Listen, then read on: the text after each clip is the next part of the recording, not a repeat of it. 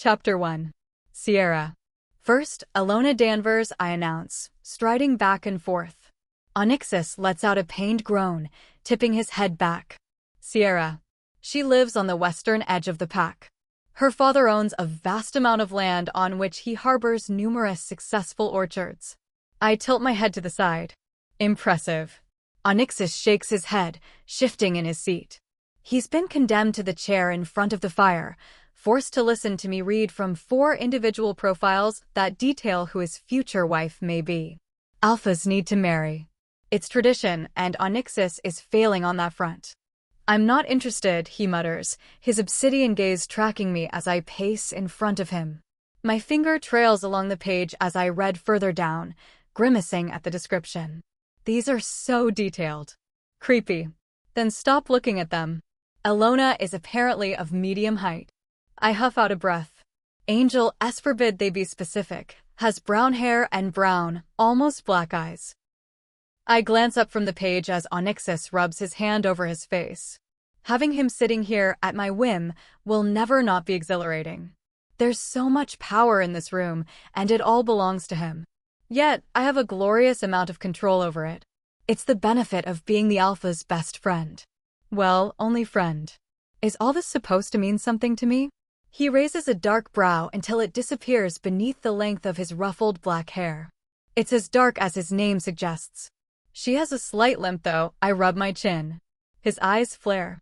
They added that? I smother my laugh behind my hand. He takes everything too seriously. No, but whoever wrote this took liberties describing her. She has excellent posture. I straighten my own, knowing it probably needs some work. His mother is trying to cater to his selectiveness, it seems. He insists he isn't picky, he is just not interested in marrying right now. His gaze tracks my movements as I continue to pace. This is disturbing, Sierra. Most importantly, she has status amongst her peers, is softly spoken and polite, I tell him. Some people find value in such traits, although the way Onyxus' face immediately screws up suggests he is not one of them. None of that is appealing. I lower the page, exasperated. It's not her fault she's been bred to be married off to a wealthy, powerful man like you. Onyxus and I have spent much of our childhoods chastising the customs and traditions that govern his life, and many others of noble birth. We also spent an equal amount of time feeling powerless. It's easy for me. I'm no one. My mother came here 9 years ago with me in tow, no money to her name, wanting work. Onyxus' mother kindly offered her a position as her assistant. When my mother died, I took over the job. This girl doesn't have to worry about marrying me. I shoot a faux pout in his direction. But it says here that she has ample birthing hips. He shakes his head, like he doesn't believe me. Stop joking around. No, seriously. I turn the forms around, pointing to where it is printed on the page. Whoever wrote this has detailed how likely it is she will provide heirs. Onyxus stretches his long legs out in front of him, massaging his temples. This is torture. Fine, next then.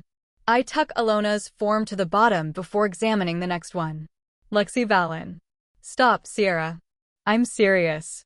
Onyxus' tone is firm enough that I oblige him. I know when to push him and when to back off. It's why our friendship works so well.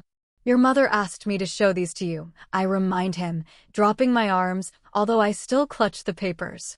He's going to have to give these the time of day eventually. Even if he is looking at them like he's contemplating how quickly they will burn up the moment they touch the flames in the fireplace behind him.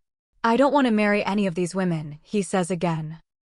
This entire process is artificial. I take a step toward him. You're not interested in anyone. Anyone. It's been 2 years since you became Alpha. Tradition mandates that you marry within 1 year. He rolls his eyes.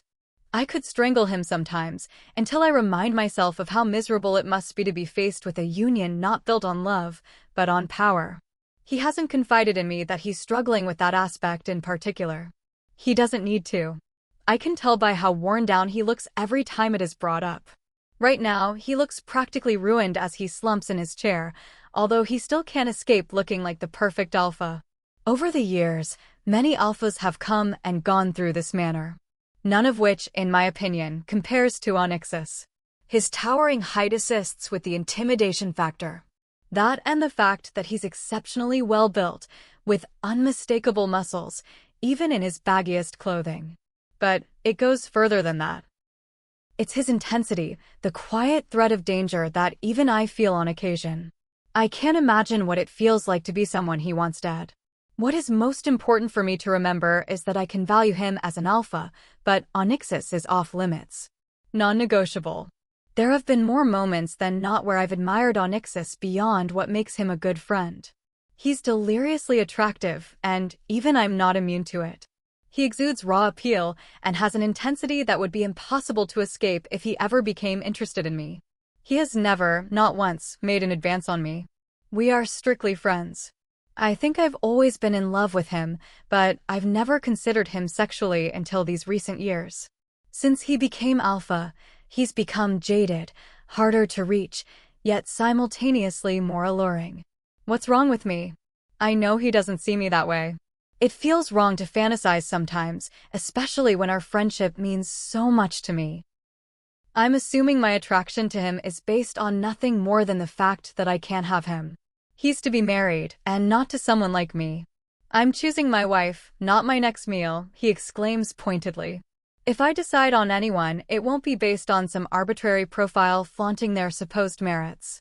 I sigh, stepping close enough to flick his nose. He bats my hand away. How else will you meet your wife? You turn your nose up at any woman that isn't me. I raise my brows, folding my arms over my chest. He narrows his eyes slightly. Then again, I doubt you see me as much of a woman, I joke, giving him a half smile. To him, I've always just been his friend, not someone capable of being anything resembling romantic. He doesn't say a word. He stares at me. I surge on, ignoring the heat in his gaze. You must marry a woman of noble birth. Or she must be so wealthy, or of such high status, she will be accepted as Luna. He tilts his head to the side. Or she should be my mate. Such a finding only comes from actually getting to know someone, I remind him, giving him a saccharine smile that he only shakes his head at. Generally, the mate bond doesn't settle into place until around the age of 18. It can be delayed longer, and is different for everyone. We have both surpassed that, and although there is a chance of a mate bond becoming established between us, I've since given up such a dream. And admittedly, I have dreamed about it. He holds his hand out. Here, give me the papers. No, I press them against my chest. Oh, so suddenly I can't look for my future wife? You're just going to toss them into the fire. I prop my hands on my hips, glaring at him. He dips his head back, groaning. Great, so now I can't find a wife, and I'm predictable? I tuck the forms behind my back, stepping away so I'm not within his reach. He's so tall it would only take a single step for him to reach me, and with his strength, there would be no keeping them from me. Too bad I outsmarted him on every occasion. Well, I like to think I do. It's that shining personality of yours that will win a woman's heart. I flutter my eyes, like he's irresistible. He is, I suppose, to most people. Despite the aura of death that shrouds him, he still has hordes of adoring admirers who leave countless letters with the staff in hopes he notices them. I've read some. To this day, I carry scars from the inappropriate ones. He gives me a flat look. Haha. I examine the form again, clearing my throat. Like I said, Lexi Valen. On the shorter side, with black hair and green eyes. Nothing about birthing hips, though. Sierra, he says softly. I pause, looking up at him. It still shocks me that he can be so gentle, even when he's chastising me. It's at odds with how everyone perceives him. Onyxus, I challenge. I'll look at them tomorrow. Okay. I sigh, but nod. It's late, and he's exasperated. All right. I dump the forms on his desk, falling into the other chair. I study him quietly as he stands, ruffling a hand through his slightly wavy hair. He's only a couple of inches shy of having to bend his head to stand straight in here. He's burdened with something. It can't be this, because he's made greater sacrifices for his pack than marrying. But I never push him on his feelings, I just let him come to me first. Sometimes I forget the whole world is terrified of you, I breathe. They aren't terrified. They are misinformed. He chucks another log on the fire, watching the sparks that spit up from the embers. Not about his grouchiness, I think to myself. Are they, though? He glances back at me. You tell me. You're prickly with even the most important people who walk through the manor doors. You've beaten people within an inch of their lives on a stage in front of your people. They deserved it, he cuts in. A huff out of breath. I'm inclined to agree that there is more to him than people see, but no one can be blamed for finding him to be a cold, calculated leader. You've even killed before, I say quietly. He stares into the fire, flexing his fingers. Like I said, they deserved it. The glow from the fire has tinted his skin and hair in rich, vibrant shades of red and orange. The light flickers across the strong lines of the jaw to the softness of his mouth, making him look more menacing than usual. I blink, forcing my gaze to my hands. You scare people, which is why I hardly have friends and am still single, I note. He sweeps his scorching hot gaze back at me, like it picked up some heat from staring into the fire. I have nothing to do with your singleness. I narrow my eyes upon him. Nothing? He acts as though his mere presence isn't enough to scare off even the bravest men. Someone once bumped into me at a public event, and you struck him round the head so hard he probably has never recovered, I remind him coolly, folding my arms over my chest. He rubs his jaw, pretending to think. I don't remember that. Yes, he does. A man once stepped in a muddy puddle, splashing a bit onto my hem, and you had him on his knees, begging for mercy, I add. And don't forget the time I tripped over and scuffed my knee. When you found out it was because the gardener didn't properly clean up his tools and left them in the garden path, you fired him and told him he was lucky you didn't follow him home and burn his house down while he slept. I shift over to his large bed, sitting on the edge. I doubt that poor man has had a good night's sleep since. Onyxus shrugs. So? I shake my head in disbelief. Onyxus is morally gray at best. Some days, he's rigidly strict with how people act, scolding staff who mistreat each other, keeping the laws tight so no one gets harmed. Other days, he's hunting down assassins, conspirators, and downright criminals for sport. So, men are probably too scared to come close enough to me to risk messing up and getting in trouble with you, I say, trying to get him to piece it together. He takes a few steps toward me, hands seated in his pockets, which seems too casual for how he's speaking right now. If someone hurts you, Sierra, I will chain them up in the center of the pack and bleed them out until every last person vows never to bring you harm. There is nothing but uncompromising will in his eyes. He's not saying that for no reason. He means it. You're so dramatic. I roll my eyes, knowing he's not going to be doing anything to anyone if I'm involved. Although you are my best friend, you are terrifying. I want to protect you. His voice softens. I gesture at the form splayed out across the desk. Find a wife, protect her, and let me move on with my life. He steps forward, ruffling my hair. Too bad. I'm going to keep pestering you. I push him off, muttering under my breath. I hate when he does that. It makes me feel like we are 15 again, and he is making fun of me. Now, are you done doing my mother's dirty work, or are you going to sit and lose this game of cards? He picks up the stack from his bedside table, flicking through the cards with his thumb. He's distracting me, but I'll take the bait. I slide off the bed and onto the floor, sitting cross-legged, waiting for him to join me. As if I'm losing to the likes of you. Chapter 2. Onyxus. My footsteps are near silent as I stride through the corridor. Where do you think you're going? I halt, grimacing before turning. My mother emerges from her office, dark brows raised expectantly. We are almost the same person, sharing many similar qualities. Unfortunately for both of us, I'm not just talking about our physical similarities. Nowhere, Mother, I was coming to speak to you, I lie. I had done such a good job avoiding her today. I thought so. She crosses her arms, tapping her fingers against her biceps. Did you look over those profiles Sierra was meant to bring you? Strangely enough, Sierra was walking into my room, tripped, and sent every profile into the fire. I smile, patting her shoulder. She brushes me off, rolling her eyes. Onyxus. I sigh at her exasperated tone. She and Sierra act like the pack is about to dissolve without a union. I read them, I affirm. And I'm not interested. Her angular face refuses to shift in expression as she remains unsurprised. And why not? They aren't what I'm looking for. They are women of noble birth. Or they are wealthy. What more could you want? She steps forward, the top of her head barely reaching my chin. She brushes at an invisible piece of lint on my shoulder. I don't know. I'm not lying to her for sport. I genuinely do not know what I'm looking for. Just not them. Her expression softens as she cups my cheek tenderly. I think I do, she murmurs. You want love, my dear boy. I couldn't care less about love. Her hand falls away as I shake my head. The rugged, pointed look she gives me tells me she doesn't believe me. Alphas don't marry for love. I've been raised to believe that, even though my parents were the exception. My father, before he died, told me never, as an alpha, to feel love outside of blood, to be genuine. I've always believed that until I met Sierra. This pack needs a Luna.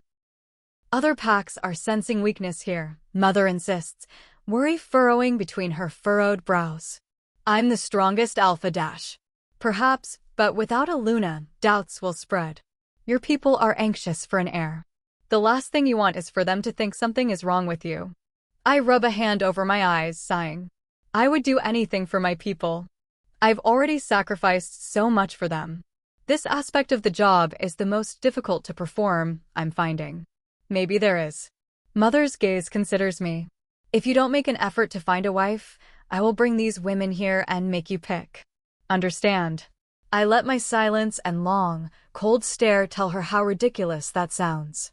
I understand that I have a duty I must adhere to. I have pressing obligations. All I want is more time. Weeks, months, maybe even years. You can't bring them here, I tell her calmly. Why not? I'm not going to fall in love with one of them just because they are in my proximity, I insist, steadying my breathing. I never let my mother see me angry. Frustrated, maybe. Sometimes irritated. Mostly, I let her see a sturdy, calm version of myself. My stomach hollows at her wicked smile. It worked with Sierra. Sierra is different. They aren't. They won't be like her. I ruffle my hand through my hair. And I'm not in love with Sierra. She levels a look. Ever since Sierra and I became friends, I've heard such accusations. It's easy to brush off claims that she's my plaything, my fun in bed after a long day, because that's not true. Being accused of loving her is a much harder accusation to dismiss. She's my best friend. That's it, I state firmly. It's true. I'm not lying. Mother steps forward, buttoning some of the top buttons I usually keep loose, her glossy red nails vivid against the dark of the fabric. I let her. Alphas do not have friends. Everyone in an alpha's circle must have a title. Her steely gray eyes flicker between my face and the buttons. I run that over in my head. What is she insinuating? Are you saying Sierra is not worthy of being my friend? A shimmery veil of rage starts to materialize in front of me. I don't understand. I thought you loved her. Mother exhales slowly, smoothing her hands over my shoulders before stepping back. It's right of her to figure some distance between us is for the best with this manner of conversation. Sierra has worked diligently for me for many years, and I care about her deeply. This has nothing to do with worth. However, it is evident to everyone looking into this home that Sierra is here due to your generosity, not mine. So, she tucks her hands behind her back, all poise and elegance. So, it is time to take Sierra as your companion. My heartbeat stutters. Companion? Vivid images of Sierra splayed out on my bed, her form nestled between my ivory covers, her sweeping curves beneath my palms flash unbidden across my mind. I shake the thought from my head. No, Sierra will not exist to serve me. She is much more than that. Companion? How dash? She needs a title. She needs a function, or else you must cut ties with her. Mother's tone is sharp, unforgiving. She doesn't make mindless proposals. I'm the alpha, but she knows I value her opinion too much to turn her down. Why are you doing this? You know why. It is time to step up. Alphas from packs all around us are closing in, waiting for you to slip. She shakes her head, a single black cluster of strands falling from her pinned-up dew. A companion is necessary. It will protect her and give her a place here. I swallow thickly. Historically, alphas don't keep companions, but I don't mind being the exception. Just this once. This is ridiculous, I snap. People don't believe Sierra is just an employee here. She lowers her voice a touch. You've been protective of her. So, they know you care for her. Take her as a companion, and you grant her protection and a proper place here. I shake my head in bewilderment. Sierra won't take this well. The implication is that a companion has a job to be the alpha's confidant. She is that, but not the same way they imply. And such a title would lead the public to make assumptions about her. These will have consequences, impacting her future chances at love. She doesn't deserve that. It won't stop these alphas from using her against me, I remind her, my words stiff and bitter. Every alpha has a companion. They're off limits. It's an unspoken rule. Mother says it so casually, like this isn't a life-altering decision for Sierra to make. Bullshit. I only benefit from this. Selfishly, the thought of having Sierra as mine, fully and forever, is tantalizing. She wouldn't be my lover, but she wouldn't be able to leave here, move on. I shake the poisonous thoughts from my head. Sierra is not mine. She belongs only to herself, and she deserves a life carved out by her, not by me. I love Sierra like a daughter. I helped raise her on Ixis, she continues. I don't want to see her suffer because you insist on taking her on every outing with you, because you can't stand being away from her. I'm not married. I don't need to have a companion. You will be married soon, will you not? She raises her brows, daring me to say otherwise. May as well appoint Sierra now, so your wife knows what to expect. I fold my arms over my chest. How will I get this elusive wife when I have a companion? This is the reality for Alpha's wives. She lowers her voice. And she would have to live with the fact that you care deeply for Sierra anyway. A cold chill crawls over my skin. I don't like it when people comment on Sierra and my friendship. Not even my mother. I'm not Dash. Hush, son. Her smile is all-knowing. Be with her or don't. But she must have this title. But Dash. End of discussion. She turns on her heel, walking off down the hallway. Ruffling my hands through my hair, I curse under my breath. How am I supposed to ask Sierra to be my companion? I stretch out amongst the hay, yawning. Sierra and I stare out the barn doors in silence, watching the steady fall of rain collect in puddles that crawl slowly toward us. They never seem to reach us, never seem to disturb the peace. This barn has been our hideout since we were young. Its purpose is to house thick bales of yellow hay for the guards' horses. Before us is a discarded pile of cards. Sierra won by a single game, but only after I fought her for victory for over an hour. I conceded eventually. This weather is amazing, she murmurs, her head braced against one of the bales, her deep auburn hair splayed out across it. I watch her from where I sit up, able to see only half her face. I'll never understand why you like the rain when you hate storms. She turns to look up at me, her gentle brown eyes burning almost gold under the single barn light. Rain is peaceful, storms are the angels smiting us, she points out, tapping her temple like this is a grand observation. Plus, the rain sounds better than your grating voice.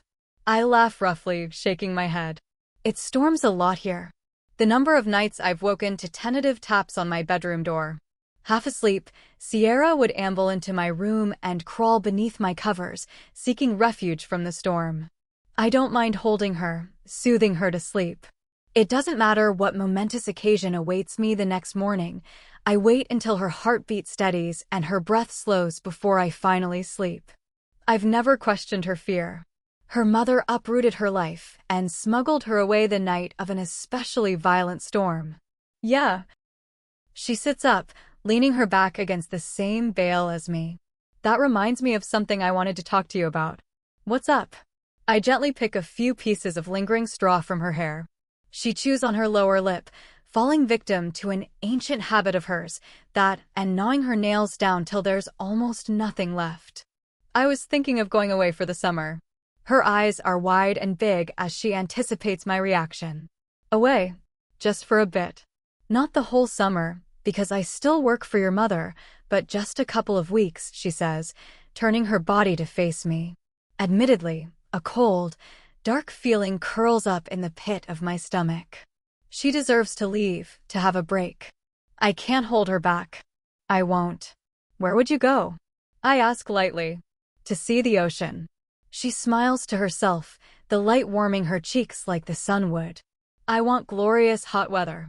So hot it's almost uncomfortable. She can find the ocean at the other end of my territory, but not the warm weather. Our best weather is whenever there's a break in the snow or rain, which is a rare occurrence. You want to go by yourself? I would go with her if I could. I would take her anywhere she wanted to go. She picks at a piece of straw, running it between her fingers. I don't know. I know you can't come with me, but it's also dangerous to go alone. I stare back out into the rain, guilt slowly ratcheting up within me. If she becomes my companion, she won't be able to leave on spontaneous trips on her own. I glance back at her face. She's so blissfully unaware. Take some time to think about it, I breathe, holding back on what I should be saying, what I should be asking her. Her lips turn up slightly. I'll be there for your wedding, don't worry. I exhale roughly, rubbing my eyes. Don't remind me. She smooths her hair back, narrowing her eyes at me. I would be amused if this issue weren't making me miserable. Those women are going to come here, you know. I know. I feel her studying me as I stare down at my hands. She has this uncanny ability to find the real influence behind most of my emotions. This time, I hope she doesn't. Are you okay? Something on your mind? I avoid her stare, as if the rain I see almost every day is more interesting than this conversation. I'm just dreading this whole marriage thing. We need to unpack that at some point. She gets up, dusting straw off her backside. Right now, I need to go to bed before I fall asleep on the hay. All right. She wanders to the door, pulling the hood of her jacket over her head. Coming. I just need a few more moments. Stewing in my thoughts for a while longer isn't my most brilliant move, but it's going to have to do for now. Don't forget the unveiling tomorrow, she warns, raising a brow. I'm proud of you for funding this hospital. It's going to save a lot of lives. I smile weakly, nodding. I won't forget. Good night then. Night. She gives me one last look before she darts out into the rain, vanishing amongst the shadows. I lean my head back, my eyes fluttering closed. I'm messed up. Chapter 3. Sierra. People surround Onyxus, pulling his attention in all different directions. I stand back a bit, watching. He and I have both been invested in getting this hospital established here. Initially, the proposal was rejected when his father ruled, as this was a small village, but the healthcare here had not been sufficient before. Sir, we would love to show you this new piece of technology that has saved many lives already, one of the doctors claimed, pointing back at the single-story building. Onyxus smiles, nodding. Of course. I'll be there in a moment. He turns to look at me, rubbing the back of his neck. You do that, and I'll go grab what I need from the store. I gesture down the street. I made an order not so long ago, and I've been waiting for an opportunity to pick it up. Wait a bit, and I'll come with you, he says. Or I'll send someone to do it. I can do it. I'll meet you back here in like 10 minutes. I smile, tapping his arm assuredly. He frowns a little, looking off down the street, then back at me. All right, he mutters begrudgingly. I press through the crowd that has gathered, heading off down the street. Despite living close by, we don't often come here. It's why so many people have come around to view the spectacle that is their alpha. The store is a small one, nestled amongst many others that are vacant due to the town's visitors. I open the glass door, immediately being hit by a wave of incense and clove. An older woman sits behind the counter, glancing up from her book, her pale eyes narrowing slightly upon me. Hello, I had someone come and place an order for me the other day for some material for a bracelet. Is it ready? I ask, resting my hands on the countertop. She leans down, pulling up a large book. What's your name, dear? Sierra. Her yellowed fingernail traces down the page until she sees my order. Are you sure? It's out back. Give me a moment. She slips through the cascade of strung-up beads that act as a door and out back, leaving me teetering from the tips of my toes to my heels as I said. Hey there. I yelp, whirling around. A man sidles up next to me, leaning his arm on the counter. He appeared seemingly out of nowhere. He must have been perusing the shelves piled with a freakish amount of stuff. Oh, hey. I swallow uncomfortably. I think I know you. He points at me, looking at me like he's trying to figure me out. I shift, rubbing the back of my neck. Impossible. I'm not from here. You're that pretty little thing the alpha totes around. He leans a little closer, his smile laden with crooked teeth. Something about him is making me uneasy. I work for the alpha's mother, Lucinda, I concede, tapping my foot impatiently. I'll admit to anything to have him stop speaking to me. How long does it take to find a few pieces of string? Not for him. No. He rubs the bristly skin of his jaw, never once lifting his languid stare from me. Since I rarely visit the village, I'm not used to uncomfortable interactions like this one. So you're just seeing him then? He asks abruptly. I whip my attention to him, narrowing my eyes. Excuse me? Sorry, I'm just curious. He shrugs, his grin playful, like he didn't just say something completely uncalled for. A lot of people are wondering. I know people wonder, and I don't care either. Onyxus and my relationship don't exist to be dissected by the masses. That's none of your business, first of all, I mutter. Second, Onyxus is my friend. I can feel myself getting angrier at his line of questioning, but I have to remember I can't snap. I'm Lucinda's assistant, and that requires a certain level of decorum when seen in public. The shopkeeper emerges from the back, holding up the blue and black material that will be woven into Onyxus' birthday present. Here we go, dear, I found them. She lays them on the counter. Excellent. I rush to pull out the cash I need plus a little extra, sliding it across the counter. Do you want them wrapped? She asks sweetly. No, thank you. I don't have to glance to my left to know the man is still standing right there, staring at me. It takes all my willpower not to snatch up the material as the shopkeeper grabs some tissue paper out from under the counter and starts to wrap it up anyway. Did you know this is the Alpha's companion? The man asks the shopkeeper, gesturing to me. Her brows rise as she looks over me. Oh wow, so you finally received the title then? No, I am not his companion, I growl. I wish I could slap sense into some people. They think it's impossible for a powerful alpha to have a female friend who isn't romantically involved with him. Obviously, they think lowly of me, but they must think Onyxus is incapable of having a normal friendship. That's a shame, dear. Companions get many benefits, the shopkeeper says, slowly folding the tissue paper. I clear my throat. I've never even considered being Onyxus' companion. I doubt he will ever have one. He's far too romantic and committed to his loved ones for that. Oh yes, they do. The creepy guy winks and I grimace. Please take my money, I insist, pushing it closer to her.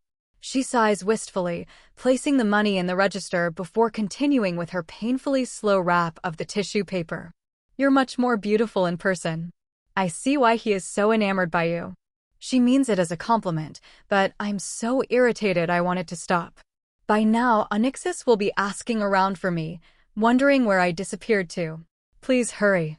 I have somewhere to be. I glance back at the door, then at the way she places tape to secure the wrapping. The man inches closer. With him. I would love for him to visit my store, the shopkeeper gushes. I would have the whole town in here tomorrow if they knew he brought even just one of my items. I shift from foot to foot. He has no plans to come here. I'm sorry. She sighs. Oh well. At this point, she's finished wrapping the string up, but she holds it close, like she's waiting for something. Perhaps she is hoping Onyxus will stop by looking for me, but she doesn't know how detrimental that will be to her business rather than beneficial. Can I please have my purchase? I beg. No need to rush, the man drawls, his cloudy eyes focusing strictly on my chest. I like having you around to look at. You're stunning. Look, I've been here far longer than intended. People are going to start wondering where I am. I rub the back of my neck. I feel like I'm being held hostage over a few pieces of string. If Onyxus' birthday weren't so important to me, I would have left with nothing by now. Finally, the shopkeeper hands me the package. Here you are then. Enjoy. Thank you. I take it, stuffing it under my coat. Whirling around, I head for the book, but a firm hand grabs my wrist, pulling me close. Can we talk some more? The man asks, his breath gusting across my face. I take everything in me not to gag. You need to leave me alone. I tug at my arm, but his grip is like a vice. Really? You can't tell me the pack's favorite woman only has room for one man, he hisses. I yank back as hard as I can. My palm burns, itching to feel his face against it. Where I lay one hand on him, the news would spread like wildfire. The repercussions would be endless, and my reputation would be stained forever. Onyxus would praise me, but Lucinda, my boss, would be beyond disappointed. Go away, I growl, although my voice wavers. The man's grin is lopsided. Apparently you won't. What a shock. I press out the door, tears burning in my eyes as much as the shame is in the pit of my stomach. Stumbling out onto the street, I charge off in what could be the wrong direction, but my vision is too blurry to determine anything. I hear my name being distantly called. Moments later, warm hands seize my shoulders. There you are, you're crying. Onyxus tilts my chin up with his fingers, examining my face. I hate crying around him. He gets all in his head, like it's his fault. It never is, but he drowns in unnecessary empathy. It's fascinating because he's hurt people before badly. Killed even. Yet when I'm hurt, in any capacity, it's like the world is burning. Come, we need to get back. I wipe the tears off my cheeks, hating that I let that creep get to me. What happened? He looks over my shoulder, concern bleeding into his features. I held up the tissue paper. I got what I wanted. Let's go. He doesn't move, no matter how hard I tug on him. Sierra. His jaw has hardened, and the concern has melted away, replaced by a dark storm of quiet anger. He senses my avoidance. He knows something happened. Seriously. Let's go. I gesture for him to follow me back down the street. The wind ruffles his black hair as he considers his next move, ruminating in violent tension. The door suddenly opens behind Onyxus, the creepy man stepping out. He catches a look at Onyxus, a haunting presence in this quiet street. Oh shit. He vanishes back inside the store, slamming the door behind him. Death follows his gaze as he looks between me and the door, something murderous flickering in his eyes. Onyxus, don't. It's too late. He's already at the door, stepping inside. I follow behind quickly, ready to clean up whatever mess is going to be left behind. Am I going to have to waste my breath, or are you going to tell me what you've done? Onyxus sets his hands in his pants calmly, looking at the man who now cowers back against one of the shelves. Nothing. I meant nothing by it. His eyes dart to me, then back at the alpha. I meant it as a compliment. You meant what as a compliment? Onyxus looks at me, raising a dark brow. He's unpredictable at best. This man may as well already be dead, but how my friend goes about handling him is yet to be determined. He meant nothing. Seriously, let's go. I don't want the trouble of dealing with him. Onyxus looks around the room, observing the shopkeeper who stands behind the counter, gawking at us. No one is leaving until someone tells me what was said. He called her a woman of ill repute, the shopkeeper blurts out. I close my eyes, sighing through my nose. Shit. I just meant that it's lucky she is, because she gets to sleep with you. The man swallows audibly, the multiple candles behind his head shrouding him like this is a ritual, and he's the sacrificial offering. Onyxus tilts his head to the side, eyes narrowing slightly. On your knees, he orders quietly, firmly. Sir Dash. On your knees. Now. The man's entire body is shaking as he obeys his alpha's raw command. I'm sorry, sir. I didn't mean what I said, he excuses, looking at me for help.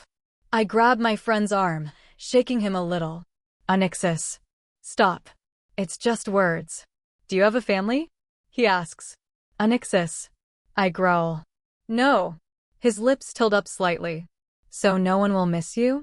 Please don't do this.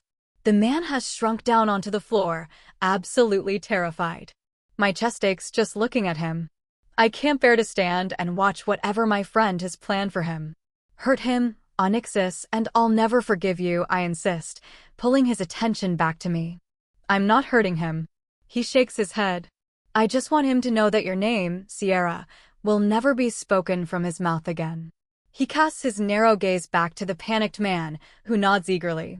It won't. I swear. Then we are done here. Onyxus turns, striding for the door. I follow him out, the traumatized man calling out behind us. Thank you for your mercy. I don't let my body relax until we are back outside, the cool air brushing against my flesh skin. Onyxus rarely shows such restraint, especially when it comes to me. That felt too easy for you, I note as we walk back toward the hospital. He gives me a sideways glance, smirking. I thought I'd better cut down on the violence if I want to find a wife. So you're serious about it now? Despite his excuse, I get the feeling there's another reason he backed off. Undecided, he sighs. I don't push the issue. Not today. Not when Onyxus showed mercy when that frankly isn't his style. Not when I'm secretly terrified of losing him to an obligation I know he doesn't want to fulfill. Chapter 4. Onyxus.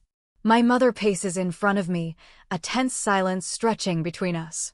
My response was perfectly reasonable, I insist. Her face shifts between at least 3 different expressions. Shock, anger, and frustration. Reasonable? I shrug. I didn't hurt him. Were I not so concerned about Sierra's presence and so pleased at the hospital's official opening, I would have confronted him right there. That shopkeeper went and blurted out the whole story to the entire town. Her face tints slightly red in her anger. I've lived with this woman long enough to inure myself to her tendencies. What did she expect me to do? Let the man call my friend something disrespectful? They don't know it's true. Of course they do. Your reputation precedes you, Alpha. Strands of hair drift around her face, having fallen from her intricate braided hairstyle. It's enough of an implication to suggest her stress and frustration. I was protecting a member of my pack, I note simply, folding my arms over my chest. He insulted her. This entire scene reminds me so greatly of childhood. I'm banished to a chair while my mother rants and raves in front of me, scolding me for one thing or the other. She's changed absolutely nothing about her office, either, which sinks me deeply into such memories. This is what I was talking about. This behavior is unacceptable, she seethes, her heeled feet clicking against the wood floor as she paces. Any more of this, and your proclivity for protecting this girl will get out to all the other alphas who are currently eyeing us, looking for a weakness. I supply her with a bland smile, trying to comply. It won't happen again, I assure her. Chances are it will. I'm no saint. I don't believe that to be true. Her stare chills my skin. We're announcing her as your companion in 3 days, then I am bringing the marriage candidates here until you pick one. I rise to my feet, my mother entirely unfazed by my towering height. By exposing Sierra to the whole pack, you're putting more of a target on her back, I growl. Her face is plastered over every newspaper in your pack. The number of shared renditions of her is absurd. Everyone wants to know who the alpha's best friend is. I'm certain this won't protect her. My fingers tighten into fists at the thought of anyone harming her. Today was bad enough. He's lucky he didn't touch her. Otherwise, he would learn the consequences of that mistake. People respect companions more than friends. We've been over this, Mother exasperates, tossing her hands up. I wipe my hand down my face, frustrated, eating away at my calm facade. Give me more time. Seeing her look of disgust, hearing her rejection is too much for me to bear right now. Once I offer this to her, there is no going back. Our friendship will never be the same again. Mother's mouth opens, ready to protest when her office door opens. Sierra walks in, staring down at a tiny blue glass bottle in her palm. Lucinda, I retrieved that herbal ointment for your face. She glances up. Oh, hey, Onyxus. Fuck. Come in, dear. My mother smooths the frustration from her face, sweeping her arm to encourage Sierra to join us. She looks between us, sensing the residual tension. Am I interrupting something? Of course not. Lucinda grabs her arm, tugging her to her side. This is excellent timing. It is. Mother, don't, I warn quietly. Sierra's deep brown eyes look to me for answers that I can't give her right now. She is well aware that being pulled into a heated meeting with my mother and me is advisable. I'm assuming my son hasn't spoken to you about the changes that will be going on around here? Mother asks lightly, glaring at me in a way that warns me not to maneuver out of this conversation. He's told me that women may be brought in for him to select a wife, she says warily. I mean, you told me that too. My mother's smile is cold. No, not that. What then? I shift uncomfortably. I hate feeling cornered, especially by my mother. It's not like this is an easy conversation to have. I have no idea how Sierra is going to act.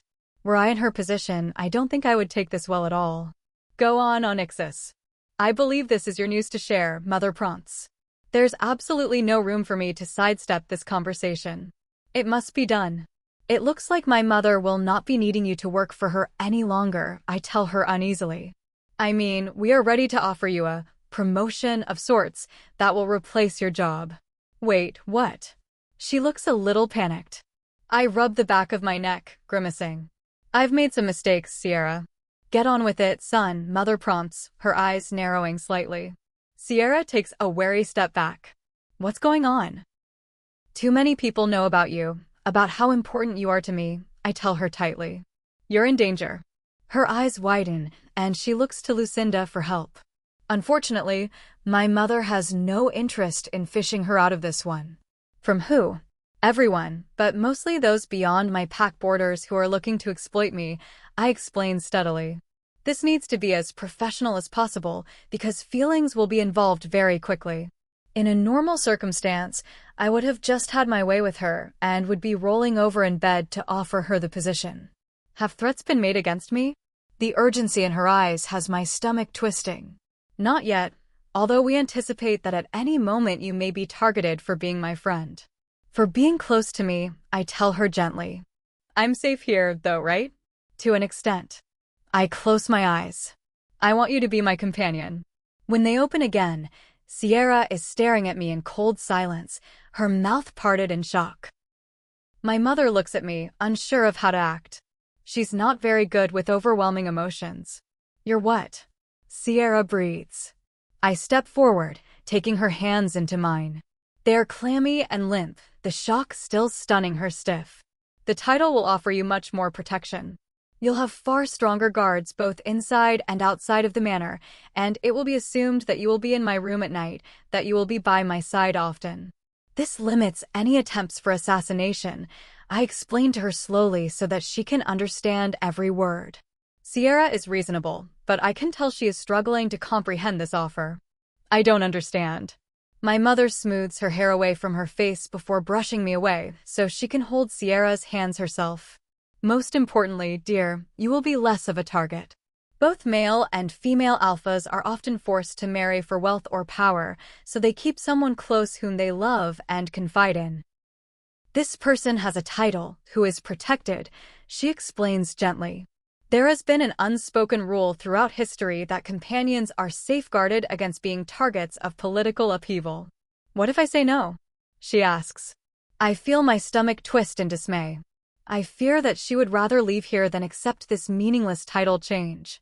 Well, why would you? Lucinda asks.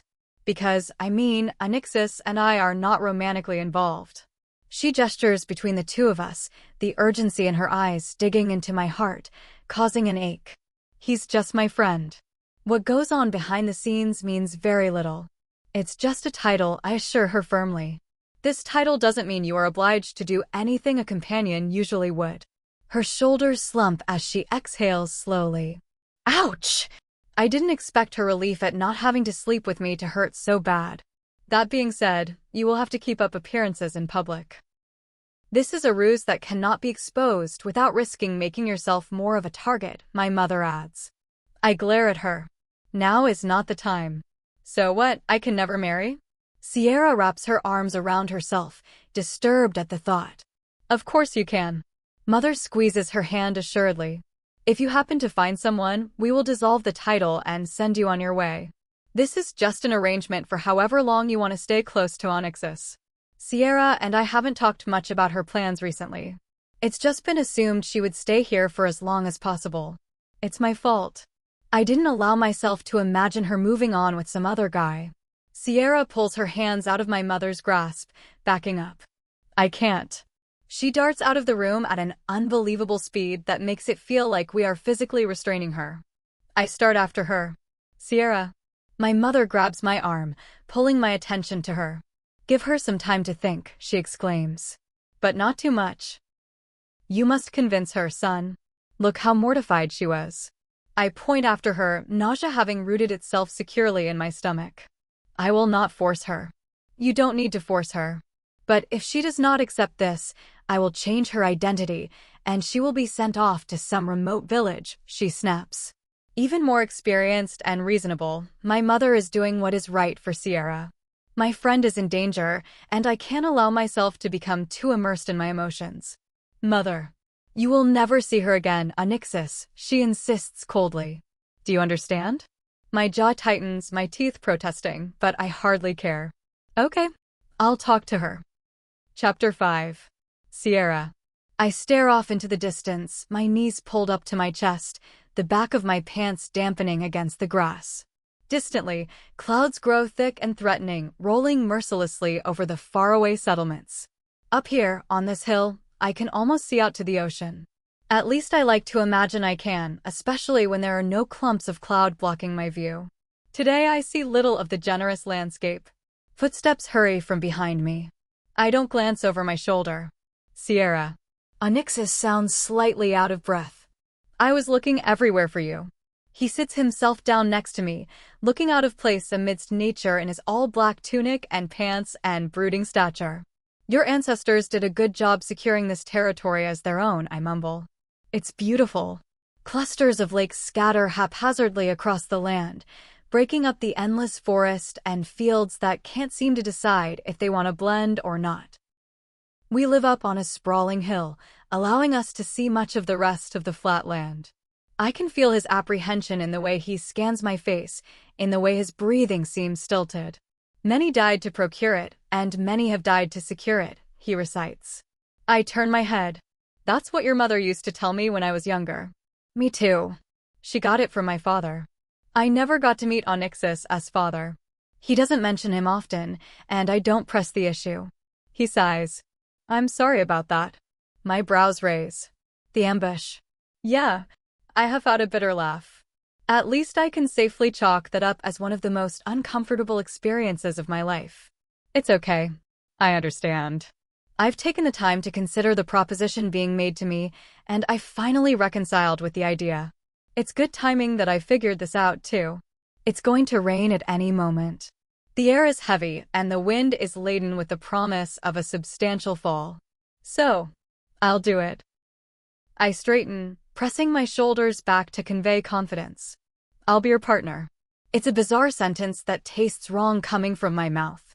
Knowing it's bureaucratic nonsense and not a proposal actually to serve my alpha has made this pill a lot easier to swallow. It's just a title. I don't actually have to engage in anything, I don't think. His lips curve upward in both relief and surprise. Really? It freaked me out at first, then I came out here and actually thought about it, I say, the wind rustling my hair loose from its tie. Your mother is right. She loves you so much. She is frightened of seeing you harmed because of me. I get that. And I do. I know I'm in danger here. Becoming his partner is sound logic.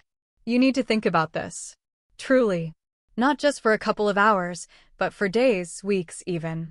Onyxus takes my hands into his, squeezing tightly. There's something about the earnest look in his large, almost black eyes that has my stomach twisting. The air is already starting to curl the edges of his hair around his face. I like it when that happens. I raise a skeptical brow. Weeks? Your mother will wait that long. No, but I don't care, he assures me. This is a decision you need to make for the right reasons. I'm not sure what the right reasons are. Suppose I wanted to be with him, maybe. That's what partners are traditionally designed for. You're my best friend, Onyxus. I really love living here, and I can't imagine being away from you. I knot my fingers together on my lap. I want to stay. Eventually, I'll have to move on. Onyxus may fall in love soon, and I'll be even less of a priority. Soon, there will be nothing left here for me. The doubt continues to battle with the relief in his eyes. This may make finding a partner difficult. I'm open to fun in the meantime. The following person I have something romantic with doesn't have to be my mate. I mean, it could be years before I find the one I'm destined for. No, it won't. I look out over the horizon. Why not? I mean, it's hard enough with just you in my proximity, and I'm used to that. I laugh a little, thinking back to all the petrified faces of males who realized I was friends with the alpha. I'm only ever going to settle for my mate, and nothing, not even some faux title, can stop that love. Good point. Onyxus doesn't seem mad about that. I think he secretly enjoys terrifying all my potential dates. Lucky for him, he doesn't have to try so hard. So, I'll do it, I say, focusing my pointed gaze on him. But I'm not having a romantic relationship with you. Onyxus' expression erupts into a rare, wild grin. I know, don't worry. He leans back so his elbows are in the grass. Although no one else can know that. However, will my reputation recover? I rest my hand on my chest, acting aghast. People are going to think I'm in a relationship with you. He rolls his eyes, but he can't hide his amusement. Reality is, I'm the one with little experience, and he's the alleged expert. Then again, those claims have only come from him, and a girl I bumped into one morning who was slinking out of his room shamefully. I believe it, though. I mean, I can tell just by looking at him. Very funny, he mutters. I smile smugly. I think so too. He tips his head back, closing his eyes. His relief is palpable, which means he was shouldering this burden for some time. He needs cheering up. Can I tell you a secret? He looks at me. Sure. I'm not as inexperienced as you might think. He sits up properly, his eyes wide. I flush as his eyes sweep down my body like he's looking for the evidence of past experiences. What? I snuck a guy into my room once. I wince a little. This story is hopelessly embarrassing. It was not the first time I had dreamt of it for many years, and to make it worse, it wasn't that long ago. He cracks an amused smile. When? Like a year ago. It only happened once, and it was awful, I groan as I recall the mess of a night. I threw back a shot of some alcohol and let some guy seduce me. I smuggled him into my room, so unbelievably ready to lose my innocence, only for the entire experience to last less than 15 seconds. And you didn't tell me? Onyxus presses his palm against his chest like he's deeply offended. I thought you would be angry. I'm not angry. He says that, but even he can't hide the slight chill in his eyes. You're allowed to be with whoever you please. Oh yeah? What was his name again? His smile is wicked. Stop. I slap his arm playfully. He worked here, and he's long gone by now. Honestly, I wish I could take it back. I remember being upset that Onyxus had a girl he was seeing, and she was so pretty and graceful, and she looked like she would be good in bed. My immature, foolish brain thought I needed to be good at intimacy. I didn't have much opportunity to improve my skills when the entire experience was so short. You scared him off, didn't you? Me? More like you. I roll my ankles around. After he freaked out so much at the thought of you catching him that he was gone the next morning. I remember the terror in his eyes. It was almost amusing because at that time, Onyxus probably wouldn't have cared all that much. I'm sorry for ruining your shot at true love. He laughs a little, shaking his head in a way that causes his black strands to brush against his brows. Hardly. I shudder. It took him about 5 minutes to figure out where to actually put his hand. Onyxus pulls a face. I doubt he has any problems in that area. I'm sorry your first time wasn't all you had thought it would be. He looks off into the distance. I swallow thickly, looking away. Shamefully, I always imagine my first time to be with him. He may be challenging, rough, and terrifying, but I know he would have made it special for me. In some ways, I felt like I was always holding out for him to offer, which now seems like such a ridiculous thought. Why are you telling me now and not then? Back then, I thought you would hunt the poor guy down and scare him, I admit. I said I would only hurt those who hurt you, he muses, the wind rustling the hair against his forehead. As far as I'm aware, you weren't harmed in that experience. I physically grimace at the memory of the night. After a year, the memory of the moment hurts more than the actual act. My dignity was, I grumble, hugging my knees.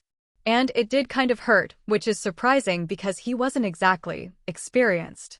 Onyxus raises his brows, laughing like I've never seen him before. I'm glad my misery amuses him so much. It was your first time. It's supposed to be a bit awkward at first. Anyways, now I know he's probably put multiple places between him and me, so I figure he's safe. I don't think multiple places would be enough to keep someone away from Onyxus if they wanted him gone, but the poor guy doesn't know it. Onyxus shakes his head a little. He's safe.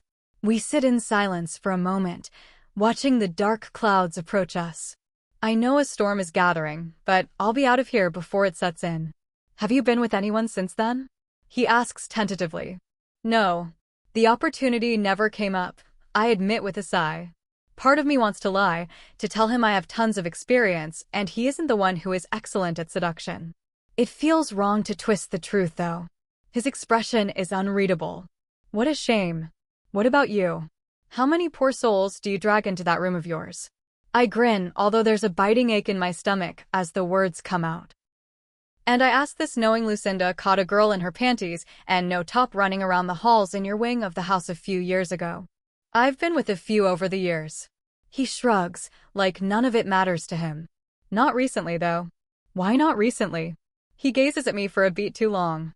I feel the need to fill the silence, but I let him decide what he wants to say to me. Different priorities, I guess. A drop of cool water lands on my arm, and then the tip of my nose, followed by my head. Oh shit, rain. I stand swiftly. Rain means a storm could be coming. I need to be out of here as quickly as possible. Sensing my urgency, Onyxus stands too and grabs my arm. Let's get my partner inside, he says, smirking. I shake my head and jab him in the ribs before rushing off back home. Chapter 6. Sierra. I push Onyxus as door open, stepping inside. Knock knock. His back is turned to me, his head bowed as he fiddles with his cuff. He looks effortlessly good in a pressed, tailored suit. He glances over his shoulder, then back at what he is doing. Oh. Hey. I circle him, noting the lines of tension in his forehead as he struggles with his cufflink. I brush his hands off and take over for him, clipping it into place. Look at you, all nervous. I smile. I'm not nervous, he dismisses. When my smile doesn't fade, his eyes narrow. Sierra. I'm not nervous. Yeah, all right. I step back, gliding my eyes over his person. You look nice. Today is the day. Onyxus failed to push back on his mother's wishes, and now 4 women and their escorts are moving into the manor until he chooses one of them as his wife. I can already tell that this is going to be the most amusing time of my life. I'm usually not privy to Onyxus when he is courting women. His obsidian eyes finally focus on me correctly, and he draws in a deep breath. Since I've been officially announced as the Alpha's partner, I'm taking more care in my appearance when greeting visitors. So do you. Anyone would think you're courting these girls. He flashes me a rare smile that has something fluttering in my stomach. I look away from him, taking in his perfectly, almost obsessively neat room.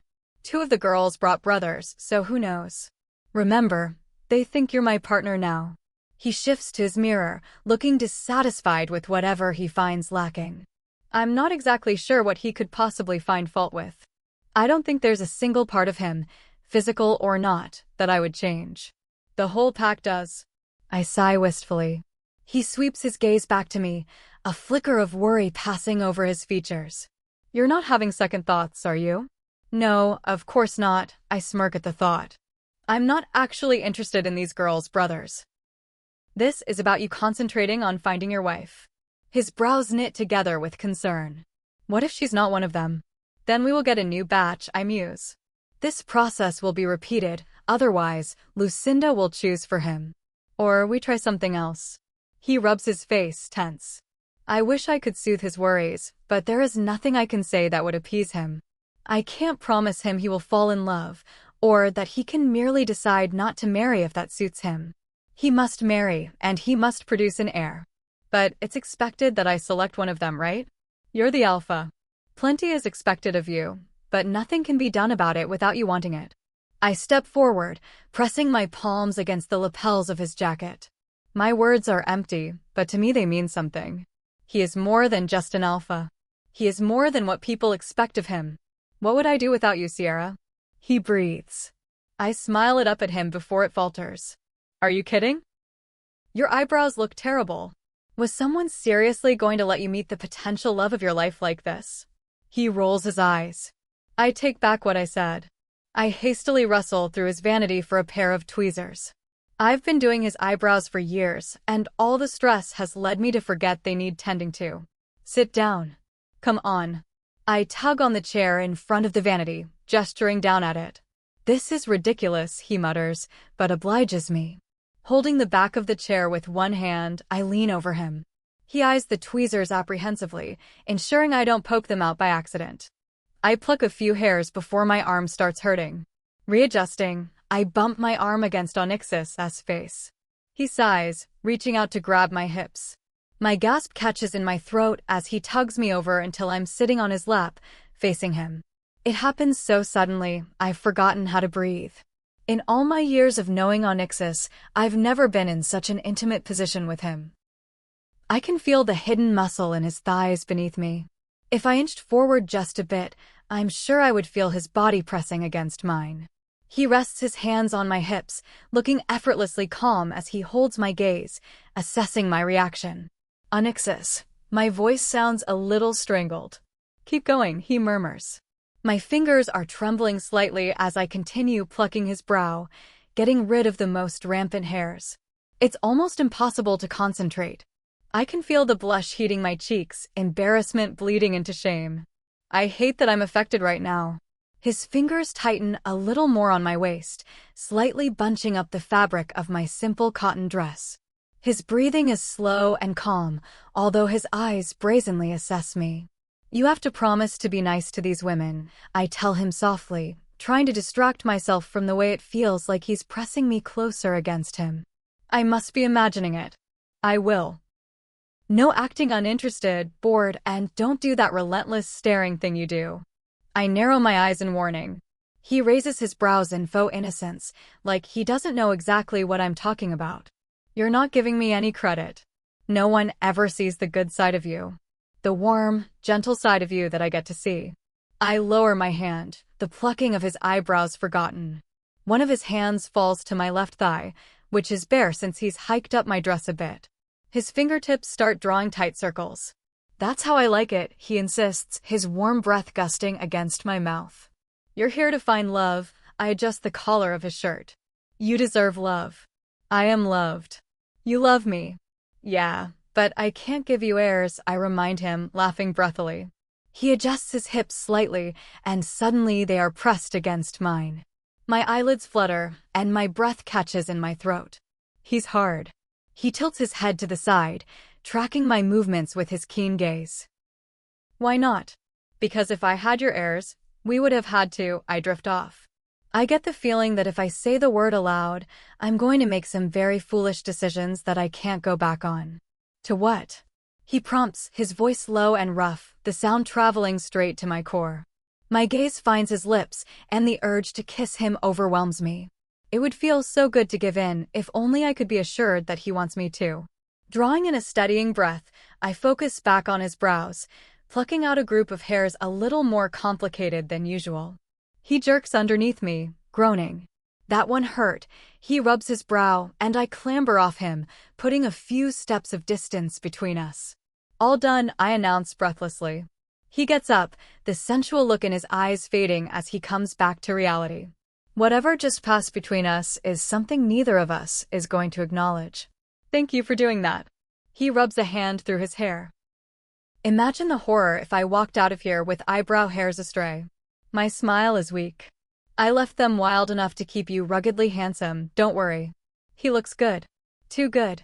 He doesn't have to worry about how the girls will view him. Go talk to the girls. I bet you can't wait to tell them all about my flaws.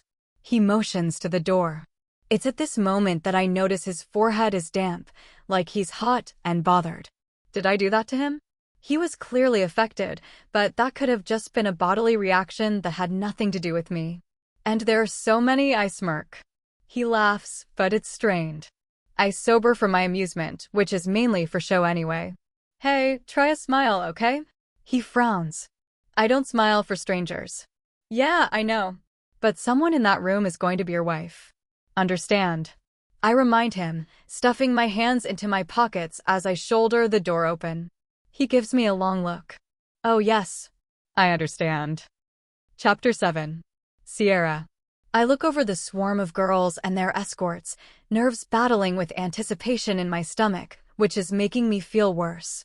Lucinda clasps her hands together from beside me, pulling their attention toward us. Good morning, all, and welcome. My name is Lucinda, and I am Onyx's mother and the previous Luna. Everyone arrived this morning in a flurry of brightly colored dresses and a ridiculous amount of luggage. In their defense, they have no idea when they'll be leaving or if they'll be chosen. I will leave you in very capable hands here with Sierra. She knows everything about the estate and my son. Lucinda looks at me, raising her brows. I smile, assuring her I have this covered with a sharp nod. She gives everyone a departing wave before leaving the room. Lucinda is very busy with other affairs, but she will see you at dinner, I tell everyone. I've gathered them in the formal sitting room, the light streaming through the floor-to-ceiling windows, highlighting their hopeful faces. Anyways, I recognize you all from your descriptions on your profiles. I am very happy to have you here, I tell them, rubbing my hands together anxiously. When do we meet the alpha? One girl states. It's Alona. The profile description was accurate in describing her dark hair and even darker eyes. I fight the urge to look down to confirm the mention of birthing hips. I smile weakly, smoothing my hair back. Soon. Very soon. Am I going to have my bathroom? Another girl asks, her arms folded over her chest as she lounges casually on the expensive chaise lounge. If I remember correctly, this is Lexi. Her hair is pulled back, as vibrantly ginger as was described. Her eyes are pale blue, staring at me through thick lashes. Yes, I clear my throat. Are the rumors about you and the alpha true? Lexi asks blatantly, her voice strong and forceful. Lexi. The man beside her scolds. I'm not sure who he is, but I believe he's her brother. They don't look all that related, considering his hair and eyes are many shades darker than hers. Everyone knows she is, Alona adds mindlessly, flipping through a book she brought with her. I straighten, trying not to appear rattled. I've been accused of being involved with Onyxus many times before. I'm tired of being reduced to that. And that last time someone accused me, I was called names I don't care to repeat.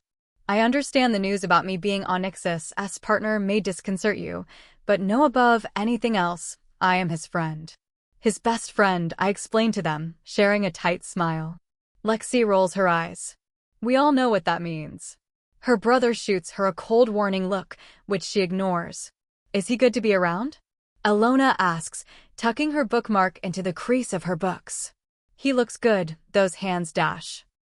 I clap my own hands together, cutting her off. Please, can we not speak about the Onyxus and my relationship? It's private. I'm drawing the line. I understand their curiosity, considering they may have to marry a man whose attraction may be elsewhere, but this is too much for me to handle right now. What do you do here? Lexi pushes. I worked for Lucinda. She is the alpha's partner, so she does nothing but lounge around waiting for him to come home. Alona giggles, looking at Lexi, who sports her grin.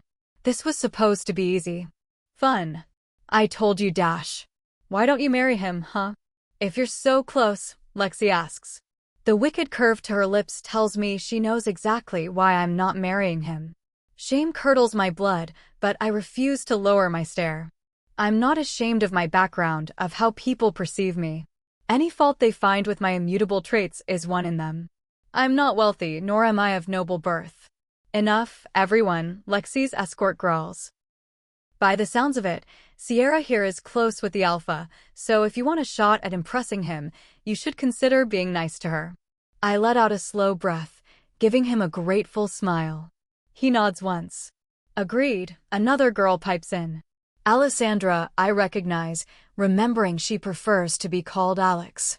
She seems just as irritated with the line of questioning as Lexi's brother. Her striking blue eyes are narrowed, a look of disapproval on her face that appears directed at Lexi and Alona. Thank you. You will be meeting Onyxus shortly. Please know that this isn't a competition, and there are no rules.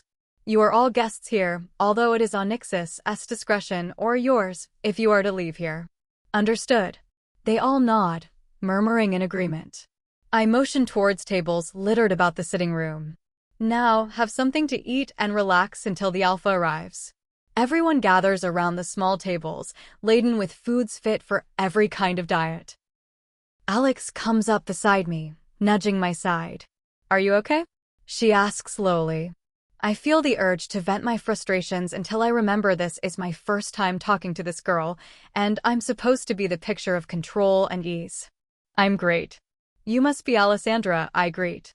She's stunning. She's about an inch shorter than me, with fluffy golden hair that she has styled beautifully. Thin-rimmed glasses are perched on her nose, giving her a refined, regal look. Call me Alex. This is my brother, Rowan. He's acting as my chaperone. She gestures to the meek-looking man who lingers back. He shakes my hand. Nice to meet you. You too. I hope you settle in nicely. Alex glances into the dining room before leaning close. Is Onyx's kind? She asks, fidgeting with her gold bracelet. My father didn't give me much of a choice. He just sent me here and told me to get on with it. I'm open to love, but I'm worried he's a monster. I draw my lower lip into my mouth, biting down. I knew this would come up, and I understand why she would be wary about meeting him. Those rumors exist for a reason, of course. I may as well not lie to her. Onyxus is a dangerous, intimidating man. But he's also kind, loyal, and warm. You have to peel back the layers. She squares her shoulders back, a smile playing on her lips. She's officially curious, and now that she knows her life isn't at risk, she can commit herself to this. I can do that. I pat her shoulder. Good luck, Alex. She heads off to the table, picking up a small sandwich. I linger back, unable to stomach anything right now. The door opens a moment later, Onyxus stepping in.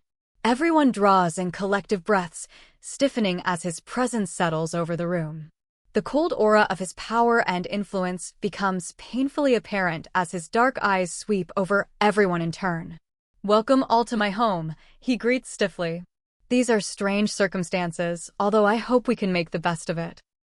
He sounds awfully robotic, forcing out those rehearsed words, although nowhere here seems to notice. Continue to talk amongst yourselves. I'll come by and speak to you all individually, he imparts. Instead of breezing over to one of the girls, who stares him down with wide, terrified eyes, he comes straight to me. Hey, you're not supposed to come to me first, I murmur under my breath. He turns his back on everyone who now talks awkwardly between themselves, leaning his head down to mine. I can't do this. Breathe, Onyxus. I instruct coolly, watching the tension play out on his face. He studies my face. This is wrong. This is a sham. I settle my hands on his shoulders, ignoring the biting looks from the girls who watch on. To them, I'm his partner, and they clearly hate it. I've seen you stare down some of the most powerful alphas in the world. Finding a wife for your pack is the smallest sacrifice you've had to make, I say lowly. He straightens, steeling himself with faux confidence. You're right. Obviously. Now stop feeding the rumors and introduce yourself to these beautiful ladies.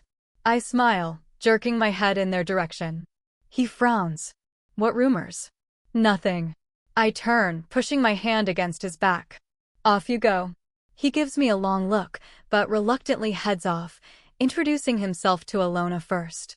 I back off a couple of steps until I'm leaning against the far wall, watching the awkward interactions unfolding. Lexi's brother peels off from the group, strolling over to me. He's a good-looking guy. His eyes are a dark, captivating blue that pulls me in immediately, his smile wide and warm. I smile tentatively as he presses his back against the wall next to me, sliding his hands into his pockets. He seems nervous, he observes, smoothing a hand back over his fluffy brown hair, the ends brushing against his shoulders. Oh, he doesn't get nervous exactly. I twist the ring around my finger. He's just Dash. He doesn't want this, does he? The man observes. I turn to look at him. It doesn't take the keenest eye to realize Onyxus would rather be 10 feet under than in this situation, but Lexi's brother is clearly observant. He doesn't know what he wants, I say carefully. My sister won't love him, he says casually. It's not entirely about love. As much as I would like Onyxus to fall in love, the realistic part of my brain knows it's unlikely to happen. What do you get out of this? He turns so he's facing me, his shoulder resting against the wall. If you're his partner, you have to be involved with him quite intimately. My breath feels cold as it passes by my lips, unable to shake the frosty feeling constricting around my lungs. I want this pact to flourish, I say steadily. I need it to. He holds his hand out for me to shake. I'm Kane, by the way. I take it. It's probably dangerous for me to find him attractive, but I can't help myself. He looks like he doesn't struggle to seduce whoever he pleases. We probably shouldn't talk, I murmur under my breath. Why not? I stare at Onyx's back. I'm probably wrongly assuming he cares about who I flirt with, but his reactions to those unnecessarily in my presence have been explosive in the past. Never mind. I nod to the door. Come with me to get some air? He grins. Absolutely. Chapter 8. Sierra. The grass is damp as we tread around the manor. I have wanted to meet you for some time, Kane tells me, sweeping his hand through his hair. Really? I tuck my hands into my coat pockets, shivering against the cold. How do you know about me? Everyone does. There have been stories about Luna's orphan long before Onyx's became Alpha, he explains. I sigh, my breath clouding in front of me. I'm not sure how I feel about being a curiosity. I've always tried to avoid reading the papers for this exact reason. I have no idea why, I mutter. I do. I can feel him looking at me with those stark, pale eyes. It's a story unlike any other. Most noble families, especially in Alpha and Luna, wouldn't dream of taking in a commoner to raise like their own. Despite it being the dream of the average commoner, I would have done anything for a normal childhood. The only benefit of the arrangement was meeting Onyx's and becoming his friend. Lucinda didn't raise me exactly. I can tell she loved me, but my mother raised me until I was around 15. Then some kind staff here took over most of the hard work, I tell him. Kane gives me a long look, his brow raised curiously. So you don't see Onyx's like a brother? He tests. No, of course not. My cheeks flush. Onyx's is what I would call a chronic only child. I've had too many impure thoughts about Onyx's to see him as a brother. I know he's my best friend, but I can only do so much when I see him shirtless. And those new tattoos on his chest, stomach, and arms. I shake the thoughts from my head. What does that mean? Kane pushes. It's hard to explain. I rub the back of my neck. But we have never really felt like siblings. Best friends, absolutely, but not siblings. I can feel Kane's sidelong glance. That makes sense since you're his partner. He's testing the grounds, wondering what the reality is behind the arrangement.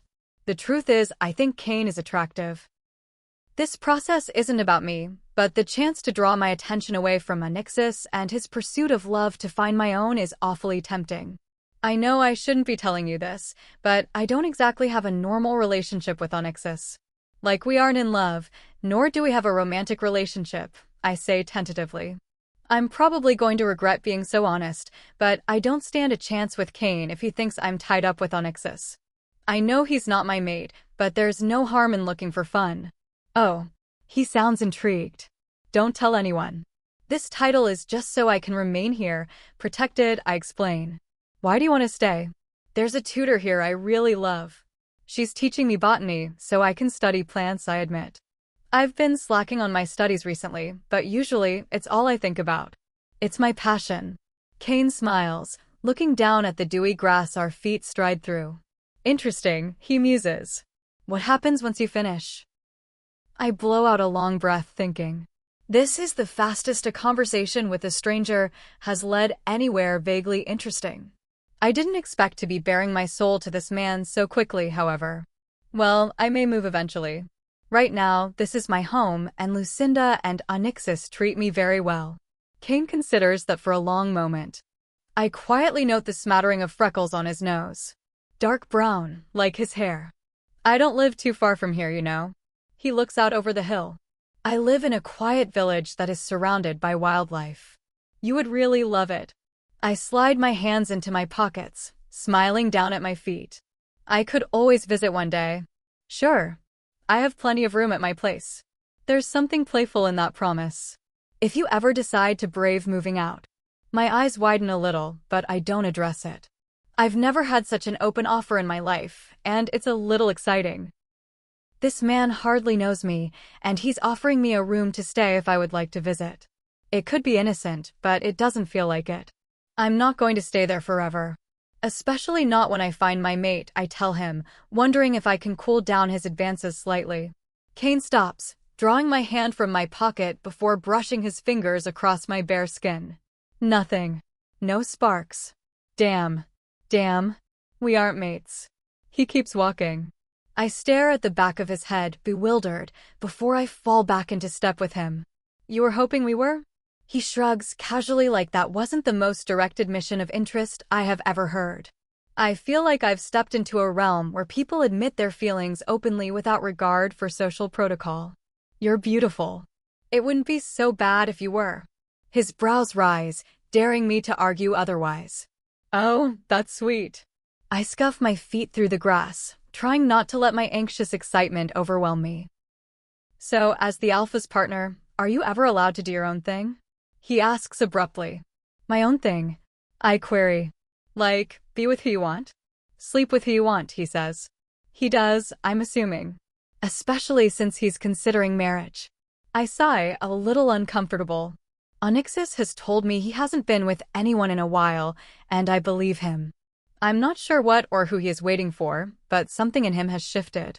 We haven't really talked about it, but I'm assuming I say uneasily. I don't have interest in being with anyone right now, and even if I did, Onyxus wouldn't be controlling that. He told me the title isn't forever. So you'll let me take you out to a restaurant in the nearest town then? He gives me a lopsided smile as he looks at me. I look down at my hands. Honestly, a casual date would be nice, as long as Kane cools down with the flirtation. It's flattering, but a little overwhelming. Well, it probably isn't a good idea to be out in public with another man, I remind him, scratching the top of my head. Right. His mouth tightens, but he quickly brushes off the irritation. I'll talk to the chefs, find out your favorite food, and I can bring it up to your room one evening. I laugh under my breath. The chefs are basically my family, and Diane, the head of the kitchen, will find great amusement if she hears about Kane's date idea. Knowing her sense of humor, she'll make a dinner comprised of every ingredient I can't stand. Okay, sure. Just make sure the alpha doesn't get mad. I've seen how he acts around people who have gotten too close to you in public, he hastens to add, glancing back at the manner like my friend is about to emerge to confront him right now. The difference between Kane and all the people Onyxus has confronted is that Kane isn't putting my life in danger. Let me deal with Onyxus. Shall we go back inside then? I'm sure my sister has been talking the poor man's ear off all afternoon. He laughs a little to himself, imagining the scene. Good idea. We turn back, walking back to the front of the manor. Do you think she could ever love him? I couldn't bear leaving Onyxus without me and someone to love. It would tear him apart. Lexi? Kane rubs the back of his neck. No chance. She's far too selfish and arrogant for true love. It's all been reserved for her. That means she's your sister, I chastise. In my defense, she would say the same thing about herself, he says. After Lexi's accusations, I get the feeling she is simply sure of herself, confident. Onyxus could do well with someone like that, especially when he's so indecisive about his private life. I just want Onyxus to be happy, I say wistfully. He says he can't fall in love with his wife, but I don't think that's the case. He's full of love. He's the most romantic person I know. He wants one person to spend the rest of his life with. He claims the decision is more complicated than I could ever understand. Whatever that means. Kane looks at me, a misty haze of uncertainty in his eyes. You speak so fondly of him. He's my best friend. I get it. He looks down at his feet. You feel guilty about wanting to leave him here with a loveless marriage, don't you? That's part of it. He's a grown man, Sierra. He can look after himself, Kane insists, the biting edge to his tone settling over me strangely. I'm going to teach you, as long as I'm here, how to look out for yourself. No one else. I bite down on my tongue, wondering if he's right. Let's just get inside. Chapter 9. Onyxus. My mother's business is doing better than ever, Lexi chatters from next to me. My brother will be taking it over soon, but I get half the profits. Uh-huh. My food tastes bitter in my mouth. These girls are nice enough, but sitting at a table with them to eat dinner, pretending I have an interest in courting them, is slowly wearing me down. I would take over, but I want to marry, you know? I want a man to take care of me, Lexi continues.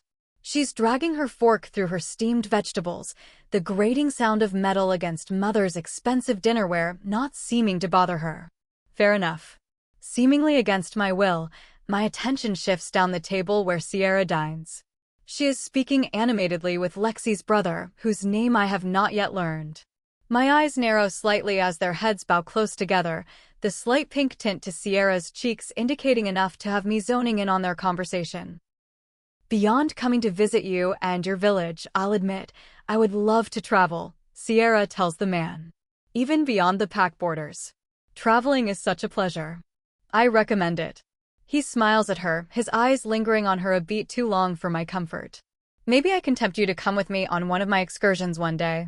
I shift in my seat, vaguely aware that Lexi has broken into a long spiel beside me. That sounds great. Although it will have to be when everything here has been resolved, Sierra says promptly.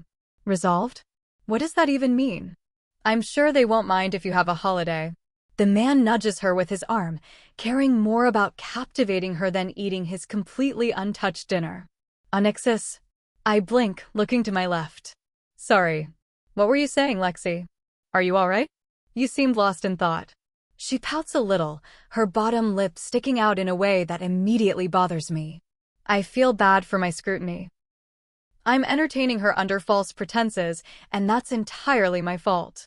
I'm fine, I mutter distractedly. Clearing my throat, I stand. The scrape of my chair against the wood floor has voices quietening and heads turning in my direction. I want to thank you all for attending. I know that this may be daunting, but with a family member to join you, I hope you will all settle in well. I look across the table at all the faces that smile and flush. Sierra nods approvingly as I sit back down. She's going to realize very quickly that my intentions are not that innocent. I focus on the man beside her. So, what are you? Brother. He drops his food-stuffed fork that was intended for his mouth back onto his plate, straightening at my newfound attention. Yes, sir. My name is Zane, and Lexi is my sister. Why don't you come sit next to her then? Next to Lexi is Violet's older sister, Abigail. She freezes, waiting for instruction. I want Kane close to me. He needs to answer some questions before he can talk Sierra's ear off about traveling. I've heard less obvious lines from serial romantics. No, please, Lexi practically begs, shooting her brother a sour look. I hardly want my brother here at all. I ignore her. Kane will just have to accept that our conversation can be overheard by the entire table. Everyone has paused eating, watching curiously. Everyone except Sierra, who looks a little mortified. So, what do you do, Zane, that allows you to step away to do this for your sister? I ask, knowing very well that Lexi has explained it to me. I'm waiting to inherit my mother's business.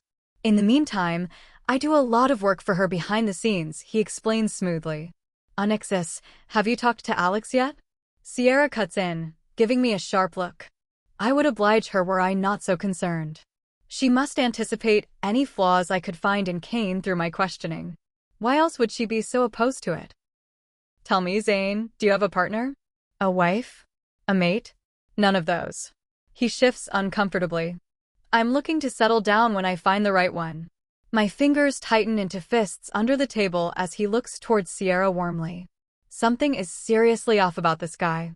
Who talks about settling down with someone they just met?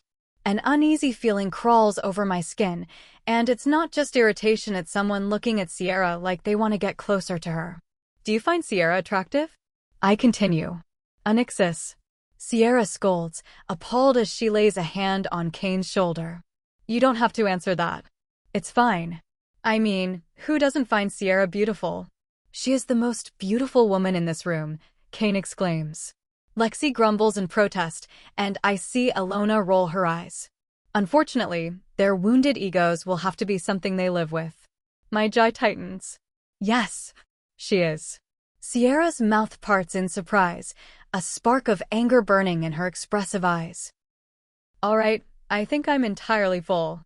She drops her cutlery and stands up. I will see you all in the morning. I watch as she charges from the room, leaning back in my chair.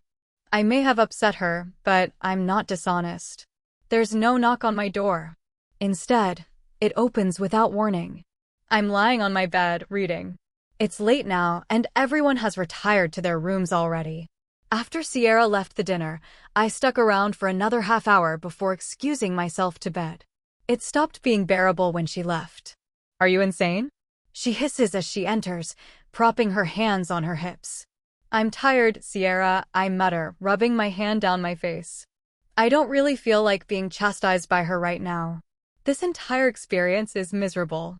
You promised you would try. I am trying. I sat through that insufferable dinner, did I not? I give her a hard look. It's not that the girls aren't nice, because most of them seem to be. It's that they're here under false pretenses, and I don't want to pretend like they aren't.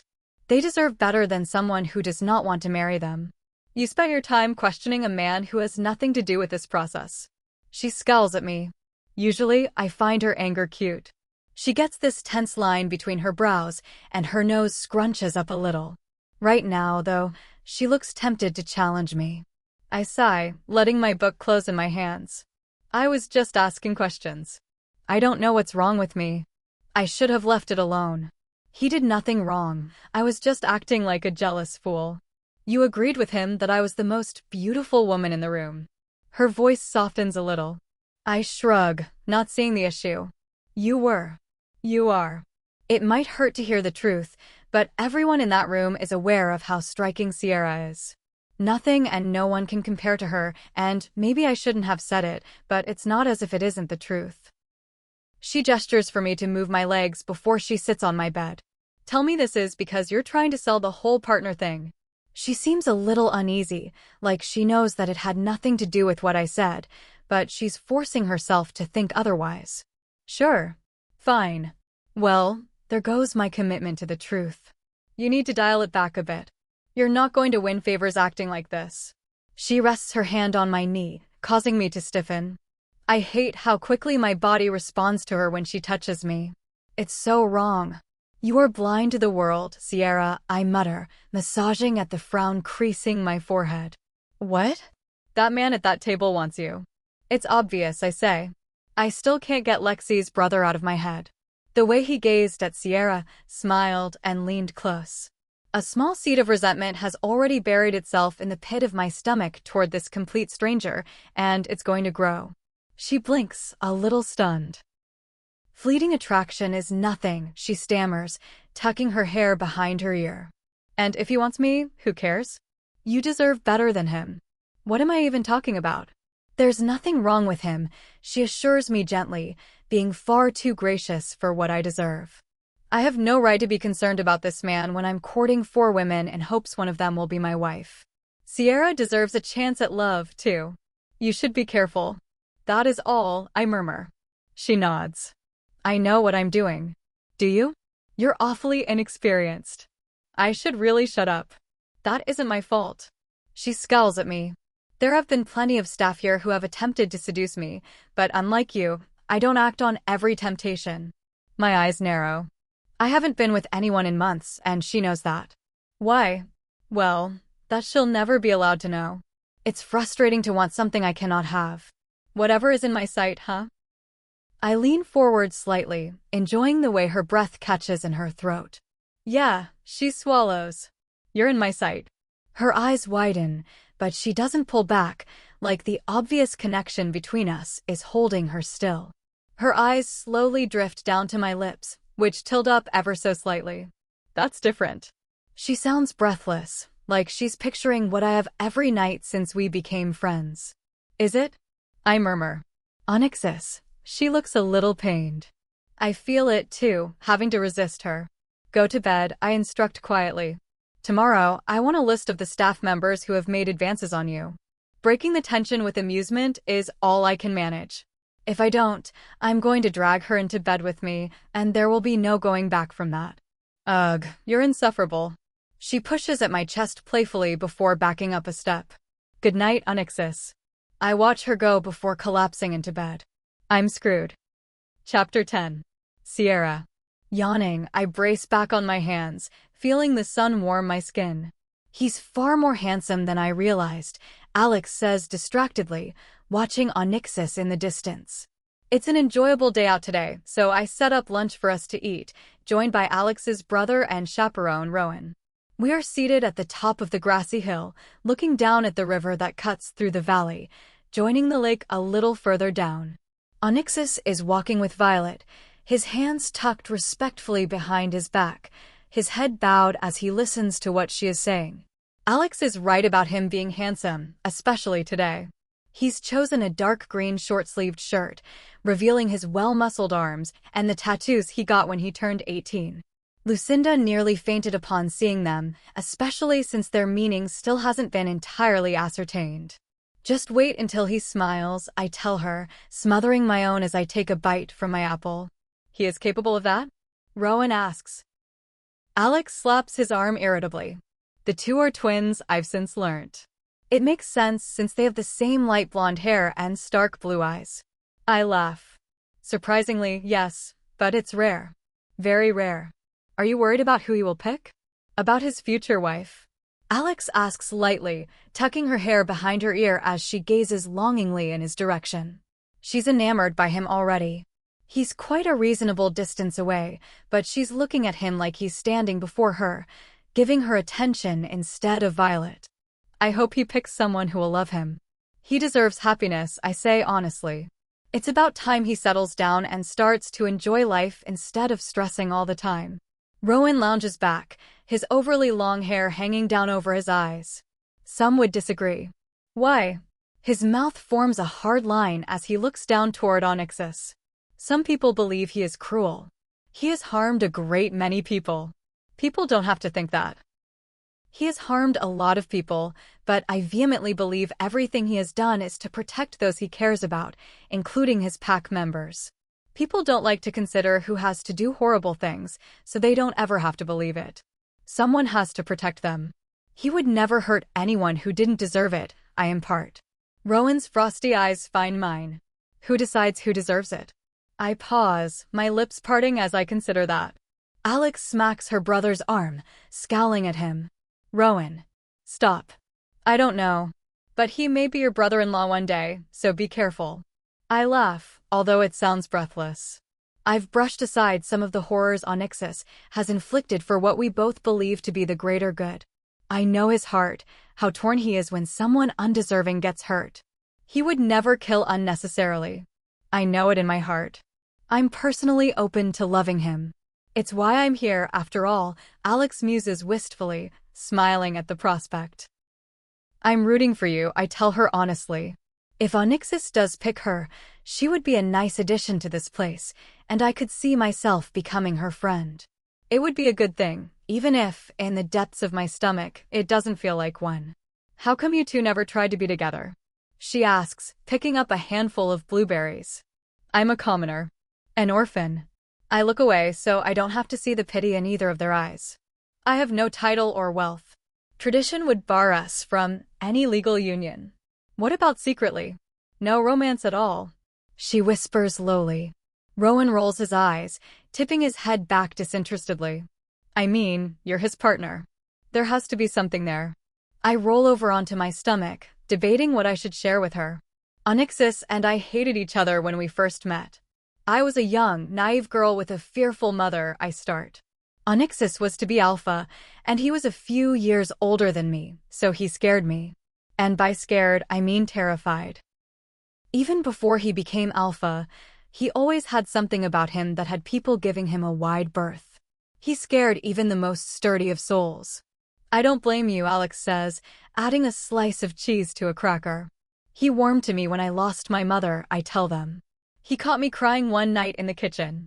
It was the middle of the night, and he had been up working, helping his mother quell some disputes on the eastern border. Despite being exhausted, he sat up with me for hours, comforting me. I remember it being the first time I had felt genuinely cared for since my mother died. The first time arms had wrapped around me that weren't burdened with pity and obligation. Wow, that's so kind. Alex's eyes are welling with sadness, sensing my own. He's like that.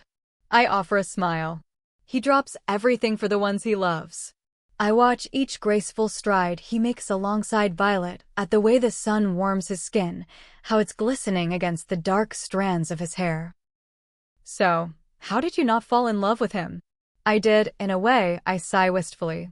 I mean, I fell for his soul, which sounds ridiculous, but it's true. How could I not? Onyxus was my crutch when I needed him the most. His attention never strayed from me once, and it hasn't after all these years. Our friendship is so deeply ingrained in who I am. It's sweet, Alex notes. I grieved my mother's death for a long time. Long past him becoming alpha. I had no space in my head for romance, and he never made any advances on me, I explain. Not that I think he would. Admittedly, there have been plenty of times when I wanted him to make a move. I wanted him to tug me close, to kiss me. It never happened. It never will. He sounds like the perfect gentleman. Alex's face is flushed like she's imagining such kindness being imparted to her. But now? Nothing? Why are you his partner then? I'm his partner for the title. I realize I've been telling too many people that, but if you really want to give it a chance with him, you should know that there are no feelings there, I admit to her. He needs a wife, and I need to figure out who I am beyond these palace walls. Alex nods, relief pressing a breath from her lungs. I wonder if she's been wanting to ask that since she arrived here. I'm going to go speak to him. Violet's had enough of his attention. She stands, brushing her hands down the skirt of her dress. Rowan waves his hand at her dismissively, lying on his back with his eyes closed, enjoying the sun. Good luck. My smile slips once she turns away, bounding down the hill animatedly. I know I'm doing the right thing, being so truthful. So why does watching Alex run off toward my best friend like she's already in love hurt so much? /Onyxus. Sierra flips a card down on the hay in front of me, making me sigh. She is unfairly good at this game. So, give me a rundown, she asks, kicking her legs out in front of her as she leans back against the hay bale. Who's the favorite? Is none of them an acceptable answer? I mutter, sorting the cards back into the stack, shuffling them adeptly. Sierra gives me a deadpan look. Obviously not. Our occasional nights together in the barn are a space where none of the problems of the day can follow me. My focus is on my friend, a game of cards, and the bottle of alcohol she always brings in here that we never drink from. Violet is the most bearable, I admit. Is it because she hardly says a word? If so, that doesn't count. We got to talking. We bonded over neither of us wanting to be here. Doing this, I say, setting the sleek set of cards down, deciding I don't want to be humiliated again for at least a couple of minutes. Violet seems simple easy. She doesn't make a fuss, she speaks clearly and plainly, and she knows a great deal about this pack. But I'm not attracted to her. Not in a way that matters. Ugh, this is hopeless. You're not taking this seriously, Sierra complains. I like Alessandra. She seems nice, I offer. The other two are fine, just more than I can handle right now. Alona's head is in the clouds, and Lexi is a bit abrasive. Regardless, I'm not attracted to any one of them. I have a very specific type. So specific, there's only one girl I can think of who is everything that I want. The problem is she's not in the running. Are you being extra nice to them? As much as I can be. Not to push you in a certain direction, but I actually really like Alex. She's here for the right reasons, Sierra muses. Her wicked smile tells me she's very okay with pulling the strings in my love life. Really? From what I can tell. All right, I'll talk to her some more. Alex being here for the right reasons only makes her less likely to be my final choice. I don't want her here on false pretenses, especially when she is looking for love I can't give her. Sierra falls silent, smiling to herself. She's satisfied, thinking there really is a chance between Alex and me. I clear my throat roughly. So, what's with you and Lexi's brother? Kane? Oh, not much. We just got talking, she says dismissively.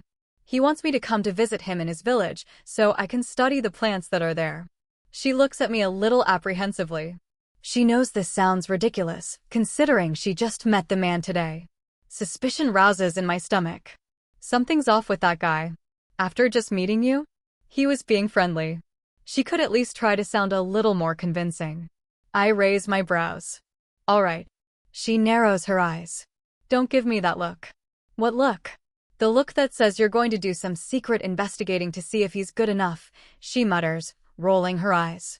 I smirk. Of course I am. I'm going to look into every aspect of that man's life before I trust him with Sierra's.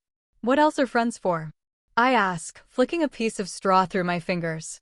Is anyone good enough for me in your eyes? She asks teasingly. I shake my head slowly. The perfect gentleman could walk through the manor doors and sweep Sierra off her feet, and I would still be wary of him. No, but that's beside the point. He's nice, and he doesn't care that I'm your partner, so I'm going to keep talking to him. Sierra gives me a sideways look. She's firm on that, but I can tell that she agrees with me on how strange Kane's behavior is. I hold my hands up. You don't need my permission. I know, I'm just making sure you're not going to do anything weird behind the scenes. Weird. Like scare him off or something, she grumbles, dragging her gaze over me. Everyone is terrified of you. Good. As they should be. A man of value will not be afraid to stand up to me. If Kane can do that, then he will be worthy of your affections, I tell her, knowing the man is unlikely to do so. I'm just Sierra's friend. Nothing more. No one should need to impress me to get with her, but I want to look out for her. She deserves real, pure love. Yeah, all right. She stands, brushing the hay off her. I'm going to bed. Not in his room, I hope, I warn playfully. Be quiet, you. She gives me a faux furious look. Focus on your own exploits, not mine. I sigh as she slips through the barn doors and into the night. I'm trying. Chapter 11. Sierra. My bare feet pad against the cool hardwood floor as I make my way downstairs. It's been some time since I've slipped from bed and headed to the kitchen. After all these years, it's still my comfort place and has nothing to do with the food. Although that is a bonus. I stop short at the doorway, seeing a figure rustling through the refrigerator. Upon hearing me enter, she glances over her shoulder, giving me a crooked smile. I was wondering if you would come down here. Diane, what are you doing up? I rest my hand on my chest, a little spooked seeing her here. It's much past midnight at this point. She closes the door, holding a handful of cubed cheese in her hand. I could ask you the same thing. Restless. You know how I get. The kitchen is cold against my bare arms as I hoist myself up to sit on one of the counters, letting my feet dangle. All the drama with the girls arriving and Onyxus misbehaving has brought back my insomnia. I figured coming down here would be more productive than tangling myself in my sheets as I toss and turn. I assumed this would be stressing you out, Diane notes, popping a piece of cheese in her mouth. Diane basically raised me. She's only 10 years older than me, but after my mother died, she had no problem assuming responsibility for me. I owe her everything. I'm sorry I haven't visited in a bit. The last time I saw her was a week ago. I brought her lavender from the garden, knowing it's her favorite flower and scent.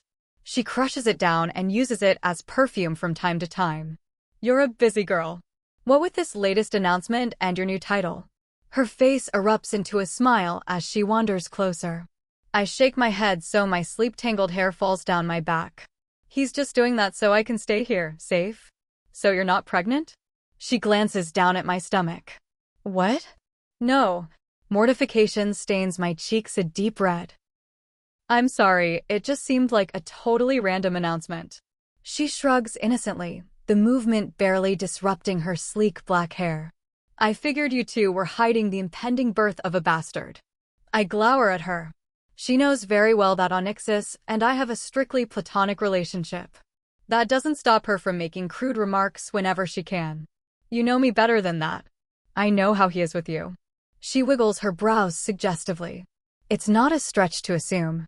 Onyxus has never pushed the boundaries of our friendship and is nothing but respectful. Diane clearly sees something between us that isn't there. Go sleep, you seem to need it, I grumble. She winks. You too, girl. Good night. I give her a little wave as she walks out, wrapping her dressing around herself tightly. As she leaves, Kane walks in through the opposite door, yawning. Seems like this is the place to be tonight, he observes. His hair is mussed from sleep, and his eyes are drowsy. I swallow thickly, noting his pajama pants and lack of shirt. His skin is beautiful, dotted with plenty of dark brown freckles I notice even in the dim lighting. Everything all right? His eyes glisten as he walks to the sink. Why wouldn't it be? It's late, and you're still awake. I usually sleep late. It's an old habit. He shrugs casually, filling a glass. I watch him quietly. Something about being alone in a room with him at night is strangely intimate. Kane is beautiful, and I would be at peace if I could gaze at him uninterrupted. Do you need something? I was hoping for some ice for my water. He holds the glass up. It's down there. I gesture to the ice bin in the corner. He flips the lid open and scoops some ice into his cup. Thanks. I kick my feet around, my hands gripping the cold edge of the counter I sit on. So, why are you up? He asks, swirling his water around, the ice clinking against the glass. I'm just stressed, trying to sort out activities for Onyxus to do with the girls, I admit, smoothing my hands down my thighs. It's hard to anticipate what everyone wants. Onyxus would rather walk into a pit of lava than go on any of these dates. All the girls seem to have different ideas of fun as well. Kane frowns, looking at me over the rim of the glass he sips from. I thought you weren't his mother's assistant anymore. I like to help out. Let me guess, you feel less guilty about running off if you find someone to fill your place. He leans against the opposite counter, watching me. I exhale through my nose, not expecting to hear that. It's many things, but honestly, that's a part of it. I look down at my hands, shame eating into any chance of getting sleep tonight. The thought of leaving makes me feel so guilty. It shouldn't. You have a right to live your own life. I know, I whisper. The problem is that I haven't shared so many unspoken feelings with Onyxus. Part of me wishes I could stay here forever in this bubble. Onyxus wouldn't have a wife, I wouldn't have a husband, and we would enjoy life together. Another, darker part of me wishes it were me he wanted to marry, that he could marry me. Can I be honest with you, Sierra? Kane's voice cuts through my inner monologue. I nod, jumping off the counter, approaching the fridge. Opening the door, I squint past the light, picking up the bottle of milk. I would hope so. I pour some into a glass before resuming my position on the counter, giving Kane a chance to build up the courage to utter whatever he has gathered in that pretty head of his. I think you're very beautiful, and my intentions in asking you to visit my village weren't entirely innocent. I scratch below his ear, looking sheepish. Oh, I was wondering if you wanted me to bring up that meal I offered the other day, tomorrow. His confidence is clearly wavering at the apparent apprehension on my face. Of course. That sounds good, I force myself to say. It's not that I don't want to have a date with Kane, because I most definitely do. It's just another part of me feels bad about commanding attention away from what is supposed to be a process in which Onyxus finds a wife. I mean, it seems unfair that I'm having so much success when he isn't. But if your heart is with Onyxus, I don't want Dash. Kane breaks off as a shadowy figure wanders into the kitchen, head bent, hair mussed. It's Onyxus because, of course, it is. He glances up at us, darkness playing in his expression as he makes note of me sitting on the counter, Kane standing in front of me. Don't stop in my account, he mutters. I throw my hands up. Are the cooks not preparing enough food or something? Why is everyone here? I just needed an ice pack. Onyxus digs into the icebox, tugging one out. Helps me sleep. When Onyxus is tense, he gets neck pain and can't sleep. Usually, an ice pack helps. Of course, I murmur. He places it on the back of his neck and lets out a rough breath. I lower my gaze to where I pick at the skin around my fingernails, trying to banish the image of his bare torso flexing slightly under the moonlight. Kane shifts from foot to foot, not even looking at his alpha. Onyxus' eyes narrow on my glass. That milk should be heated. Huh. Warm milk. It will put you straight to sleep, he reminds me, keeping the pack pressed tightly against his skin. I exhale slowly. Good point. He takes one more look between Kane and me, looking like he wants to say something, but ultimately decides against it. Good night. When he's gone, Kane pulls a face in my direction. That was weird. What was? How did he know your milk was cold? He asks. He knows I only like cold milk, but he also knows warm milk is better at putting me to sleep, I explain. It's a debate we still readily have to this day, as he knows insomnia haunts me. Kane is silent for a moment as I set my glass down, pulling a saucepan out and placing it onto the stove to heat my milk. He knows you really well, huh? He says lowly, shaking his head. You'd think an alpha would have more important things on his mind. I frown at his tone. I'm important to him. Oh, I know, I was just saying dash. It's fine, I cut him off. He's really smart. He has enough room in his mind for everything he needs to. It's why he's such a great alpha. I stir the milk, watching the gas flames lick the bottom of the pot. It doesn't take long for it to heat, just enough to be pleasantly warm, before I pour it into a mug. It's getting late. We should probably consider getting some sleep, huh? Kane says through a yawn, sensing he's pushed the conversation a little too far now. I don't need to be protective of Onyxus. He can look after himself. Oh yeah. I take a sip from my mug, not enjoying the temperature much. I've planned for Onyxus and your sister to go on a river walk tomorrow morning. Kane's mouth curves up. Did I not tell you? She hates rivers. What? Who hates rivers? I'm joking. That will be fine. He nudges me as I brush past me, following me to the door. Although, don't be surprised if he throws himself into the river just to be rid of her. I shake my head, laughing under my breath. I can already tell that she and Onyxus will clash, but perhaps their similarities will guide them into a relationship that actually works. I mean, I'm not actually crazy enough to believe that, but it's a nice thought. He's more likely to throw her into the river, actually. Funny. He smirks. If only. I've accounted for it going poorly. In fact, I've accounted for everything, I assure him. It's crucial that this goes well. Thankfully, I know everything Onyxus likes, so I can set up situations that will make him more inclined to give this a real chance. Well done. I suppose I'll see you tomorrow night, in your room. He adds the last part with a devious smile that has my heart fluttering. Oh, right, I tuck my hair behind my ear. See you then. Night, Sierra. Good night. I watch him go before I bathe in the silence. Whatever is growing between Kane and me could be real. Smiling against the rim of my cup, I take one last gulp before I return to the kitchen to wash it out. A feeling of excitement and anticipation chases me up to the bedroom. All I need now is to let go of the stupid crush I have on Onyxus. Chapter 12. Sierra. I knock on Alex's door before stepping back. She opens it a moment later, hair tugged up in a messy bun, a warm smile on her face. I swear she sports a grin even when she's alone. Hey Alex, I greet. Sierra, come in. She holds the door open, letting me walk into what was one of the many guest rooms. She's done a decent job of converting the space to be her own. She shifted the bed and the armoire, and all sorts of personal items were scattered about. It's like she's manifesting a permanent place here. Good for her. I was wondering if you could help me with something. I give her a hopeful smile before batting my eyelashes. She scoops a few loose pieces of clothing off the floor, stuffing them into the top dresser drawer like I didn't already see them. Sure, what is it? You've worn the most beautiful dresses while you've been here, I note, motioning down to the one she wears now. I was wondering if I could borrow a dress for tonight. It's not like I don't have my dresses, I'm just tired of looking at my stuff.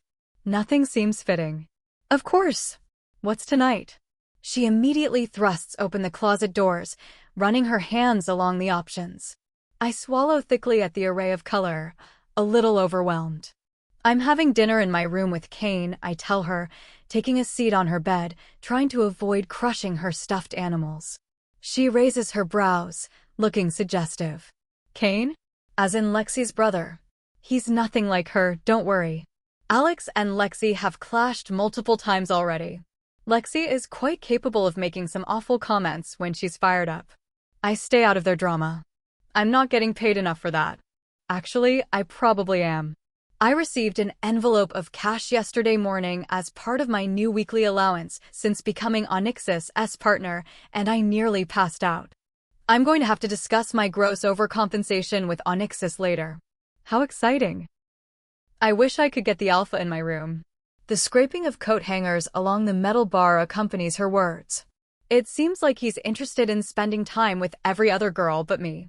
She lets out a tense breath, shaking her head a little. I frown. If I know my friend, his actions don't usually translate to the obvious. Something else is going on. I'll talk to him, I assure her. Trust me though, it's because he likes you the most, and he's scared that if he spends time with you, he'll actually fall for you. I wish he weren't so afraid, she mutters, flicking her golden hair over her shoulder before tugging out a black dress. Here, how's this one? She turns around to show me. It's casual enough to fit the atmosphere of a dinner in my bedroom, but pretty enough to hopefully enamor him. Beautiful. Are you sure you're okay with me borrowing it? I take it, laying it over my lap. Of course. You'll have to let me know if you get lucky. She wiggles her brows suggestively. My throat immediately dries. I haven't thought about anything romantic with Kane yet. Most people would when confronted with a gorgeous stranger. It will happen eventually. Oh, for sure. I brush a wrinkle from the dress. Alex notices my evident aversion, giving me a sharp look. You were planning on being romantic with him, right? Honestly, no. I only just met him, I remind her coolly. I assume there's a reason he's coming to your room at night. She looks genuinely bewildered. I didn't even think of it like that. Rubbing my temples, I wonder to myself whether Kane is feeling the way Alex is. Maybe he expects us to get closer tonight. The thought makes my stomach pitch. Not because he repulses me, but because I hate being cornered like this. It's just for privacy, I insist. This entire thing isn't about me and him. It's about Onyxus finding his future wife. Part of this is about keeping Kane and my beginning relationship away from Onyxus' eyes. He needs to concentrate on anything but me, and I also fear he may chase Kane off. You deserve to find someone too. Alex steps forward, patting my shoulder. Now, put this dress on. We need to make sure it fits. I smile. All right. Onyxus. I stifle a yawn, walking down the hallway with Lexi beside me. Thanks for the walk and the conversation, she says, stepping ahead of me. We didn't go far from the manor, and we just talked, nothing else. Unfortunately for both of us, we have almost nothing in common aside from a wealthy upbringing. She's nice enough, though, and her short temper is interesting. My hands glide into my pockets. I'll see you at dinner. She dips her head before striding off down the hallway. She seems a little dejected that our date didn't go as planned. I know her family is putting a severe amount of pressure on her to secure this marriage. I continue walking a little down the hallway until I reach an open door. I glance in, knowing it's Alessandra's bedroom. She's pulling her closet closed when she notices me. Oh, Onyxus, hey. Hello, Alex. I lean against her doorframe. Up to much. Just returning from a walk. I need to make more of an effort with this girl. She would fit perfectly in this world, and if I could see myself falling in love with her, I imagine we would both be happy. The issue is that I will never fall in love with her. It makes her difficult to be around. She looks at me with innocent doe eyes and speaks so sweetly that it makes me sick with guilt. I feel like I've barely seen you, she murmurs, her blonde brows drawing together. Right. I rub the back of my neck, knowing I need to make more of an effort. Allow me to take you to breakfast in the morning in the town. She perks up, her smile bright and effortless. Really? That would be great. The door to my right opens and Sierra emerges from the bathroom. My breath catches in my throat. It fits. Her voice drifts off as she sees me. Onyxus. Hey. She's wearing a black dress that clings to her body, accenting her generous curves, leaving me reconsidering every promise I made to myself to keep things between us platonic. It would feel so good, so tempting to have her beside me, to feel her body against mine. Looking at her now, I physically crave it. My hands slide into my pockets, my fingers threatening to tighten into fists of restraint. That looks amazing on you, Sierra, Alex gushes, giving her friend a thorough once-over. Kane is going to love it. Any pleasant feelings are instantly demolished, stolen away by a cold breeze of realization. Kane, we are having dinner tonight, she tells me, biting down on her lower lip like she can't contain her excitement. Even Alex sighs wistfully, basking in the romance. My stomach twists uneasily. They're doing it in her room, for privacy, Alex tells me. My eyes flare wide. Doing what? Eating dinner, she means, Sierra clarifies quickly, swallowing thickly. I clear my throat, scratching my jaw. For a moment there, I thought my mind would be permanently haunted by images of Kane having his way with my best friend. "You look very nice," I tell her before looking away. I rarely see Sierra dressed in black. When I do, it stains my mind with deliciously tempting thoughts that tempt me to act on them. "Thanks," she whispers. "Onyxus is taking me out to breakfast tomorrow," Alex cuts in, seeing nothing strange about our interaction. Finally, Sierra looks genuinely relieved as she looks at me. "You didn't hear it from me, but Alex is the best person here." Alex tucks her hair behind her ear coyly. "Thanks, Sierra." I shift on my feet, silently cursing myself.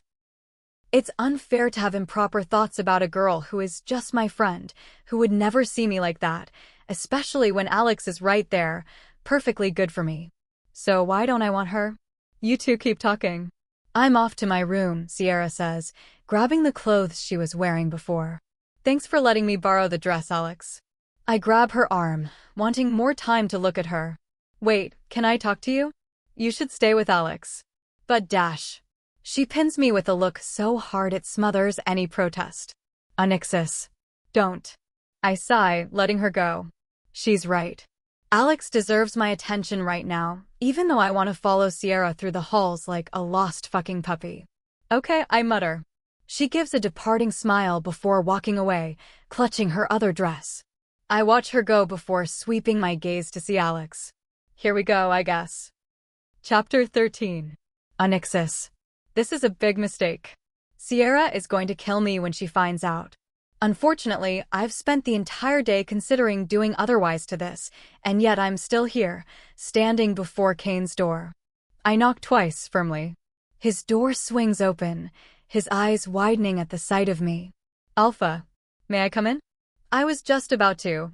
He stumbles back as I brush past him, taking in the room I now stand in. He clears his throat. "Okay then. Is something wrong?" He's done absolutely nothing to this guest room. His suitcase is half open at the foot of his bed. He's clearly endeavoring to leave as soon as possible. With my friend, no less. "Close the door," I prompt. He physically gulps, taking a painful amount of time to follow my simple instruction. "I want to talk to you about Sierra." I turn to look at him. He ruffles a hand through his hair. Fuck. I've seen many men cower in my presence, and this man looks unbelievably small suddenly. I'm certain Sierra spilled the details of our arrangement to him so something romantic could flourish, and yet he still appears as though I'm about to snap his neck. Tempting, but not today. "I'm not going to punish you." I can't help the quirk of my lips at his helplessness. "I implore you to speak freely. Are you going to disembowel me?" He shifts a step away from me as if there were any other place in this world he could run to if I wanted him dead. I shrug, sliding my hands into my pockets. Perhaps. Is this because of the whole partner thing? Because she told me it's just a title.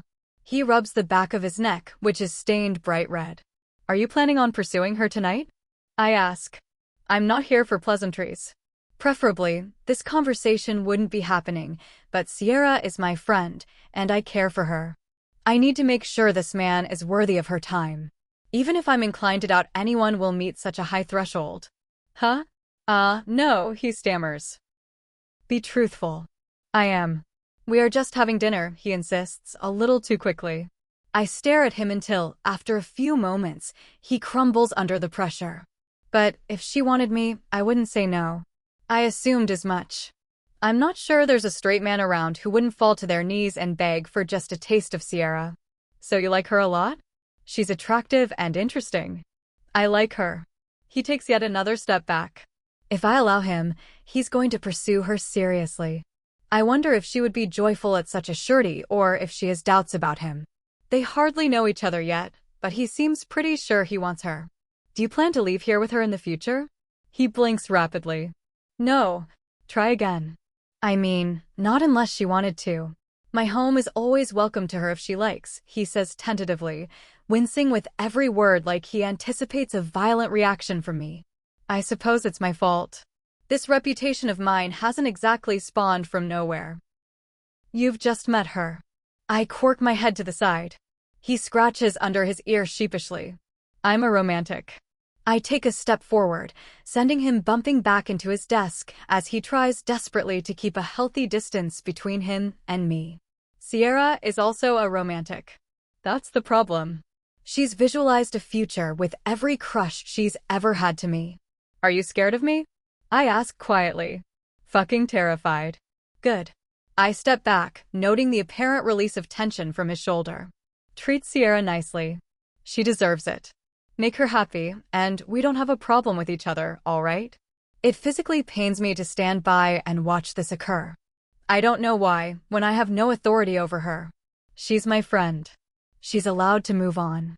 I need to get rid of these corrupted thoughts. Of course.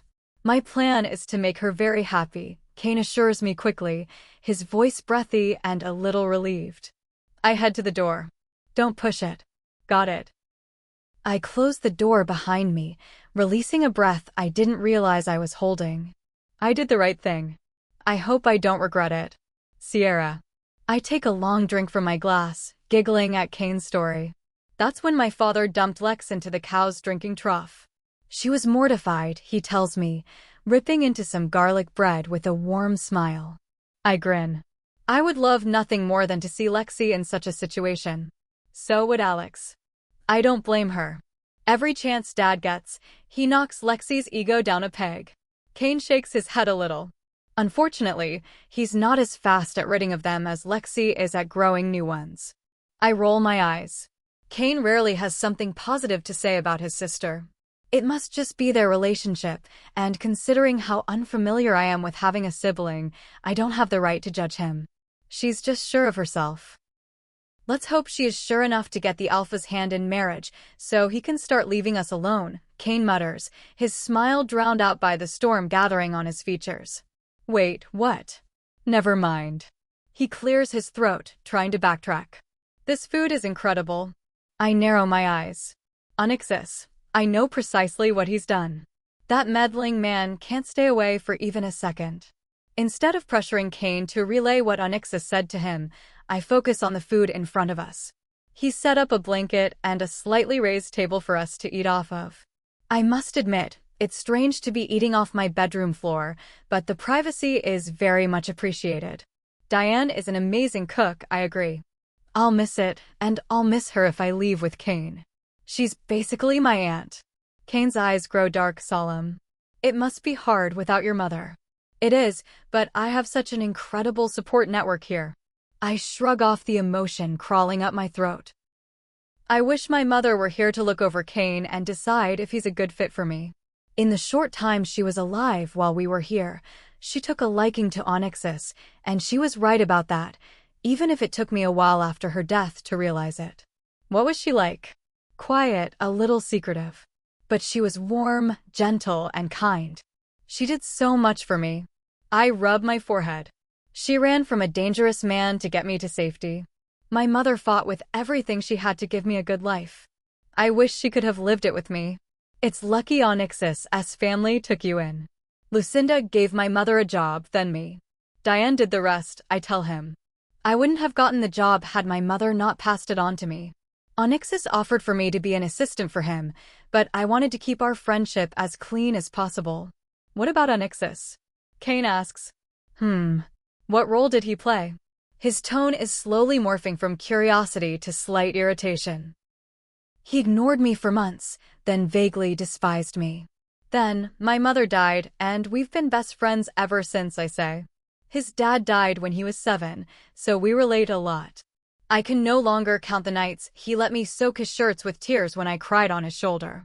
The number of nights he stayed up and listened intently to my outpour of emotions. Without him, I wouldn't have processed my grief so well. And he's not in love with you? Kane tilts his head, ruffling his soft brown hair. No, why does everyone keep asking me that? I put my spoon down, shaking my head. It's strictly platonic between us two. Kane smiles, shifting a little closer to me. So he won't mind if I do this. I watch with wide eyes as he brushes his hand along the side of my face and into my hair before pulling me closer until his lips touch mine. I've only been kissed a handful of times, and each time I knew it wasn't someone I could see any future with. So, having someone with whom I could see myself in a relationship is an entirely different experience. I sink into the kiss as his tongue tentatively runs along the seam of my lips. The sensation nearly makes me giggle, but any hint of amusement vanishes as his hands delve into my hair, keeping me close. Resting my hands on his shoulders, I feel my inexperience rattle through me. I always thought it would feel more natural, easier. This feels a little forced. Kane leans over me, his lips never drifting from mine as my back hits the floor. He's practically on top of me, his hands sweeping down the sides of my body. I freeze, feeling slightly uncomfortable with how quickly this kiss is advancing. Suddenly, a guttural, raw scream echoes through the house from a distance, making me push Kane off me. I sit up, eyes wild, hair tangled as the cold horror of that scream settles over me. Someone is in trouble. Fuck, what was that? I ask breathlessly, looking toward the door.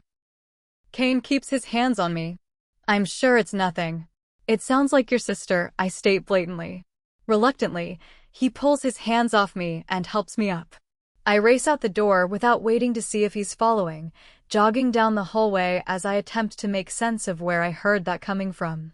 Reaching the top of the sweeping stairs that head to ground level, I see Lexi at the bottom, her hands over her mouth, staring at a figure slumped at her feet. Kane is right behind me as I hurry down each step, the figure's unnatural angle at the bottom of the steps becoming obvious as I approach. It's Alona. Lexi is breathing heavily, panicked, as she stares down at the girl's body. It only takes one glance at me to realize she's gone. She's dead. Chapter 14. Sierra. Despite the horror curling in my stomach, I can't remove my gaze from Alona's body. A thick puddle of blood has gathered around her dark hair, spilling out across the floor. Mercifully, her hair covers most of her face, although her right leg is contorted at an unnatural angle that has my stomach pitching. Kane and Lexi's voices are muffled as I try to comprehend what I'm witnessing. Slowly, I zone into what they're saying. I don't know what happened. I just came out and I found her like this, Lexi exclaims, her expression stark and panicked. Her fingertips are tinted red from where she must have checked for breathing or a pulse. Alona is dead. Lexi, you need to get to your room, Zane orders. His voice is so stern it rattles even me. But Dash. Go. He insists. Lexi takes one last look at Alona, grimaces, and then rushes up the stairs, her pale nightgown rustling around her legs. Kane's hand is on my shoulder, but I'm too numb to feel the weight of it. You should go too. No, I can't, I stammer. I need to stay here, to do a job that doesn't actually belong to me. It just feels wrong to run from her like this, to sit in my room as if she isn't here, dead. Kane kneels, brushing his fingers against her slender neck. He waits a couple of beats before his lips settle into a grim line. She's dead, he affirms. Vacantly, I feel like I should be crying. Instead, all I feel is a painful stab in my stomach, with all other emotions choked in my throat. How? She must have fallen down the stairs. He looks up the sweeping staircase, then back down at the floor. Look at all that blood. I cover my mouth with my hand, seeing the reflection of the chandelier in the surface of the blood. It glistens hauntingly.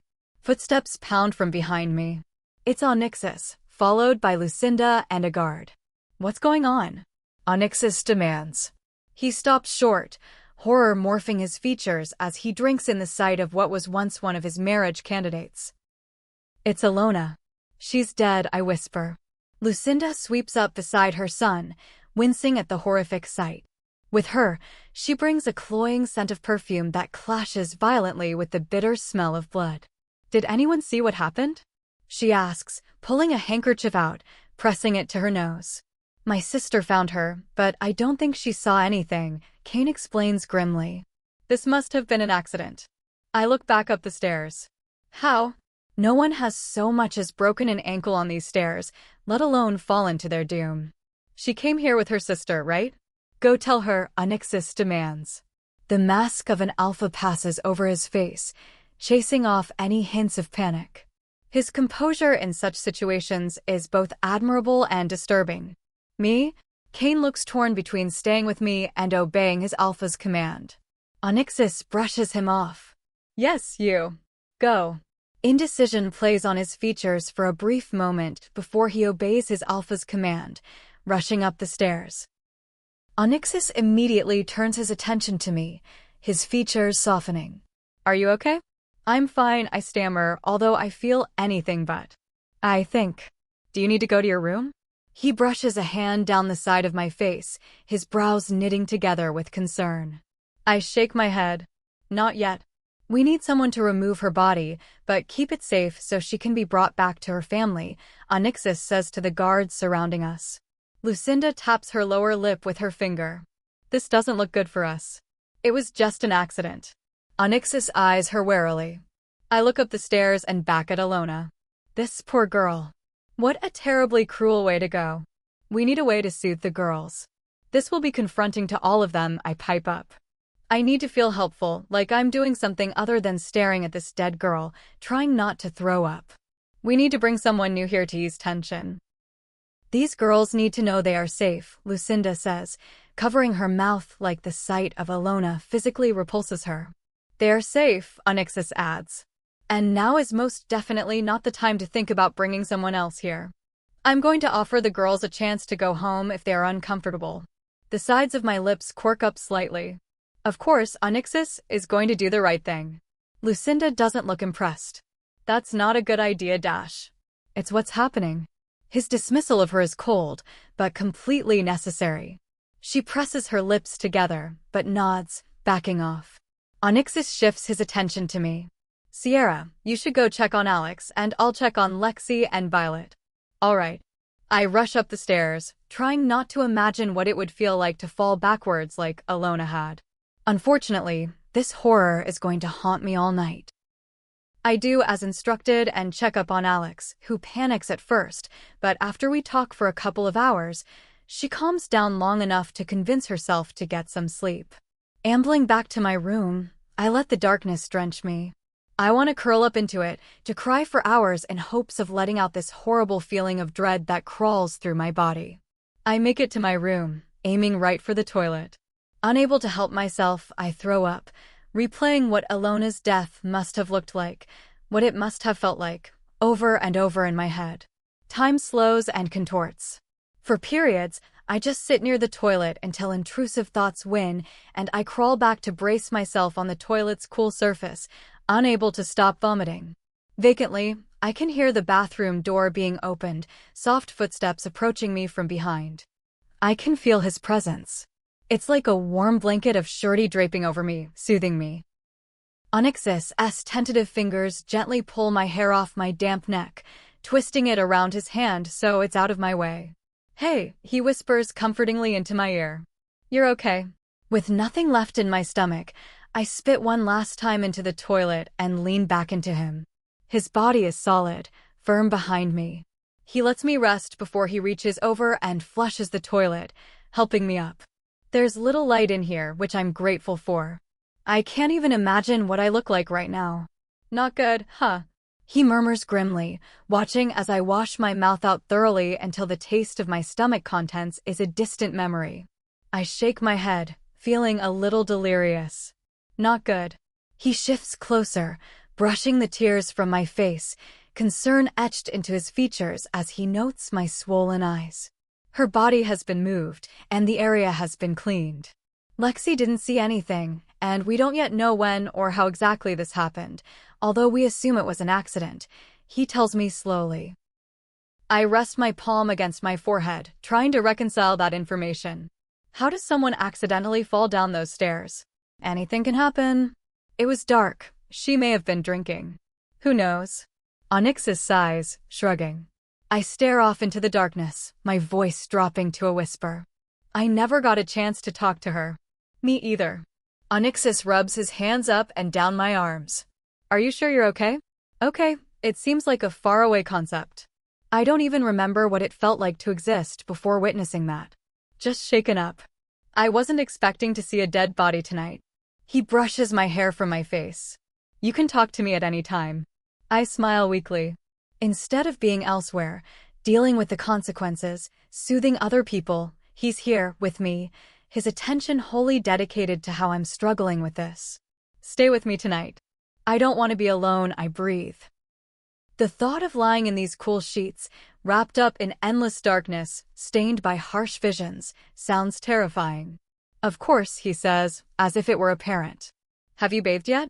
You probably don't want to be wearing makeup to bed, as beautiful as you look. I think back to the food in the room that one of the maids must have cleaned up by now. Our dinner was going so well, and now I'm spending the night with Onyxus. You think I'm beautiful? Like truly? I don't know why I need to ask. You're the most beautiful woman I've ever seen. He says it so earnestly, my heart cracks a little, so overfilled by his love. You're such a good friend to me. I don't know what I would do without you. The world would be a dark, confusing place without the path he lights for me. You'll never have to wonder. As tickled as I am with the compliment, I'm going to need some privacy, I note, gesturing to the bath. Of course. He backs away, watching as I turn on the taps and toss some bath salts in. I need to bathe off this entire night. I look up, his absence cutting through me. But don't go far. I won't. I can hear the smile in his voice. He leaves the bathroom door ajar, but I can feel his presence just beyond. I undress and test the water until it's at my ideal temperature before sliding under the surface. Were my mind not haunted, this circumstance would feel totally different. Onyxus is just behind the door, merely steps away from my naked body. Maybe it would excite me on another day. A tentative knocking sounds from my door. I tense, hearing Onyxus answer it. Oh, Alpha Onyxus. It's Kane. I wince. The poor man has probably come to see if I'm alright, only to find his Alpha in my room. I can sense Kane's doubts about how platonic Onyxus and my relationship is, and this isn't going to help. She's not up to seeing anyone right now, Onyxus tells him firmly. I can't just see her for a second? Kane asks. I want to make sure she's okay. I remain still and quiet in the bath. I'm far too tired to see anyone but Onyxus right now. I want my friend's comforting hold and soothing touch. She's in the bath at the moment. It's best you speak to her in the morning, Onyxus exclaims. Kane's stilted pause is painful. I can't even imagine what he's inferring from what information. Hopefully, tomorrow I can explain everything thoroughly, so he knows Onyxus isn't about to join me in the bath. Oh, all right then. Good night. Onyxus closes the door, probably in Kane's face. Letting out a deep breath, I slowly sink under the surface of the water, letting it drown out the world around me until my lungs burn. Chapter 15. Sierra. Once I've dried off from the bath, I dress quickly before re-entering the room. Onyxus is already in my bed, on the side he knows I don't sleep on. I smile weakly at the sight of him nestled amongst the covers, his dark hair thick and lush against the white of my pillows. He watches me quietly, patiently as I run a brush through my hair and apply all my necessary creams. Eventually, I join him in bed, feeling a twinge of awkwardness. He quickly puts that to rest, rolling me onto my side before pushing my back flush against his chest, banding his arms around me. I blow out the candle on my bedside, dousing the room in darkness. We haven't talked for a while.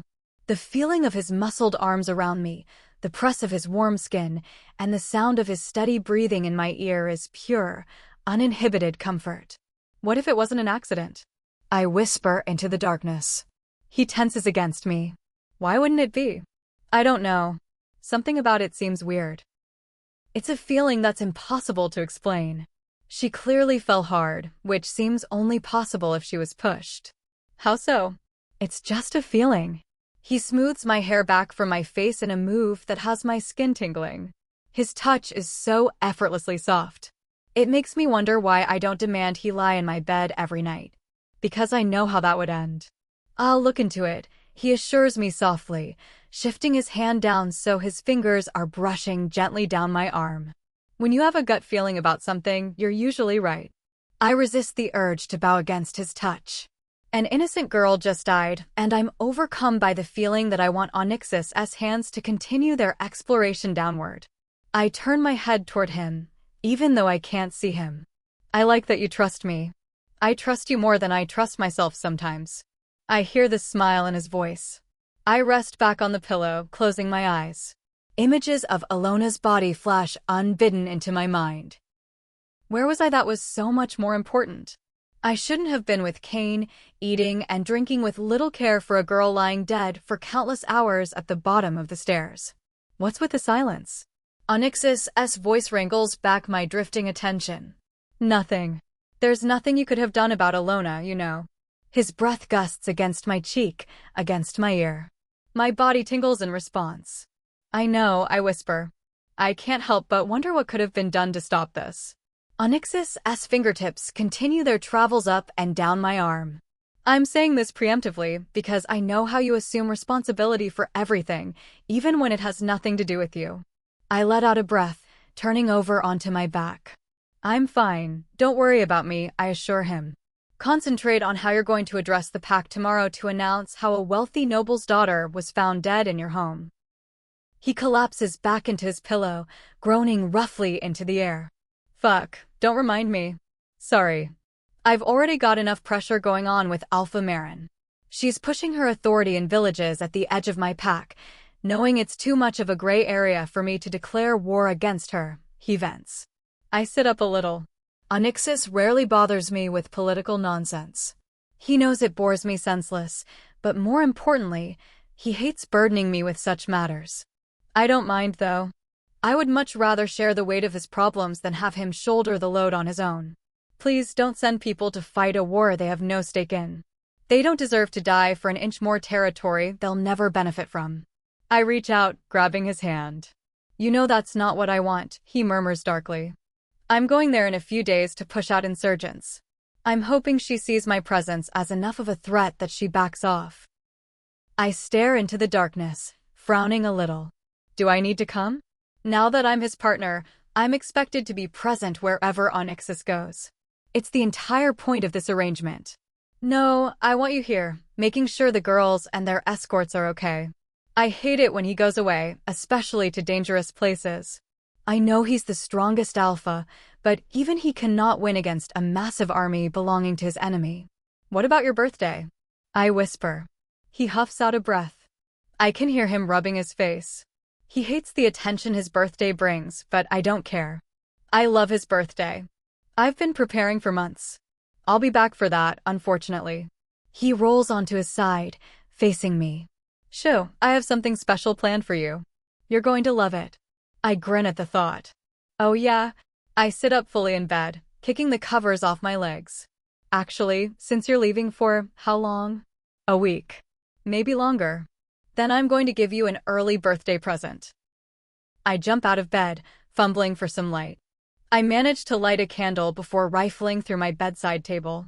I find the precious box I've been safeguarding since I visited the village a couple of weeks ago. Onyxus blinks warily, his hair tousled and messy from being pressed against the pillow as he sits up too. What is it?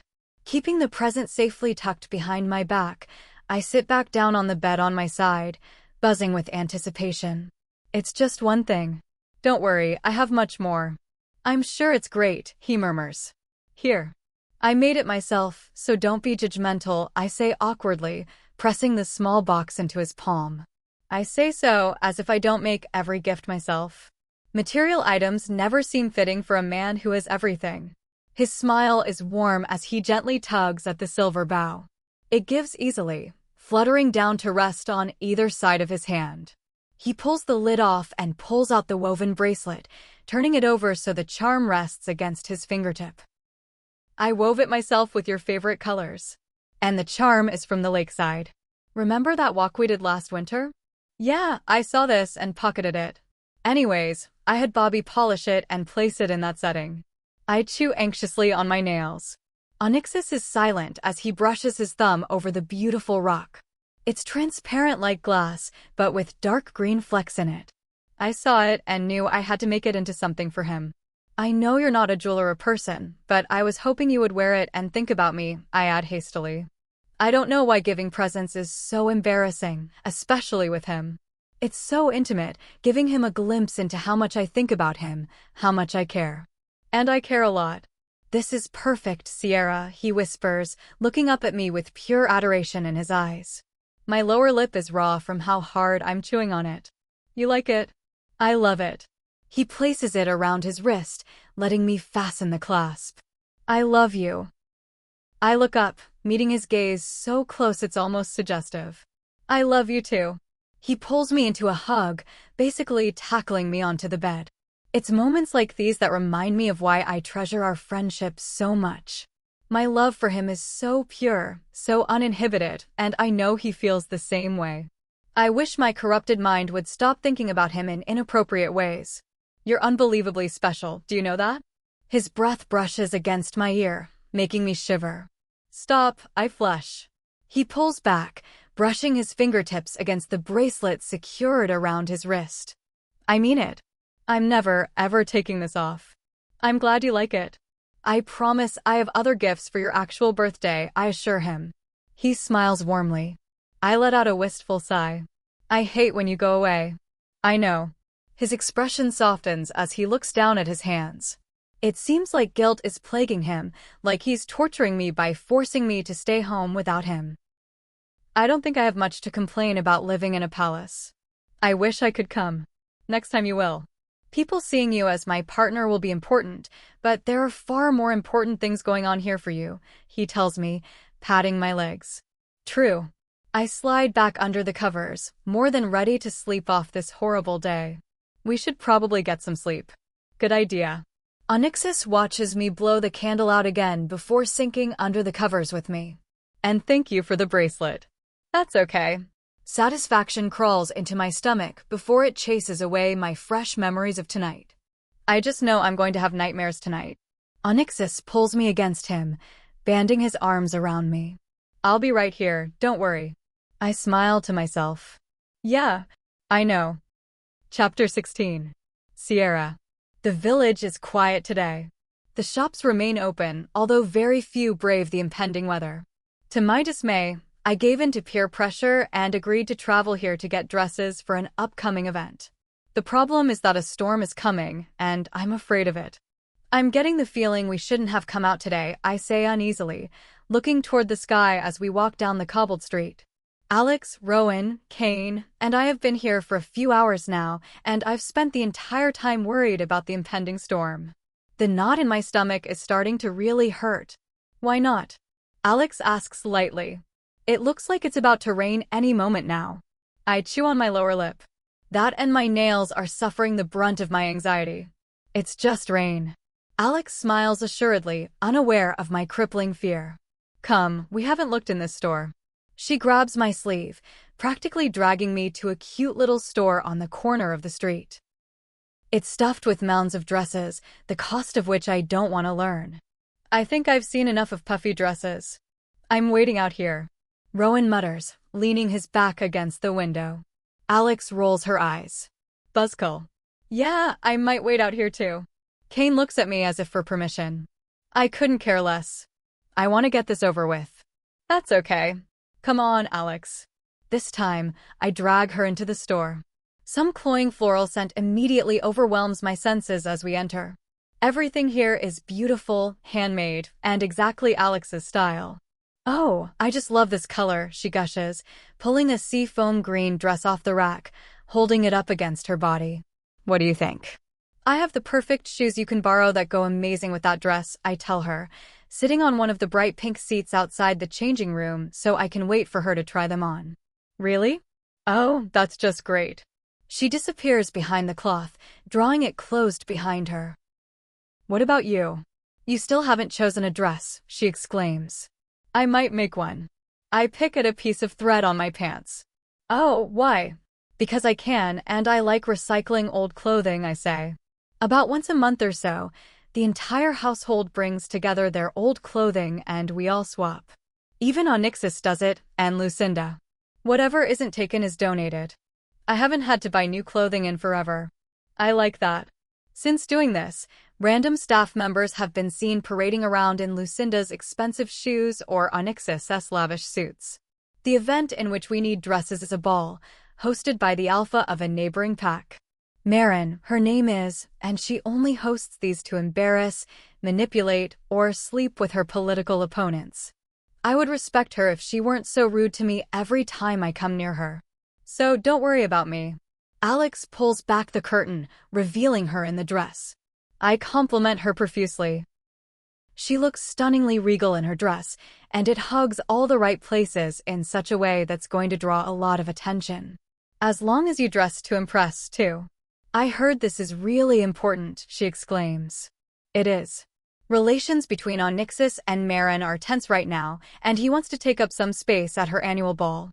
It's why everyone is invited, I tell her, picking at my fingernail as she disappears back behind the curtain, deciding this dress is the winner. Onyxus, bringing a bunch of potential brides, plus his mistress, is going to make a statement. He has a lot of enemies. She sounds nervous.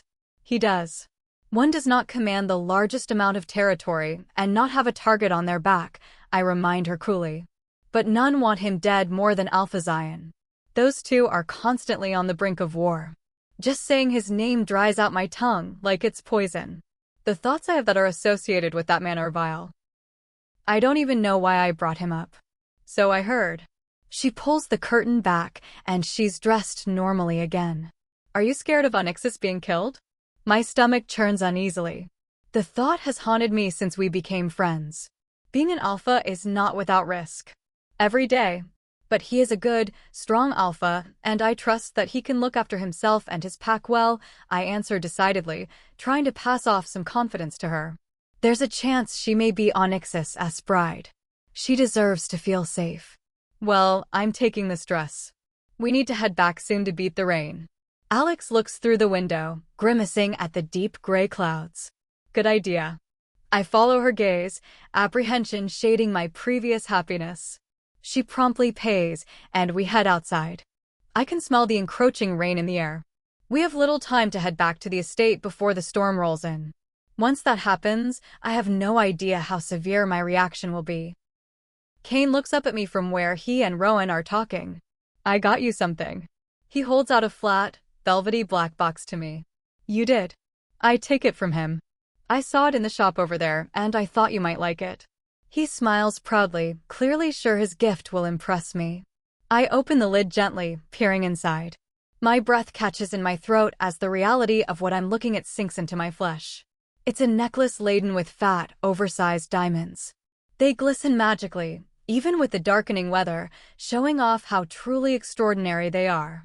And yet, disappointment curls in the pit of my stomach. I would never wear a necklace like this. It could cover the taxes of the village for months, and just wearing it would put a target on my back. It's pretty, it's just too much. Wow. This must have been incredibly expensive, I stutter. Alex looks over and gasps, covering her mouth. Even Rowan looks appalled, and he rarely shows emotion beyond boredom and disdain. A man I hardly know should not be buying me presents at all, let alone presents like this.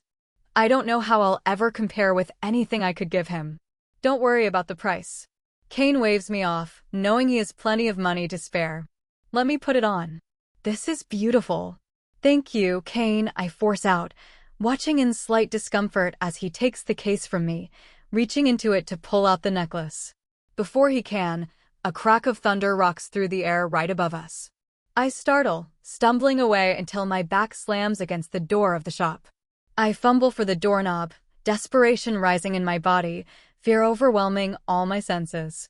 Unable to find the handle in my panic, I sink, pressing myself as far into the door as I can manage.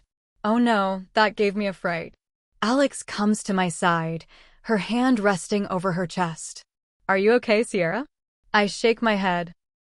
Violent images of rain lashing against my face, lightning streaking through the sky, and wind pulling at my body flare up unbidden in my mind.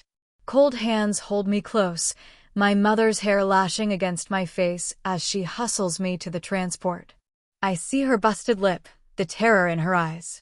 I look down and I see bruises on my arms, shaped like large hands. I need Onyxus, I choke out, looking up at Alex, whose face blurs in my tear-soaked vision.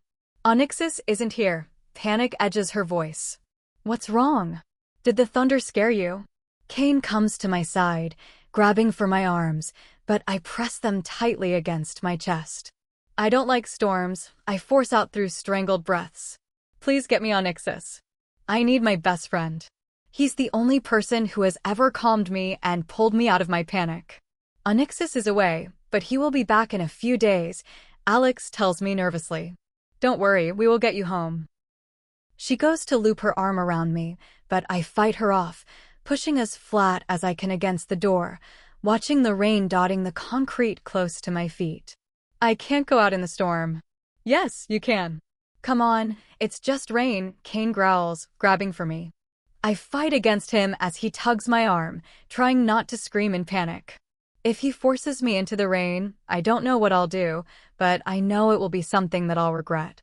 I can't, I insist, wishing he could see how desperately I want to get out of this, just not through the storm. You're being ridiculous. You have to go home, so let's go now before it gets bad, he says in my ear, his tone so firm and harsh it's almost unrecognizable. You guys go get the transport from the other side of town. I'll wait inside with her, Alex commands her brother and Kane, giving them pointed looks. Kane rolls his eyes like this is all a massive inconvenience for him. This is silly. Come on, Sierra. I can't, I whisper. Rowan, Kane, go. Alex commands harshly, irritated at their hesitation. Kane gives me one last look before he nods at Rowan to follow him, and they disappear into the rain. I tuck my head into my hands, trying to avoid seeing a flash of lightning. You're okay, it will pass, Alex soothes, running her hands down my head, down my arms comfortingly. I need him, I choke out desperately. How can I ever be without him? I know, Alex says, worry edging her tone. All I can do is hold onto her back, even as the storm rages wildly a few feet away from me. My stomach is so tight and twisted I should throw up, and my vision is stained with spiraling color as I squeeze my eyes so tightly shut it hurts. I don't start to feel calm until the transport arrives and I'm ushered into it and driven back to the estate. And until Onyxus is back, I'm not going to feel whole again. Chapter 17. Onyxus. Exhaustion weighs heavily on my entire body as I follow Marin into her meeting room. I've been away from home, from Sierra, for over a week now. Thankfully, this has been worth it. Marin saw my presence as the threat that it was and offered a deal in exchange for her compliance. It's not ideal, but it's what I need to solidify my pack borders. Well, I suppose this visit of yours was a success, Marin claims, giving me her typical smile. Admittedly, I used to find her quite beautiful. She's only a few years older than me and knows how to command a room. Now I find her features stark and off-putting. It must be all the years of being slighted by her. The covenants of our trade deal will become active within 10 days. Until then, I hope you don't cause any trouble. My words are edged with warning. Our agreement is that she keeps her people out of my territory, and in exchange, I'm allowing her some of my soldiers to station at the other edge of her pack, right near my enemy. I garner critical information, more peace, and cause some political unrest between two packs that aren't mine. I see nothing lost from this exchange. Let's hope Zion doesn't see this as an act of war, she says as she sits opposite me across the table. I've sat here many times, both with my mother and by myself.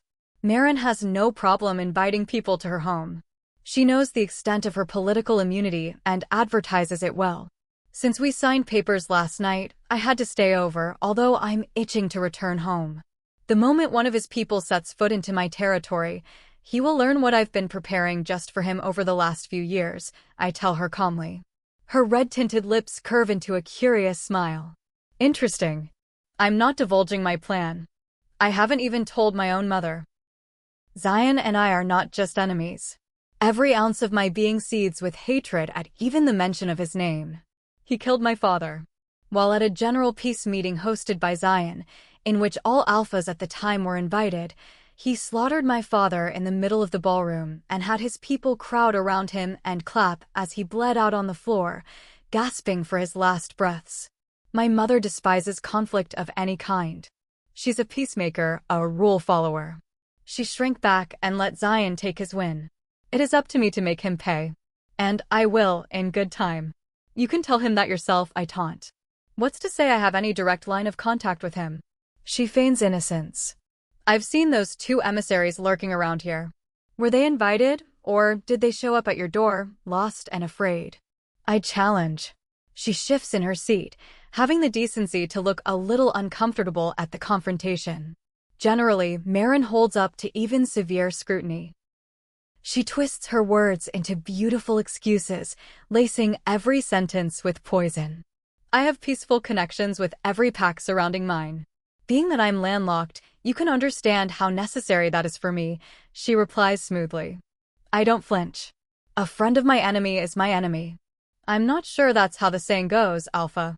She taps her red nails against the polished wood of the table. Even so, Zion is not my friend. Neither are you. I remain politically neutral. By politically neutral, she means she's ready to side with whoever presents the most tempting offer. The only reason I haven't settled for a solid peace with Marin is due to her morals. She has no backbone. She's malleable and it makes her weaker than she realizes. Let's hope it stays that way. My tone isn't confrontational, but the warning between my words rings true. The emissaries returned to their home pack this morning. One alive, the other in a bag containing a very firm message. Marin straightens, her lips forming a firm line. You killed one of them? She sounds a little breathless. It's a tradition Zion and I share, I muse. She narrows her frosty green eyes. Don't give me that look. He knows it was me. I'm not interested in a war with Marin. Most of her territory blocks mine from Zion's, which is why he and I have gone so long without devouring each other. Marin's pack would be easy to dominate, but needless deaths would ensue on a mass scale. That better remain to be true, she hisses, flicking her dark brown hair back over her shoulder. I stand abruptly. I must leave. I've been here longer than I desired. Happy birthday, by the way. Marin is in front of me before I can even blink. I never forget a thing. Thank you. I couldn't care less. Are you enjoying your new mistress? Or have you always enjoyed her? She bites coyly on her lower lip, like this is some kind of sick foreplay to her. Here I was thinking she was just a friend. She's baiting me. She wants to affirm the legitimacy of my latest union with Sierra. Jealous. I raise my brows. Your skills are the best thing about you, Alpha. She tilts her head to the side, looking down my body with a lazy smile as she indulges in sordid memories. I remember that one night fondly. My jaw settles into a hard line. I regret that night more than anything else in my life. I shouldn't have let her get me so drunk. Yes, I enjoy Sierra quite thoroughly, I state firmly, giving her no reason to assume I would ever be interested in her again. And that one night shall never be repeated. She sighs bleakly before a thought resurrects her smile.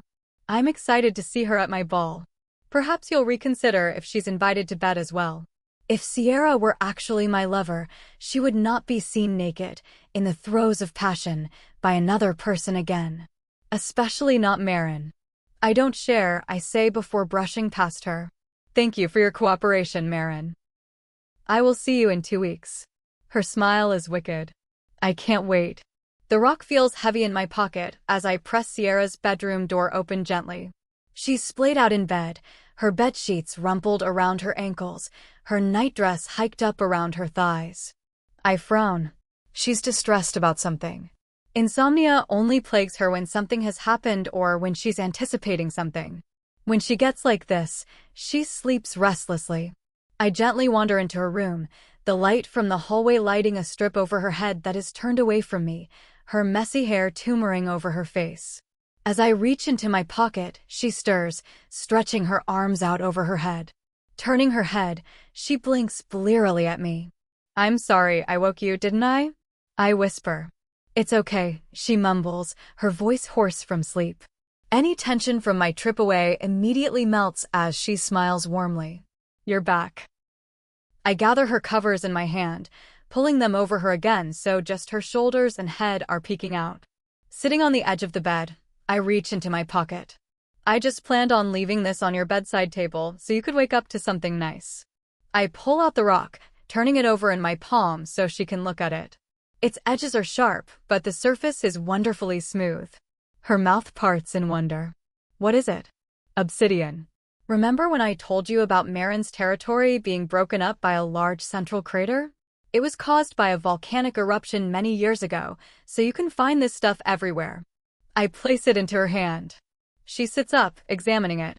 She loves nature, And as bizarre as it is to me, that includes rocks and minerals. I can't believe it. This is incredible. She runs her fingers over the glassy surface. It's joining my collection immediately. I track her movements with my gaze. Good. She opens her bedside table and carefully sets it inside, joining a hoard of shells, rocks, and dried plants that she apparently gazes at when she is uninspired. Her smile is so broad and accurate that it cracks through my resolve. I want so desperately to draw her into my arms and kiss her right now. She throws her arms around my neck. I love it. Thank you. I breathe in her sweet scent of vanilla and jasmine, rubbing my hand down the back of her head, feeling the gentle waves against my palm. I missed kicking your ass in cards. When's our next game? I ask as she pulls away. Tomorrow. Your birthday. She nudges me. It's not as if I could have forgotten. She always makes a big deal of my birthday. There hasn't been a year since we became friends that I haven't loved what she has done for me. Oh yeah, I almost forgot, I say anyway. I didn't. I have a whole thing planned down by the lakeside. She leans back in the bed, stretching out. I smile. Of course you do. Slowly, her smile fades, her lips sliding through her teeth as she considers a thought that has suddenly entered her mind. Are you okay? Yeah. She plays with a piece of her hair distractedly. I got caught in a storm while you were gone. My heartbeat immediately falters, and I slide closer, grabbing her hand. Are you okay? I wince, running my hand down the side of her face to ensure she's looking at me. She nods vigorously, which tells me this really affected her. I'm fine. I got out of there before it got too bad. I should have been there, I whisper. Sierra's fear of storms is so deeply entrenched in her being that hearing she experienced one makes me feel sick to my stomach, like I've witnessed her being harmed firsthand. No, it's not your fault, she says. Let me stay here tonight. I nod to her bed. I feel the urge to hug her close and not let her go. I want to feel her hair between my fingers as she falls asleep.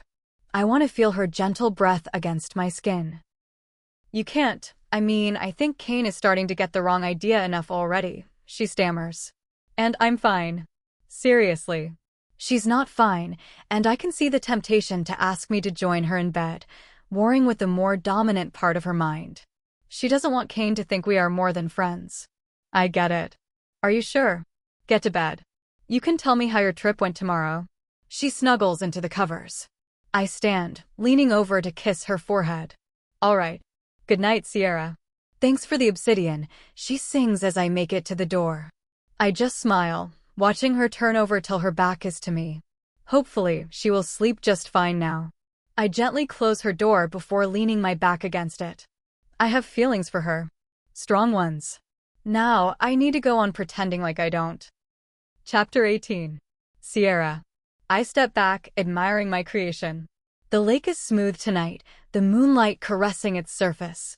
As I anticipated, the stars reflect effortlessly, creating a portrait of inexplicable beauty that is only visible on a clear night like this.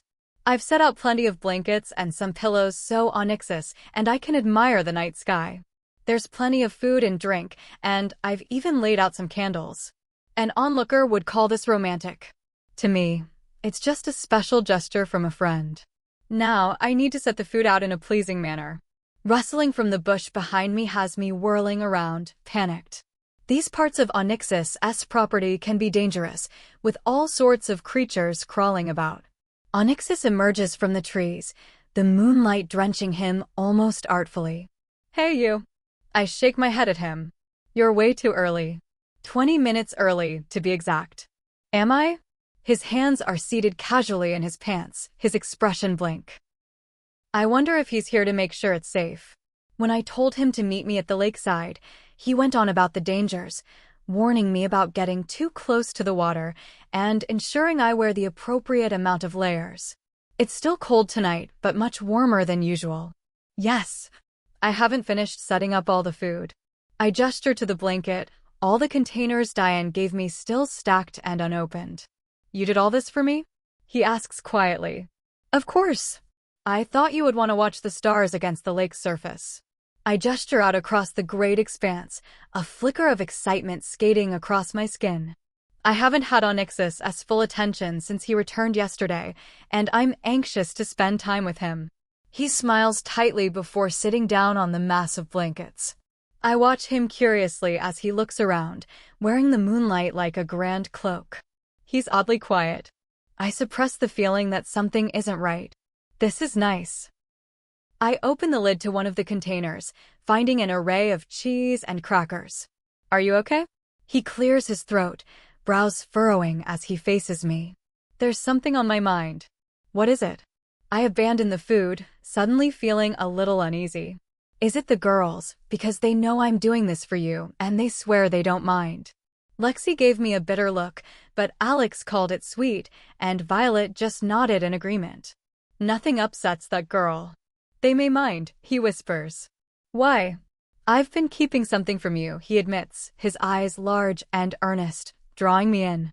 Somehow, his hair and eyes look even darker than usual, like they are drawing in the shadows around us. What? I ask uneasily, getting the feeling this is something serious. He looks toward the water, then back at me. Swim with me, and I'll tell you. I pull a horrified face, looking at the lake. It may be warmer than usual tonight, but I like how I styled my hair, and the temperature will still be less than ideal. Onyxus, it's freezing in there, I deadpan. It will be fun. He's already standing up, tugging his shirt off. It's my birthday. I quickly look away. When Onyxus removes his shirt, I remove my gaze. It's my personal rule for keeping our relationship strictly platonic. Fine, but only for a few seconds. I don't want to lose my toes. I'm only agreeing to this because it's his birthday. I glance his way, realizing he's completely stripping off. My mouth falls open, and my gaze sweeps away, hidden behind my hand. This is entirely out of character for him, and for a moment, I think he might be drunk. Whoa, dude, keep something on at least. My laugh is breathy and awkward as I stand. He's already walking into the lake, thankfully wearing his underwear still. Take your clothing off. You'll be cold when you get out otherwise. I'm keeping my bra and underwear on, pervert, I grumble, pulling my sweater over my head. You're lucky I brought blankets. His body sends ripples through the water, distorting the reflection of the moon and stars. He turns back to face me, a wary look on his face as he looks back at the woods. Hurry. You go first and turn around so I can get in. I twist my finger around. Fine. He obliges me, giving me a chance to pull my shirt off, followed by my pants. He doesn't so much as glance over his shoulder until he hears me sloshing through the water toward him, my arms banded over my chest. Holy moly, it's freezing. I yelp. It's so cold, my legs immediately seize up, nearly sending me hurtling face first into the freezing depths. The smooth stones below my feet are slippery, and the water is pitch black. Onyxus lurks further in the water. He's in pretty deep, but enough to remain standing. I suppose that's easy for him when he's as tall as he is. Come closer, he encourages gently. I wade over to him, shivering so hard my teeth are chattering. Quick, tell me what's been on your mind so I can get out of here. His hands find my waist, drawing me in. I still let him hike my legs up so they are wrapped around his waist. He presses me closer, his fingers digging into the flesh of the backs of my thighs. All thoughts of cold immediately melt from my mind as warmth spreads through my core. Onyxus dash. Relax, I got you, he murmurs, so close I can see every perfect detail of his face. My eyes drift down to his lips, which are dotted with lake water. Tell me. I can't really think. I've never been in such an intimate position with him, feeling the closeness between us, crossing over dangerous lines we've never dared to in our friendship before. I have feelings for you, he tells me. I want to be with you. My mouth falls open, surprise flooding me. I don't care that I'm so numb. I'm uncertain if I'll ever feel my feet again. I don't care that this is so unexpected. You do. He nods, a slow, devilish smile playing at his lips as he leans forward, starting to kiss my neck. I gasp, gripping his shoulders. His lips are firm, insistent as they explore from below my ear down to the hollow of my neck. Onyxus, we can't do this, I gasp out, although I'm holding him close to me rather than pushing him away. He winds his hands into my hair, gripping the strands in a tight fist. Why not? I can't seem to muster up any real protest because I want him so badly. I can imagine other places I would rather have him take me for the first time, but I'll take anything at this point. It's wrong. We are friends. Not anymore. He leans down, pressing his lips to mine. My protests die against his mouth, and I throw myself entirely into the kiss. He wastes no time, his tongue gliding into my mouth, claiming me. It's almost so rigorous it pushes me back, and water is sloshing around us. I can't go anywhere. Not that I want to, as his hands press me firmly against him. My hands entwine into his hair, tugging at the wet strands. Strangely, his hair feels shorter than I remember, but I don't have time to consider it fully as he steals all my rational thought. His fingers come up behind me, and I feel his grip tighten on my clothing. I hardly care what happens to it. My body presses into his mouth never shifting from mine. I start to move my hands down, wanting to touch more of him. My fingers brush down his arms and along his wrists. I pause, stiffening. The bracelet. I pull back long enough to see it's absent from his wrist. Onyxus told me he would never, ever take it off. He would never lie to me. Get off me. I scream, trying to pull back from whatever is imitating my friend, but their grip is tight. Vacantly, I know exactly what is going on. This is a witch. Not just any witch, but a deceiver. It's a witch banished from the coven, forced to live in the wilderness, and use their magic to survive. Their hand clasps down on the top of my head before pushing me below the surface. My scream is cut off, water spilling down my throat immediately. I cough, thrashing about as I try to force my head above the surface again. No matter how much I claw and hit the witch, they force my head back down every time I manage to come up for a gasping breath. They are going to kill me. One moment, I come above the surface to see Onyxus's cold, unfamiliar expression. When I next come up, his face appears to be melting, replaced by features of a witch. My lungs burn with the exertion and lack of air. Splatters of black spot my vision, death creeping up on me slowly and painfully. And then, the pressure of their hand on my shoulders is gone. I burst above the surface, drawing in desperate breaths, my lungs practically groaning in agony. Onyxus is here, and he has the witch by the throat. Get to the shore. He commands me while he fights with the witch, whose haunted scream echoes through the forest. Despite my waning energy, I swim to the shore, stumbling up the stones before falling to my knees, coughing up mouthfuls of water. I turn, just in time to see Onyxus swiftly subdue the witch, their body falling limp in his arms. He drags the body to the shore before dumping it on the stones next to me. Covering my chest with my arm, I stare down at the body.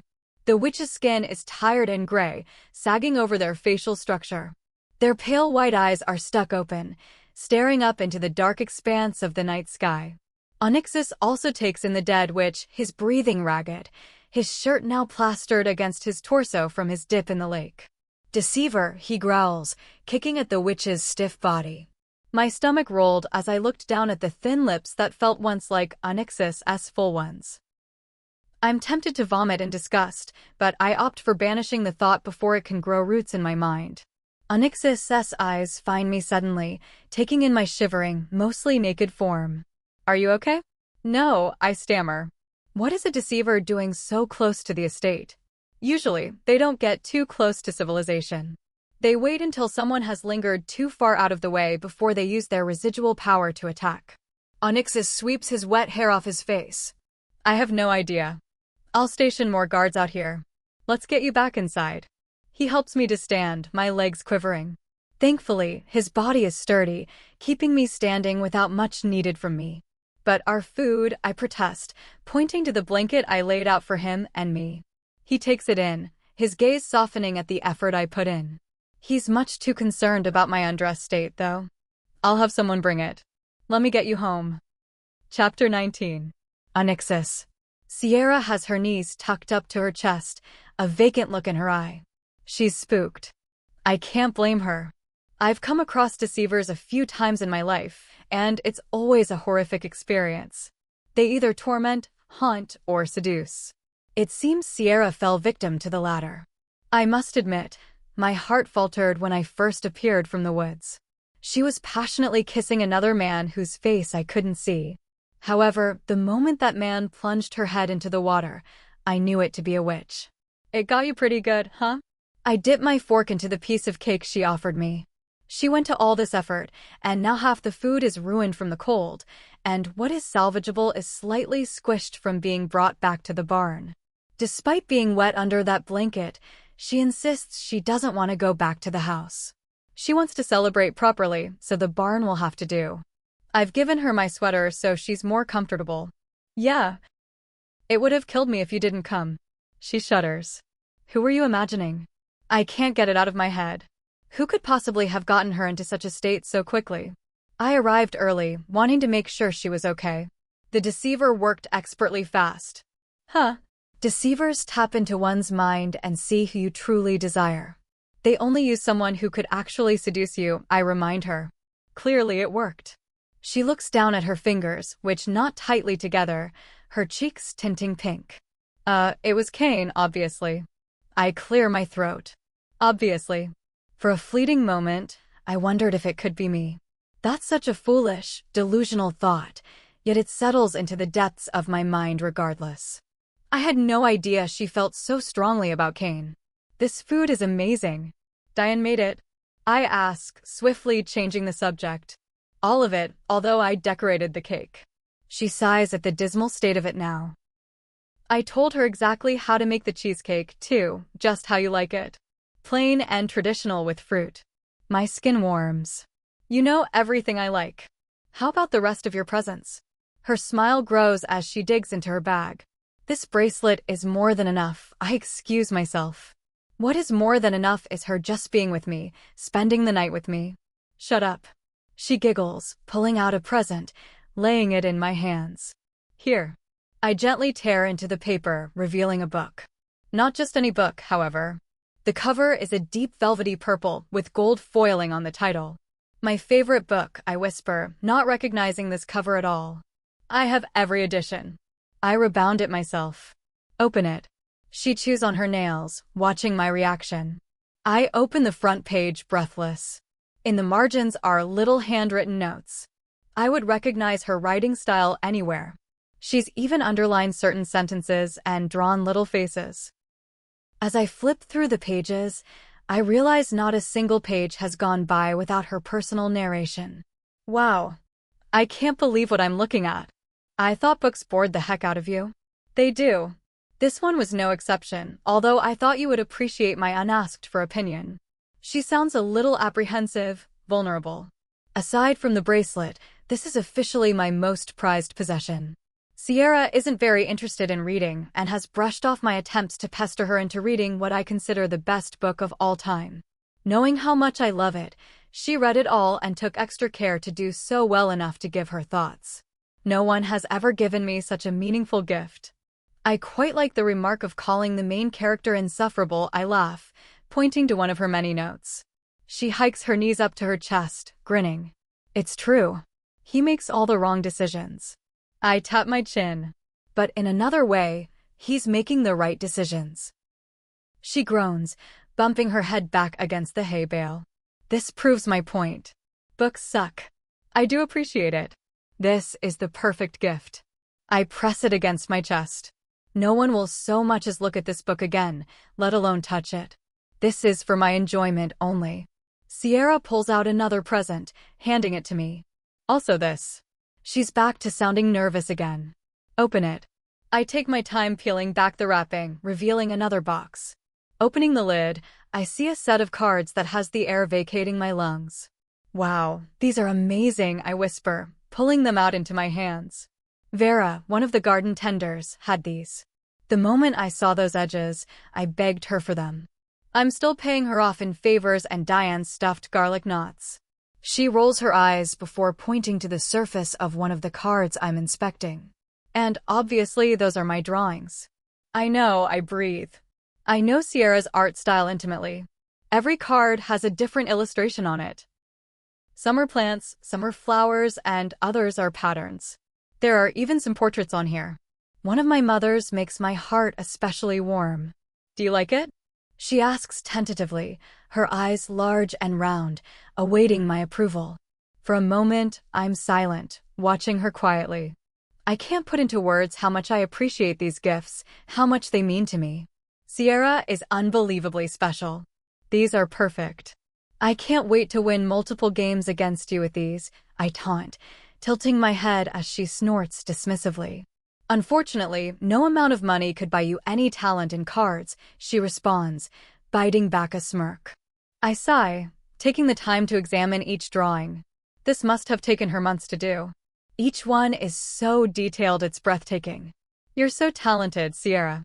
I can't help the way my thoughts spill past my lips. You shouldn't be here. What? The hurt in her voice is unmistakable. I screw my face up, realizing how cruel that sounds. I mean, you're too good for this place. You should be painting and drawing your way across the world, not stuck here as my companion. Being your companion got me an ungraded room, wardrobe, and 2 guards who check up on me occasionally. I see nothing but perks. Her wry smile makes me feel a little better, but my guilt isn't going to be so easily swept away. You'd tell me if you were dissatisfied, right? She nods, although something uncertain plays in her eyes. There's so much for me here. I can paint and draw here just fine, she says lightly, cutting a piece of cheesecake for herself. I rest back against the hay bale. Good. I'm not entirely sure if I believe her, but I want to so badly. Her being my companion isn't her dream job, and I wish I could compensate her more than I currently am. At this point, I'm almost ready to offer her everything in return for what she is sacrificing. At least then she would be more like a real partner. Have you met Willow yet? She asks, licking her spoon. I did today. She's nice. The latest girl my mother has brought in that I may end up marrying one day came in absolutely terrified. She clearly heard about what happened and fears she's next. She seems like she will fit in here very well, though. Nice? We don't have much in common, but she's surprisingly easy to talk to, I admit, trying to give her an inch. She's invested in this process, and I'm often turning her down. Part of me wonders if she ever feels jealous, like I do with her and Kane. So she's in the running? I don't know, I sigh. She raises a brow. Don't give me that look. You have to make a decision, she insists. I know, okay? It's just, this is a life-altering decision to make. I rest my head in my hands. No one feels right. I'm not even sure what right is supposed to feel like anymore. Half of these girls seem like the perfect candidate, yet I always find fault with them. At this point, I'm ready to admit that I'm the problem. I'm sorry, I shouldn't be pressuring you. Honestly, I like having Alex and Kane here, so I have no room to complain, she says flippantly, concentrating on her cheesecake again. I watch her, the way she bites down on her soft bottom lip, the way she licks her spoon after each bite. My chest aches. It hurts. This could be so much easier, I murmur. How? She pops a berry into her mouth. I hold her gaze. I could marry you. She chokes suddenly, holding her throat as she coughs. I watch, amused as she takes a long drink of water, fanning her face. Marry me? She squeaks. We are basically the same person, and we know each other well. You would be a good partner, and I like having you around, I muse calmly. First of all, I hold my hand up, anticipating her excuse. I know, you're not from a noble background. I don't care about her blood relatives. She would be the perfect fit as my wife. Forget tradition. Actually, I was going to say that I would be expected to give you heirs. That means we would have to have children. She sounds flustered, avoiding my gaze. I can imagine far worse things than marrying Sierra. Actually, I can't think of anything better. I wouldn't have any reservations about it. It's just that. Not for me. I sigh through my nose. Of course not. The first time I had my way with Sierra would be a meaningful experience. It would not be rushed or meaningless. It's not happening anyway. Don't get too hung up on the details, I remind her smoothly. Not to mention we aren't mates. She shoves more cheesecake into her mouth to console herself. We are. We must be. You don't know that. I look down at my hands. It's unlikely. Not impossible, I say softly. We are still young, and the bond could still be in development. I want her to be my mate. There is no one else who could be. Yet the thought is terrifying. If the bond does snap into place, there's nothing I can do to change the fact that I have to marry someone else. For us to be mates, we would need to be attracted to each other, and we aren't. She insists, her face bright red. My eyes narrow slightly. Whether she wants to admit it or not, there's a part of her that is attracted to me. I notice it in the way she reacts when I get close, in the sharp inhales of breath, in the warming of her face. One day, something is going to give, and we are going to come together in a way neither of us can come back from. Right, I say blandly. You're going to find the perfect girl eventually. She picks a piece of hay off herself. I get the feeling Alex is a catch.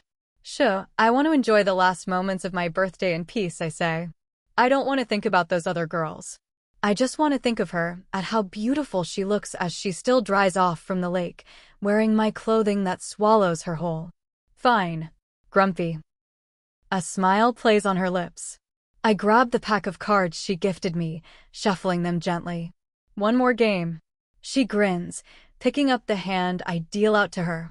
We are going to have to resolve this tie. Chapter 20. Sierra. My curtains billowing wildly wake me. Blinking my eyes open, I promptly realize my window has been left open. Rain litters the floor, creating a dense puddle in the carpet. Leaping up, I slam the door closed before stepping back. I must have been so exhausted last night that I left it open. Rubbing my hands over my face, I let out an exasperated sigh. Ever since that deceiver got me in the water, I haven't had a good night's sleep. Memories of what it felt to have Onyxus's hands on me, his mouth on mine. Knowing it wasn't him, but an ancient, cursed witch makes me nauseous. It should have been him. Something lying on the floor next to my vanity catches my eye, stealing my thoughts away before they can get too rampant. Picking it up, I frown at the handwritten scrawlings. I know you are the real you, Sierra. I know he doesn't know your secret. Tell him or I will. My heart falters, the note quivering between my fingertips. Looking around, I see nothing but my empty room, the closed door, and the puddle of rainwater on the carpet. This is bad. Very bad. I rush into the adjoining bathroom, turning the tap on. Smoothing the note flat, I hold it under the stream of water until it eventually dissolves, melting away into wet chunks that tumble down the drain. Screwing the tap shut, I press my wet hands to my flushed skin, drawing in a shuddering breath. I know exactly what this note is alluding to, but no one else has done so until now. I dress quietly before padding downstairs, considering the note at the forefront of my mind. There's only one other person who knows my secret, but I doubt he would leave a note like that. There are far better ways to threaten me with my secret than leaving an ominous note. And whoever left it clearly has access to not only the manor, but my room specifically. I wander past the entryway to the conservatory, not entirely sure where I'm going. All I know is I need out of that room to get that note out of my head. I spot Kane sitting at the table at the back of the room, looking out the frosty glass window as he sips his coffee. He looks up, smiling warmly as I approach. Hey. Hi. Join me. Suddenly, I regret coming in here. The way he spoke to me when I was panicking about the storm hasn't settled over me well. He seemed so flippant, so dismissive when I felt like my world was melting around me. I should probably dash. Please? I want to apologize about the other day. He tugs out the seat on the other side of the circular table, seeming wary. I sigh through my nose. I should at least hear him out. It's fine, honestly. I sit next to him, trying not to sneeze as the scent of blooming flowers fills my nose. I convince Lucinda to fill the conservatory with exotic plants because of the warmth and sunlight it receives. Kane shifts in his seat. I just struggle with stuff like that, you know? I've never feared anything irrational, so I'll be honest, I don't really understand how anyone can. It's fine. Forget it. I really don't like my phobia to be the focal point of any conversation. I hate feeling like I need to justify it to people who will never understand. Seriously, I hope you know I'm sorry. He reaches across the table, taking my hands into his. I really care about you, you know? I care about you too. I smile tentatively. Water under the bridge, I suppose. He scoots his chair around until it's practically pressed against mine. I barely have time to register what's going on before he places a hand on the back of my neck and leans in to kiss me. I startle at the sudden pressure of his lips. He slides his tongue into my mouth, and it takes everything in me not to recoil physically. This is romantic, sweet. He's apologized, and I've forgiven him. I wish he were a slightly better kisser. I could kiss you forever, he murmurs against my lips before finally pulling back. I rub my hands along my thighs, averting my gaze. Thanks. He's silent for a moment too long, drawing my attention again. His brows are furrowed, his eyes focusing on my chest. I feel the urge to slap him until I realize it's the absence of something he's noting. Where's your necklace? I took it off. I don't want to risk losing it, I respond quickly. It's mostly true. Carrying that much money around on my person is not comfortable, nor are the curious stares I get from passers-by. That necklace is too much of a statement. Oh, it's so expensive, you know? I wouldn't be able to live with myself if I lost it. I flip my hair over my shoulder, swallowing tightly. So I think I'll save it for special occasions. Part of the issue is that the necklace does not suit me. Not only is it not my personal taste, but something about it doesn't sit properly on my décolleté. What does fit uncannily well is the small silver ring Onyxus gifted me when we were 16. It's a promise ring. Friends forever, we vowed. Kane smiles. I love the way you think. I run my thumb along the smooth surface of the ring, letting it twist around my finger. He didn't seem to love the way I think when I was panicking about the storm, but that is neither here nor there. Thanks. He goes silent for a moment, leaning back as he takes a sip from his tea. I look toward the exit, wondering if I can leave yet or if there's anything else he wants to discuss. His head turns in my direction again as he looks toward me. Look, I know we haven't known each other for very long, but there is something I want to ask you. My eyes widen. No, I can't marry you. Marry? No, I was going to ask if you want to move back home with me when all this is over. How is that any better? It comes off meaner than I desired, but I'm a little shocked that he is asking me this right now. I've only known him for weeks, not years. His brows furrow together. What do you mean?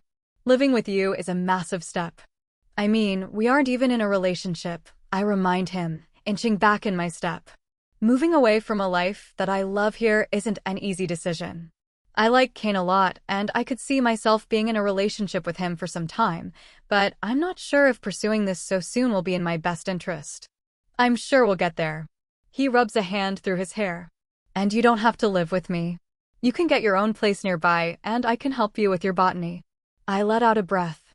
That seems like less of an aggressive step, but it's still something to think about. I don't know. You should take a leap of faith one time. There's nothing for you here. He tilts his head to the side. Come with me, and you can combine your drawing with your botany, and have an excellent guy around to keep you company. I look down at his hands. He's right. At some point, I have to take a risk, and his proposal isn't repulsive. In fact, he described a job I've considered for years and yet never committed to. It felt easier, for so many reasons, to stay as Lucinda's assistant. It does sound nice, I admit. Onyxus is going to marry soon, and he's going to move on. You need to as well, he adds. I sigh through my nose. Oh yes, I've thought in grave detail, much to my chagrin. You're probably right. I shift uncomfortably in my seat, trying to settle on a decision, although it's evading me. A fresh start would be good for me. Onyxus won't kill me, will he? I frown. Why would he? For taking his mistress away from him. His smile is a little goofy, like he's winning at some unspoken game. Onyxus isn't competing for my hand, and if he were, I don't know that Kane could win that one. The title isn't permanent. It only exists as long as I want to stay here. His smile dims. I don't mean dissolving the title. Onyxus wants what's best for me, I say tentatively, worried that any word could give him the wrong idea about our relationship. And just because I move away doesn't mean him and I won't be friends. I imagine we will write all the time and we'll visit each other. There's nothing in this world that could keep us apart for long. Unless he falls in love with a woman who wants nothing to do with me. As long as he doesn't tear my throat out from jealousy. Kane laughs, but he sounds nervous. He has no reason to be jealous. It's not like he wants to be in a relationship with me. Even if he did harbor romantic feelings for me, which I know he doesn't, he wouldn't be able to act on them. I could never be his wife. It doesn't matter. Kane slides his chair closer. I'm excited for this. Now all I have to do is wait for your friend to decide my sister is insufferable. Why do you hate her so much? I ask. I don't. I just don't think she's a very good person, he responds before taking a sip of his tea, like he has to physically stop himself from saying more. If only I knew what it felt like to have a sibling. Maybe then I could decide if this is a normal reaction for him to be having. She's just in a bad situation. Imagine if you had to be married to someone to appease your parents and not yourself, I say. He runs a hand down his face like he's shaking some sense into himself. You're right, that would suck. My parents are difficult. I hope they like me. It's a terrifying thought to think about getting into a serious relationship with someone who has challenging parents. If this goes well, I'll have to meet them one day. He smirks. You poor thing. Can't be worse than my dad, I say without thinking. I immediately regret it. I rarely speak about him, especially within these walls. When I talk about him, I think about him, and he's cursed my thoughts for so much of my life now I want to move on. But I'm scared he never will. Who is your dad? Kane asks. Do you know him? Some nobody that treated my mother poorly, I say quickly. He's why we ended up here, and why my mother died. The latter part isn't actually confirmed, but I have my suspicions. Oh, I'm sorry. Kane shifts uncomfortably. That information is obviously very heavy and hard for him to sit with. My past isn't exactly palatable. It's fine. I haven't seen him since, and I never will again, I assure him, smiling tightly. As long as you're okay, he soothes, although there's uncertainty swirling in his gaze. I nod. There's a chance my past will catch up to me one day. And if it does, I'm done for. Chapter 21. Onyxus.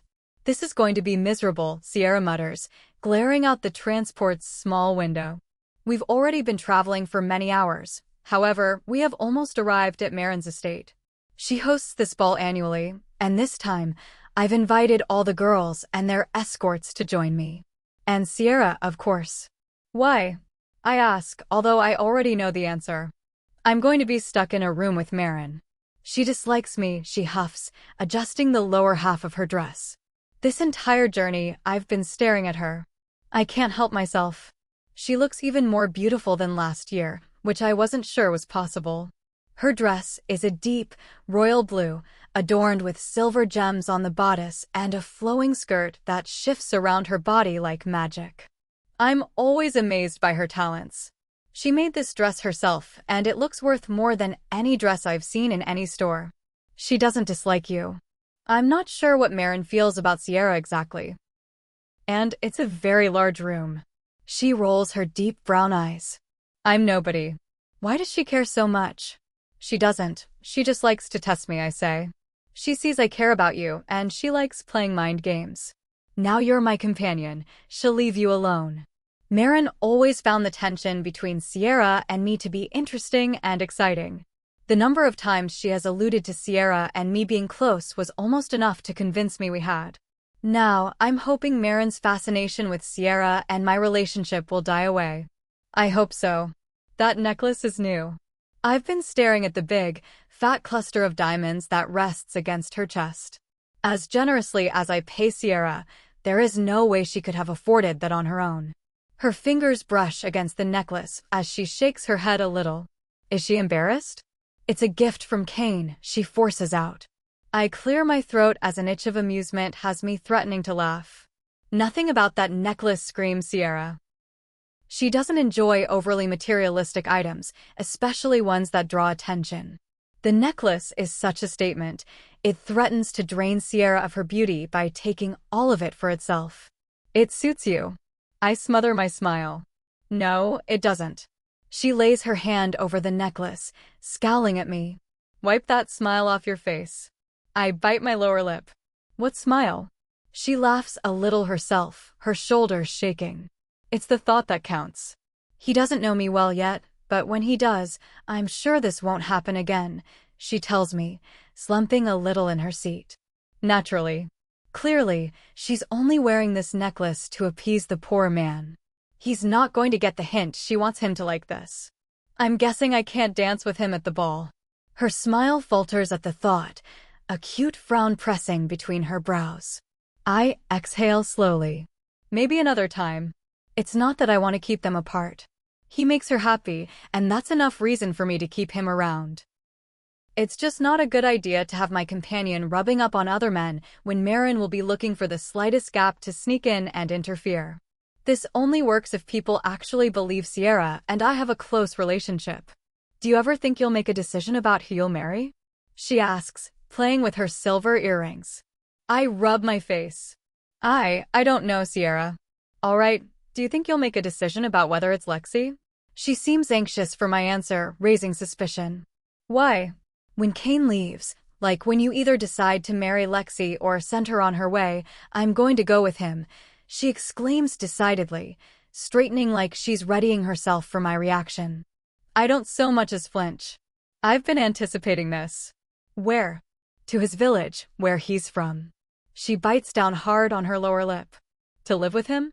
It depends on how our relationship develops. If not, I'll get my own place. She fluffs the skirt of her dress. I think I'm finally going to put all this learning about nature to the test and write and illustrate my guide to plants and wildlife. My chest deflates. The thought of Sierra leaving me, makes me want to lash out. It makes me want to hunt Kane down and stop him from thinking he's enough for her. More overwhelmingly, it fills me with immense pride. That's amazing, Sierra. That sounds like exactly what you would want to do. Her eyes widen slightly, a little stunned. This is the first time Sierra has been sure about her future, and it sounds good for her. Better than me. Better than the life she could have had in my shadow. I know. Her relief is evident as she releases the breath she was holding. And to make money in the meantime, I might make clothing and sell it at local markets or something. That's a really good plan. I can't help but feel the sting. Why does this hurt so much? It feels like the very fabric of my soul is being ripped apart and discarded carelessly. She looks a little hurt. You sound so pleased about me leaving. No, I mean, I can't imagine not having you around, but I will never, ever hold you back from your dream. I lean forward, hoping she can tell that I'll never compromise her life for my benefit. She bites down on her lower lip, holding back a beaming smile. Despite her nerves about what is coming with the ball, she's happy. It's all I can ask for. You know, I can still pursue my dream here. The woods around this place are so incredible if I could explore them. I shake my head. She's only saying that for my sake. Even if that were possible, there is so much more to her life that she can't have here. Those woods are too dangerous, I remind her, thinking back to that deceiver that almost killed her. And don't you want to be with Kane? Her smile falters a little, doubt playing in her features, but it's gone in an instant. Yes, of course. I mean, I think so. I monitor her expression, her gaze sweeping out the small transport window, watching the thick trees pass by. Promise me you'll take your time to think this through. Make sure Kane is really the one you want to make this leap for, I say quietly. Kane isn't good enough for her. No one is, but especially not him. It's nothing that he's done, although I've heard whispers. I know he didn't react well when Sierra panicked during a storm. He didn't help her at all. I would confront him for it if he didn't mean something to her. Look at you being so wise. Here I was thinking you'd lock me in your room and keep me forever. She cracks a smile, trying to encourage the conversation in a different direction. I take her bait. Tempting, I muse. I want what's best for you. I just hope I make the right decision. The indecision is back in her expression. I wish I could get rid of that concern.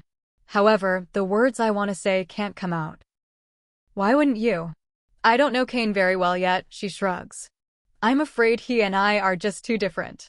Her fingers brush against the diamonds on her neck as she speaks. She doesn't have to say it, I understand. It's not just about the diamonds. It's about everything else that comes with it.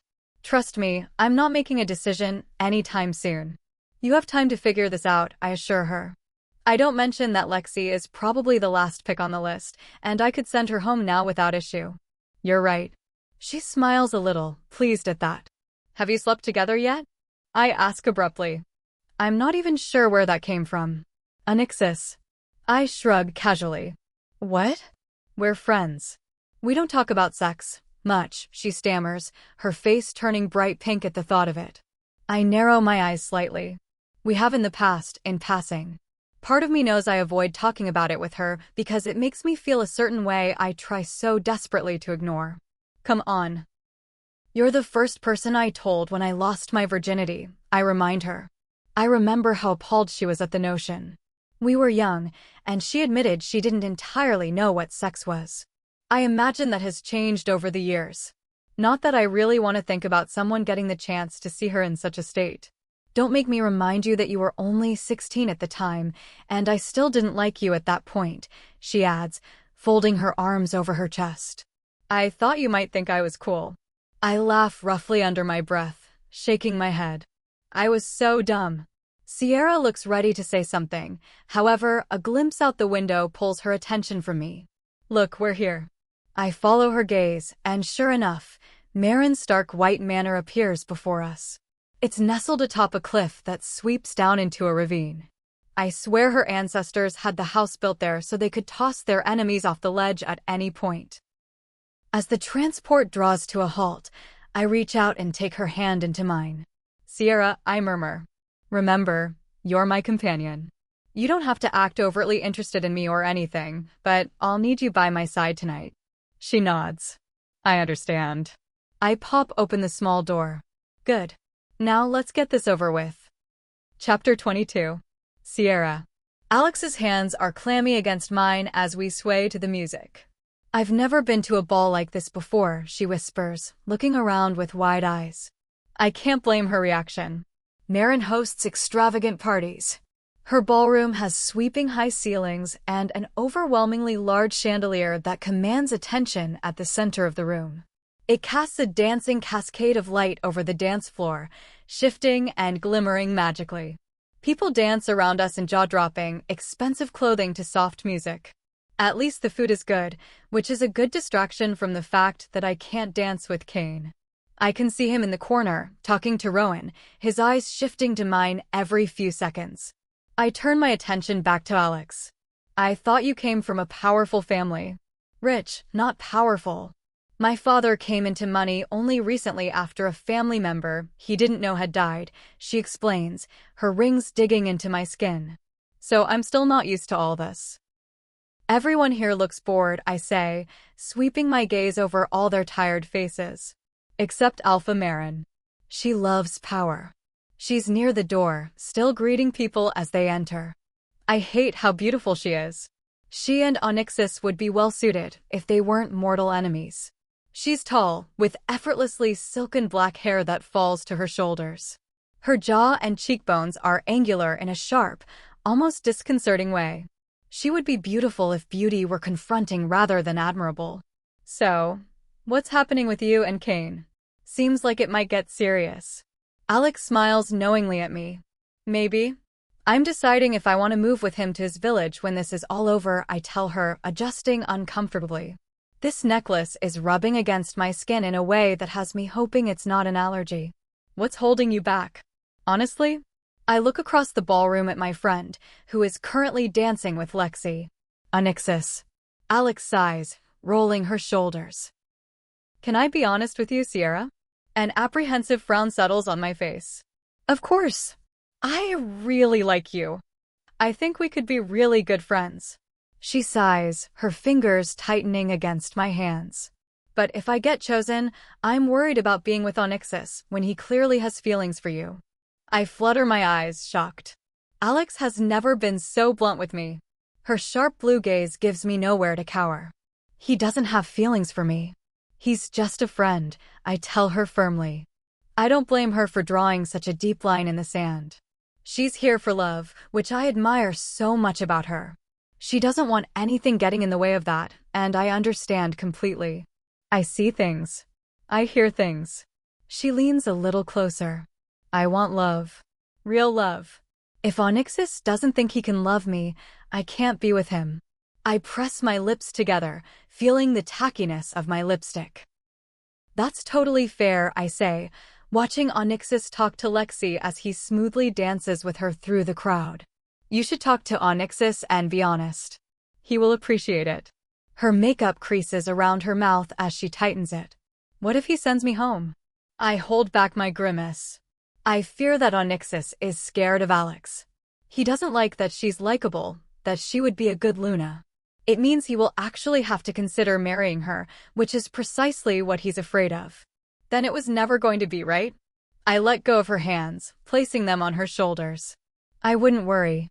I told him you're his best option, and he seems interested in getting to know you better. People mutter curses as we stall on the dance floor. I hardly care. Do you mind if I ask him for a dance? She's brightened up a little, like my words have improved her prospects drastically. Go ahead.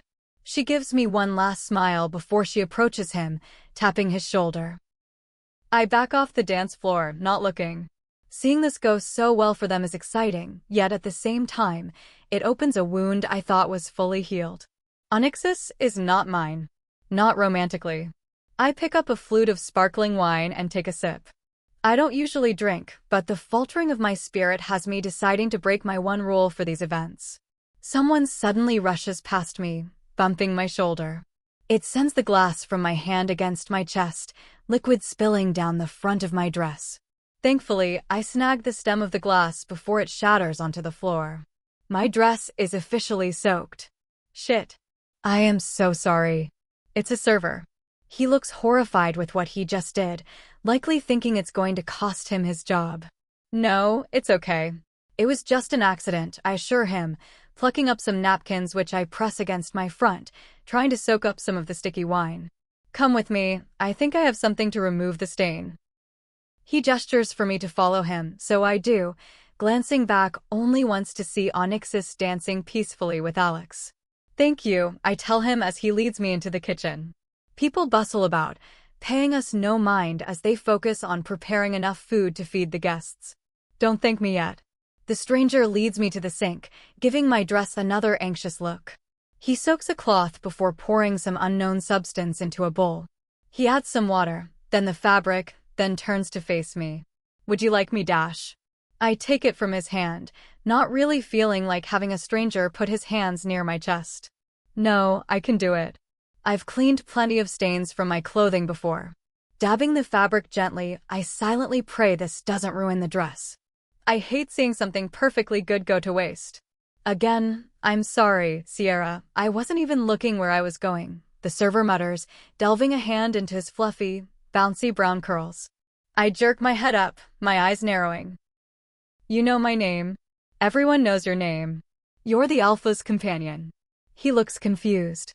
I huff out a breath. Obviously, I forgot that my proximity to Onyxus gives me a name in the public arena. I'm not sure how I feel about it, especially when my reputation is tied to him. Right. Of course. I shake my head, silently chastising myself. I soak the cloth again and try again at the stain. It appears to be working. The scent of wine is being drowned out by whatever is in the server's secret stain removal concoction. Do I look familiar to you? He says abruptly. I pause, looking up at him. He has round, honest-looking brown eyes. His face is slightly rounded, except for his nose, which is pinned straight. Absolutely nothing about him triggers familiarity. I'm sorry, no. It feels mean to say. He shifts, his eyes suddenly as cold as chips of ice. So you have no memory of me? Have we met before? I force myself to remember, but nothing comes up. Oh, you were probably here when Alpha Onyxus and I visited half a year ago. He's a server here, so either I bumped into him in Onyxus S-Pack, or he saw us here. The latter option seems more fitting and, to be honest, I don't remember faces very well, especially here, when there is always so much else going on. Never mind, he mutters, looking a little hurt. Forget it. I dip the cloth into the mixture and give my dress one more dab. When I look up, the server has vanished. Promptly drying myself off, I compose myself before re-entering the ballroom. The music has gathered in tempo, and people are far drunker, dancing around animatedly without a care in the world. Hello, Sierra, a smooth, sultry voice says from next to me. Glancing up, I catch the cunning eyes of Alpha Marin. She looks stunning in her effortless, regal way. She wears a close-fitted emerald dress that glitters lavishly, with matching earrings brushing against her slender neck. Alpha Marin. Thank you for inviting me. This is a beautiful party, I exclaim politely. We both know I don't like her. However, now that I'm a companion, I must maintain a pleasant facade with every critical member of society I come across, even if it makes me want to gouge out my eyes. I don't love them very much, but it feels good to get my eyes on all my enemies. She looks out across the dance floor, brushing every person in turn with her keen stare. My brow raises. Is Onyxus included in that list? Maybe, she muses in that opaque, political way of hers. Drink. She holds a narrow wine flute out to me, half filled with bubbling silver liquid. I don't drink. Often. This is going to be a long night. She nods to the debauchery currently playing out in the center of the room. Plus, it's diluted. I don't like messy partygoers lingering around my home. The people dancing don't seem to reflect that notion, although people act strangely when they think they should be drunk. Fine. I'm meant to be polite, after all. Thank you. If, at any point tonight, you decide you're tired of Onyxus, my bed is awfully vacant these days, she says lowly, giving me a long, wicked stare. You can bring him. Or not. I roll my eyes. This is another one of Marin's power plays. With that, she walks away, leaving behind a heady scent of cloves and mint. I drain the glass she offered me and set it down. This already feels like it's going to be a long night, and I don't have the energy for it. For a while, I linger at the edge of the dance floor, watching Onyxus excuse himself to the refreshments table. I could use a glass of water. Heat has gathered against the back of my neck, my skin suddenly tacky beneath my dress. I shouldn't have opted for alcohol tonight. Pushing off the wall, I aim for Onyxus, but a man slides in front of me, halting me in my step. Are you okay? He asks, eyes roving over my flushed skin. I hadn't even realized I'd been fanning myself. I recognize him immediately. Lord Abelman. I tuck my damp hands behind my back. I'm fine, just a bit hot. The older gentleman has connections to Onyxus. He's just another boring, political lackey who does as he's told and not much else. Call me Nick. Let me take you outside for a bit of air, he offers, pointing to the large open glass doors on the other side of the room. With every passing moment, the heat simmering in my blood becomes unbearable. I need some fresh air soon, or I'm going to melt into an unrecognizable puddle. Okay, that sounds good. I smile at him tightly. He sweeps his hand through his short black hair, which is dotted with gray strands. I've been meaning to ask you for a dance. Really? I haven't spoken with Nick much. As Lucinda's assistant, I've seen him in various meetings and such with Onyxus, but he has not so much as uttered a thank you to me for pouring him a glass of water. You're very beautiful. You often catch my eye at events such as these, he muses, leering down at me. Glancing over my shoulder, I see Marin approaching Onyxus across the room. Ignoring the pressing feeling of unease, I follow Nick out into the gardens, leaving the party behind. Chapter 23. Onyxus. It seems like everyone is vying for your attention tonight. I push off the wall, looking at Marin. Everyone except those I want to, I mutter, scanning the dance floor for Sierra. She's there somewhere. The last time I saw her, she was dancing with Alex, although it had been some time since then. Ouch! You could at least look somewhat pleased to see me. Marin tucks her hair behind her ear, revealing her long, straight jaw. The entire reason for my standing against the wall was to avoid any more propositions to dance. I can't stand another lifeless, pointless conversation. Regardless, I turn to face her. How are you, Marin? Secretly looking for ways to get back at me. Always, of course. She takes a long sip of wine. And always looking for ways to get close to you. She drags her dark green stare over me, her lips curving wickedly. I shake my head, my jaw tightening. I'm not in the mood. I should have known she would ruin my night. What's the matter? Your friend not around. She glides closer, resting her hand on my shoulder. I brush it off irritably. Where is Sierra? I mumble, searching through the mass of dancing people. Now that I think about it, I haven't been able to get my eyes on her for a while now. I've been so lost in thought, wondering which excuse would get me out of this the fastest. Minding her own business elsewhere. Marin rests her hand on the side of my face, encouraging me to look at her. I want to talk to you about Zion. Usually, that name would draw my attention. First, I need to know where Sierra is. It doesn't feel like she's in the crowd, as everywhere I look, there's an absence of her. This is a party. She's off enjoying herself somewhere. Marin snags my sleeve, leaning closer. Your friend will be in your room later. For now, shall we continue talking? The sensation of suspicion blooms in my chest. Why do I get the feeling you've done something? What could I have done? She gives a half shrug, but the wicked gleam in her eyes tells me all I need to know. I push off the wall, not sparing her another glance as I stride onto the dance floor. I split couples apart and send a few off the floor as I scan the area for my friend. She's nowhere to be found. With a hardened jaw, I stalk toward the exit. She'd better have retired to a guest room early. I fear Marin has said something to her that has scared her off. Passing by the towering double-glass doors at the other end of the ballroom, I pause, the cold night air ruffling my hair. Outside is a cobbled path cutting through an eclectic garden. I recall a magnificent foundation around the corner with ample space to sit down. Something pulls me outside. The hairs on the back of my neck stand up as I leave behind the elegant music and laughing people, striding into the shadows. As I turn the corner, my heart jumps into my throat. Sierra is pressed up against Lord Abelman, her dress rumpled beneath his hands as he grips her waist tightly. His face is buried against her neck, in her soft auburn waves that have been let loose. For a moment, I'm inclined to back off until I see her obvious struggle. She pushes at his chest, trying desperately to angle herself away from him. I'm talking before I can think. Lord Abelman. The man yanks himself away from Sierra at the sound of my voice booming through the garden. He practically pushes her away, causing her to sway uneasily on her heeled feet. Inexplicable rage overwhelms me. Alpha, he stutters, rubbing the back of his neck as he looks between Sierra and me. Good evening. I will calm down. Sierra doesn't need to witness Abelman's blood splattered over the cobblestones, and Marin would no doubt cause problems if I acted out. It must be a good night for you, considering your hands are all over my friend. Cold anger laces through every word I utter. My apologies, Dash. Suddenly, Sierra huffs before she rears her arm back and punches Abelman straight across the jaw.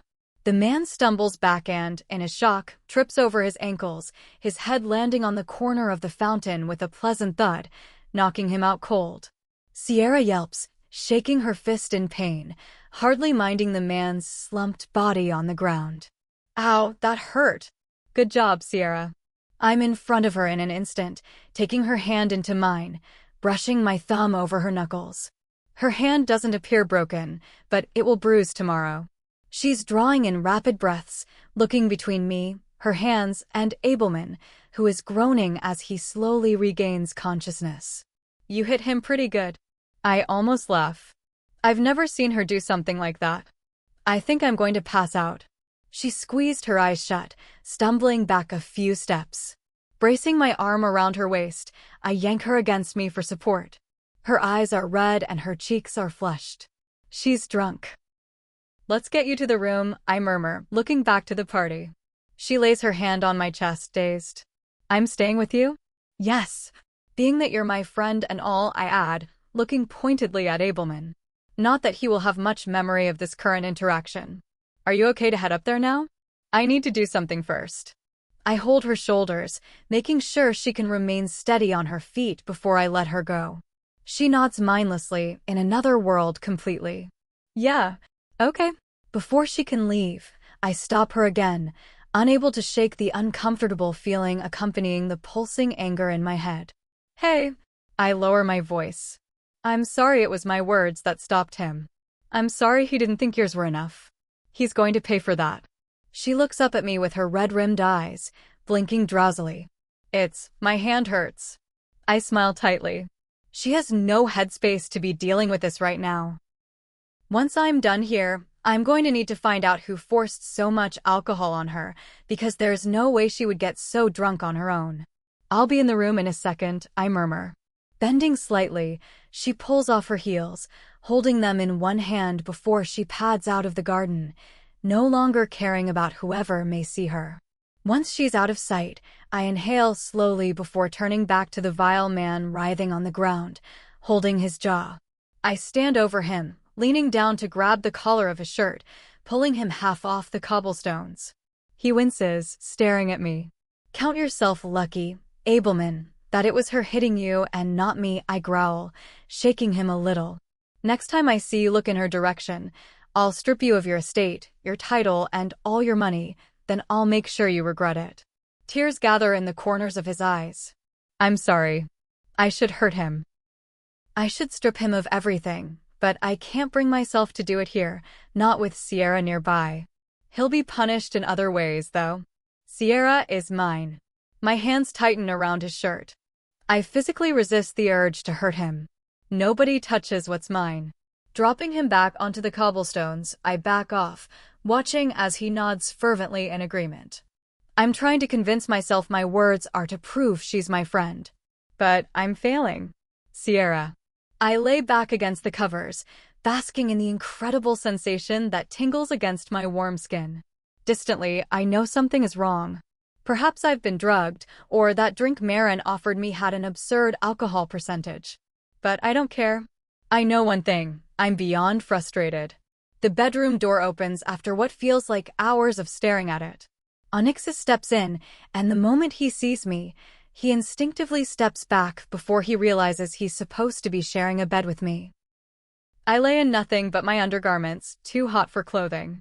"What took you so long?" I ask. "Sierra," Onyxus chokes out, looking at me and then the floor. "What happened to your dress?" I'm so hot, I pout, leaning up on the pillows. Hot and frustrated. The sensation burns at my core, having long since overcome me. It pulses and sparks, primarily upon seeing Onyxus. I need him. Please don't tell me it's because of Abelman. Onyxus' expression morphs into one of pure disgust as he takes a tentative step closer. Absolutely not. He slowly shrugs off his jacket, and I almost drool. His thick, corded muscles are hugged by the white material of his button-up shirt. It's sinful in a way I never expected to be so attracted to. I mean, has he always been this hot? Not just handsome, but mouth-wateringly attractive? You just experienced something traumatic. I hardly even remember what happened tonight. Every memory is shrouded by some gray mist I'm too occupied to fight through right now. You can look at me. I'm sure you've seen plenty of naked bodies, I note. He's concentrating on the floor like it's a thought-provoking painting. I wish, once, he wouldn't be so damn respectful. "Not your naked body," he mutters, a muscle in his jaw ticking. I'm not even naked. I could be. However, even in my stupor, it feels wrong to reveal my body to him when he hasn't indicated he wants to see it. I sense his interest, though. I see it stirring in his dress pants. "I'm just like all the other girls you've been with." "No, you're not." He says it like the notion is offensive. "What's going on with you?" I shrug casually, splaying out against the cool covers. He finally drags his gaze to me, but only to assess for signs of sickness, delusion. I don't need to have something wrong with me to want him like this. Marin gave me a drink, and now I feel ready to leave this place, I admit. "She drugged you."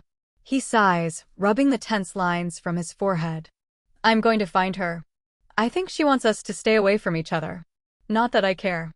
I'm floating on the top of the world right now, and maybe I should be irritated or angry that Marin successfully drugged me, but I'm not. No, she wants you thinking about someone else tonight." He mutters. Abelman, I assume. He's still hanging back away from the bed. I sense he's worried that if he gets too close, he'll react to my advances. I'm not thinking about anyone else, Onyxus. I pat next to me. "Come to bed." His eyes narrow before he digs into his bag. I watch curiously as he pulls out one of his shirts, throwing it in my direction. "Here, put this on." "Why?" I hold it up. "It's plain black." "Just do it, Sierra. Please." He sounds like he's begging, his gaze still finding anything else to look at other than me. Reluctantly, I pull it over me. My skin is burning hot, instantly protesting at the feeling of fabric draped over it. It seems as though the source of my insatiable heat comes from between my legs. Onyxus vanishes into the bathroom. A few minutes later, he returned, wearing loose pants for sleeping, his suit gone. "I liked you in a suit."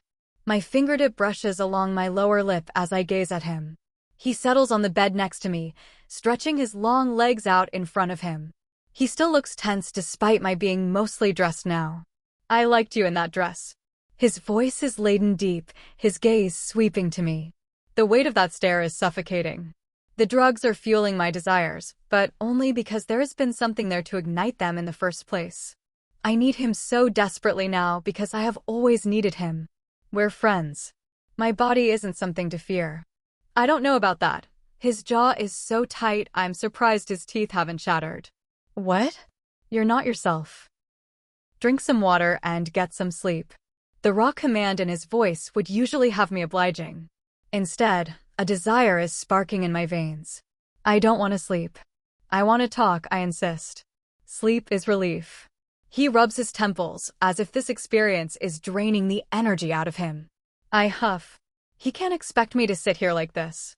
I don't care about the sleep, I beg. Sleep. Now, he insists, the tension in his voice rising. He turns his back to me, and I quietly lie there, my thoughts swirling. Chapter 24. Onyxus. I sit up in the bed, gazing down at Sierra. When I woke, her auburn hair was splayed out across her face, her limbs strewn about over her head. I spent a couple of minutes gently brushing her hair away to reveal her peaceful, sleep-addled face. Since then, I've just been admiring her soft features, listening to the calm, steady breaths that brush past her full lips. I've never felt so peaceful. The curtains gently flutter in the breeze. I don't remember leaving the window open last night, although I suppose I was too wrapped up in Sierra to care. Birds distantly chirp, the warm wind rustling through the trees outside. I let my eyes flutter closed. Memories of last night stain my mind. No part of me was close to taking Sierra last night, although I still feel the physical and mental strain of having to resist nonetheless. It wouldn't have been right to have my way with her like that. I want her willing. I shouldn't want her at all. She stirs next to me, stretching out. Good morning, I murmur. Her eyes blink open. She rubs them before focusing on me. Good? Nothing feels good about this. Her voice is thick and croaky as she rubs her temples. I brush my fingertips over her forehead. How's your head? Sore. So is my hand for some reason. She holds it out in front of her, flexing her fingers. Her knuckles are flushed purple. What happened last night? I exhale slowly through my nose. As I suspected, she bears no memory of what happened. How much do you remember? I remember dancing with Alex and not much after that. She looks tempted to sit up, but succumbs to the gentle brush of my fingers along her forehead and through her hair. Marin drugged you. I think she wanted you to provoke Lord Abelman to upset me, I relay. When he came onto you, you punched him pretty hard. That's why your hand is like that. Her eyes widen, and she examines her hand with renewed interest. Oh wow. I'm glad I did that. I bow my head slightly, relief forcing a breath out of me. At least she doesn't seem scarred from the experience. I don't think she realizes how close she was to being seriously harmed. He definitely deserved it. By the time we return home, everyone, including his wife, will know what he did. If he thought a simple threat was enough to satisfy me, he's a fool. You're evil. She doesn't sound unhappy about it. Only to those who harm you, I murmur, twisting a piece of her silken hair around my index finger. What else happened? Did I do anything stupid? I took you up to bed, and you fell asleep immediately, I respond tightly. Telling her the truth of last night's interaction will only embarrass her. Plus, I don't need to complicate things. I said a lot in the heat of the moment, and although none of it's a lie, I don't need to muddle her feelings with my own. She lifts the sheets before dropping them again, mortification staining her cheeks red. I'm half naked. Before she slept, she stripped my shirt off. Again, leaving her in the scraps she calls undergarments. Apparently, you were overheating, so you stripped off, crawled into bed, and went to sleep, I supply, the corner of my mouth curving up. She presses a hand over her eyes, mortified. Sorry if I was annoying. You were fine. Annoying isn't the word to explain what happened last night. Irresistible, maybe. I can't believe Marin drugged me. Her scowl returns. What a bitch. At least you don't have to remember the rest of the party. I know you hate these things. It's best to defuse the situation before she confronts Marin and gives the vindictive alpha more reason to target her. Marin will quickly learn what happens when she crosses me. Real or not. Sierra twists her head to look up at me. Way to look on the bright side. She taps my nose with her fingertip, and I laugh under my breath. I could lie in this bed for hours if it didn't belong to the exact woman she's seething against. It takes a physical toll on me to force myself out of bed, breaking the peaceful moment. Let's get out of here. I've had enough of this place for a while. I toss Sierra some clothes before vanishing into the bathroom. We are ready quickly before heading off downstairs. Sierra moans and mutters about her headache and how she wants to bury the next person who looks at her funny. However, as we reach the foot of the stairs, she sees something over my shoulder that has the irritation draining from her face. I turn, grim understanding settling over me. Zion. His name sounds bitter and edged with hatred as it comes out of my mouth. He turns to face me, as imposing as I remember him. Marin immediately skulks back, not wanting to be involved in what she knows could then become very vicious very quickly. Alpha Onyxus. He strolls over to me, hands seated in his pockets. It's a shame I didn't see you last night. I was hankering for a dance. My eyes narrow slightly. I haven't seen him in person in over a year. He hasn't changed, although he looks far more weathered. He has ruled over his pack for over 20 years. He killed his first wife and his daughter in cold blood when they betrayed him, and since then, he has had no empathy for anyone who has crossed his path. He is a monster in every sense of the word. Even Sierra is backing off a few steps behind me. Strange. I would have assumed you would have made yourself known, I challenge. I arrived late. He glances back at Marin, who shakes her head. At that point, you were chasing your friend around everywhere. My teeth protest as my jaw tightens to the point of pain. I don't even want him mentioning her name. Seems far more enjoyable than speaking to you. I keep my tone calm, neutral, not wanting him to see how much he angers me. He knows how I feel, though. He knows he killed my father, and every day I dream of revenge. He looks at me with his cold, dark eyes, almost like he's curious. Can't we at least be pleasant? I tried that. Every diplomat I ever sent into your territory has been slaughtered, I remind him darkly. Every offer to trade has been rejected, every display of peace laughed at. We have surpassed pleasant. I don't mention my father. It's not worth wasting my breath. Zion only smiles, stepping forward to pat my shoulder. It takes everything in me not to react with anything other than a bitter stare. Lighten up, Alpha. His stare is far too cold to be construed as friendly. I'm afraid I can't make peace with someone who owns a large portion of the land I want. You'll never get it, I vow. He knows he's not strong enough. The land I own is resource-rich and desirable. My people are strong and patriotic and will be fit to preserve what's theirs. And most importantly, he's not smart. He's arrogant, misguided, and hungry for power beyond his grasp. He's pathetic. However, the one time he won against my pack is the one time it matters. He took down a strong alpha, and his retribution now awaits him. I wouldn't be so sure. He casts his gaze behind me, bumping my shoulder as he passes by.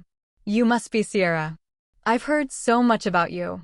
I turn, ready to grab him by the collar and throw him back, but I hesitate. Sierra stares up at him with pure terror. She's never met him before, although the knowledge of what he's done is clearly enough to petrify her. She doesn't respond, she just stares, stunned. Quiet, huh? He laughs under his breath. I've seen your picture in the newspaper. I never forget a face. Her breath catches in her throat, utter terror seizing her. She's usually so composed that seeing her in such a state takes me aback. Leave her out of this, I warn. I never took you to be the kind of man to take a mistress, Onyxus. You always seemed like a true romantic. Zion turns to me again, looking over me like he's trying to gauge something. You know nothing about me. I personally never took a mistress. After my wife left me, I decided I never wanted another woman in my sight again, let alone in my bed. He looks back at Sierra, whose gaze is now pinned to the floor. I should rip his heart from his chest for daring to make her so fearful. Your personal delusions have no bearing on me, I growl. All these alphas love their little playthings. For that reason, they don't mind leaving others alone, he says, giving Sierra a good once-over like he's looking for fault in her. I don't feel the same way. His threat is hardly veiled. It would tip me over the edge if so much were not at stake. Touch Sierra and I'll kill you. I stride closer to him. I'm taller, younger, stronger. Killing him would be no difficult feat, everything else that comes with it would, and he knows it. I implore you to try. He stretches his arms wide, unfazed. I know which transport contains which one of your guests. Try anything and they are dead. Onyxus, Sierra pipes up, concerned for her friends. I take another step at him until I'm looking down into the eyes that witnessed the death of my father. Hurt Sierra, and there is nothing that will stop me from destroying the very fabric of your pack. Once it's gone, so are you, I say quietly, although the promise is no less threatening. Zion merely smiles. Your father would be proud. You're just like him. He lets me stew in those words as he steps around me, giving one last fleeting wave toward my friend. Goodbye, Sierra. Onyxus. See you soon. Chapter 25. Sierra. Dawn light chases me across the dewy lawn, my breath clouding in front of me. A figure lurks exactly where we always meet. Their shoulders are hunched, one hand in their pocket, their other holding whatever they are smoking. I'm surprised you came, I note as I approach. One last glance back at the manor shows I'm not being followed. Everyone is still snoozing, giving me a small window of time to meet with this man. His hood casts a shadow over his face, concealing an identity I know too well. He only does it in case someone finds us here, which is very possible. He takes a long drag of his cigarette. Why wouldn't I? The last time you didn't. I rub my arms. I'm cold, despite my coat. You have no reason to fear Onyxus. This man, Tom, and I have been meeting for years. After my mother died, he got in touch, being the only reminder of my dark, terrible childhood. The problem is, to keep my secret, I need him. That isn't entirely true, he notes. He wouldn't hurt someone close to me, I insist. It would take some convincing, but Onyxus would spare anyone if I demanded it fervently enough. Are we close? He asks gruffly. I scrunch my nose up at the bitter smell he's puffing out. You're the only person left from my childhood whom I trust. That's as close as it gets. What do you need? He cuts straight to the chase. Someone left a note on my vanity the other morning, I say lowly, as if someone might be lurking at the edge of the property, hoping to overhear us. They threatened me to tell my secret or they would do it for me. Tom straightens, officially intrigued. Who? I don't know. I was hoping you did. For my safety and his, I haven't seen his face in years. He keeps an eye on me, on the comings and goings of this place that may affect me. Unfortunately, he wasn't present at Marin's to warn me about Zion's presence. That was an interaction I really wish I could have avoided. I haven't spoken to anyone about you, Sierra, he informs me. I shift from foot to foot, hating that my shoes are already damp from the dew. Well, there's no chance anyone else knows on my end. I never even think about this, let alone talk about it. This is the first time this issue has flared up for a while. Zion may have sent someone, he mutters gruffly. I close my eyes, trying to calm myself. Zion isn't just Onyxus' enemy. It's worse than that. What my friend doesn't know is that I'm connected to Zion in a way that has cursed me forever. He's my father. Years ago, my father hurt my mother. Badly. He almost killed her, and to save me, my mother plucked me out of my bed one stormy night and had the man in front of me smuggle us out of the pack. With no skills, she showed up at Onyxus' estate when his mother was ruling alone, hoping her knowledge of how a manor runs would be enough to secure a job. By some mercy, my mother wasn't recognized and she was hired. After that, she warned me never to speak about the secret, no matter how close I became with Lucinda or Onyxus. If they knew, I don't even want to think about it. It's likely he did send someone. He recognized me recently but didn't mention it, I brought up. Zion knew it was me. He looked his daughter in the eyes and threatened her life. He could have sold me out. I've done such a good job of avoiding him all these years, as I always suspected he would reclaim me. Clearly, he has a far greater plan in motion for me. He has something planned. That's why, Tom says, voicing my concerns exactly. Onyxus can't know. If he did, he'd kill me. He wouldn't actually kill me, but the level of betrayal would be unbelievable. He trusts me so profoundly, and I'm keeping this secret from him. It's just been so long that I can't just tell him now. He would never forgive me. What would you like me to do? Tom asks. Keep an eye on who is coming and going from this place. I have some names I would like you to do a background check on, I say lowly, digging into my pocket for the list.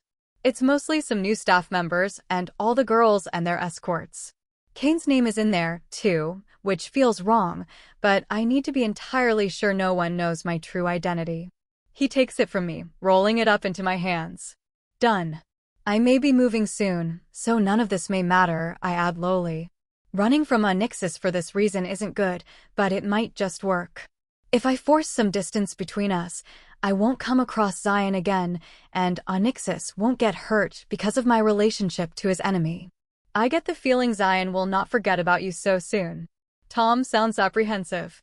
As long as I'm far enough away from being able to be used against Onyxus, all is fine, I mutter, leaning back against the trunk of a tree.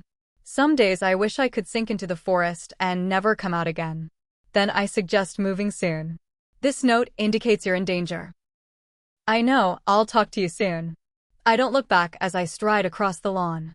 Morning fog crawls across the flat grounds, wrapping around the house ominously. Being out at this hour is more haunting than I imagined. My attempts to get back to my room aren't thwarted until I'm at my door. Sierra? Kane is there, leaning against the wall like he came to talk to me and was building up the courage to knock. I frown. It's so early. Does he often come to my room and lurk like this? I was just out for a walk.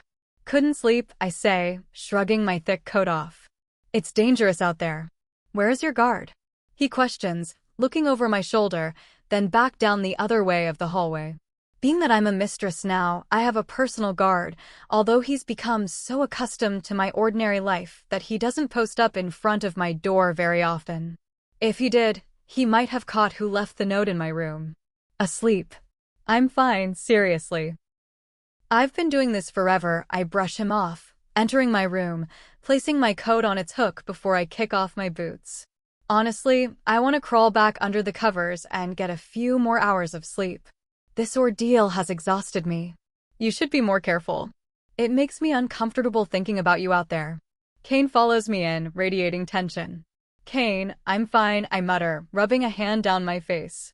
Why are you even here? I'll be honest, I've been coming to your room at times because I noticed the absence of your guard. It makes me more comfortable knowing someone is looking out for you, he says, rolling his shoulders. I frown. What a bizarre reason.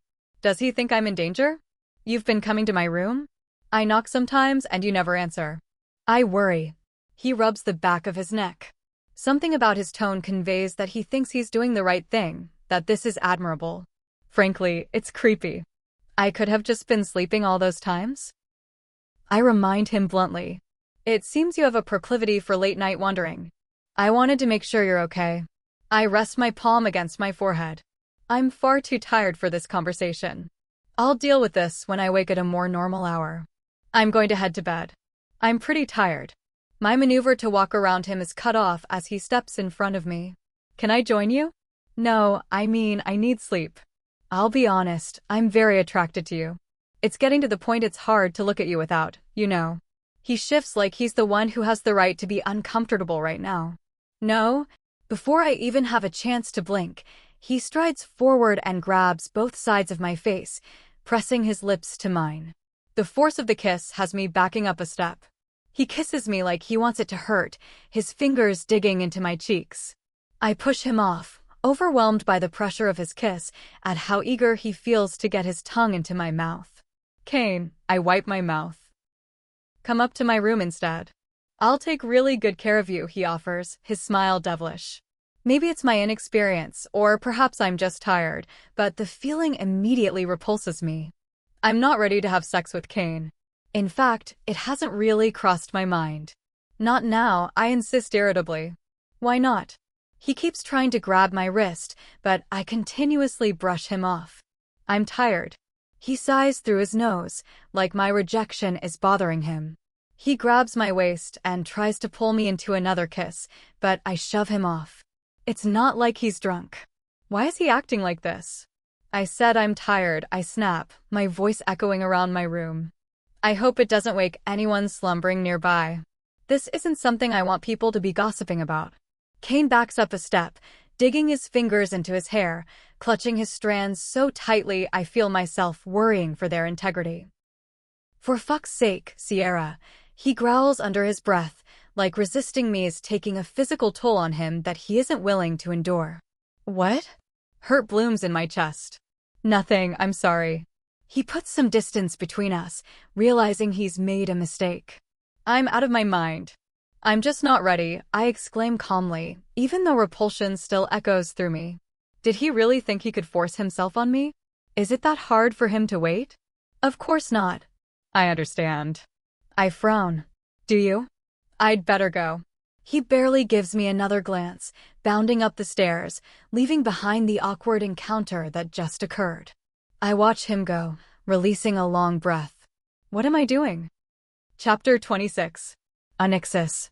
The tumbler is cold against my hand as I take a sip of my drink. This is a ridiculous night. Sierra put this together, trying to lighten the spirits with everything that's going on.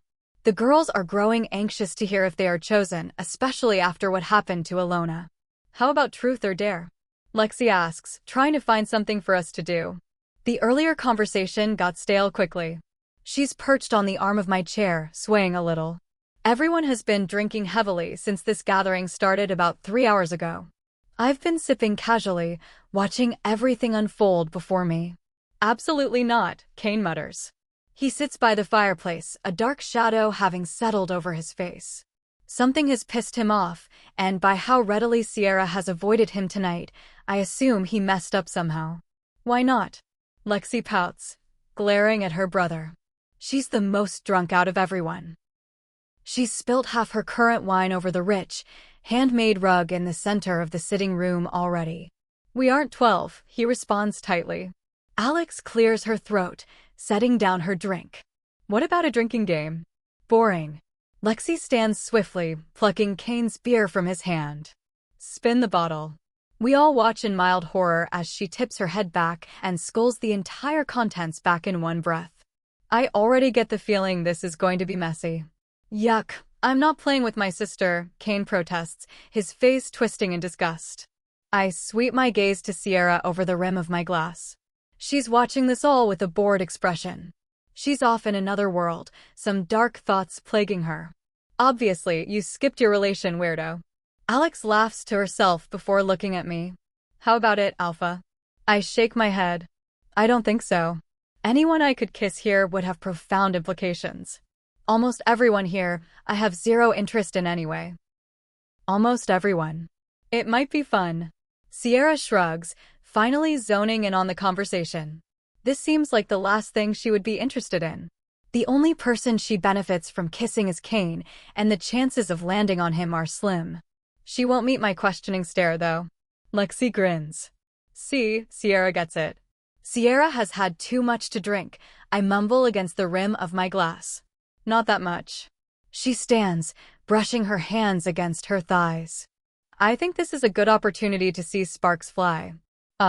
Now I get it. Sierra is co-signing this ridiculous game because she wants me to kiss one of these girls finally. So far, I haven't, and I've not once been tempted. She can tell clearly. All right, get in the circle, everyone, Lexi instructs, sitting down cross-legged. I'm obviously going first. Reluctantly, we all form a circle together, Lexi placing the bottle down in the center. She gives it a good spin, the mouth blurring for a moment before it starts to slow. Eventually, it stops on Alessandra, whose eyes widen. Come on then. Kiss me, she mutters begrudgingly. Lexi leans over the middle of the circle and gives Alex a quick kiss that has both Rowan and Kane looking away in disgust. When they pull back, Rowan spins next. We all watch as it lands on Violet, who looks a little mortified, her green eyes widening. Are you sure this is okay? Rowan asks tentatively. She shrugs. It's just a game. She looks to me as if for permission. I nod once. Violet has a pretty, timeless beauty about her. I enjoy her softly spoken, introspective nature, but I'm not attracted to her. She can kiss whom she pleases. She lets Rowan come to her. He grasps her shoulders and presses his lips to hers, letting the kiss linger for enough time that it would bother me were I actually courting Violet for love. Violet is blushing, but she looks mildly uncomfortable. Rowan sits back in place, pleased. Kane mutters a curse under his breath and spins next. It seems to go on infinitely, until I swear it brushes against his shoe for a moment and slows dramatically to land on Sierra. He grins. Lucky me, huh? Oh, please, you must have rigged it. Lexi rolls her eyes. I hold my breath as Kane pulls Sierra to meet him in the middle so they can kiss. Pure, dark rage digs its vicious claws into my flesh as I watch him press his hand to the back of her head, keeping her still as he kisses her. I've never seen Sierra kiss someone, and I can officially confirm with myself that I've never hated something more. That mouth belongs on mine, not some man who is prolonging this miserable experience for seconds too long. He pulls away, and Sierra immediately wipes her mouth as she sits back down, avoiding my gaze. All right, your turn, Sierra, Alex prompts. She spins the bottle, and my heart stutters in my chest.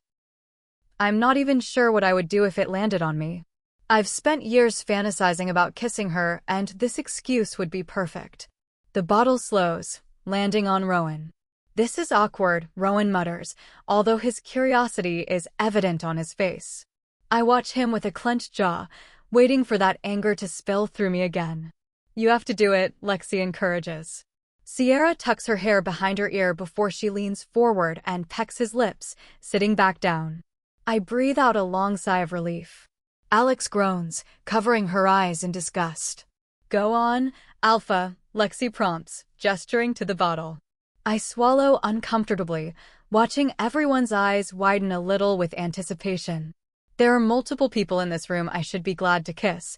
However, there is only one person I'm hoping this lands on. The bottle spins against the rug, round and round, slowing down with each pass. The bottle settles, the mouth facing directly at Sierra. Her lips part in shock, her eyes starting to mine. Something sparks in my chest, although it's quickly hindered by doubt. She doesn't want to kiss me. This is a stupid game, I state, glaring at Lexi. Oh, come on, she's your mistress, she says, although she doesn't sound so happy about it. You've literally kissed before. What's one kiss? I sweep my gaze back to a stunned look on Sierra, then to Kane. He's staring me down with an anger that might worry me if it were coming from someone else. Seeing his rage only tempts me more. I guess you're right. I can't exactly admit that Sierra isn't my mistress in front of everyone. It would shatter the facade, which means my only option is to kiss her. I shift closer to Sierra, who doesn't push away. Instead, she gazes up at me with eyes that could melt ice from around the coldest heart. Are you okay with this? I whisper, hoping no one else can catch what I'm uttering. She gives me the barest nod, like she's stuck in a trance. My heart is thundering against my ribs. The first time I'm kissing this girl I've spent a good part of my life obsessed with is during a game of spin the bottle in front of a bunch of people I couldn't care less about. And yet, the more I stare into Sierra's eyes, the less aware I am of them, sinking into another world entirely where it's just me and her. She tilts her chin up as my lips brush against her. I almost groan, overcome by the sensation of pleasure, finally affirming her lips are just as soft and luscious as I imagined. Vacantly, I realize I should pull away. We've satisfied the conditions of the game, and yet I can't help myself. My fingers delve into her hair, gripping close to her scalp. I tilt her head back further so I can deepen the kiss, brushing it against hers. She tastes incredible. Sweet, addictive. Why does she have to be so perfect? My mouth moves over hers like I'm searching for a reason to put everything on the line, looking for a reason to push tradition aside. It's passionate, it's desperate, and it feels more right than anything I've ever felt in my life. She comes to her senses first, gently pulling herself from my grip. The world reappears around me. I pass my attention over the room, seeing stunned faces. Well, that was uncomfortable. Lexi shifts, looking disgusted. I didn't mean kiss right here. Sierra looks mortified as she shuffles back into her position in the circle, her gaze lowered. Kane is staring her down, trying to pull her attention. He's furious. Good. You told me to kiss her, I remind Lexi as I sit back. Not like that, Kane mutters. I would say something disparaging to him, but I don't want to upset Sierra. He doesn't have a claim to her, and considering how upset she was when she came in here, he must have done something wrong. If you're upset, Kane, just say it, I challenge. He stares me down, anger warring with apprehension in his eyes. He wants to fight about it, to yell, to get in my face. But he knows I'm his alpha, and there is nothing he can do. This game is over, he mutters as he stands.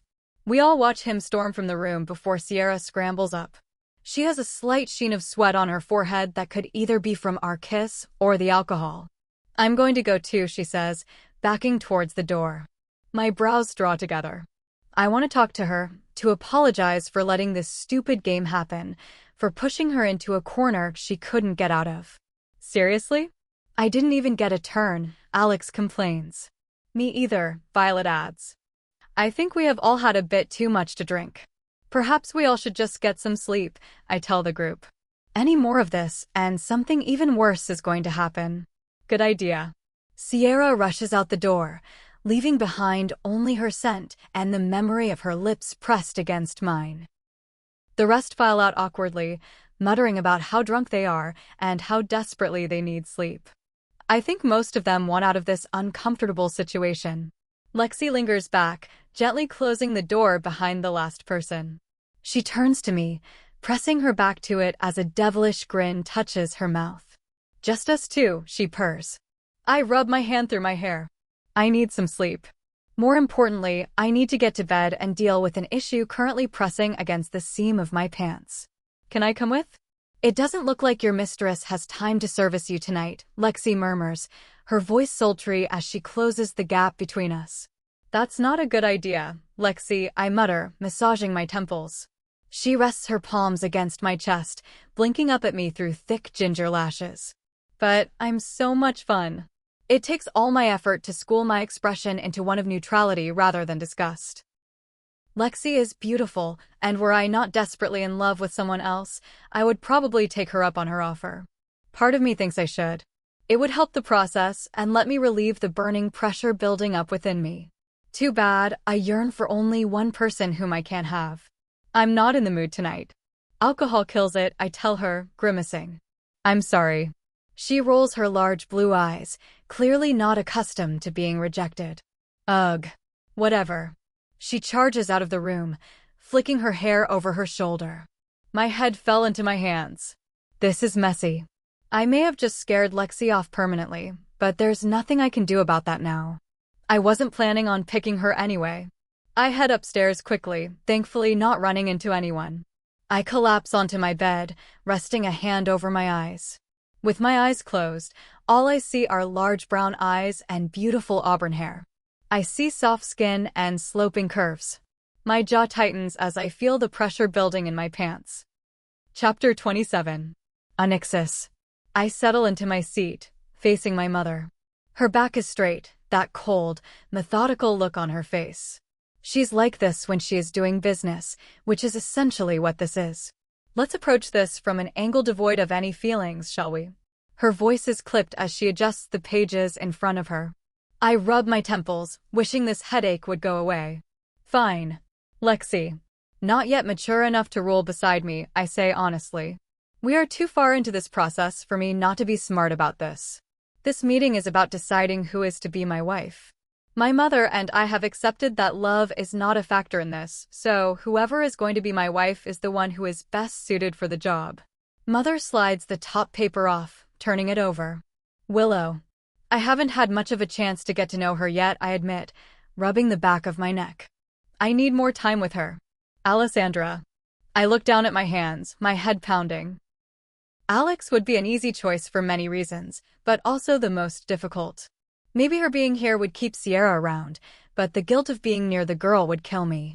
Too interested in love and not being a Luna, I decide, wincing as my mother turns her page over. Violet. Quiet, unassertive. Other alphas and Lunas would take advantage of her. I realize it's been mostly flaws with these women, but it's the truth. Being in such power requires rare qualities that aren't found in many. Mother sighs, turning the pages back over. Well then, who has the most overwhelming benefits? My fingers tap against the table as I think. Lexi is out of the question. Her father is handing his business to his son shortly, which puts her position of power and wealth into question. It's not worth the risk, I announce. Fair enough, she muses. Shall we send her home? I pause. Sending Lexi home would mean sending Kane home as well. With him goes Sierra. Letting her go is the right thing to do, but I'm holding on desperately at this point. Not until I've made my final decision. Mother takes Lexi's profile and tears it clean down the middle. The sound makes me wince, so final in what it represents. It's a simple decision. I press the heels of my palms against my eyes. I guess that means I need to move on. Alessandra would be a fair, good Luna, I say carefully. But I will never love her like she deserves. Keeping her here will cause resentment and distrust, which won't allow us to present as the united front that we need to. I lower my hands at the sound of my mother tearing the page up, letting its remnants flutter back down to the table. Makes sense. She's out. Willow comes from a noble family, but from what I've noticed, she is aloof. It's not enough to decide she's not an option, so I'll need time. Reluctantly, Mother slides her profile to the side, although her eyes narrow slightly. I'm asking for time I no longer have. And Violet?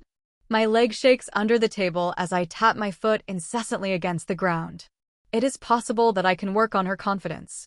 She's intelligent and knows a lot about how this pack runs, due to her father's position as one of her father's old advisors. She has a lot of potential. Mother places her profile with Willow's, my reasoning satisfying her. You have a week to decide on a wife. Panic erupts in my chest. Mother dash. She holds her hand up, silencing my protests like she would when I was a child. They die on my lips, but I won't be able to push down my feelings much longer. I know I seem cruel, but this is for your benefit. Alpha Zion's eyes have turned to you, and he wants the territory your grandfather obtained from him during the Fifth War, she says calmly. You need an heir, and soon. I drop my head into my hands. Yeah, I know. My life is always at risk. An heir assures my people there's someone to take over power if harm ever befalls me. Perhaps in your next life you'll find love, she adds softly. Lucky me. It's not fair. My heart aches. It feels like death is pulling my ribs apart, reaching in with its slender fingers to grab them and squeeze tightly. Mother clasps her hands together on the table. I can't tell if she truly feels sorry for me, or if she's glad I finally bent to her will. I hear Sierra is planning on moving. She is. I'm happy for her, I force out. I am, genuinely. I wish her happiness didn't destroy mine in the process, but I'm willing to sacrifice my future for hers. It's not even a question. I believe you are, truly. Mother reaches out and rests her hand atop mine. But I know this hurts you, son. She's my best friend. I haven't had to be without her for nearly 10 years, I breathe. Mother's stare is heavy. Do you love her? Of course. No. I mean, love her, she clarifies. I pause. I've never been asked such a question verbally. The thought has briefly crossed my mind, and I've shoved it aside, knowing it only hurts to acknowledge it. My relationship with Sierra has always been complicated. Easy in some ways, but complex in others. We've always avoided any romantic moments, but we've lived with the obvious, burning tension between us. It's easier to avoid our feelings than play around with them when they are liable to hurt us. But am I in love with Sierra? I see Sierra, and it's like an immediate wave of relief. It's like I was in pain and I didn't know it until she entered my presence and relieved me of it. She consumes my very being. She exists permanently in my thoughts. It's a sweet, addictive torture. I think I am in love with her, I tell my mother gently. She looks away for a long moment, considering my feelings as both a mother and as an ex-Luna. The sacrifices we must make for our pack are cruel, aren't they? She murmurs. I see genuine guilt for her birthing me into a life I have no other choice but to comply with. She knows that in some ways I am blissfully lucky, and in others, I suffer immensely. I want to enjoy being alpha. Instead, I find myself thinking about the ways I can get out of doing this. I tell her earnestly. You were born for this. It's in your blood, Mother insists with a sad smile. More importantly, it's in your heart. She's right, it is. I love being alpha and serving the members of my pack. But at the same time, I can't help but wonder if there is something I would like more. Like a marriage born from love, not an obligation. So is Sierra, I say. I never wanted to marry your father, as you well know. But I came to love how he ruled, how strong he was, Mother muses, squaring her shoulders back. I may not have been in love with him, but I found so much joy in being Luna. I have no regrets. That's all I want for whoever I ultimately choose. But being alpha may never be enough for me. She's all I think about, I breathe, the desperation bleeding into my voice. I've tried not to resent my mother for this life, but it's hard. None of us knows what would happen were I truly to marry Sierra, but I could make it work. I would show the pack how better I can lead them when I'm actually happy. Lucinda will never take a risk, though. She would rather see me unhappy than stray from tradition. She stands from her chair, sweeping around the table. She glides into one next to me, taking my hands in hers. Were customs not so important, I would encourage you to follow your heart, she says softly. I wish more than anything that Sierra came from a strong, noble bloodline. Raw, aching emotion grips my throat, creating a lump almost impossible to swallow past. It's no longer something I want. It's a desperate need, and resisting the urge to chase after it is taking a physical toll. But she doesn't, I whisper, a tear I didn't realize had gathered in my eye rolls down my cheek. I quickly wipe it away, hating my mother's pitted look. No, which means you must pick another. As hard as that is, you're strong, she assures me, offering a smile that only makes my stomach turn. You need to let her go. I open my mouth to respond, but a scream echoes through the manor. My mother stiffens, looking at me with wide eyes. What was that? I launch from my chair. Someone is hurt. I don't wait for her to catch up. Following where I think the sound came from, I head upstairs and toward the guest wing. As I draw closer to Willow's room, I hear sobbing coming from behind the door. Drawing in a breath, I turn the knob and step inside. Willow is lying half off her bed, her body slumped and limp, her skin discolored.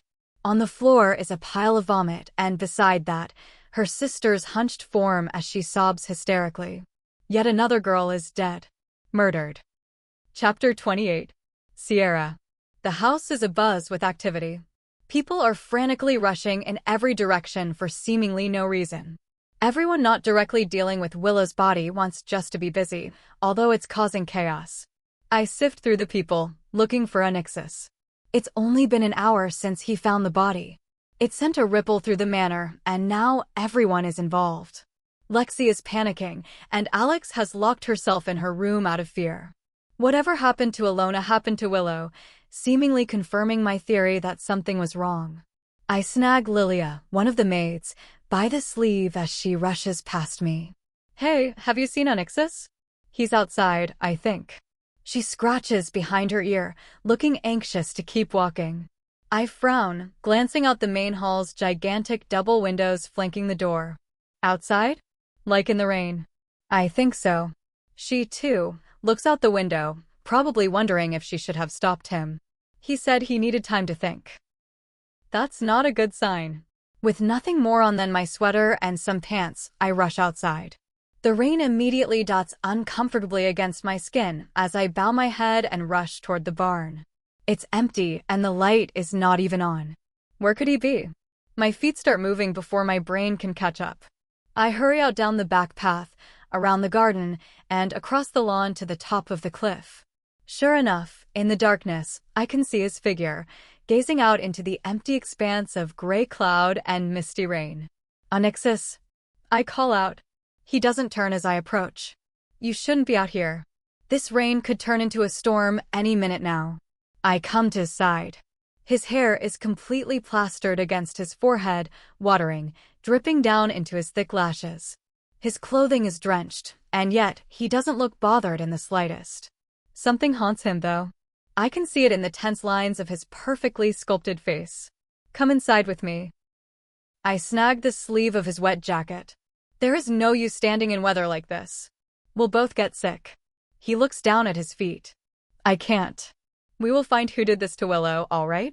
It's not your fault, I insist. This is hard for him, of course. I just had no idea the two were so close. Onyxus looks heartbroken. He sighs, looking back at the estate. The golden light from the windows cuts through the rain, giving the home a haunted, eerie look. This process was never going to work, he says, falling into step next to me as we make our way back to the manor. How could anyone think I could fall in love? You're more than capable of loving someone, Onyxus. You're going to make an incredible husband. I wipe at my eyes, the rain gathering in my eyelashes starting to blur my vision. I'm tired of this game of pretend. His expression is tortured. I'm tired of following rules set out by ancestors of mine that don't feel right. I know. I was waiting for this moment where it would all become too much. I can't even conceive of the sacrifices he must make for the betterment of his pack. He's braver than anyone I know. How can my wife's being of noble birth matter? Isn't having a wife I love, a mate I love not better? He questions into the air. Look, I agree with you. My feet slosh through the puddles in the grass. But things cannot change so easily. This pack needs a strong, dependable heir. Most of what makes this pack work is having people believe in the leadership, and if that heir needs to come from nobility to please them, then I'm afraid that's going to have to be what happens. I hate having to say it because I disagree with the notion so fervently, but telling Onyxus to give in to his torment won't help him. Forget tradition, he growls. I pull him to a stop. I realize the entrance to the home is just around the other side of the barn, but I need him to see how serious I am about this now. Onyxus. I know you don't feel that way. I squeeze his arm, giving him a hard look. You're the best alpha I know. You just need to get inside, get some rest, and reevaluate tomorrow. He's emotional right now. After Alona died, it was he who was consoling me. Now, it's the other way around. I can't. Even as I tug at his soaked sleeve, he doesn't budge. Come on. You should go inside, he whispers, the sound nearly getting caught in the wind, in the rain that falls heavily against the grassy ground beneath our feet. I huff out a breath. He can be so stubborn sometimes. He's looking at me with a gaze consumed by conflicting emotions. Sadness, frustration, and something else I can't quite decipher. Why? I demand. I'm not leaving him out here in this state. I feel like I'm about to be incredibly selfish. He's breathing heavily, his chest shifting up and down. The rain flattens his dark curls against his forehead, somehow making him look even more stricken. What's going on? Concern has knotted itself in my chest. I really don't want you to go, Sierra. I smile gently. Look, I'm going to miss you too. I promise I won't be gone forever. The thought of leaving here hurts me too, but I've shoved those feelings aside. Onyxus doesn't seem to be as willing to do the same thing. I want to marry you, he insists. The breath that leaves my lungs is long and aching. He's not sharing his romantic feelings for me. He thinks upgrading my position to wife may make me more willing to stay, but that doesn't change the platonic nature of our relationship. You can't marry your best friend. And even so, we talked about this. I can't give you heirs without having to sleep with you, I remind him, feeling my cheeks heat. He shakes his head, like I'm not understanding. I want to marry you. I frown. What is he talking about? You're upset because of Willow, I say breathily, taking a step backwards. You're not in your right mind, Dash. I've never been more right in my life, he exclaims desperately, closing the gap between us again. I know I love you and I want you here. Whatever that might mean. My entire world feels like it's tipping over. I can practically see the different versions of my life flashing before my eyes. A life with Cain, a life with Onyxus. One I thought was my only option, and one I've only ever dreamt of. Onyxus has feelings for me. He wants me. This can't be real. I like Cain. I want to give him a chance, I force out. It feels like what I have to say. Were Onyxus able to pledge himself to me fully, damning all obligations, I would fall into his arms in a heartbeat. He takes my face into his hands, brushing away the rain that gathers on my cheeks. Stay, and I'll give you infinite funds to pursue your dream. You can illustrate your own book on botany, you can travel and make clothing, anything. That's really sweet, but I have no real place here. Not anymore. Regardless of his feelings, he must get married. You're my mistress, he breathes. Except I'm not actually. My throat is now raw and aching, tears threatening to slip from my eyes down my cheeks. It makes me grateful for the rain. I don't want Onyxus to see my pain. Don't you get it? His voice cracks slightly as anguish tears his expression apart. I really want you, Sierra. Badly. Every part of me yearns for you. I can feel my heart breaking. The pleasure of hearing him finally admit his feelings with agonizing intensity is hindered by the pain of knowing they have nowhere to go. What are you saying? I breathe. Onyxus's fingers are warm compared to the icy rain as they settle on either side of my face. It may not be confirmed yet, but I know in my heart we are meant to be. My breathing is harsh as my gaze finds nowhere to be but on Onyxus. Being his mate has so many more implications than just a silly crush. A mate is a raw, inexplicable connection between two individuals that signals a bond that can't be broken. If Onyxus and I are mates, I don't know what I would do. You know what it would mean to be mates, right?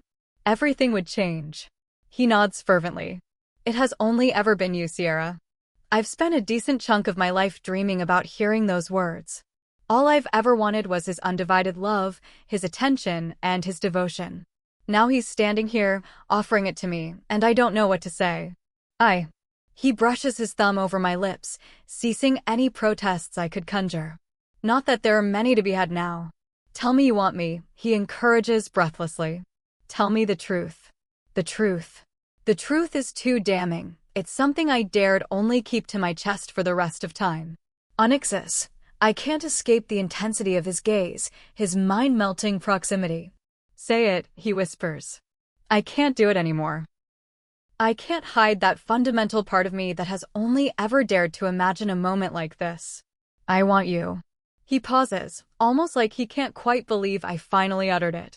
Then, his face breaks out into the most true, beautiful smile I have ever seen. He slides his fingers down until they brush against the nape of my neck, his thumb dragging across my jaw in tender strokes. I wait with bated breath as his thumb brushes against my lower lip, his gaze captivating me. Finally, he breathes. My heartbeat stutters as he slowly leans down. In this moment, I'm reminded of the million questions I've asked the universe about us. He kisses me, answering them all. Chapter 29. Sierra. Everything around me disappears. There is only Onyxus. The world seems to fade, leaving only the sensation of his presence, the pull of his energy. Everything I've felt for years rushes over me like a tidal wave. The warmth of his touch, the depth in his eyes, the way his breath quickens when he looks at me, each slight movement ignites something profound within me, something I've hidden for so long. His hand brushes against my hair, and for a moment, it feels like time itself is suspended. I've dreamed of this moment for so long, yet I never thought it would be real. It feels surreal, as if I might wake up at any second. His fingers gently touch the back of my neck, sending a shiver down my spine as he pulls me closer. The space between us shrinks, and I can feel the heat of his body, his pulse pounding beneath my skin. I try to steady my breath, but it's impossible. Every nerve in my body is on fire, every instinct screaming for more. He leans in slowly, his lips brushing against mine with a tenderness that takes me by surprise. It's gentle at first, but then it deepens, and the kiss becomes more urgent, as though the years of waiting, of wondering, are coming to a head in this single moment. His hand slides to the small of my back, pulling me against him, and I feel my heartbeat match his in a rhythmic dance. There's a vulnerability in this, something raw and honest that I've never experienced before. His lips move against mine, each touch sending sparks through my body. I grip his shirt, feeling the solid warmth of him beneath the fabric. My mind races, trying to keep up with the torrent of emotions flooding my chest. I feel him, all of him, in every kiss, every touch. His arms are strong but gentle, his fingers tracing the curve of my back, grounding me in this moment. I know I should be scared, I should be worried about the consequences, but all I feel is this overwhelming desire to stay here, never to leave. For a brief second, I pull back, trying to catch my breath. His forehead rests against mine, and I can see the conflict in his eyes. It mirrors my own. We've crossed a line, but it feels impossible to go back. There's no fear in his gaze, only longing, a longing I know all too well. "You're not scared?" he asks softly, his voice rough with emotion. I shake my head, my hands reaching up to touch his face, as if I can somehow ground myself in the reality of this moment. "No, I'm not scared," I whisper. I don't know what this means." He smiles faintly, the smile I've seen 1,000 times, but it's different now, gentler, more knowing. His thumb brushes across my cheek, and for a moment, it feels like we've been here before, in another time, another place. I close my eyes, leaning into his touch, savoring the feeling of him so close, so real. "Maybe we don't need to know what it means just yet," he murmurs, his voice low and filled with a quiet understanding. "Maybe we just need to be here." I nod, not trusting myself to speak. The truth is, I've wanted this for so long, wanted him for so long. But now that it's here, now that we're standing on the precipice of something new, I'm overwhelmed by the rush of emotions. His hands move to my sides, tracing the curve of my body with a tenderness that leaves me breathless. I feel every inch of him, his touch sending waves of warmth through me. He leans down, his lips grazing my neck, sending a shock of electricity through my veins. My skin tingles where he touches, and I feel a pull, something more substantial than anything I've ever known, drawing me closer to him. I've never felt this way before, I admit softly, my voice barely above a whisper. The words hang in the air, heavy with meaning. Onyxus pulls back slightly, his eyes locking onto mine, intense and searching. "What do you feel?" I take a deep breath, gathering the courage to speak the truth. "I feel everything. All the years of wanting, of waiting. But it's more than that. It's like I'm seeing you for the first time, really seeing you." His lips curve into a smile, and for the first time, I see him as I've never seen him before, vulnerable, open, willing to let me in. His hands move to my face, his thumb brushing across my lips, as if he's memorizing the feeling of me beneath his touch. "I've been waiting for this, Sierra. For you. For us," he says softly. I feel a weight lifted from my chest, and in that moment, I know we've crossed a threshold. We're no longer just friends, no longer bound by the familiar. There's something more between us now, something neither of us can deny. His lips find mine again, and this time, it's not just a kiss. It's a promise. A promise that no matter what comes next, we'll face it together. No more waiting. No more wondering. We've stepped into something new, something that's ours. As he pulls away once more, I can see the wonder in his eyes, the same wonder I feel deep within me. The rain falls softly around us, but I don't care. I don't care about anything except him and this moment. "Are you sure about this?"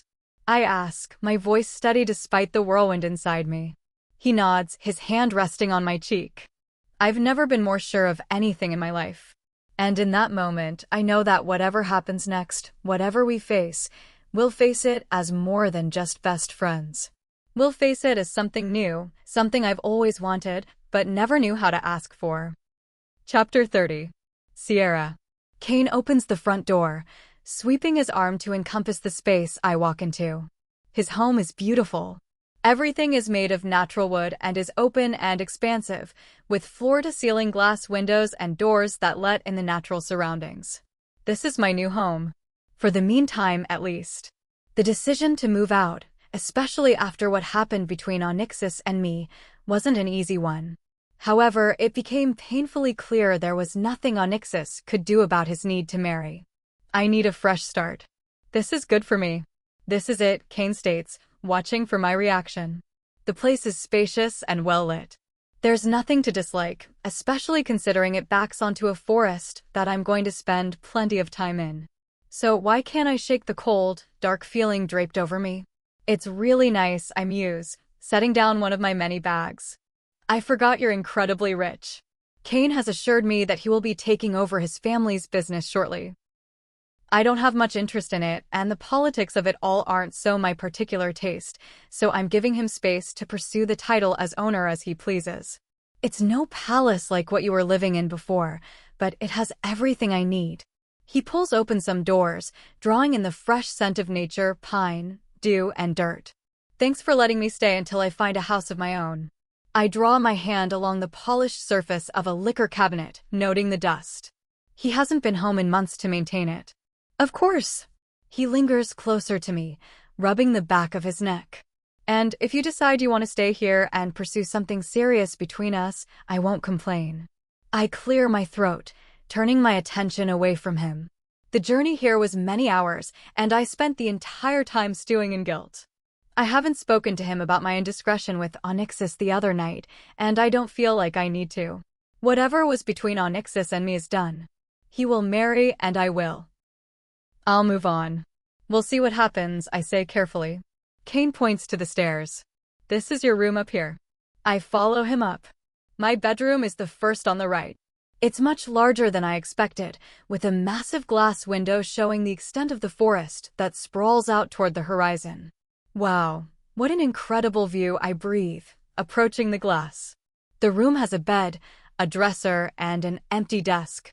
Everything is made from natural wood, which suits the pale walls and complements the flooring. There's room for you to start your sewing as well.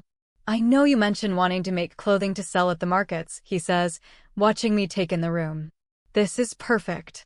It truly is. I should be happy here. You still look sad, Kane notices, leaning against the door frame as he watches me take in the room. I'm just homesick. It will pass, I force out. I miss Onyxus already. We've gone this long without seeing each other before, but this is different. There is no promise of his embraces, his cautious smiles, and dry humor. The distance between us isn't the same anymore, and never will be again. Seeing the view, the territory in which Onyxus governs only makes it worse. There will be no escaping him. His face is plastered everywhere in his pack, and his influence is always felt. But it's only the shadow of him. Intangible, like a threat and a promise. It's only real until someone makes it so, and this time, there is no Onyxus to grasp onto. You're growing as a person. It's a good thing, Kane assures me. I know. I sigh wistfully, looking back out the window. I know. 2 months later. I stride down the stairs, chasing the smell of food cooking. Spiraling downward, I step onto the cool wood floor, seeing Kane in the kitchen. He's shirtless, the watery morning sunlight drenching his skin, coming in from the large window that shows off the forest view. He hums to himself, flipping a pancake. Looking over his shoulder as I approach, he flashes me a smile. Morning, honey. Hey. I slide onto one of the stools tucked under the central granite bench. You're cooking. He doesn't usually cook. He's often home late as he continues to seek the position as owner of his family's business. I've been experimenting with the recipes Diane sent over, and it's been going well. I thought you might like some pancakes, he says, his voice light and carefree as he puts one onto the growing pile next to him. What are we celebrating? Kane and I's relationship is complicated. We still sleep in different rooms. I told him I needed space, and he tried not to honor it until one explosive night. Since then, he hasn't pressed the issue. I want to feel bad, but I'm just not ready. This is the first time I've lived away from home, in such proximity to someone else. We're not, but someone is, he says. Look at the table. I glance over my shoulder, seeing an envelope opened, a piece of paper on top of it. I reach over, grabbing it before laying it in front of me. Oh, I whisper as I realize the paper is a card with big print on the front. It's Onyxus' wedding invitation, Kane says before he starts to whistle, pouring more batter into the pan. My heart sinks into my stomach. The invitation has been sent late. The date for the ceremony is next week, meaning we were only an afterthought in the back of someone's head. So he chose Violet, I note with a sigh, brushing my fingertip along her name embossed in silver. She's a good choice. Beautiful, intelligent, and wise. Onyxus must have fallen for her quickly after I left, or this is just an obligation he is fulfilling. It sounds like it's going to be quite the ceremony. Kane flips the pancake, almost managing to send it hurtling to the floor. Read the newspaper. I look across the counter, sliding the newspaper toward me. I never read them anymore. Everywhere I look, I see Onyxus, and it's even more draining than writing and illustrating my book. My eyes trace along the front page, my brows drawing together. The illustration on the front depicts Onyxus and Violet gazing at each other, pressed close, their hands interlinked. A wedding for the ages. It's a love story like no other. Alpha Onyxus proposed to the beautiful Violet Winter, daughter of Joseph Winter, in the town square less than a month ago, and their wedding is scheduled for less than a week from now. No expense has been spared for such an occasion. The only explanation for such a short engagement is true love. Perhaps they are mates. We can expect heirs very soon, I would say. I dump the paper onto the counter, shaking my head in disbelief. This article is rubbish. There's no way he already loves her, I mutter, taking the mug of coffee Kane offers me, splashing a dash of milk in it irritably. And she definitely isn't his mate. It can't be true. It can't. Unless, of course, it is. With me out of his sight, perhaps Onyxus realized he could finally fall in love with someone made for him. I think there's some truth to it, Kane muses. Why? I've been seeing pictures and articles about them in the paper every day. They go on dates, trips, and appear to love each other's company, he tells me, nodding to the piles of newspapers near the fireplace, as if I would want to go through them. All I've ever wanted was for Onyxus to be happy, to find love. So why do I feel so miserable now that he's seen it? Why didn't you tell me about the articles? I didn't think you would want to see that, he says with a shrug. Plus, you've been so busy with your book. I could look through them now, but they are the last thing I want to see. Leaving Onyxus was supposed to open doors for me, and as well as my book creation is going, my love life is severely lacking luster. I was never in love with Onyxus. How many times must I tell you that? I grumble, ignoring the way my coffee burns my tongue as I take a big sip. Yeah, sure. Kane huffs out a breath, shaking his head. You know, maybe his love for Violet is why he isn't responding to your letters. Maybe. I toss away the wedding invitation. It's been sent, which means I have to go. It would be rude not to, given how miserable the experience is going to be. Cheer up. You can't be sad eating pancakes. Kane slides a plate in front of me, grinning. Reluctantly, I sprinkle some sugar on top, followed by a squeeze of lemon. Its combination reminds me of Diane. She would love to incorporate sour and sweet into her dishes. So, I suppose we'd better go to the wedding, I murmur, shoving a mouthful of pancake into my mouth. It's dry compared to what I'm used to. We don't have to if you don't want to. It will be expected, and I want to support him. While I want to avoid Onyxus to avoid the pain that will inevitably be dredged up from seeing him with Violet, I want to be near him again. I want to see if there's still a spark between us, or perhaps hint that we were once friends. Okay, then we go. Kane sounds slightly irritated. I'm going to start on my dress now. I push away the pancakes, unable to stomach any more. Kane doesn't respond as I bound up the stairs and to my room. I slam the door closed before I lean against it, clutching my stomach. A sob escapes me before I can slap my hand over my mouth. Slowly, I sink to the ground, drawing my knees up to my chest.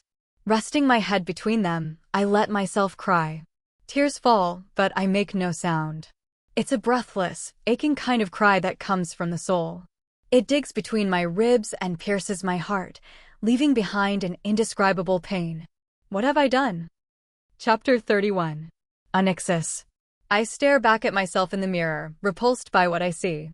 An unfamiliar man, dressed in a tailored, pressed suit, not a strand of hair astray. Tired, empty eyes accented by dark shadows. I'm a man with completely unkempt eyebrows. Pulling open the vanity drawer, I grab for the tweezers before focusing back on myself. I haven't done anything about them in months, and it's painfully obvious. What would Sierra think? I don't flinch once as I pluck away at any errant hairs. One by one, they disappear until I'm left with a passable pair of brows. Not perfect, although Sierra never got them close to manicured. Just enough to be ruggedly handsome, she would say. My hand falls to my stomach as a jolt of pain cuts through my ribs. It's a familiar ache at this point, but it hurts. There's my handsome son. I flinch, turning to see my mother strolling in. She's wearing a cream dress that would be offensive, given that she's dressed for my wedding. However, she's made it clear today is more about her than my future wife. The ceremony doesn't start for another 4 hours. You don't need to keep checking up on me, I mutter. It's not her fault. I don't want to see her right now. I wanted to make sure you're not getting nervous. She adjusts the lapels of my jacket before smoothing out my tie. By making sure I'm not nervous, she means making sure I'm not backing out of this. You didn't need to make the ceremony so big. I doubt there is a single person on the planet who is not aware of this wedding, I mutter. I can't help but wonder if Sierra knows. I haven't invited her. Since she hasn't responded to a single letter of mine, I figured she wants to move on with a life that doesn't include me. This shall only happen once, angels willing. She pats the side of my face. Don't look so grumpy. I'm not. I just want this to be over with. Once this wedding is over, I can move on past this intrusive hump in my life. It won't, however, be smooth sailing for long. Everyone is expecting an heir. You have a beautiful bride, a proud mother, and a pack full of people waiting for an heir. She starts brushing at some lint she finds on the black fabric. The consummation is the perfect time to get to it. I blanch, physically rattled by that notion.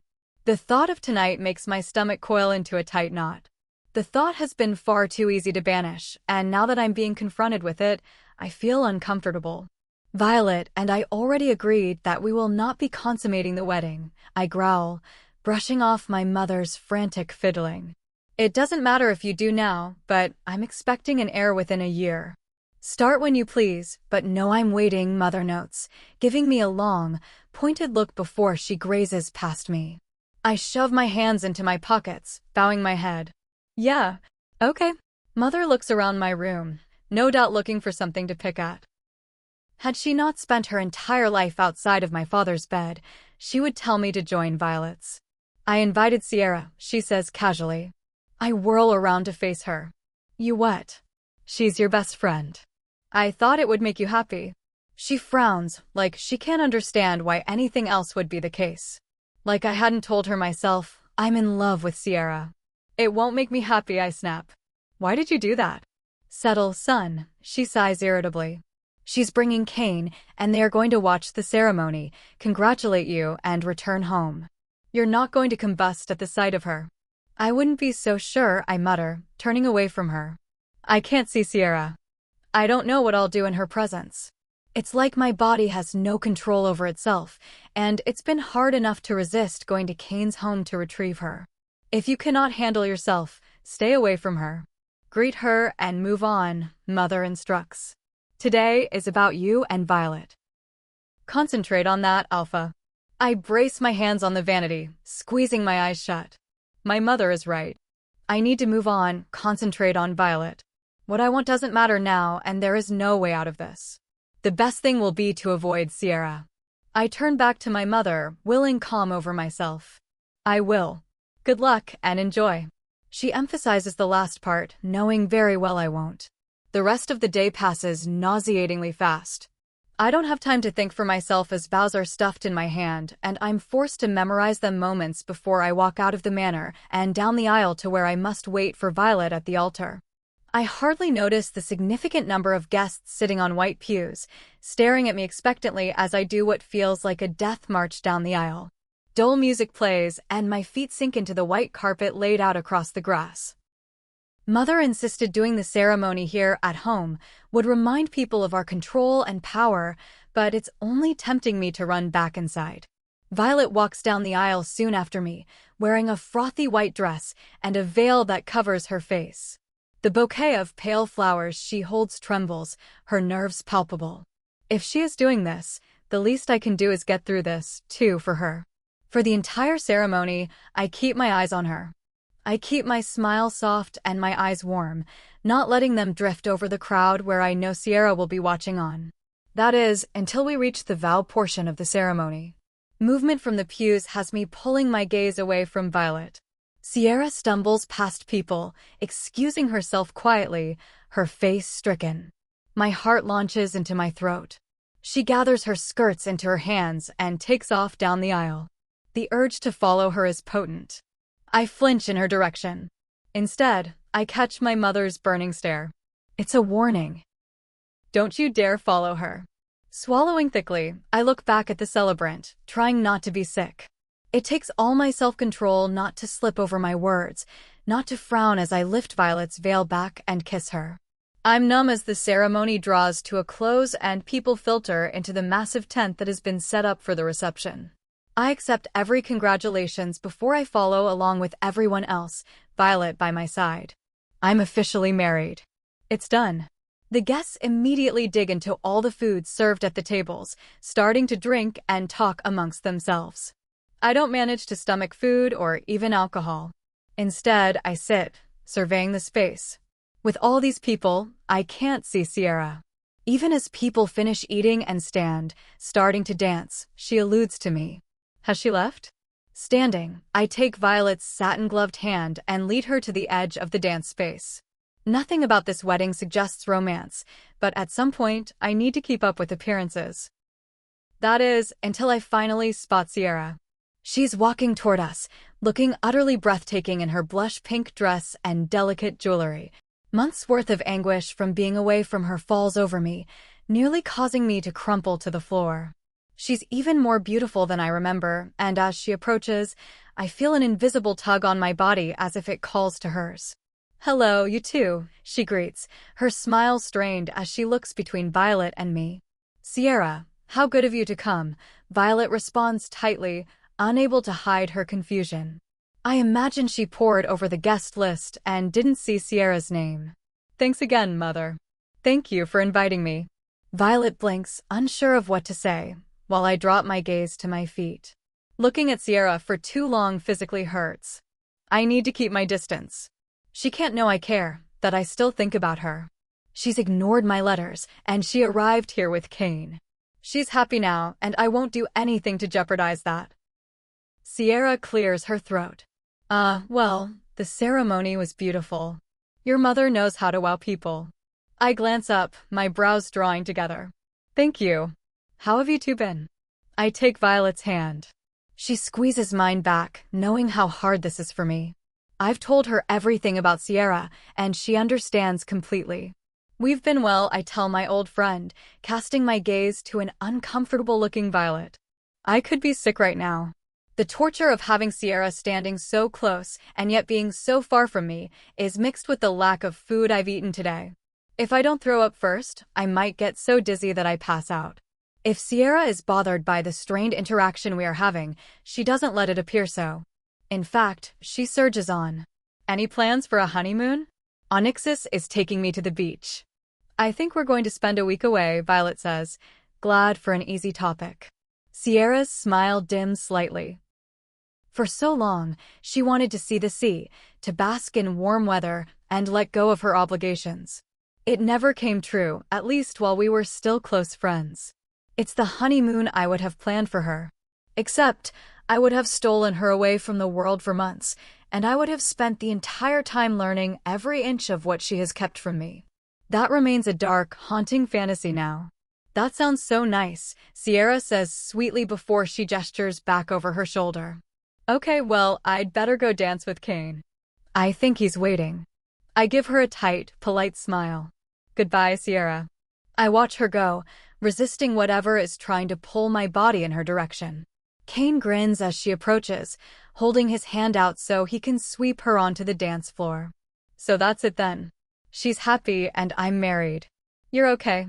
Just breathe, Violet soothes, pulling at my forearms so I turn away from the crowd, concealing my visceral reaction to Sierra's presence. I look at my wife, at her solemn eyes and the concerned frown on her face. She knows intimately what it feels like to love someone and not be able to give yourself to them completely. She knows how deeply I love Sierra, how badly I want her. I can't summon any words, digging my fingers into the roots of my hair, trying to smother my panic. I know, Violet murmurs, running a comforting hand down my arm. You're doing right by her, trust me. I swallow thickly, nodding. That's the only thing making this easier. Knowing that Sierra is going to move on from this night and live the life she deserves. There's a reason she's ignoring my letters. She doesn't care about me anymore, I say, pulling uncomfortably at my collar, which feels like it's strangling me, even with my top button undone. Her moving on is a good thing. It's time you do too, Violet soothes gently. I'm not sure how much that means, considering she's in love with someone else, too. I guess we'd better dance. For appearances. I take my bride's hand, turning back to the crowd with a renewed smile on my face. Maybe one day I won't have to pretend. Maybe one day I won't feel the pressing obligations of an alpha that I know I have to fulfill. Until then, I have to let Sierra go. Chapter 32. Sierra. I drain my glass, feeling the sweet burn of alcohol in my throat. I wish I could have fun. I wish I could enjoy this. Thankfully, my sorry state is going unnoticed. The entire back lawn of Onyx's estate has been transformed, holding more people than I ever could have imagined. A sprawling white tent has been set up, sparkling golden lights raining down from the top, weaving into wreaths of natural greens and white flowers. It's so pretty it's overwhelming. We can have a wedding like this one day, Kane says from beside me, looking around with wonder. After the ceremony, we were seated at a relatively unimportant table near the edge of the tent. The center has been left open for dancing. The ceremony was beautiful. Violet looked stunning walking down the aisle in a fluffy white dress, a gauzy veil raining down over her face, dotted with sparkling jewels that glimmered in the sunlight. And Onyxus. I excused myself before the vows, claiming a stomachache. In my defense, a deep, aching pain has taken up residence between my ribs, and seeing Onyxus gazing down the aisle as his approaching wife nearly had me spiraling into a panic attack. I don't want one this big, I mutter into my third glass of alcohol. Instead of a pleasant, distracting buzz, I'm stuck with a rotten feeling of sorrow. Many people of prominence have approached me, mumbling contradictory statements.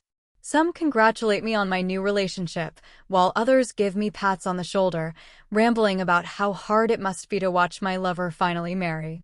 Worst of all, I have to grit my teeth and force a smile. I may not carry Onyx's title anymore, nor be in nearly as much danger, but the ruse must be maintained to secure my friend's legitimacy. But you're open to marrying me? Kane asks tentatively. One day. That's the last thing I want to be thinking about right now. My mother wants me to marry soon. Kane turns his body to face me, rubbing his hands together. For the business. I'm tired of all these meaningless unions for political power, I grumble. The only person benefiting from marrying in this instance is Kane.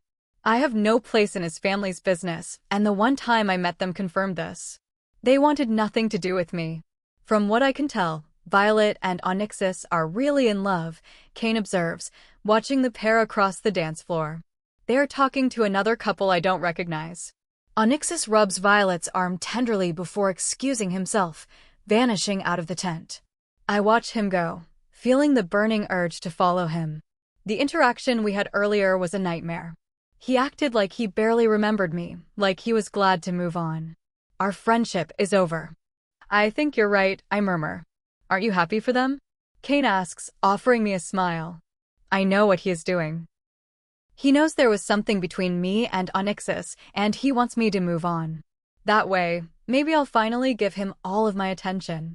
Deliriously, I grumble, draining another glass of sparkling wine, coughing into my hand as the bubbles burn my throat. Kane gives me a sidelong glance. Would you like another drink? You seem to be getting through them fast. Can you go grab me one while I head to the bathroom for a minute? I ask.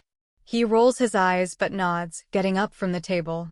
The moment his back is turned, I gather my skirts and head off toward the same gap in the tent Onyxus passed through.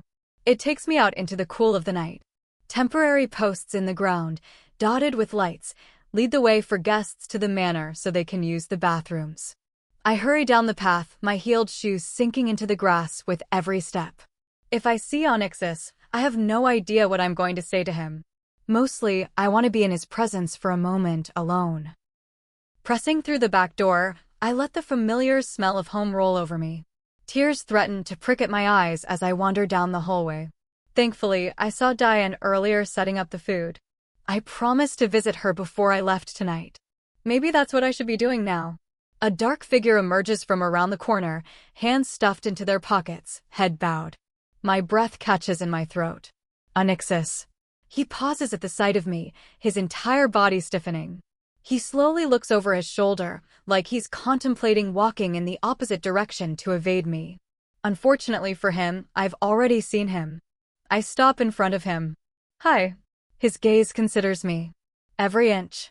Knowing that he's seen me almost naked makes my cheeks tinge, but more than that, I'm relieved to have his attention again. However brief. Hi, he greets smoothly. I was just heading back. Congratulations. Seriously, I say breathlessly, offering a trembling smile. I'm closer to him than I was earlier. I can smell his familiar scent and see the finer details of his face. I wish that, unlike our proximity, he didn't feel so far away. He rubs his jaw. I appreciate that. He looks exhausted. Shadows linger under his dark eyes, which seem to have a solemn look about them. The sweet, gentle friend I remember who was full of life is gone. Are you okay? He straightens. Why wouldn't I be? You seem on edge, I note.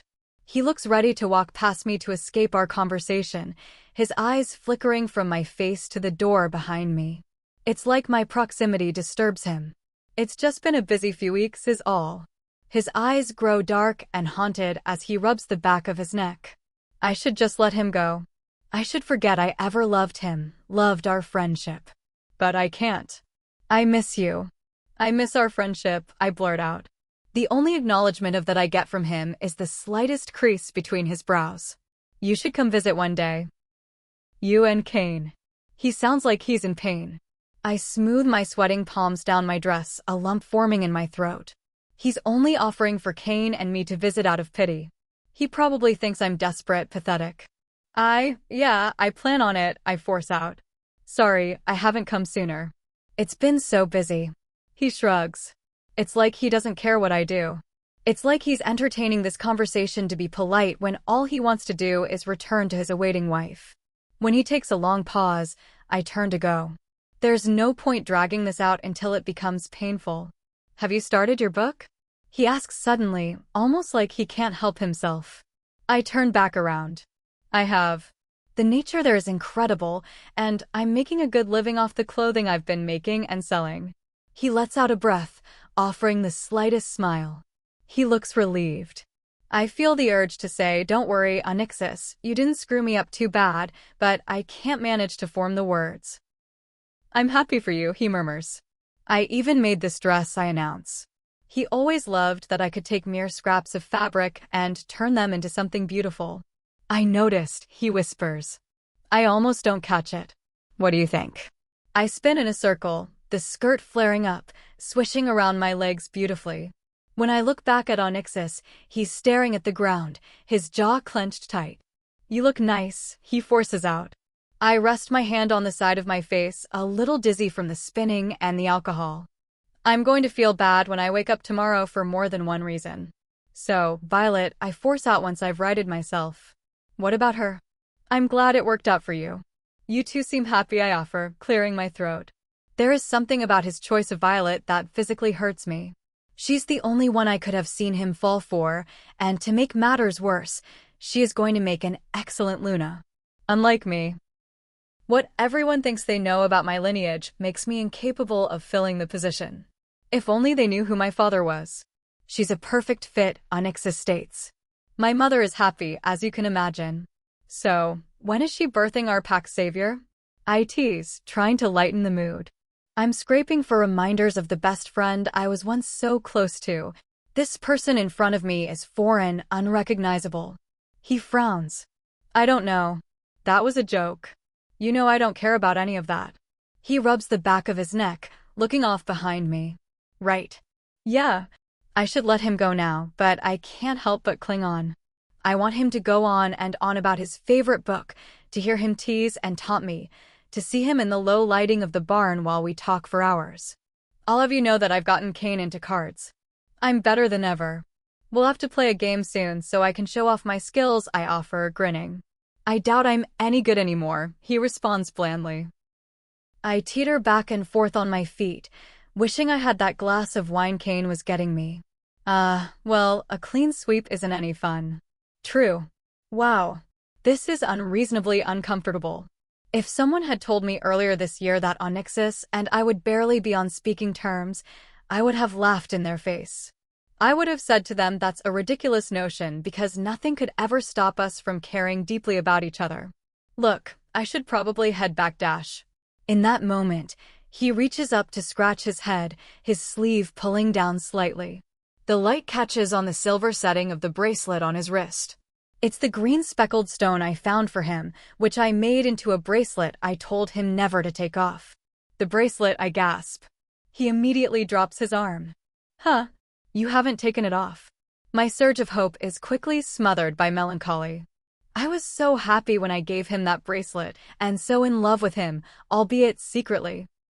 He pulls his sleeve back, examining the bracelet with quiet contemplation. His breath seems to catch in his throat, a slight sheen passing over his eyes. You made it for me. Why would I ever take it off? He murmurs, raising his gaze to me before he lowers his arm again. Suddenly, I feel it. Feel him. It's just a glimpse, so very far away, but I can tell my onyxus isn't lost entirely. I don't know. I thought maybe it would make Violet uncomfortable. Perhaps I'm entirely off base with that assumption. I've only ever been just his friend. Violet probably thinks it's sweet, and to Onyxus, it is merely a reminder of his past. I promised you I wouldn't, he says gently. I would never break a promise. It takes everything in me not to launch into his arms. With his strained expression, I see a broken man. Even his eyes seemed rimmed red, like he's holding back an onslaught of emotion. Do you think of me every time you see it? I whisper. He looks away, his jaw hardening. I have a strong suspicion about it. I want him to admit it, to admit why he never wrote to me. I should probably get back to the party. Violet will be wondering where I am. He rubs the back of his neck, looking anywhere other than me. He suddenly brushes past me, desperate to remove himself from this situation. Wait, I call out. I don't expect him to stop, but he does. He pivots, staring me down. I'm happy for you, Onyxus. I mean that, I say earnestly. You deserve happiness, and I hope Violet will give that to you. He blinks, his brows furrowed. He draws in a breath, gives me one more look, then walks away. I don't see him for the rest of the evening. Chapter 33. Onyxus. So, how are you enjoying my daughter? My hand tightens on my tumbler as I take a long, purposeful sip of my drink. Aging alcohol like this is supposed to make it taste better, and yet I'm left with a repulsive taste in my mouth. Or perhaps that's because of who is sitting in front of me. We are doing just fine, I bite out. Violet's father, Joseph, arrived this morning. He didn't get enough time to irritate me during my entire childhood, so he's here now, 3 months after the wedding, to do his due diligence. It's a shame she isn't yet pregnant. The pack is eagerly awaiting their heir, he proclaims from the other side of the table. My stomach churns at the way he feasts on the canapes my mother's assistant brought us. When he was my father's political advisor, they would have meetings in this old dusty room together. They will get one. In time, I respond calmly. Asking people to wait for their contingency is a dangerous game, Alpha, he notes, pointing a grubby finger at me. I understand you were once my father's advisor, Mr. Winter. However, you are not mine, I say sternly. He used to scare me when I was younger. He and my father were a formidable pair, and I swear Mr. Winter was the one behind all my punishments. I once heard him tell my father that scolding me so viciously, occasionally hitting me, was going to make me a stronger alpha. The man laughs roughly. Things would be a lot different if I were. Considering my father lost considerable territory that I had to fight to get back, under his advisement, I would say I'm doing better off. This pack is doing better than it ever has. Under my father's reign, we lost territory. Under mine, we have gained, and we have strengthened on all fronts. Security, pack relations, and unification, I tell him. I did that. And yet no heir. No heir means everything you have worked for means nothing. He stretches his arms out, smiling like my downfall pleases him. We are working on it, I say uncomfortably. I don't want to be talking about the lack of intimacy going on between me and his daughter. The wedding was 3 months ago. 3, he reminds me. My wife and I had Violet's brother within weeks. I sigh through my nose. I doubt the poor woman wanted it, and unlike him, I'm not going to force Violet into doing something she doesn't want to. I shrug. It is out of my hands. An impotent alpha. How tragic. He laughs again before shoving a cracker with cheese and herbs on it into his mouth. My jaw hardens. You have no right to speak on what you don't know. If this is about love, I would advise putting such ridiculous notions to the side. He waves his hand about. If you must, envision that mistress of yours and get the job done. Something in me snaps. I stand slowly, never releasing Joseph from my stare. He has the decency to look frightened for a moment, realizing he spoke out of turn one too many times. No one mentions Sierra like that. No one disrespects my wife, either. My fingertips drag against the polished surface of the table as I round it, burning irritation throbs in my chest, built up after all these months. Mr. Winter presses his back against his chair, a frown burying itself between his brows. What are you going to do, son dash? In one swift movement, I rear back and punch him as hard as I can across the face. He immediately lurches off his chair, hitting the wood floor. Blood splatters from his nose and mouth onto the surface, satisfying a deep, demented part of me. I have nothing more to say to you. I force myself to turn, to walk out. The only thing that satiates me is his pained groaning, which makes the consequences of this very worth it. What can he do now? He has no power here. I rush upstairs, shaking my fist. My knuckles will bruise, and people will ask questions. Mr. Winter, unwilling to ever admit defeat, will likely skulk out of here like nothing happened. Closing my bedroom door, I pace across my room. Pent-up energy burns inside me. It's in my stomach, entwined around my ribs and in my throat. More importantly, it's in my hands. Sitting at my desk, I rip a piece of paper off a pad and lay it in front of me, grabbing a pencil. This exercise is pointless, but I need to get these thoughts out of my head. Sierra. I miss you. I don't know what else to say. I miss you. I wonder whether you read these letters, or if you don't bother to open the envelope. I wonder if you and Kane sit around and laugh at my unrequited feelings. I don't care. I need you, Sierra.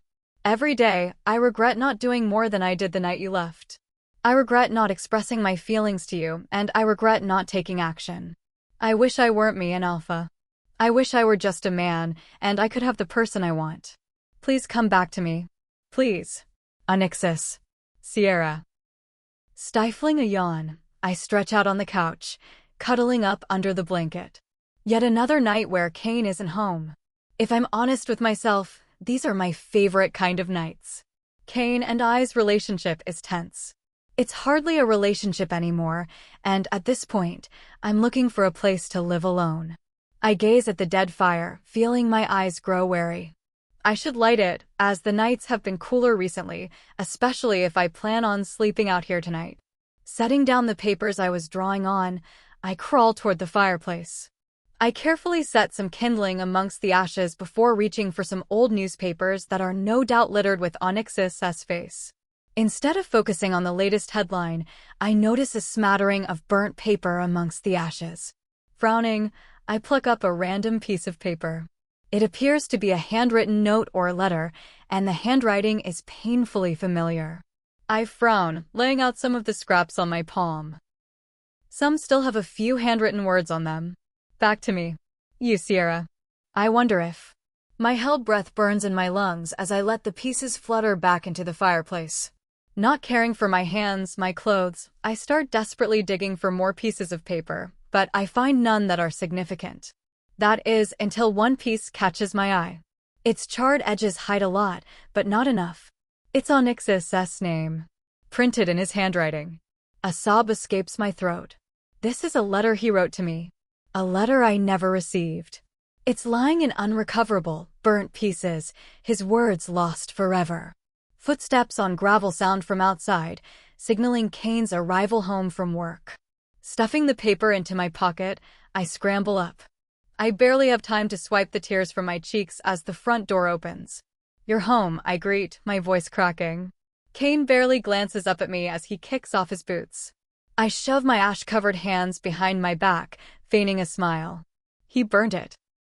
Kane burnt Onyxus's letter to me. I've come home earlier than I expected to get ready, he mutters gruffly, hanging his coat on the hook before he looks over me. I frown. For the party tonight. The one where my mother is going to announce the new business expansion, he says. Recently, he's been using a harsh, condescending voice around me. He thinks less of them. He thinks of him as inferior, a mere annoyance. You didn't mention anything tonight, I bring up. Well, I am now, he snaps, finally getting a good look at me. Why are you covered in ash? I was sweeping the fireplace, I excuse quickly. I was hoping to stay in tonight. I have an order for a dress, and the bodice is incredibly intricate. I've been growing wary of the places he takes me. He carts me around, never sharing more than a handful of words with me, then makes jokes amongst his friends about me, like I'm not standing right there. I don't care, Sierra, he mutters, brushing past me. But dash. You're coming. I can't be seen going to such an event alone, he snaps. I've had a hard day, and I really don't feel like dealing with you right now. I swallow my anger. I've learned that exploding back at him only leads to a horrible fight and days of silent treatment. If I'm honest, I don't like going and being hounded for an answer to your engagement question, I say carefully. He looks at himself in the mirror above the fireplace, ruffling his hand into a position that pleases him. Then say yes, and it will stop. I can't yet. I'm going to run out of excuses soon. I'm putting it off because I've been considering a move. I need to ensure I can make a clean exit from here. He looks at me. I need a wife to take over the business. We're in love. What's the problem? Love.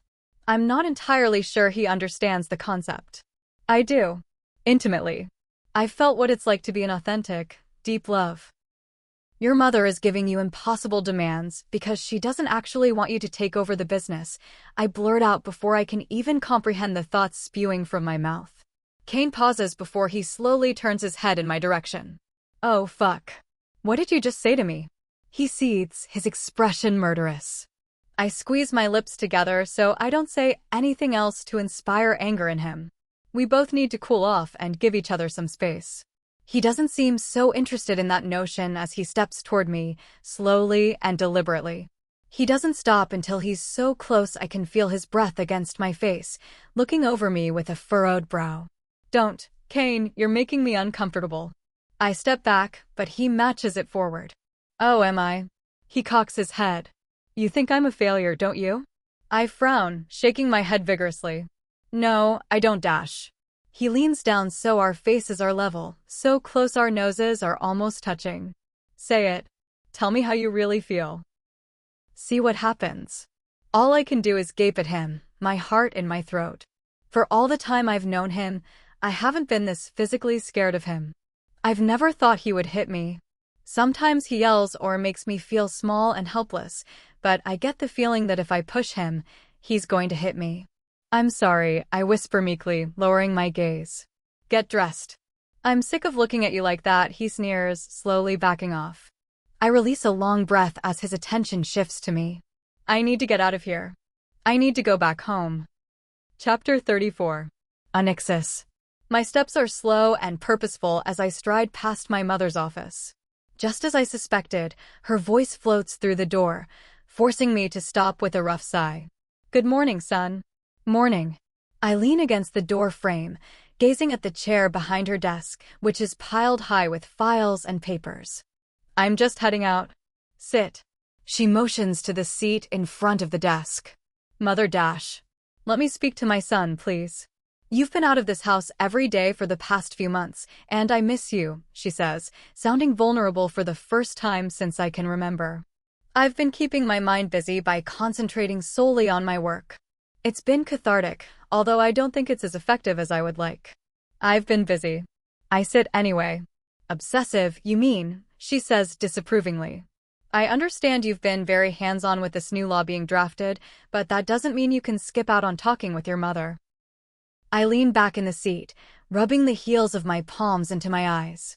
I can't remember the last time I got a good night's sleep. I close my eyes, and all my obligations lie atop me like a suffocating blanket, constricting around me until I can hardly breathe. People are waiting for an heir. It's gotten to the point where Violet and I are considering hiring someone else to do it. This needs to be perfect. This law is going to protect people migrating from Zion's pack to mine, I exasperate. Settle. You haven't relaxed since the wedding, she says lowly, the concern unmissable in her tone. I hold my hands up. Fine. I'm relaxed. What is the matter with you? Mother's voice hardens suddenly. Nothing, I mutter. Is it Violet? No, she's fine. Violet is the least of my worries. In fact, I actually value her friendship. We are going through similar circumstances, making her my closest confidant at the moment. You don't get home until very late. The poor girl never sees you, Mother reminds me, narrowing her eyes. I scoff. As if my mother didn't avoid my father every chance she got during their marriage. She doesn't mind, I assure you, I mutter. Mother rubs her painted lips together, contemplating how best to scold me. I suppose you've heard the rumors then? I roll my eyes. I don't care what people think about my relationship with Violet. They can speculate about me not being capable of making an heir or of me not loving my wife. None of it means anything. You know that's not true. Anger simmers in the mother's eyes. She's right, it does mean a lot. People need to have faith in me. If they believe I cannot produce an heir, they will start to look for a stronger pack to settle in where they know they are safe. Is this about Sierra? My eyelids shudder. I'm tired of her name having such a hold on me, forcing such visceral reactions out of my body. Why would it be? I grind out. She was your best friend. You went from seeing her every day to not seeing her in 5 months. That's difficult. I scoff, shaking my head. What? Why should you care? You practically shoved her out the door, I snap, my chest tightening. Mother sighs, rubbing at the lines between her brows. I would have liked nothing more than for her to stay, but she was a distraction. Distraction? Yeah, she distracted me. I laugh bitterly. Mother doesn't look impressed. Her nails tap rhythmically against the table's polished surface as she considers how to deal with this delicately. Mentors are significantly valued in this pack. All the best alphas had their previous ruler mentor them until they were fit to rule alone. My mother is mine, and yet I find myself growing out of her advice, of her control. But there's not a waking moment I'm not thinking about her now. What do you think that's doing to me? My voice turns hoarse. You've always been too passionate. You need to redirect that energy dash. Why would you do that to me? I whisper, cutting her off. I don't care that my resolve is cracking, that my voice is breaking. The mask slipped long ago. Do what? By the way she shifts uncomfortably, she knows exactly what I'm implying. You're my mother, you're supposed to love me. I ignore the tear that falls from my eye, traveling down my cheek. Why would you insist I marry someone I hardly know and send away the one person I'm desperately in love with? The color drains from her face as she swallows thickly. I've never confided in her like this. It goes beyond her being my mentor. She is my mother. Tradition mandates dash. Is tradition more important than my happiness? Can't you see I'm falling apart? I press my palm to my chest, feeling my heart racing below. Trust me, I've seen, she mutters. And you don't care? It's killing me being away from her. I can feel my soul cracking with every word I utter. I don't even recognize myself anymore. I'm a shell of my old self. I go through the day one foot after the other, waiting for this to finally kill me. As good as it feels to finally say it aloud, to finally give my mother a glimpse of what I've been feeling, it also hurts immensely. Saying it out loud makes it impossible to run from. You're scaring me, Onyxus, she says, physically recoiling. I'm starting to worry she's your mate. She is. I know she is, and you're keeping me from her. It's not just me. You're the alpha, you have the power and control, but you are torn. You know you must do what is best for your pack, she reminds me sharply. Nothing works here without their support, and you know marrying a commoner is a good way to destroy it. I lean back in my chair, finally letting go of the breath I've been holding. She's right. I know what my pack expects of me, and I know how they value strong leadership and an even stronger heir. Sacrificing my chance at love is what is best for my pack. At least, that's how I've been taught to think. I've never been given a chance to change the narrative. I'm only doubting my feelings because you and Father forced the idea that to be a good alpha is to compromise my happiness. It's because of you. I point at her. She stands abruptly, visibly upset. I think you need some air and some time to think and calm down. She will push this issue until she dies. And even in death, she will ensure I live up to the expectations of an alpha. I stand too, heading to the door, not looking back. Sierra. I shake my limbs about, shifting from foot to foot as I attempt to garner some courage. Confronting Kane about any problem is a risk. He either reacts calmly and reasonably, or his short fuse leads to a blowout. It doesn't matter. This needs to be done. Knocking a couple of times on his office door, I wait for him to summon me before I step inside. His desk is littered with mess, his head bowed over his work as he sifts through it. He's been in here for hours now, dusk chasing the light from the room quickly. He doesn't even look up. He doesn't even acknowledge me. I'm going to visit Onyxus, I announce. He glances up. Why? It's about time I see him. He's my best friend after all, I say casually, swinging my arms. He mutters, rubbing his temples. I saw the way he acted toward you at his wedding. He's moved on. He's playing on my insecurities. There is every chance that Onyxus tells me to leave once I get to his estate, that he doesn't want me around him and his wife. He may not have Dash. He has made no effort to contact you, Sierra. Take a hint. Kane lets out an exasperated sigh, tapping his pen against the desk rhythmically. My fingers curl into fists. Liar. I know he's been writing to me, I say lowly. His incessant tapping pauses, and he drags his dark gaze at me. A shiver travels over my skin, a cold feeling of dread digging between my ribs. How's that? I found a burnt letter from him in the fireplace. I didn't see much, but I know his handwriting. I push my shoulders back, feigning confidence. I'm not going to be talked down from this. Last night we returned from the event, and he apologized for his bad mood and tried to make it up to me. This time, I won't be sweet-talked. I must have accidentally thrown it out with the other junk mail, he says dismissively, waving his hand. How many has he sent me? He lets a drawn-out, exasperated sigh. None. That was the first one. Why would Onyxus write to me so suddenly? I let my insecurities cloud my judgment once, but I won't do so again. Onyxus loved me, and even if he were hurt by my leaving, he wouldn't have abandoned me. I'm choosing to have faith in him this time. Not Kane. Liar. Tell me, I demand. He rubs his forehead as if to remove the deep creases that formed there. I'm not giving him a chance to back out of being honest this time. He's sent about 3 a month, he finally admits. I figured he needed to remain in the past. It takes me a moment to smother my shock. There's been more than one? How often has Onyxus written to me and been dejected by my lack of response? He's my friend. How could you do that? My voice rises with everyone else, but I don't care to temper my anger. Kane's expression sours. I read about the little affair you had before you left with me. You're lucky I forgave you. I swallow thickly, letting out a long breath. It was wrong of me to give in to my impulses with Onyxus. Kane and I hadn't exactly decided we were entering into a proper relationship at that point, but it was still wrong. That was a mistake. We both agreed to move past it and remain friends, and you had no right to take that friendship from me. I stride forward, slamming my palms down against the surface of his desk. Kane's eyes become a quiet storm as he swats, his chair scraping on the oakwood floors. Who said you could raise your voice at me in my house? He seethes. I'm moving out, I snap. And I will not marry you. I had already decided to move on earlier in the month. Now, I have no regrets about it. I can't stay with someone who thinks it's okay to burn my personal property. Oh yes, you will. Even if I have to lock you in here myself, he growls, sweeping around his desk.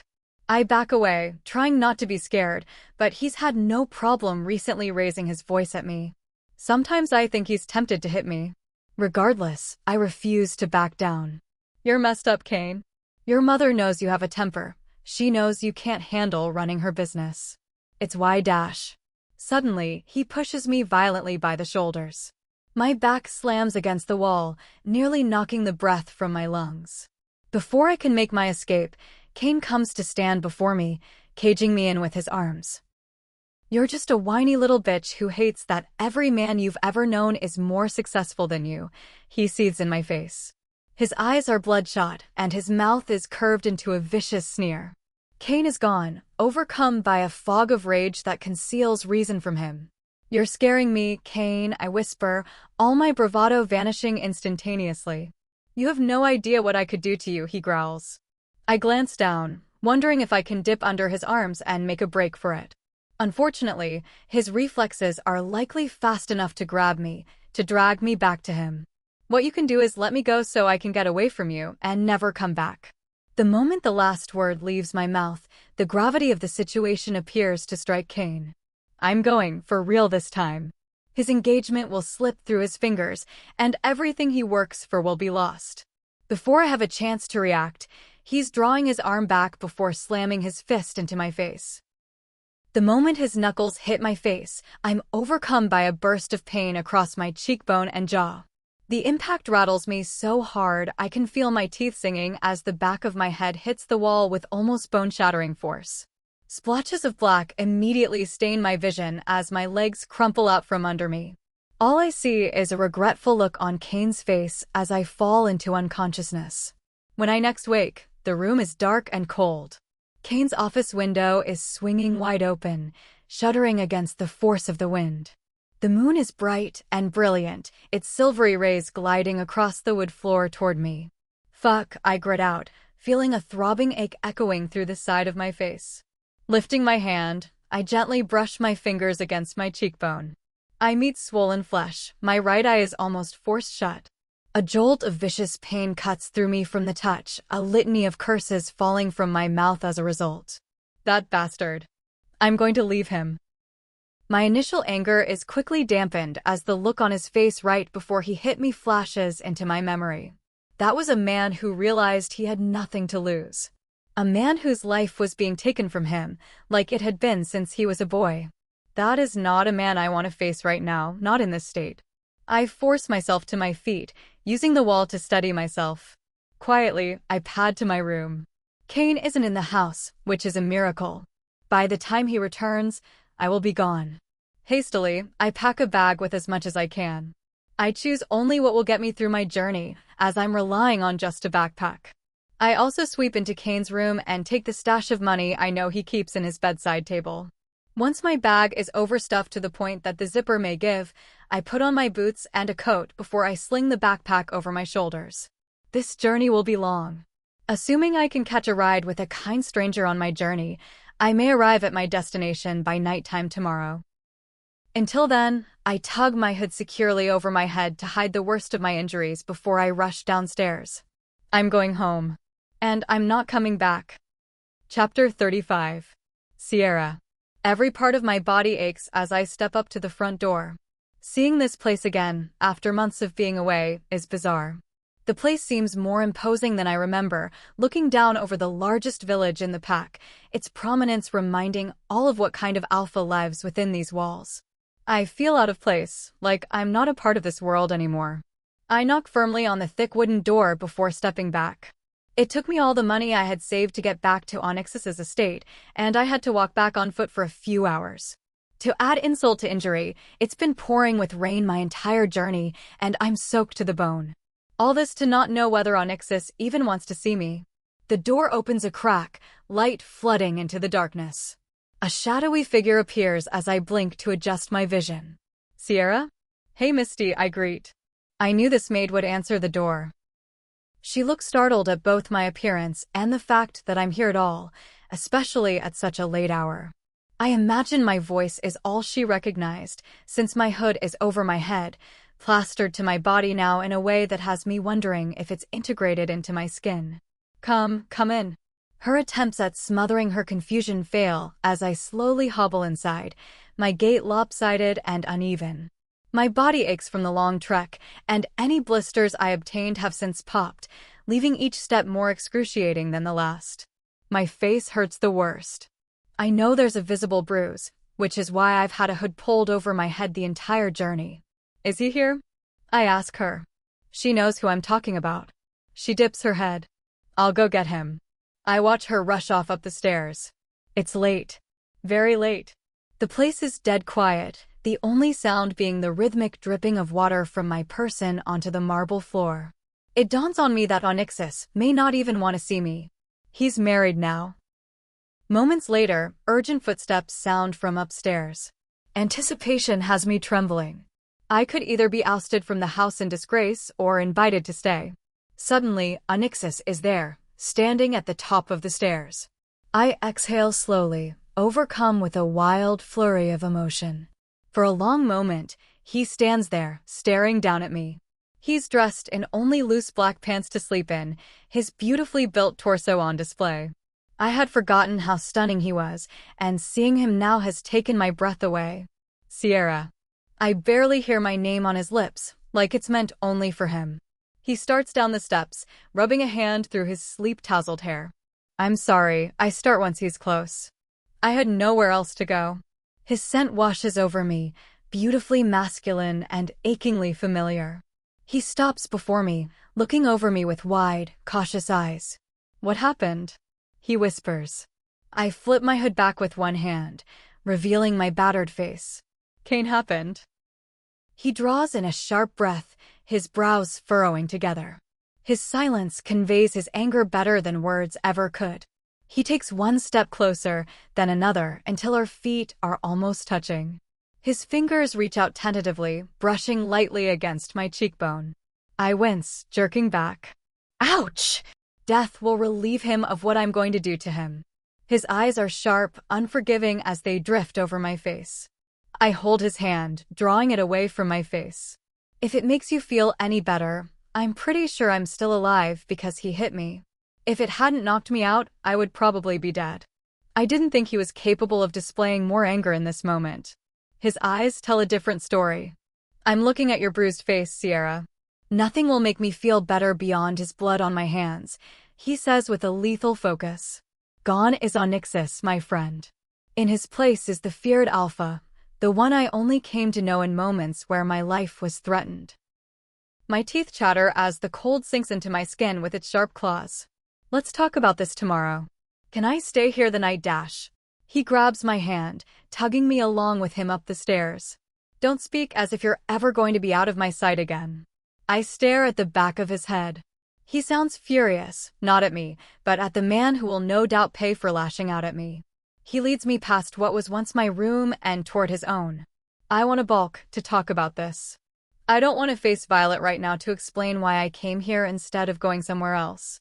I didn't mean to come here like this. I don't want to disturb you and your wife, I say, our footsteps muffled by the carpet. He scoffs, shouldering his door open, not letting my wrist go. To my shock, there's no Violet sprawled out in his bed. His sheets are mussed from him sleeping in them minutes ago, but other than that, his room looks as it usually does. Violet and I are very much just friends, he exclaims, finally letting me go so he can step into the adjoining bathroom, turning the taps on in the bath. Like you and I are friends? I ask breathlessly. From where I'm standing, I see him tense, his back to me. No, not like us. I look down at my feet, realizing I'm dripping everywhere. I'm so cold, I'm numb at this point. Onyxus steps from the bathroom, approaching me again. There's a determination in his eyes, edged with possessiveness, like he can't bear to be away from me for more than a moment.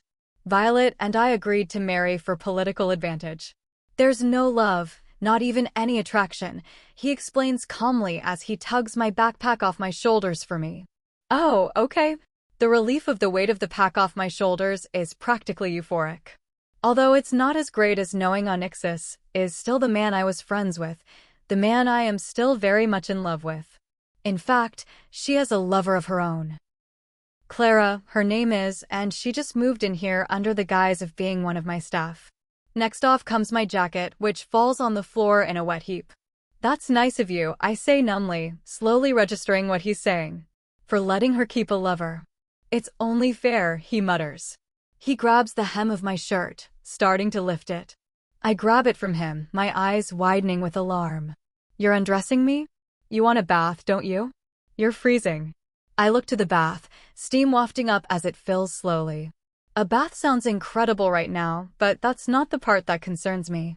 The last time I undressed for Onyxus was when he had me pressed against the barn wall, and even then, I was basically fully clothed. However, I feel no urge to protest anymore. Yeah, I want a bath. He pulls my shirt over my head, revealing my rain-soaked bra. He isn't looking at me sexually. He's caring for me, effortlessly gentle despite his cold, lethal anger. You realize I'm going to have to confront him, right? He says it so casually, like it's non-negotiable. Please don't. I may be angry at Kane for hitting me, but not enough to sign off on his death. Let's just calm down from this first. He looks anything but calm as he unbuttons my pants, pulling them over my backside, then down my legs. I kick them off, along with my shoes and socks. Not that a reason matters, but why did he hit you? I confronted him about something, I admit, squirming a little beneath his touch as he straightens, reaching around to unhook my bra. My heart jumps into my throat as my breath catches. Onyx's gaze only brushes over them for a brief moment, his jaw tightening in response. What did you confront him about? He works off my underwear next, pulling them down my thighs, crouching so I don't have to bend. Your letters. He was burning them, and I found out. I feel so foolish. Of course, Onyx was writing to me. We were best friends. How could I have ever doubted him? He closes his eyes for a moment, inhaling slowly in a visible attempt to calm himself. Let's get you bathed, and then I'm treating the cut on your cheek, he says, gently leading me into the bathroom. I didn't even realize Kane split my skin. Onyx turns the taps off and helps me step into the water. It immediately burns my aching feet, although the feeling is blissful in a way. I don't let go of Onyx's hand until I'm most submerged. He remains at the side of the bath, right beside me. It feels so good to see you again. I turn my head to look at him, smiling weakly. He threads his fingers into my hair, pulling me down enough to get my hair soaking wet. I should have never let you leave, he murmurs, lathering his hands so he can wash my hair. I should have, I don't know. He shakes his head, his black hair already starting to curl from the steam. I lean back into his hands as he starts to massage the shampoo into my hair. It smells like him, warming my insides. His fingers feel glorious against my scalp, pulling my focus away from the dull ache in my face. This gesture is so painfully sweet that I feel tears gathering in the corners of my eyes. I don't even care that I'm utterly exposed before him. I had no idea he was capable of that. He just switched. I didn't even recognize him. I clenched my eyes shut, trying to force away the memories of his soulless eyes right before he struck me. Onyx simmers with anger, that frosty look chilling my skin despite the hot water. I'd hate to be Kane in the coming days. I can beg Onyx all I like not to hurt Kane, but that doesn't mean he won't make him suffer. No harm shall ever come to you again, he breathes, leaning my head back again so he can wash out all the product. So I'm staying? Onyx starts working more product into my links, shaking his head a little. You're insane if you think otherwise. I'm never, ever letting you out of my sight again. I smile a little. His being possessive doesn't bother me, mostly because I don't want to leave here either. This is home. He's home. I look at his face, at the sharp lines of his jaw and cheekbones accented by the firmness of his hostility. He's so beautiful, I feel the urge to pull his lips to mine again. I can still taste his lips on mine. I remember that night as vividly as if it were happening now. We should probably talk about what happened before I left, I bring up tightly. The lack of closure on that has driven me crazy over the past couple of months. Tomorrow, he murmurs. For now, let's get you patched up and in my bed. He quietly rinses my hair, his gaze flickering between that and my face. Each time he takes in the bruise, his jaw clenches and his eyes grow dark and haunted. Once I'm finished, he helps me up and wraps me in a warm towel before turning me to face the mirror. I wince at what I see looking back at me. Sure enough, a deep purple and blue bruise shadows the right side of my face. My eye is puffy and swollen along with my cheekbone, which also has a split in it. I huff out a breath. I look horrible. Onyx runs a brush through my hair gently, which is all tangled from the rain. Nothing could ever compromise your beauty, Sierra. Especially no mark made by a coward like him. Something flutters in my stomach as I meet his gaze in the mirror. Thank you for coming back to me, he adds softly. Thank you for trusting me. I smile tentatively. There's no one else I would rather be with. He turns to me, kissing my forehead before rifling through one of the vanity drawers. He pulls out some medicine, tabs it onto cloth, and presses it to my cheek. I grab his shoulders, yelping at the sharp bite of pain. Shoo, he soothes, pulling the cloth away before quickly pressing a small bandage over the wound. All better. Thank you. I cast a look out of the bathroom. That bed looks glorious. I'm exhausted. He doesn't so much as fall out of step with me as he guides me to the bed.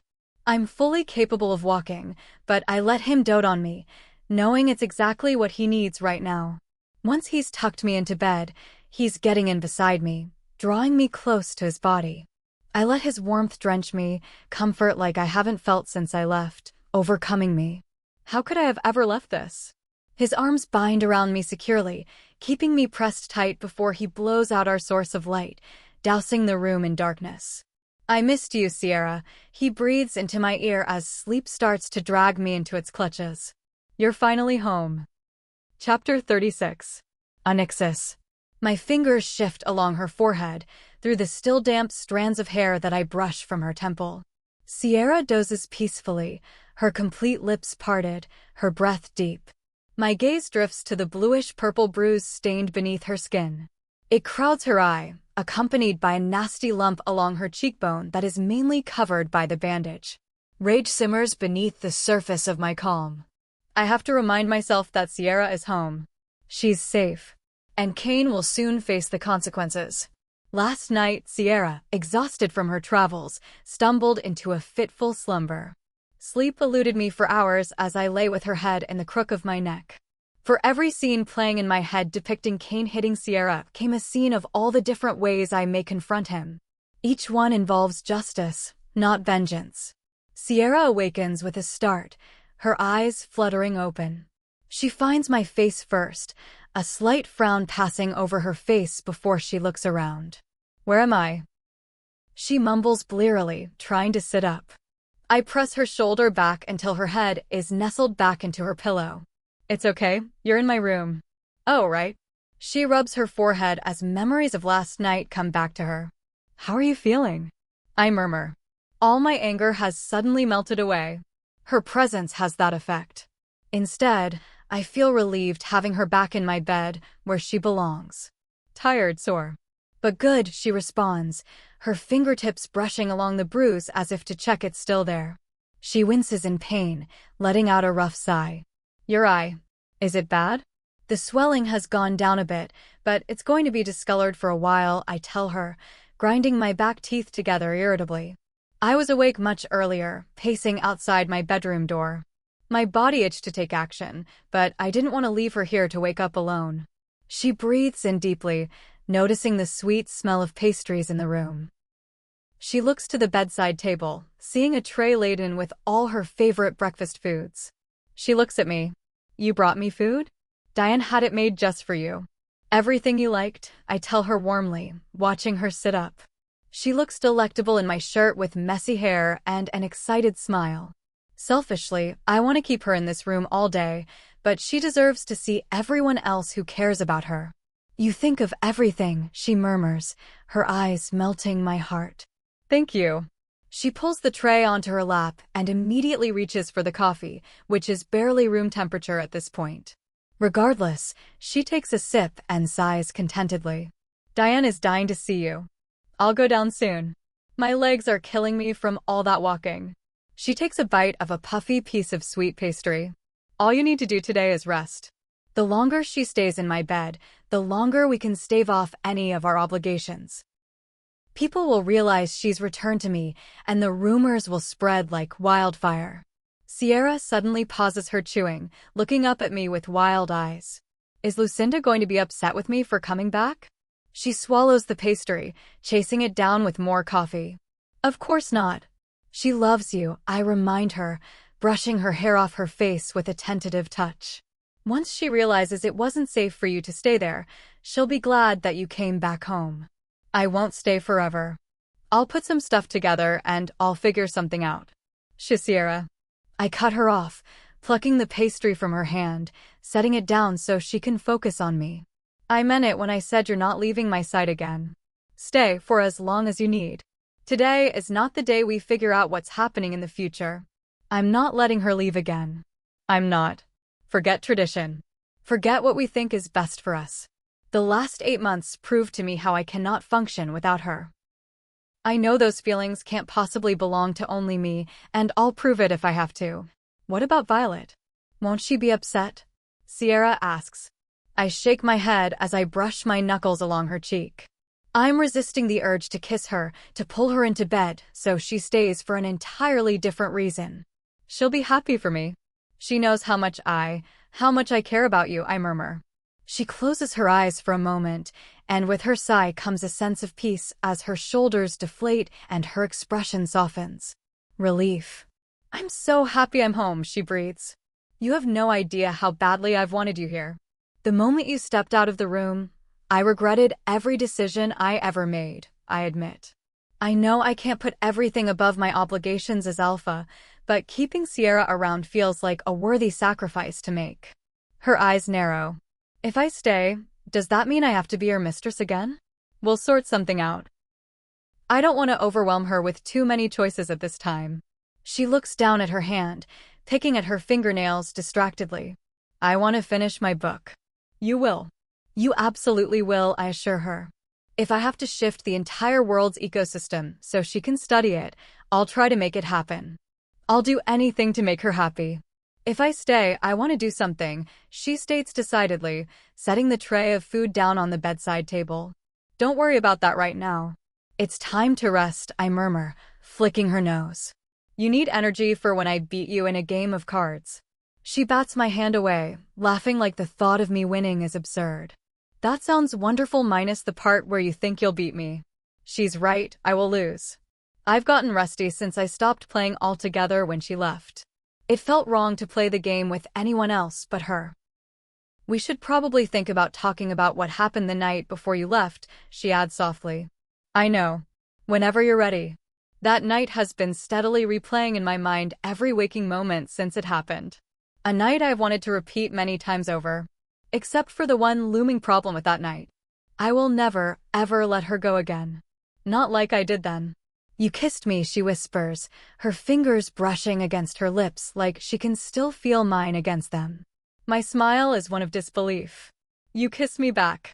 My old self wouldn't have believed I could have gotten such a beautiful woman to kiss me. I still can't entirely believe it. It felt really good. She admits, turning her body to face me, covers shifting and sighing around her legs.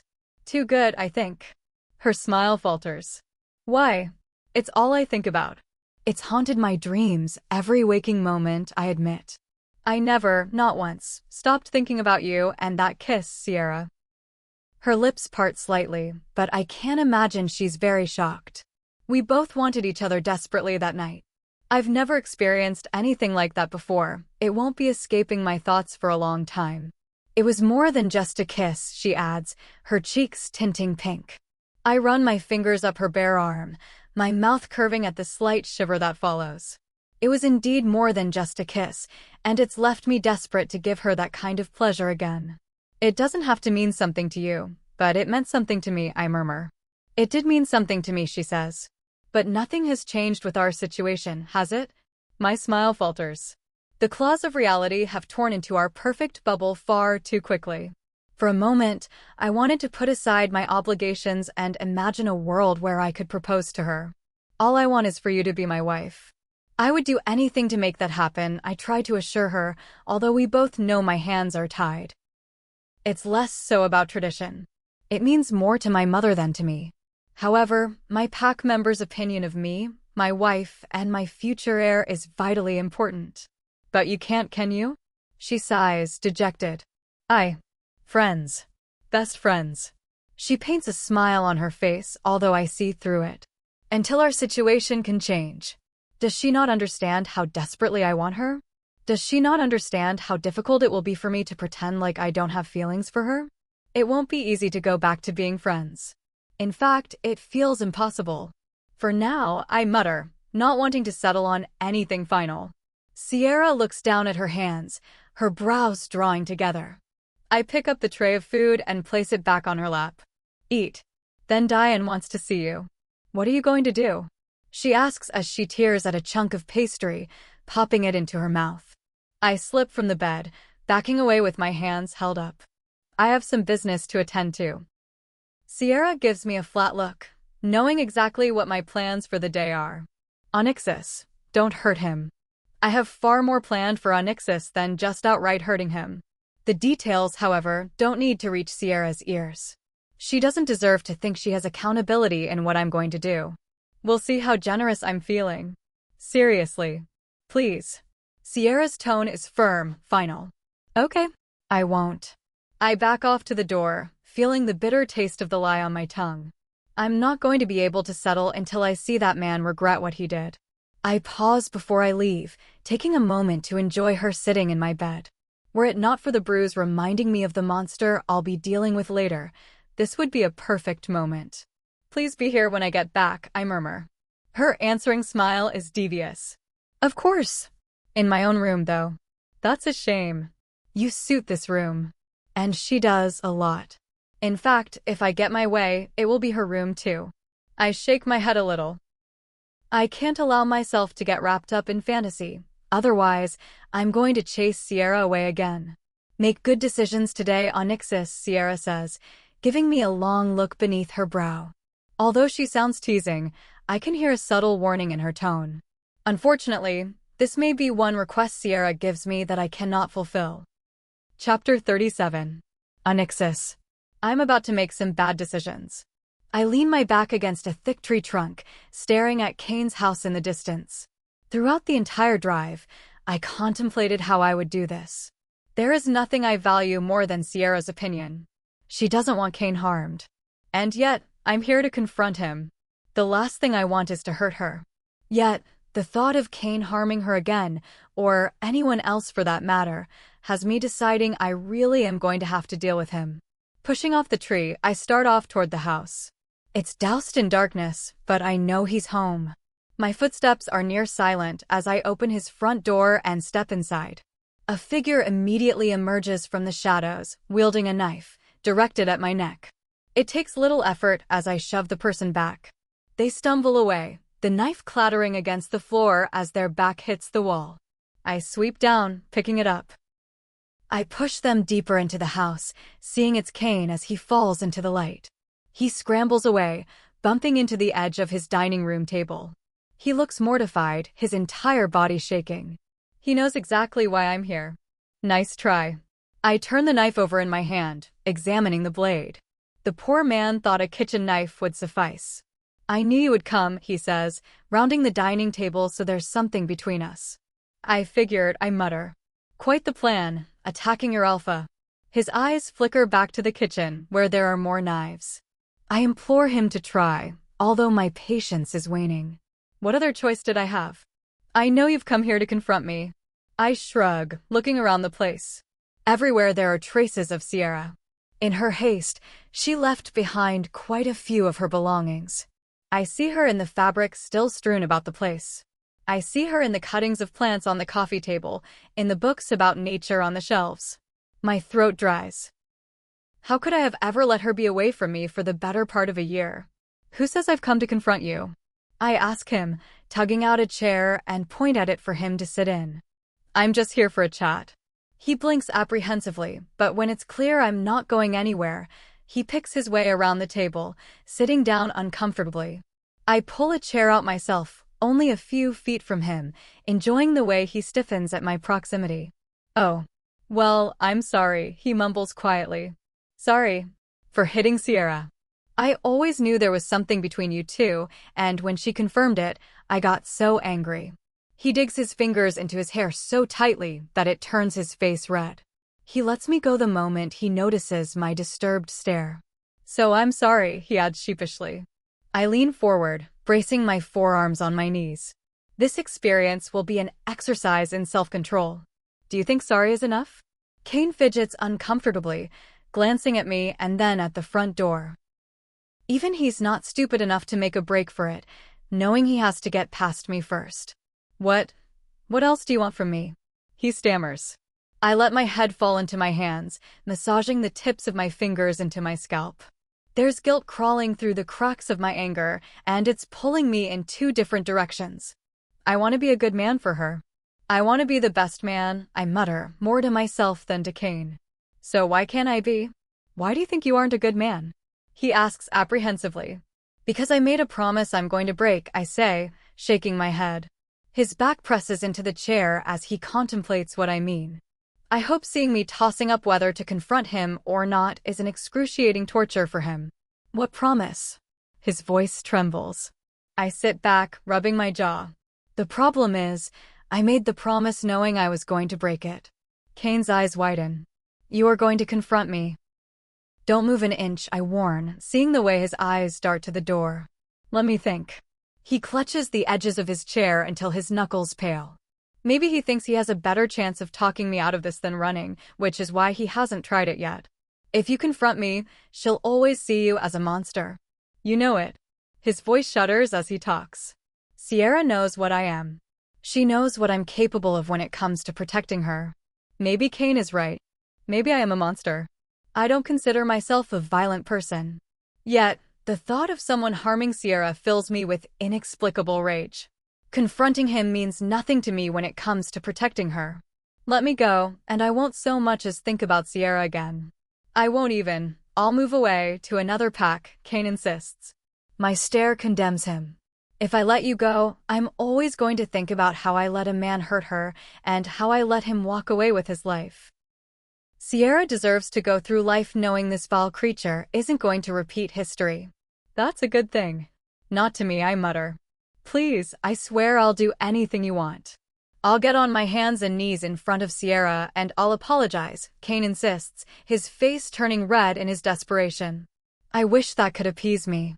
I wish I didn't feel this dark, twisted anger inside me whenever Sierra is hurt. If he hurt her, then who knows how he treated her since she came here. I told you, sorry isn't enough for what you did to her. I stand, letting the full impact of my height inspire more fear in him. And what you'll do to other women if I let you go. Kane doesn't stand, but he drags the chair back, the scraping sound echoing through the room. I won't. I promise you. I don't believe you. I don't, I snap, matching any movement he makes back. Do you hurt your sister? Is that why she flinches when she hears your name? Does your mother know? Is that why she won't give you her business until you marry, so your wife can't run from you like all the others before have? Kane suddenly pales as the reality of what I know hits him. This isn't some random event. He's had evil poisoning him since he was a child. I know dash. A dark, cold shadow falls over me, smothering any last vestige of humanity I could salvage. I grab for his throat, my fingertips digging into his flesh as I lift him from the chair to look down at him. I don't believe you, I seethe darkly. I cannot see his face. It's gone. Instead, all I see is Sierra standing by the front door in the middle of the night, soaking wet and shivering. She pulls her hood back, revealing her face, battered by this irredeemable monster. Then do it. Make it quick, please, he chokes out, clawing uselessly at my hand. My lips curve upward. Tonight, he doesn't get his wish. Sierra. I sit patiently on the edge of Diane's bed, swinging my legs back and forth. I really missed you, I muse, watching my friend shuffle through a bag of makeup. She's attempting to cover the bruise on my face. I saw her own anger, her sadness, and her regret when she saw me. She's always assumed responsibility for my safety since my mother died. In her mind, she failed me. The place wasn't the same without the smile. She pulls out a liquid paste in a small container. Your lover boy was miserable. I swear he was dragging his feet everywhere. I can't believe you just called our alpha my lover boy, I state, giggling. She lifts a shoulder, mirth dancing in her eyes. It's true. I've been saying it since you two were young. That much is true. I used to chase her around, chastising her for teasing me. She's always known I had a crush and insisted Onyxus did too. I suppose to some degree she was right. It doesn't matter, he's a married man, I say, trying not to flinch as she settles in front of me, dabbing some of the paste over my bruised cheek. Diane's warm brown eyes shift to my eyes. What does this mean for you then? I haven't decided yet, I sigh. I'm concentrating on healing for now. Diane makes quick work of dabbing the paste onto my face before she steps back to admire her work. That's a nasty bruise. I hope Onyxus does what he has to, she says bluntly. Diane, I scold. I'm not exactly surprised by what Diane is saying. She speaks her mind with ease and has never seen a problem with any violent actions Onyxus has ever exhibited. There's no place for men like that. I had a man raise his hand to me once, and I knew if he would do it to me, he was doing it to far more vulnerable people, she muses, raising a dark brow at me. I frown, feeling a flutter of anger at the thought of Diane being hurt. Now I understand what it feels like to be Onyxus right now. Do you think Onyxus will hurt him? I ask her, shifting uncomfortably as Diane starts brushing my cheek with powder. Oh yes, without a doubt. She doesn't seem bothered by the notion. You don't. I look down at my hands, a painful lump forming in my throat. Onyxus does a lot to protect me. More than I'm sure I'll ever realize, or ever want to realize. I know Lord Abelman lost everything, including his entire family, after he touched me at Marin's ball. I only heard that through Alex at the time, not from him. It makes me think of what else he's silently done, what horrors he's shouldered to better my life. I suppose I've been trying not to think about it. I hope he doesn't, I murmur. Kane deserves a lot, but I'm not sure it includes being harmed. Diane pulls the brush away from my face, her expression softening. I think he would do anything for you. I think he would lose his humanity, and he wouldn't think twice about it, she breathes, a somewhat solemn look in her eyes. You do. She brushes some hair off my face tenderly. It reminds me of what she would do when she would comfort me after my mother died. It's a once-in-a-lifetime kind of love that drives someone to do anything for the one they care about. You think we are mates? I ask, my eyes widening. It feels like everyone assumes we are except me. Maybe I'm being naive, but it would be too good to be true to be Onyxus' mate. Nothing has ever been that good for me before, and yet, so terrifying. If Onyxus really is my mate, can we really even be together? If we were forced to move on from each other because of his role as alpha, it would break me. It's obvious, Sierra. It's been obvious, Diane exclaims, laughing a little to herself. Think, dear, what would you do for him? I wrap my arms around myself, knowing I don't need to think about it for very long. Anything. Diane's smile is knowing. Exactly. Taking a deep breath, I launch into a much lighter, easier conversation with Diane. I refuse to let the reality of what she has said dig in too deeply. If it does, I'm not sure I'll be able to recover. Chapter 38. Sierra. Lucinda lays her hands on my shoulders, kissing the side of my head before she sits opposite me at the table. Sierra, dear. I'm glad to see you back, she exclaims warmly. I have nothing against Lucinda. I understand why she encouraged me to leave. She wants me to have my own life, not in her son's shadow. I know she loves me, and she wants the best for me, which includes coming back here. Me too. I heard about what happened. Being here is the safest place for you right now. She pushes a teacup across the table at me, motioning me to pick which flavor of tea I want from one of the painted pots. Thank you, Lucinda. I look to the head of the table, where Violet sits. She wears all white, just as she did on her wedding day, with her black hair smoothed back and her shoulders impeccably straight. She really is the perfect Luna. I envy her, even if Onyxus insists they are just friends. I'm sorry, Violet, if this is awkward for you, I blurt out. It's not.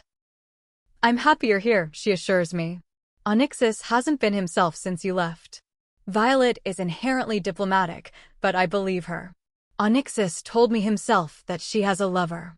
I hope she doesn't worry, I'll disrupt the peace in this pack. She's right.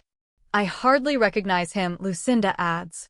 I pour myself some green tea, stirring in a bit of honey. I know firsthand the kind of pain Onyxus felt while I was gone, because I thought the same hurt. I spoke to him before he left, and he seems immediately different. Lucinda sounds genuinely pleased. It's like he lost a piece of himself. I felt the same way, I murmur. We do, however, need to think about your position here, Lucinda adds tentatively. People will hear about your return, and they will talk. I'm not sure if I'm staying here long. I still want to live my life, I share. The reality of my relationship with Onyxus hasn't changed. Unless something changes, I cannot marry him. I will never have exclusivity with him, at least in the public's eye. I'll never get the life with him that I genuinely want. Lucinda dips her head, her silver jewelry glittering in the sunlight. Of course. In the meantime, I think we should continue the ruse that you're his close companion. I suppose. I sweep my gaze to Violet. Are you sure you're okay with that, Violet? She shrugs, a gesture far more casual than I thought she was capable of. It's her reputation that can be affected by her husband taking a close companion so soon after the marriage. Especially when they did everything they could to make their union seem genuine. I don't mind. It's not like we are in love, she responds, pulling apart the segments of a piece of fruit. Still, I hope it won't affect your reputation. It won't. I promise, she assures me with a gentle smile. People know our marriage is political. His heart has always been with you. This is the most I've talked to Violet since she first came here nearly a year ago. Since becoming Onyx's wife and now Luna, she's become so much more confident in herself, easing into the role well. Yet, there is still public dissent regarding her position of power. Despite coming from a noble family, there is unrest surrounding her circumstances of becoming Luna. As I go to reply, Lucinda looks over my shoulder and cuts me off. Onyxus, you've returned, she greets. I turn in my seat, watching him step into the dining room, bracing his shoulder against the door frame. My heart flutters seeing him again. There's an abnormal tension about him, a grim, shadowy look on his face. He looks far away, his mind in another place entirely. Don't tell me. I don't want to know, I murmur. He drags his gaze to me, his lids heavy. I imagine he traveled all night to return here from Kane's.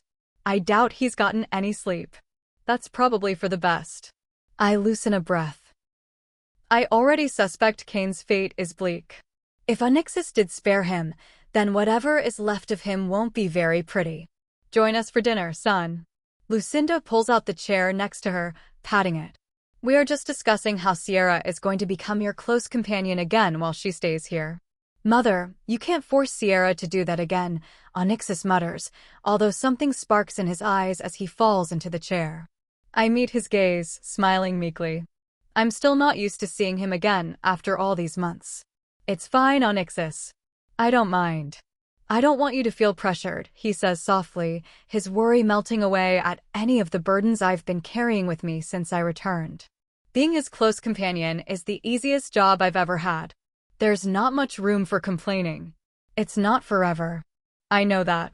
Well, that resolves one issue, Lucinda says cheerily, pleased that something is going her way. On the other hand, we must prepare for the upcoming event. Onyxus groans, slumping in his chair. Violet looks between him and Lucinda, visibly confused. I'm not going, Onyxus announces, resting his forearm over his eyes. Lucinda waves her hand in the air, signaling her annoyance at his protest. You have to go. What is it? Violet asks. The annual meeting of the Alphas and Onyxus must go. Alpha Alston will be present for the first time in years, and you must appease him, Lucinda snaps at him. The meeting of the Alphas has pulled Onyxus' attention every year, and something terrible always occurs. Someone oversteps a line and pack diplomats are left to pick up the pieces. Zion hasn't gone since I became Alpha. Why must I? Zion is extremely unlikable, and everyone knows it, Lucinda says, waving her hand dismissively. Everything good may be fine with Marin right now, but things could change. There are whispers of Zion supplying her army with weapons, which could be intended for you. I swallow thickly, looking down at my tea, which grows colder than the feeling crawling over my skin. I hate hearing about my father, about how much strife he puts Onyxus and his family through. Marin is impossible to reason with, Onyxus snaps, massaging his temples. Alston may have the smallest territory, and he may be the most eccentric alpha, but he's important. He's in everyone's pocket, which makes him dangerous, Lucinda warns. You know all this. Onyxus rolls his eyes at the reminder of the alpha. Alston is friendly with Zion, which means the man may be there. Good. Then you can encourage peace. Peace? After what he did to his father? Onyxus looks horrified. I knot my fingers together under the table, watching Lucinda's exasperated expression while Onyxus reigns in his anger. He doesn't think when it comes to Zion. Onyxus. Lucinda starts tapping her pointed nails against the table. Revenge is irrelevant to alphas. To be a good, strong alpha worthy of leading people means to act in their best interest. A war will not help them. Her words are soft but firm, a warning and a reminder. I know, he mutters, folding his arms over his chest. It is moments like these that I'm glad for Lucinda's presence. Onyxus respects her and all her wisdom. She has been mentoring him since he was a child, and soon after he gets married, she will, by tradition, move out and step back entirely. Even though she fights against his interests, she always puts the pack first. For better or for worse. You will take Sierra, she says, gesturing at me. I rest my hand against my chest. Me? Shouldn't I be taking my wife? Onyxus looks alarmed. Alphas always take their close companions, the ones who they can confide in, Lucinda muses casually. Plus, Violet must remain here, away from prying eyes and danger. She's important. Ouch! Sierra is important, Onyxus snaps, his anger practically pulsing through the air. Lucinda rolls her eyes. I know, Dash. It's fine, I get it, I say, cutting between them before the pair launch into an endless argument. I'll go as long as I can stay away from Zion. I know Lucinda doesn't think I'm unimportant. She means politically, I'm not nearly as prominent as Violet. If I go, I shouldn't draw much attention. He won't go near you. Trust me, Onyxus assures me, his voice immediately softening as he looks over at me. It's settled then. Lucinda clasps her hands together as she stands. Anyways, go see the healer, Sierra, and make sure that bruise is healed by next week. I have business to attend to. Onyxus leaves swiftly after she does to close up a business issue, while I hang back to talk to Violet. After a bit of discussion, I was certain that Violet truly has no problem with me and that she is in love with someone else. Now I stride up the stairs to find my bedroom is completely untouched. A flood of memories, of nostalgia, rolls over me. It wasn't hard to leave here because I thought I had a whole new life in front of me. Now I've returned, dejected and afraid of what my future looks like. My blood chills as I spot a folded piece of paper sitting on my bedside table. I know exactly what that is. Picking it up gently, I turn it over in my hand, unfolding it gently. The writing is the same as every other note that I've received. You still haven't told Onyxus the truth. Now that you've returned, you'd better get to it. See you at the meeting of the Alphas. Dread trickles through my veins ice cold. Fuck. Chapter 39. Onyxus. I sift through my cards, cursing under my breath. I'm winning this game of cards against Sierra, but barely. She lounges in the hay, waving her hand in front of her face. I'm surprised I'm capable of concentrating right now, let alone winning. Sierra wears shorts and a comfortable shirt. Her relaxed posture is distracting. You all right? I ask her tightly as she takes her time flicking through her cards. It's unseasonably hot. I don't understand how I'm supposed to function, she groans, huffing out a sigh. The heat is unusual for this time of year, and it won't last. We're used to cooler weather, so this feels almost unbearable. You're not. Just play your turn, I encourage. My brain can't process strategy right now. I smile gently, placing the card I intend to play next at the top of my pile. Are you just saying that because I'm winning right now? She narrows her eyes before she sets her hand down with a huff, blowing a stray hair off her face. Let's go for a swim. A swim. In the lake. She sits up, straightening her shirt. It gives me a chance to breathe finally. We never get to because it's usually so cold. The lake will still be freezing, I mumble. I've been trying my hardest to keep everything strictly platonic between Sierra and me. It's the easiest option, considering I'm unable to marry her. Yet, she tempts me every day. Going to the lake at night feels intimate. Dangerous. That only makes it more tempting, she says, the glint in her eyes absolutely devious. Come on, we'll finish this game when my head is clearer. She gets up, beckoning me to follow her. There's no chance I can deny her now. All right then. The night air is thick and heavy as we head off across the lawn to the edge of the woods. I feel less like an alpha and more like a man sneaking away with his forbidden lover. How does your face feel now? I ask, turning to survey the side of it. The bruise has started to fade, and the inflammation is now completely gone. Better. It's my dignity that's hurt the most, she says, continuing to fan herself, even as we step into the woods, which are already a touch cooler. I put up with that for so long. I'm not sure what is wrong with me.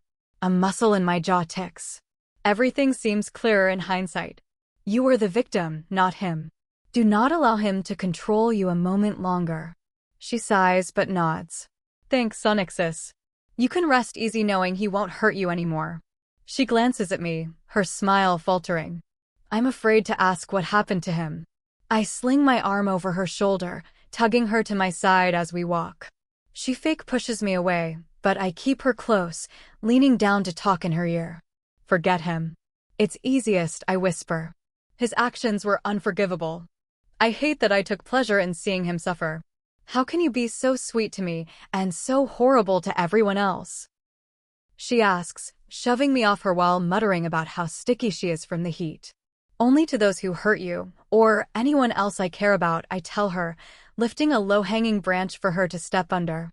She stays silent as she walks in front of me, hopping over mossy logs, her feet sinking into fallen leaves. Are you scared of me? I ask quietly. No, she glances up at me as I fall back into step with her. No, I'm not. I rub her head, messing her hair all about. Good, because you don't need to be. She grumbles irritably, patting down her hair. At least she doesn't fear me. Even the thought of hurting her causes me physical discomfort, squeezing my lungs until they ache. So, is Violet pregnant yet? She asks suddenly. I clear my throat. Sierra. No, seriously. It has to happen eventually, right? She raises her brows at me. Amusement dances in her eyes, but she can't hide her apprehension at hearing my reply. I'm considering alternative methods of achieving my goal, I admit, wondering how much I should divulge. Something must be done, and it must be done soon. People talk, and I don't have answers. If we cannot produce an heir, then no one will take my place as alpha without having to challenge me first. The last thing I need is Zion challenging me for my own pack. What does that mean? Sierra asks apprehensively, fingertips brushing against the rough bark of the trees as we walk.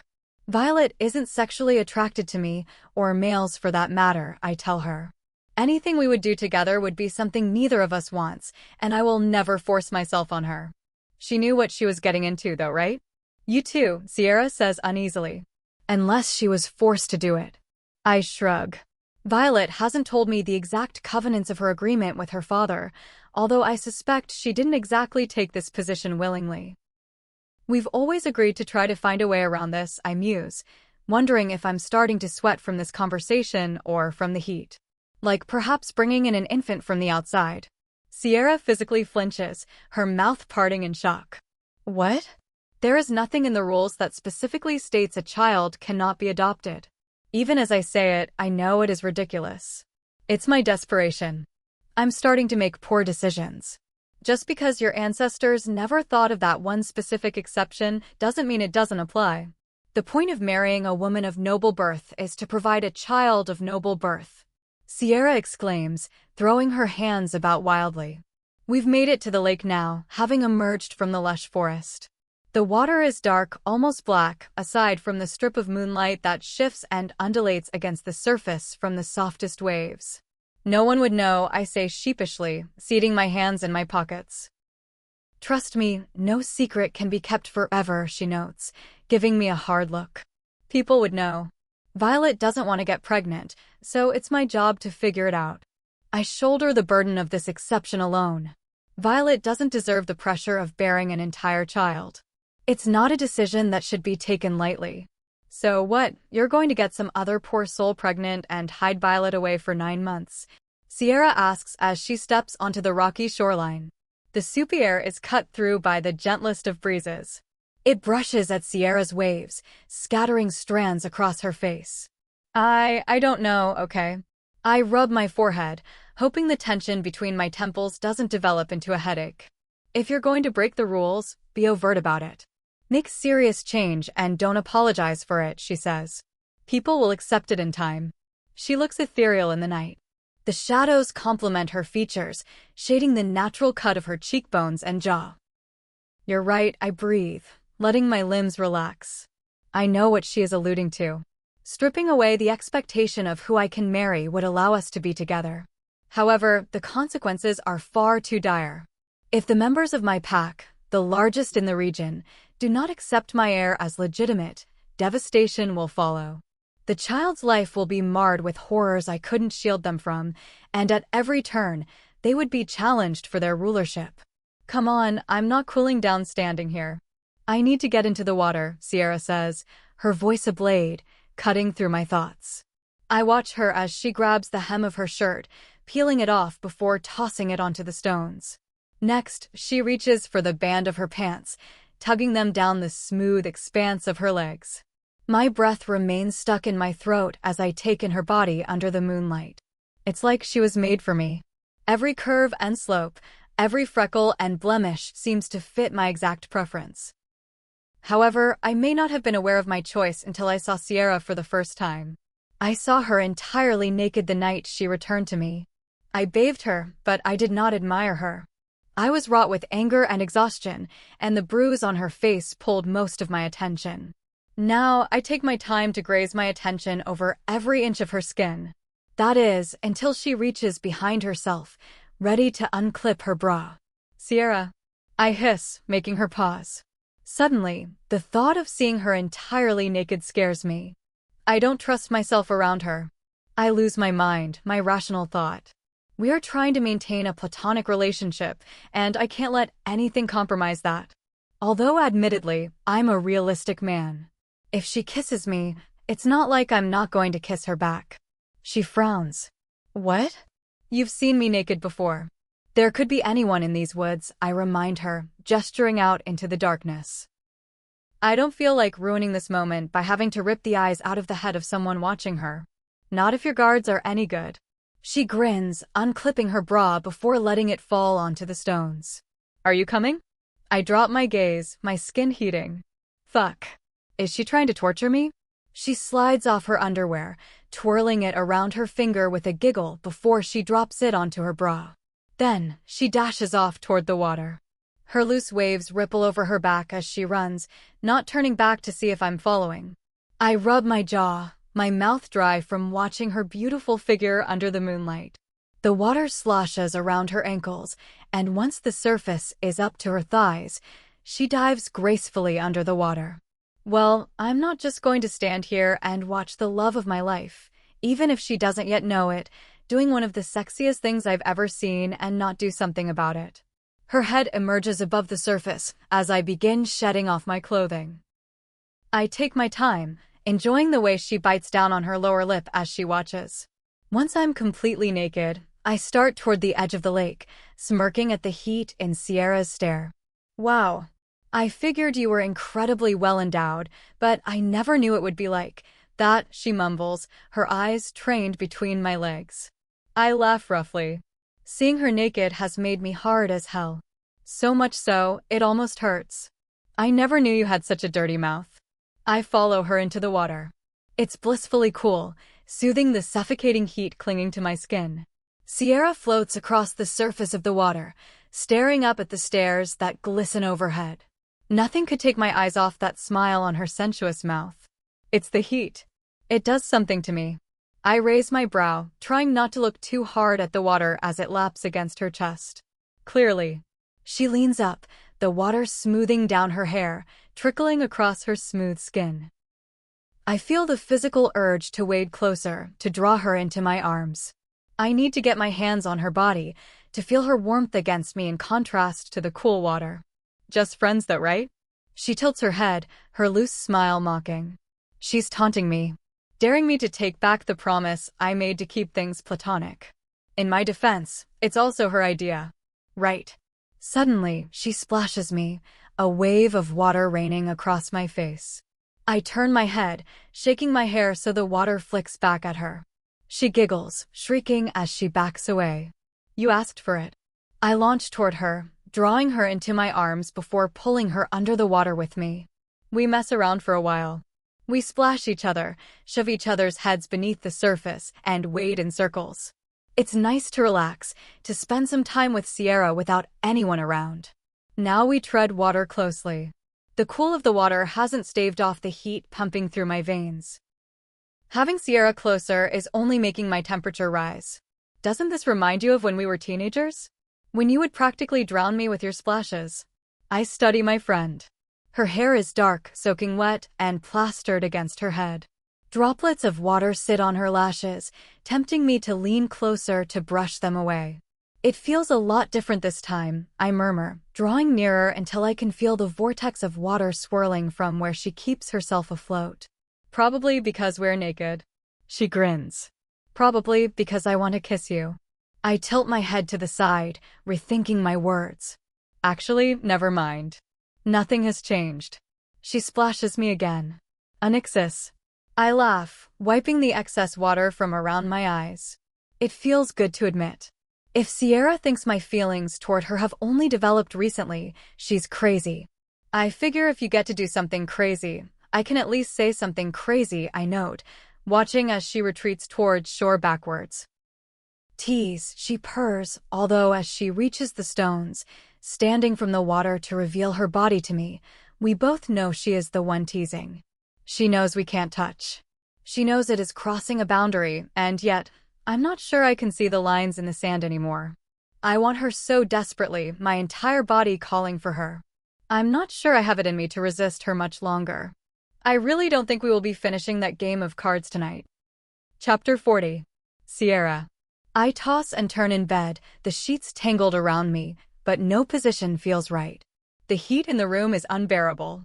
The night air is thick, the stifling humidity clinging to my skin like a second layer, making every movement uncomfortable. Even with the window open, there's no relief to be found.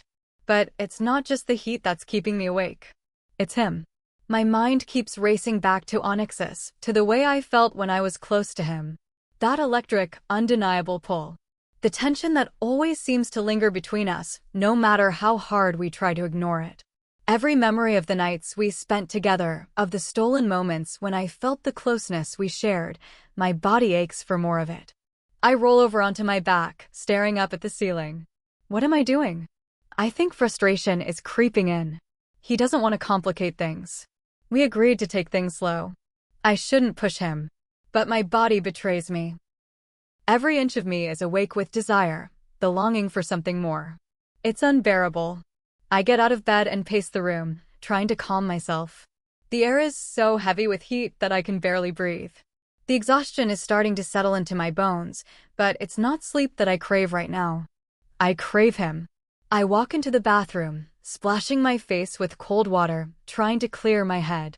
I brush my teeth and run a comb through my hair, but my reflection in the mirror only makes me more aware of what I'm about to do. You're playing a dangerous game, I remind myself, staring at the girl in the mirror. But despite the warning, I can't stop. The feeling of being near Onyxus, the attraction, is a constant presence in my life. I need to take action. I prepare myself carefully, choosing what to wear under my nightgown, picking out a robe to cover up before I head to his room. My heart beats faster as I consider what's about to happen. The weight of my decision presses on me, but it doesn't stop me. I'm nervous. I'm scared. But I also know what I want. I step out into the hallway, moving toward his private wing of the house. I can't deny the way I feel, giddy with excitement and anticipation, but there's also a part of me that's afraid. Afraid of the potential consequences, fearful that once I take this step, there's no going back. As I walk past a maid on my way to his room, she gives me a long, knowing look. I don't flinch. She knows what I'm doing, just like I do. This is what I've been longing for, what I've been denying for so long. When I reach his door, I stand there for a moment, staring at it. There's a chance he might reject me, might send me back to my room with nothing but embarrassment. But there's another part of me that knows he wants me just as badly. He's not as immune to this pull as I'd like to think. I knock softly, a familiar rhythm, the one I've used before. When the door creaks open, I see him sitting on his bed, his attention focused on a book. He looks peaceful, relaxed in a way that makes my heart beat faster. I can't help the smile that tugs at my lips as he looks up at me. His eyes soften, and for a moment, it feels like the world stops. Am I interrupting? I ask, my voice barely above a whisper. Of course not, he says, his voice rough with sleep as he sets the book aside. He doesn't even hesitate before standing up, giving me his full attention. What's going on? Is everything okay? I swallow, suddenly feeling shy. Why is this so hard? I want to walk in there, take control, but everything in me is screaming to take a step back. I came to talk, I say softly, my hands fiddling with the edges of my robe. About us. The tension in the room is instant. It hangs between us, thick and undeniable. He observes me, waiting for me to continue. But I'm at a loss for words. What about us? He asks, his brows furrowing with concern. I take a deep breath, trying to steady myself. I need to say this. I need to know where we stand, what we mean to each other. That night, I begin, my voice catching in my throat. Before I left, I haven't been able to stop thinking about it.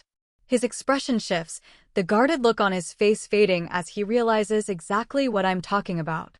The night that changed everything between us. The night I ran away from.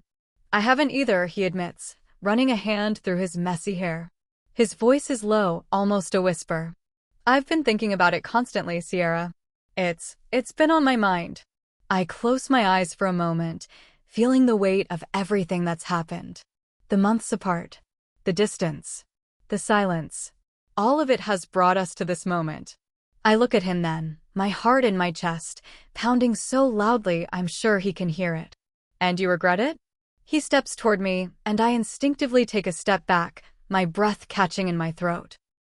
He's too close now, too close to the feelings I've tried so hard to ignore. He raises a hand, touching my cheek with a gentleness that almost breaks me.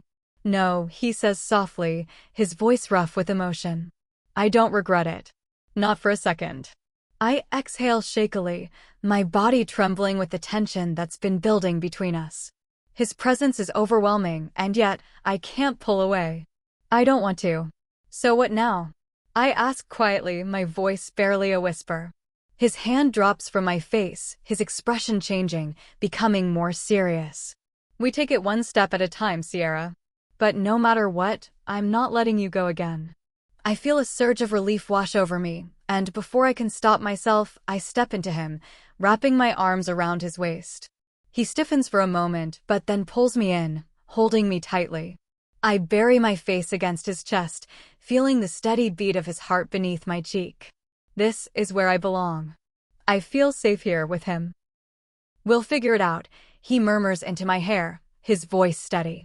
Together. For the first time in what feels like forever, I feel like everything is going to be okay. The uncertainty, the fear, it all fades away as I stand here in his arms. Thank you, I whisper, my voice full of gratitude. Thank you for not letting me go. I won't. I'll never let you go again, he promises, his arms tightening around me. In that moment, I knew that whatever happens next, we will face it together. Chapter 41. Onyxus. I watch Sierra as she stands, her decision seemingly made. She slides off the bed with a calm, deliberate motion, her gaze locking with mine, and I can't help but feel the tension rise in my chest. Her eyes smolder with unspoken desires, but it's not just that. It's something deeper, something more vulnerable beneath the surface that I can see if I look closely enough. She wants me, I can tell. But it's more than physical. It's about something we've both been avoiding, something neither of us wants to admit. I don't need anything from you, Sierra, I say softly, my voice steady, trying to convey what I mean. I just like being near you. She stops for a moment, her gaze softening as she looks at me. I feel my pulse quicken at the sight of her, but I force myself to remain calm. The storm inside me rages, but I won't let it show. I didn't ask for anything, she replies, her voice low, but there's a playful edge to it. But it feels like I'm about to get something, doesn't it? I raise an eyebrow, the hint of a smile playing at my lips. She's testing me, pushing the boundaries in ways I didn't expect. But that's Sierra, isn't it? She's unpredictable, wild, and free. I shift on the bed, leaning forward slightly, trying to keep my thoughts in check. I don't know what you mean, I say, but my heart is hammering in my chest. The weight of everything between us feels palpable, like the air is thick with anticipation. You're not going to complicate things, are you? Her eyes glint with mischief, and she tilts her head slightly, a smirk forming. Maybe, she says, her voice soft, but there's a challenge in it. Maybe I want to complicate things. I let out a slow exhale, running a hand through my hair as the tension builds. I should pull back. I should stop this before it gets out of hand. But I can't. Not with her standing in front of me like this, her body language inviting me in. It's like the pull between us is magnetic, an invisible force I can't fight. Then what do you want, Sierra? I ask, my voice strained, my body rigid with restraint. Tell me what you need from me. She looks at me, her expression softening for just a moment. Then, with a deep breath, she speaks, her words tinged with vulnerability. I don't know.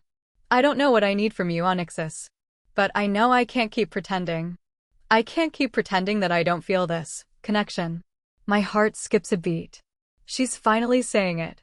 The words I've been too afraid to say out loud. We've been dancing around each other for so long, and now it's all laid out between us, raw and undeniable. I feel it too, I admit, my voice barely above a whisper. I've felt it for so long. But that doesn't mean we can have it. Not like this. She frowns, the vulnerability in her eyes making my heart ache. I know. But what if I don't care anymore? What if I'm tired of pretending we're just friends? What if I want more? I swallow hard, my throat tight. This is what I feared.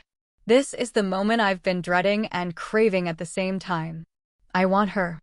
I've always wanted her. But the reality of it is far more complicated than either of us can bear. Stop, I say, my voice firm, though it trembles slightly with the weight of my words. We can't do this. Not right now. Not when I can't give you what you need. Sierra steps closer, her eyes not leaving mine. The space between us is charged with the weight of everything unspoken, everything we've both been denying. What if what I need is you, Onyxus? She whispers, her voice breaking the silence like a shiver running through the air. What if all I need is you right here, right now? I can't speak. I'm frozen in place, caught between my desire for her and the walls I've built around myself. The walls I've kept up to protect both of us. But in this moment, I can't ignore what she's offering. I stand, my body responding to her presence, the pull between us undeniable.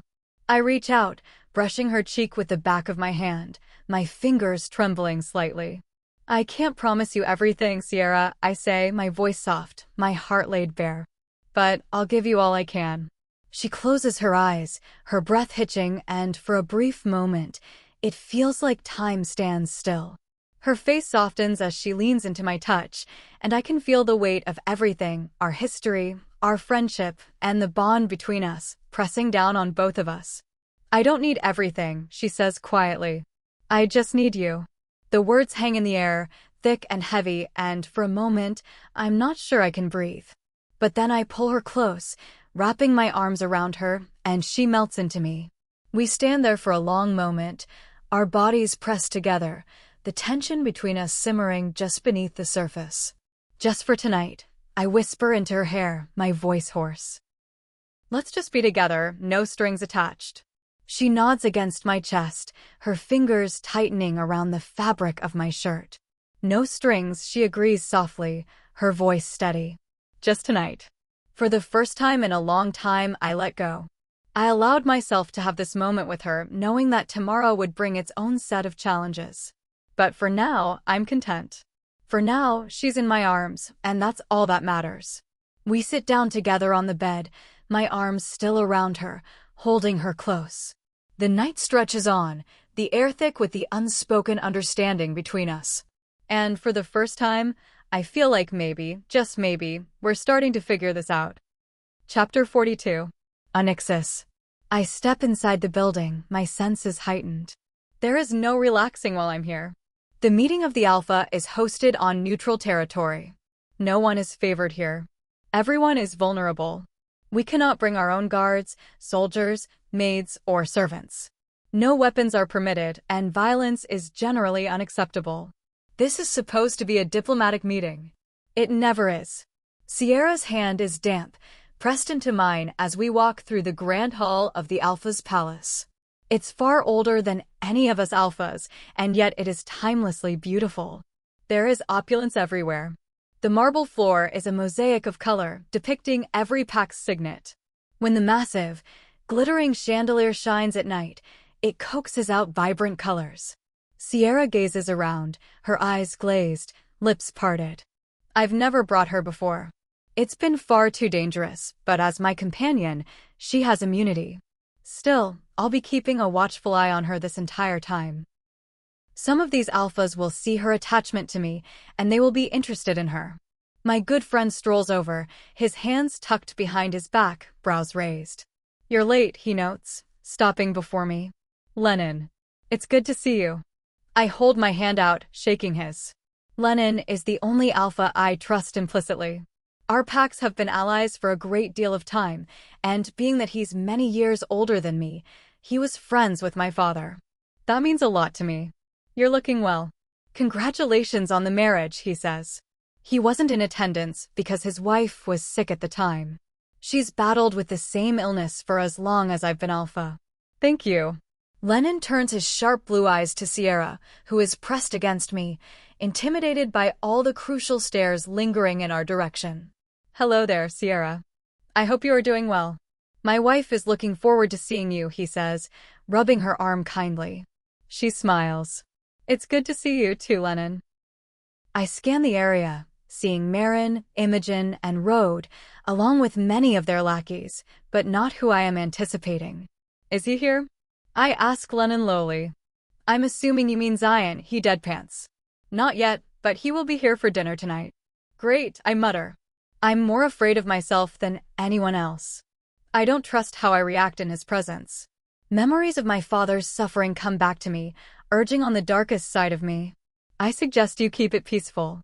Marin and Imogen are looking for reasons to turn against you, Lennon imparts, nodding across the hall to where the two stand, heads together, talking lowly. Imogen is the oldest alpha currently in power. She has her dark gray hair pulled back as usual, giving her face a gaunt, pointed look. I tap my lower lip, not intimidated in the slightest, watching the two confer. Imogen is a force, but with Marin, she is only weakened. Marin is far more impulsive and reactionary than I am, and yet I'm the one Rode is so afraid of, I mutter distastefully. I look toward Rode, who lingers in the corner. He's been watching me. I've felt his gaze. Yet, the moment I cast mine in his direction, he quickly looks down at his feet, making me laugh roughly under my breath. He's tall and lanky, with slumped shoulders due to a permanent lack of confidence. He thinks appearing meek and malleable at these events will make us less likely to declare war on him. You did knock his brother out cold a couple of years ago, Lennon reminds me. I laugh, staring Rode down. It's cruel of me, but I enjoy watching him squirm. The man wanted nothing to do with being an alpha. After his mother died in childbirth, taking the poor little soul with her, he just had his terminally ill father and exhausting brother. Being that his brother was a chronic liability, he had to take the position for the betterment of the pack. Thankfully for him, it's relatively small, landlocked, and lacking any valuable resource that could tempt any of us to invade. I did us all a favor. Now his brother doesn't attend these ridiculous meetings, and we don't have to hear that grating voice of his, I state, finally relieving the man by looking away. Indeed. Lennon scans a keen gaze across the room before landing back at me. Zion will poke, and he will prod. Don't react. I won't. I have Sierra here, and her presence alone calms me. I look to my supposed companion, who is, in reality, my best friend. She gives me a reassuring smile, squeezing my hand.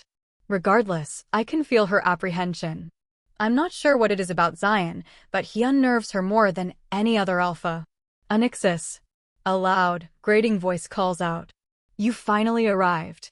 All eyes turn to the man whose booming voice fills the space. He stalks closer, his gait loose and his arms stretched wide. The top buttons of his blue shirt are undone, and his pants hang low over his hips. Lennon sighs, and my jaw tightens. Alston. Although he's only a couple of years older than me, he lacks maturity. I refuse to underestimate him, though. He laughs and jokes his way into everyone's political business before violently pulling the rug out from under them. I don't trust him. And he's utterly unbearable. Hello, Alston, I greet begrudgingly. The man's eyes are lit up with mirth, a brilliant, vibrant blue. His light brown hair is curly and floppy, far too unkempt for such an important meeting. That's part of his strategy. He doesn't like to be taken seriously. You always make these events more interesting, he says, patting my shoulder as if I'm not tempted to rip his arm off. I swear you're the only one to get Marin riled up. I'm sure you can manage that just fine, I mutter, watching, jealous as Lennon peels away, leaving the room entirely. Where have you been the last 2 years? Doing far more interesting things. His grin doesn't slip for a moment. I'm only here because Zion is coming and I want to see you start a war. He's probing me for information, so I keep my expression neutral. You're my neighbor. I'm sure you'll intervene, I challenge. He keeps his smile wry, but doesn't take my bait.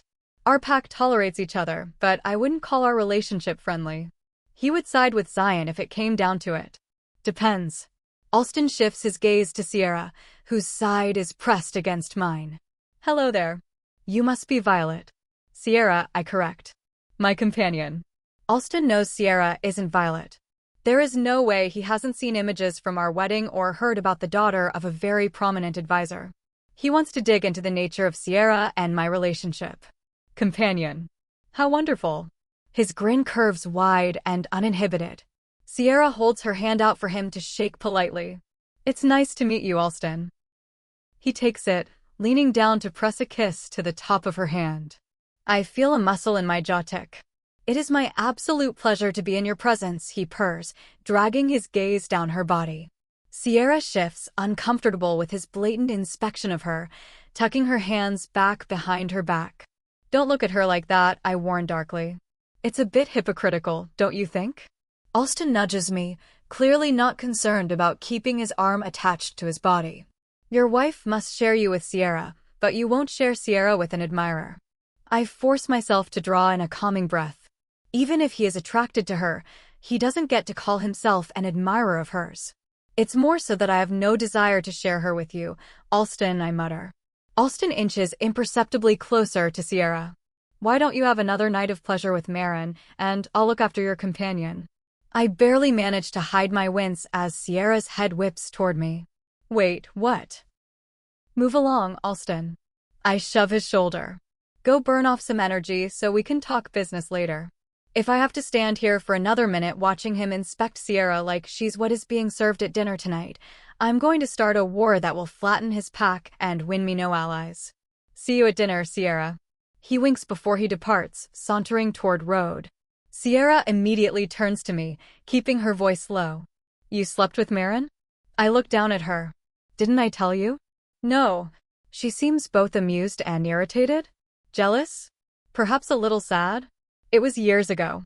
I was barely 19 and couldn't hold my liquor. Trust me, it was a mistake I wish very much to never repeat again. I slide my hands into my pockets, trying not to draw attention from the other alphas. Sierra scans Marin's person before she shudders, a mental image clearly haunting her. Yuck, she grumbles before a sly smile plays on her lips. Perhaps I should get my fun with an alpha and dash. I think you've had plenty of fun with an alpha before. I raise my brows at her. If you want more, feel free to ask. Her cheeks flush and her stare darts to the floor. No one else will ever be touching her again, especially not another alpha. If Alston thinks his seduction will work, he has another thing coming. Onyxus. She tucks a piece of hair behind her ear coyly. Don't give Alston much attention. He will attempt to seduce you the moment you're alone, and he's not the love-making type, I warn quietly, although I know she won't be running into his arms tonight. I have no interest in him, she says, affirming my suspicions. I'm going to head up to the room if you don't mind. You should probably go speak to Rode. He's looking ready to vomit from your presence. I glance at the alpha, who is being talked to by Alston, but who has his gaze trained on me. Coward. All right.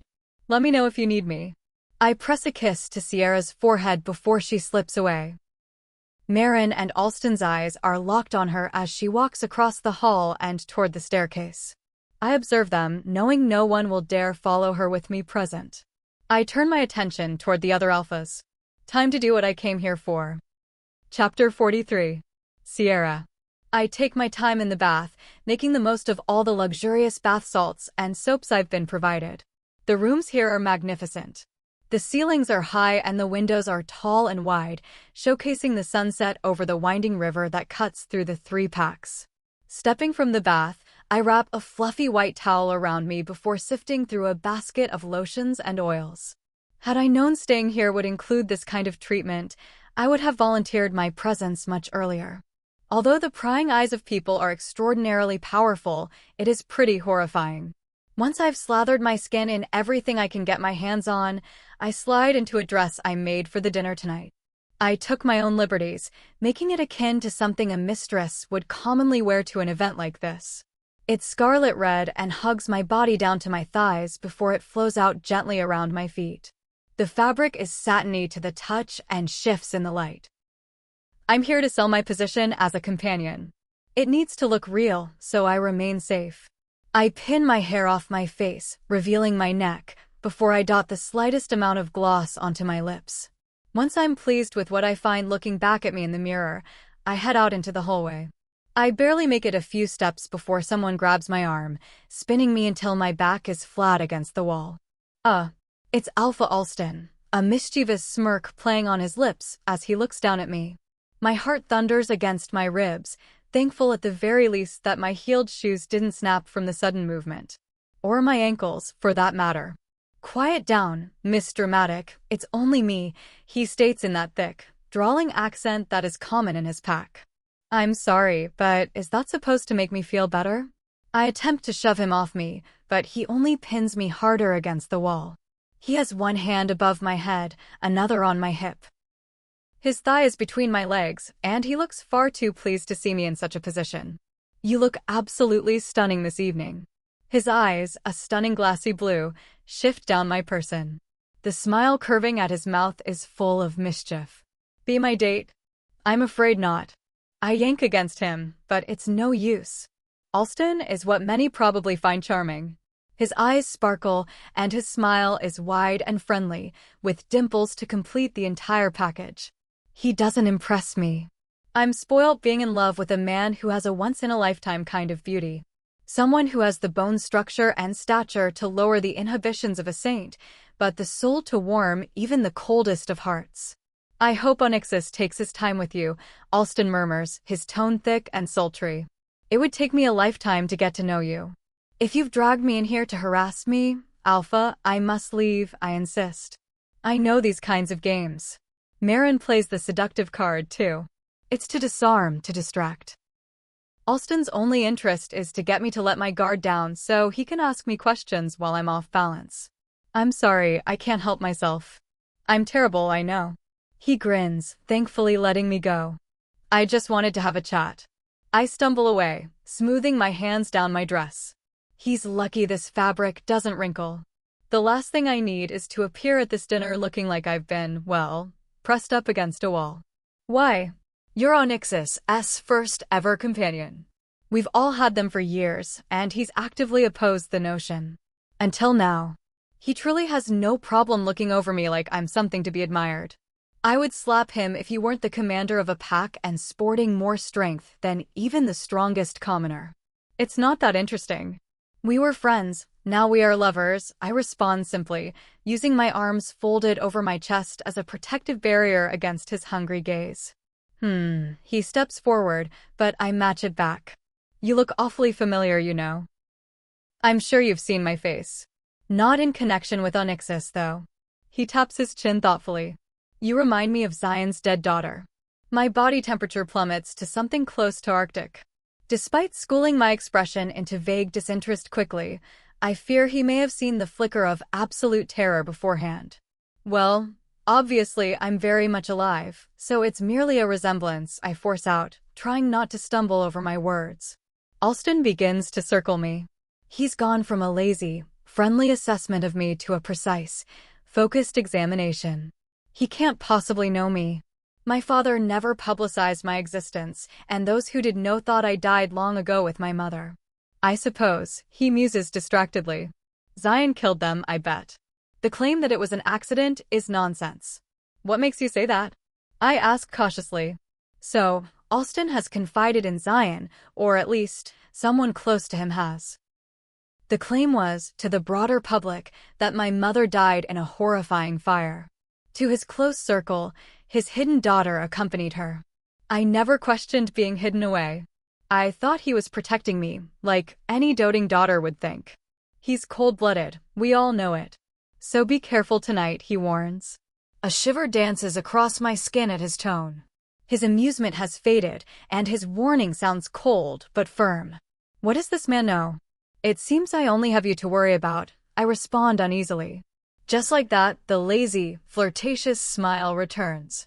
He leans his shoulder against the wall, examining me like I'm prey. Clever girl, he murmurs. Are you attracted to me? I roll my eyes, whirling around on my feet. I don't have time for this. We are both already late. He follows me as I stalk purposefully down the hallway. His long strides make it impossible for me to keep up with him. Come on. Humor me. I am not attracted to you in the slightest, I snap, stopping so I can turn and jab him in the chest with my finger. Believe it or not, I like Onyxus very much. I have a thing for what belongs to others. He prowls closer. And Onyxus has laid such a claim to you. You're the prized jewel. There's no escaping the surge of anger that overcomes me. I'm not an object you dash. Before I can finish my sentence, he grabs me, slamming me up against the wall. He resumes the exact position he had me in before, except this time his hand is planted over my mouth.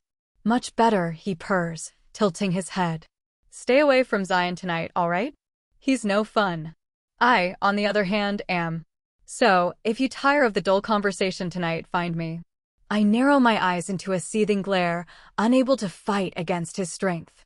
He's an ally of Zion's, and now he's warning me away from him? What's this guy's deal?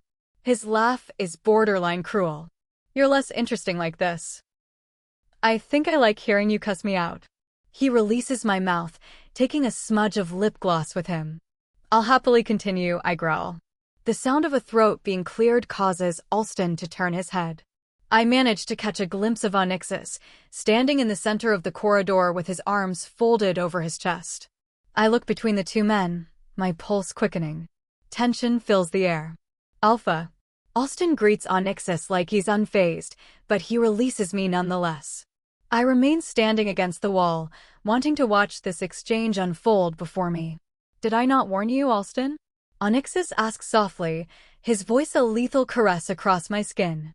I've never felt more like an alpha's companion than right in this moment. I feel protected, possessed. Not in a way that strips me of my freedom, but in a way that makes me feel safe. I don't do well with instructions. I'm an alpha, after all. I make them. Alston stretches his arms out, like this is all a fun game. Onyxus slowly draws his hands from his pockets. Sierra may not feel it's appropriate to harm you, but I'm not so inclined. Before I can react, Onyxus is grabbing Alston.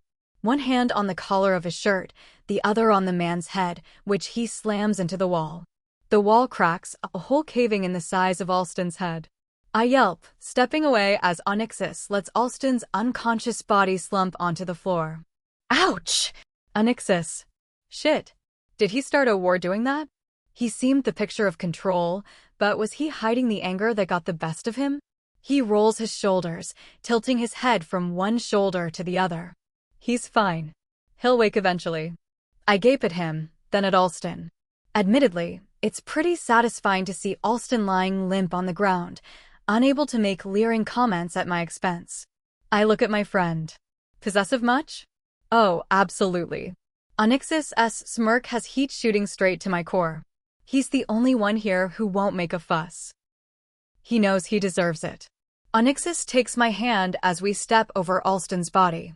His chest is moving up and down, so at least he's alive. So you didn't just start a war? I ask him. He may be insufferable, but he knows when he's crossed a line. He won't hold a grudge over some minor physical violence. That was minor? I shudder. I already know how far Onyxus will go to protect me or my dignity. Cain is a perfect representation of that. So, I suppose Alston is lucky he's only been left with a headache. Onyxus only shrugs. Relatively. What are you doing up here anyway? I ask, my skin tingling as he presses his hand against my lower back, guiding me down the hallway. You're late. I was coming to retrieve you. He lowers his head close to my ear. You look utterly beautiful, by the way. I'm going to be thinking about you all night.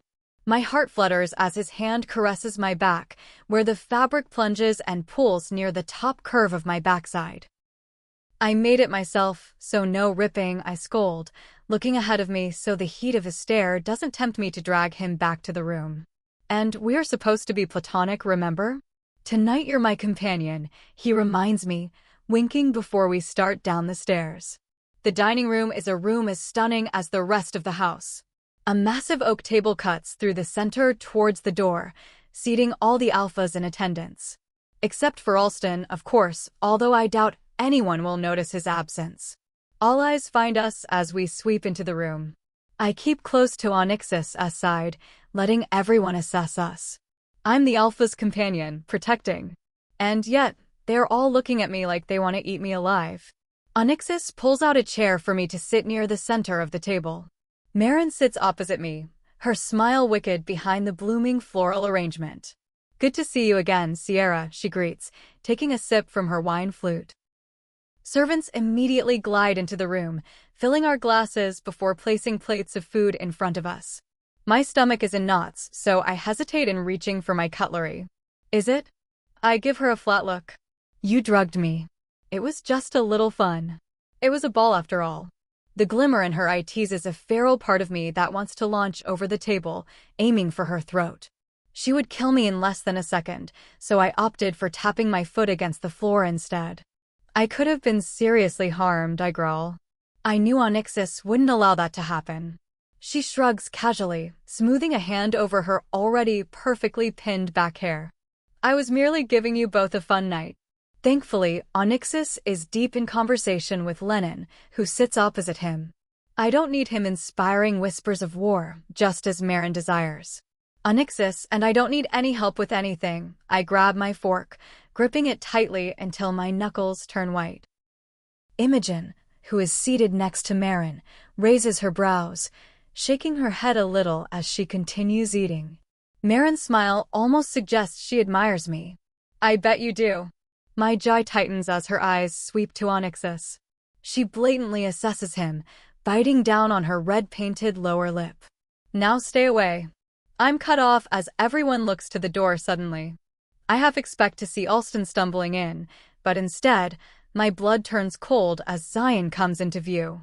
The tension in the room seems to pull taut as he saunters in with all the confidence in the world. No one here knows he's my father, and I need to keep it that way. Sorry for my late arrival, he announces, clasping his hands together. Let the party begin. Chapter 44. Onyxus. The temperature in the room plummets. Zion is a force, a presence that everyone feels. They know what he is capable of all the horrors that he has committed. I theorize that he attends these meetings so infrequently that we are caught off guard when he does, giving him an advantage. He smiles, like the silence amuses him.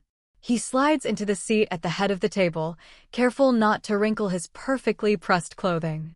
So, any deals made? Any peace treaties signed? He asks, sweeping his attention over the table. Imogen scoffs, unimpressed as she resumes eating. Perhaps had you shown up in time, Alpha, you would be privy to such agreements, she mutters, shaking her head. My stomach has tensed with his arrival, my appetite has vanished. I see that smug smile, those dark eyes that were the last thing my father saw before he died on the floor of a place just like this. I had something pressing to deal with, Zion informs us, adjusting the lapels of his jacket, ever the perfectionist. Everyone resumes cautious conversation, although their eyes occasionally dart in his direction. It's not that he is powerful, nor that his armies are vast. It's his brutality, his inhumanity. It scares people to know how quickly he can turn a diplomatic conversation into one of war. He doesn't operate like the rest of us. I'm surprised you showed, Zion says. I glance over to see him staring at me. A cold shiver passes over my skin. I temper my anger. Now is not the time for my emotions to overwhelm me. Why wouldn't I? I question. I've gotten the impression you're afraid of me. For the sake of my pack, I keep my distance, I respond. I find it difficult to manage myself in the presence of people who don't value human life. Zion's face erupts into a curious smile. To him, this is likely a glowing compliment. People like me? That's quite the title. It's fitting, I mutter. Beside him, one of the staff members leans over to add water to his glass. The poor man looks petrified, nearly spilling the liquid across the table. What happened between your father and me is old business. It's part of the job, Zion responds. Have you not learned that in the very short time you've ruled? Anger ricochets through my body.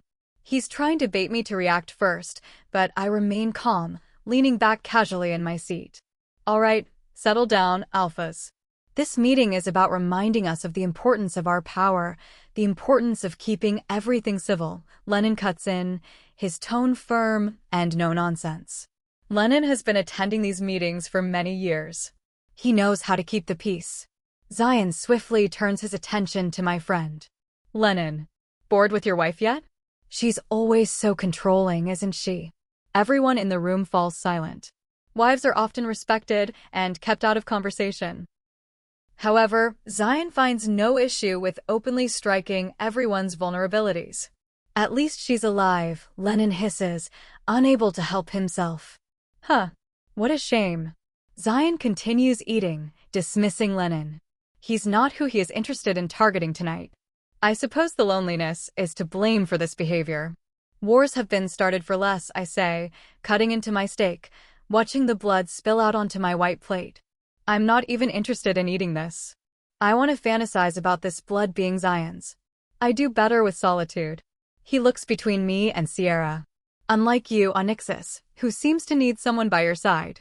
Sierra stiffens, pausing halfway through cutting her meat.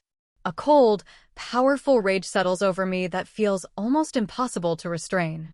I would watch what you say to me, I warn darkly. He cocks his head. Or what? Or I take the risk of putting you in your place, I retort. He blinks, swallowing thickly. He knows that without guards, I could overpower him with ease, so looking afraid is a suitable response. At least he doesn't want to challenge what I'm willing to do for Sierra. Zion shifts his attention to her, sinking deeper into her seat next to me. So, Sierra, right? What a beautiful name. I glance at Sierra, trying to convey that she doesn't need to speak to him if she doesn't want to. My mother had good taste, she responds tightly. Zion's dark brows raise as my fists tighten beneath the table. Had? He queries. I doubt anyone else notices the slight change in Sierra's demeanor, but it hits me straight in the chest. Her eyes widen ever so slightly with alarm. Her breath hitches and raw emotion pools in her eyes. No amount of years can pass since Sierra's mother's death without it bringing devastation upon mention of her. And to hear someone as vile as Zion press for details must be harrowing for my friend. It doesn't matter, Sierra forces out, nearly choking on her words as she stares motionless down at her plate. Zion rubs his face, contemplating whether to push the issue. How did you come to know Onyxus? He asks. That is no one's business, I hiss. My mother escaped a dangerous situation and brought me to safety.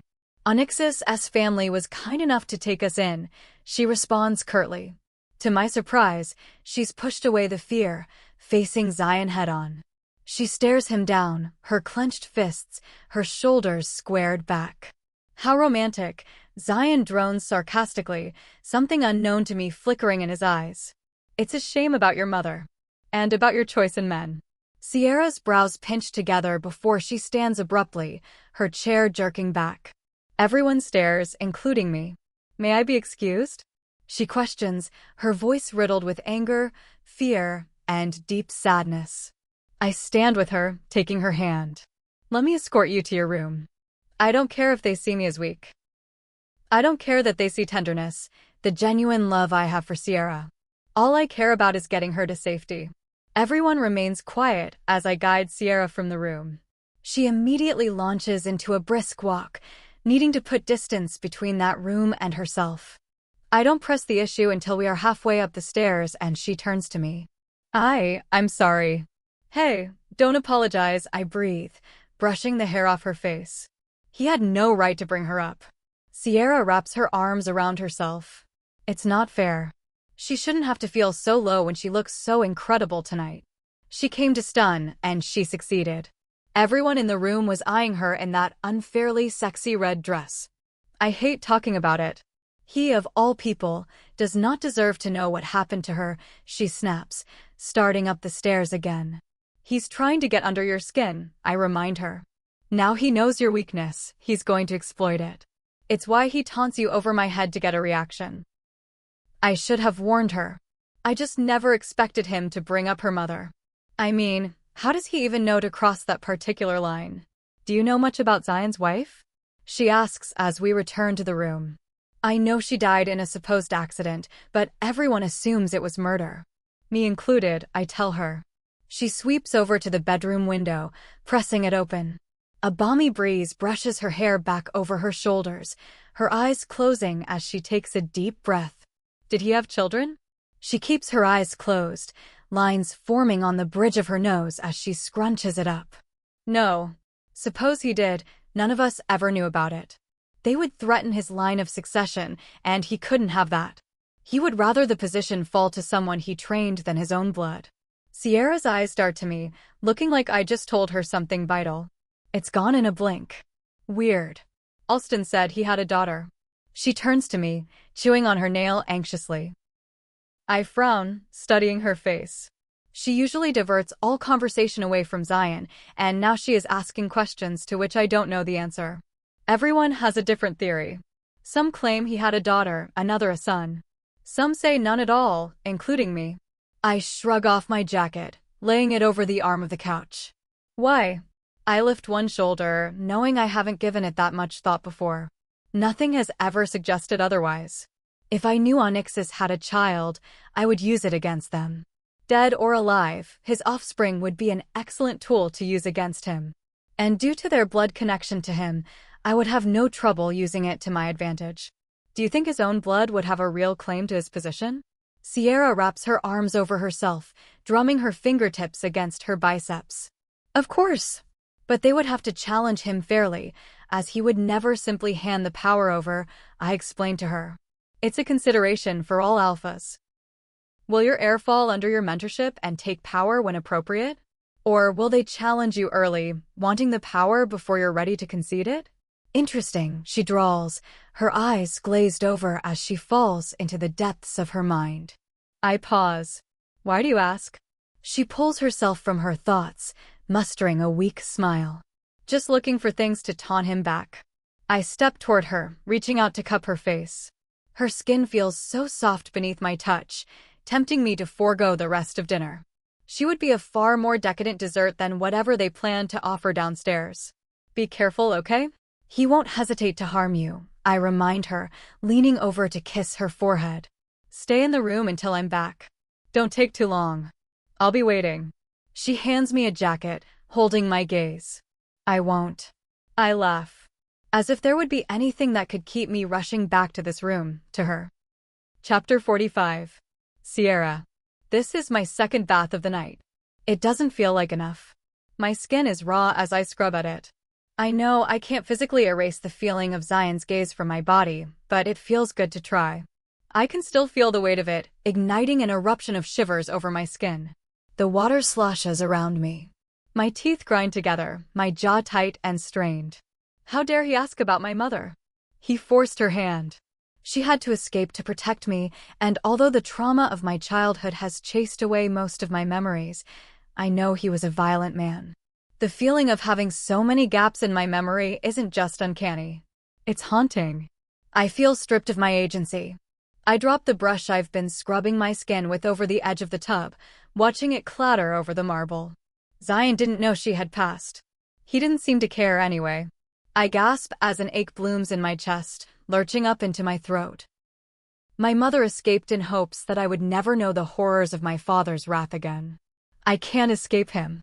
Leaning back until my head rests against the tub, I force calm over myself.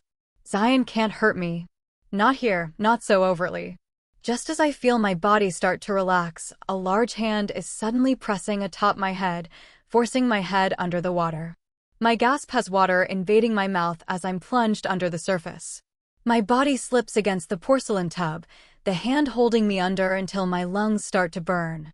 My fingers manage to grasp the edge of the tub, and I push back until my head is above the water. The taste of bath salts burns my mouth as I cough violently, a surge of adrenaline leaving me shaky. Before I can force myself up, a thick cord passes around my face and presses into my neck.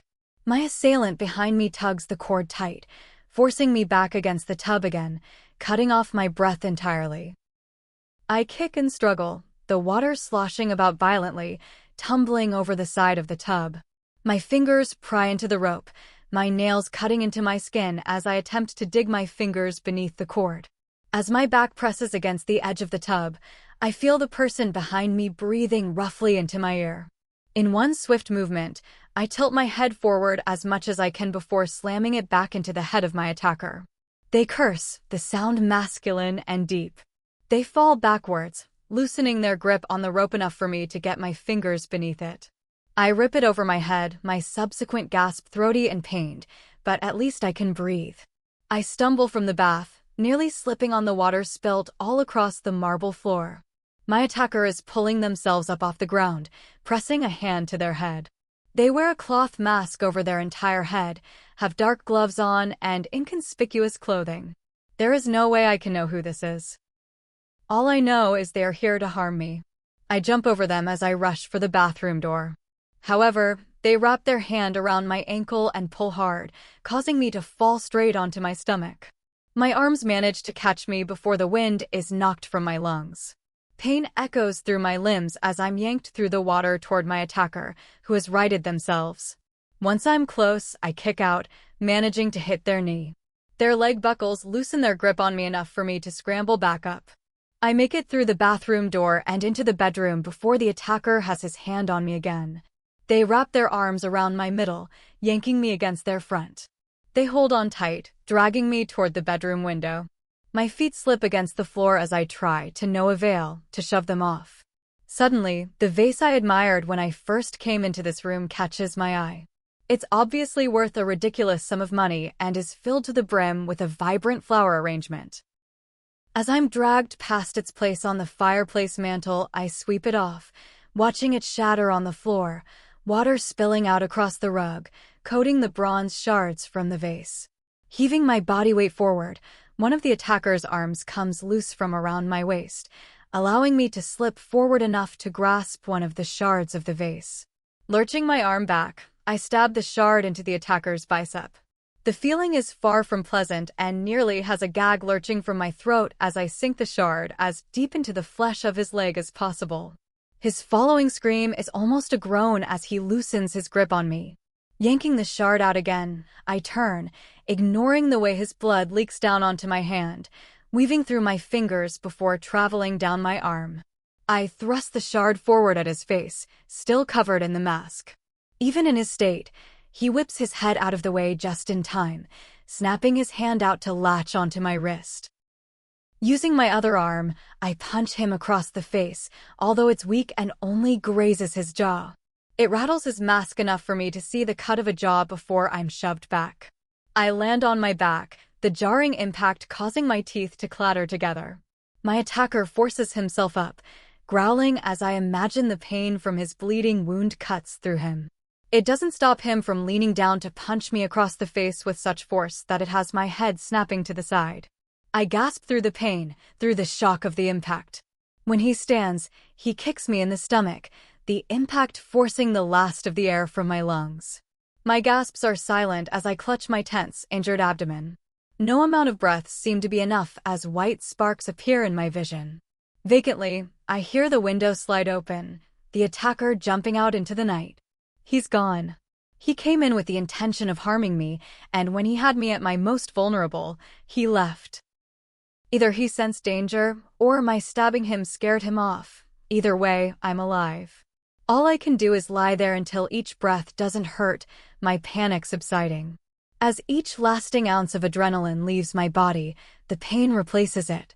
I curl my legs up to my chest, feeling every inch of my body protest at the beating I just received. I'm not sure how long I lay there, my bare skin dampened by the water, my hands trembling as they hold my stomach. My throat is raw from where my airflow was cut off, and my cheek throbs. Eventually, the door opens, a familiar pair of boots appearing in my vision. I brought you some dessert, Sierra. Onyxus immediately drops to a crouch in front of me. I nearly cry at the dichotomy of gentle hands on aching skin. I roll onto my back, drawing in a shaky breath. Ow! Onyx's face comes into my view.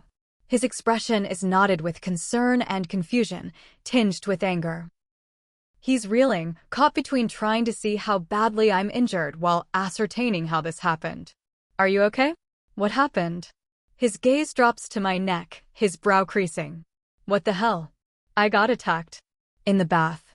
My voice sounds disjointed, like it doesn't belong to me.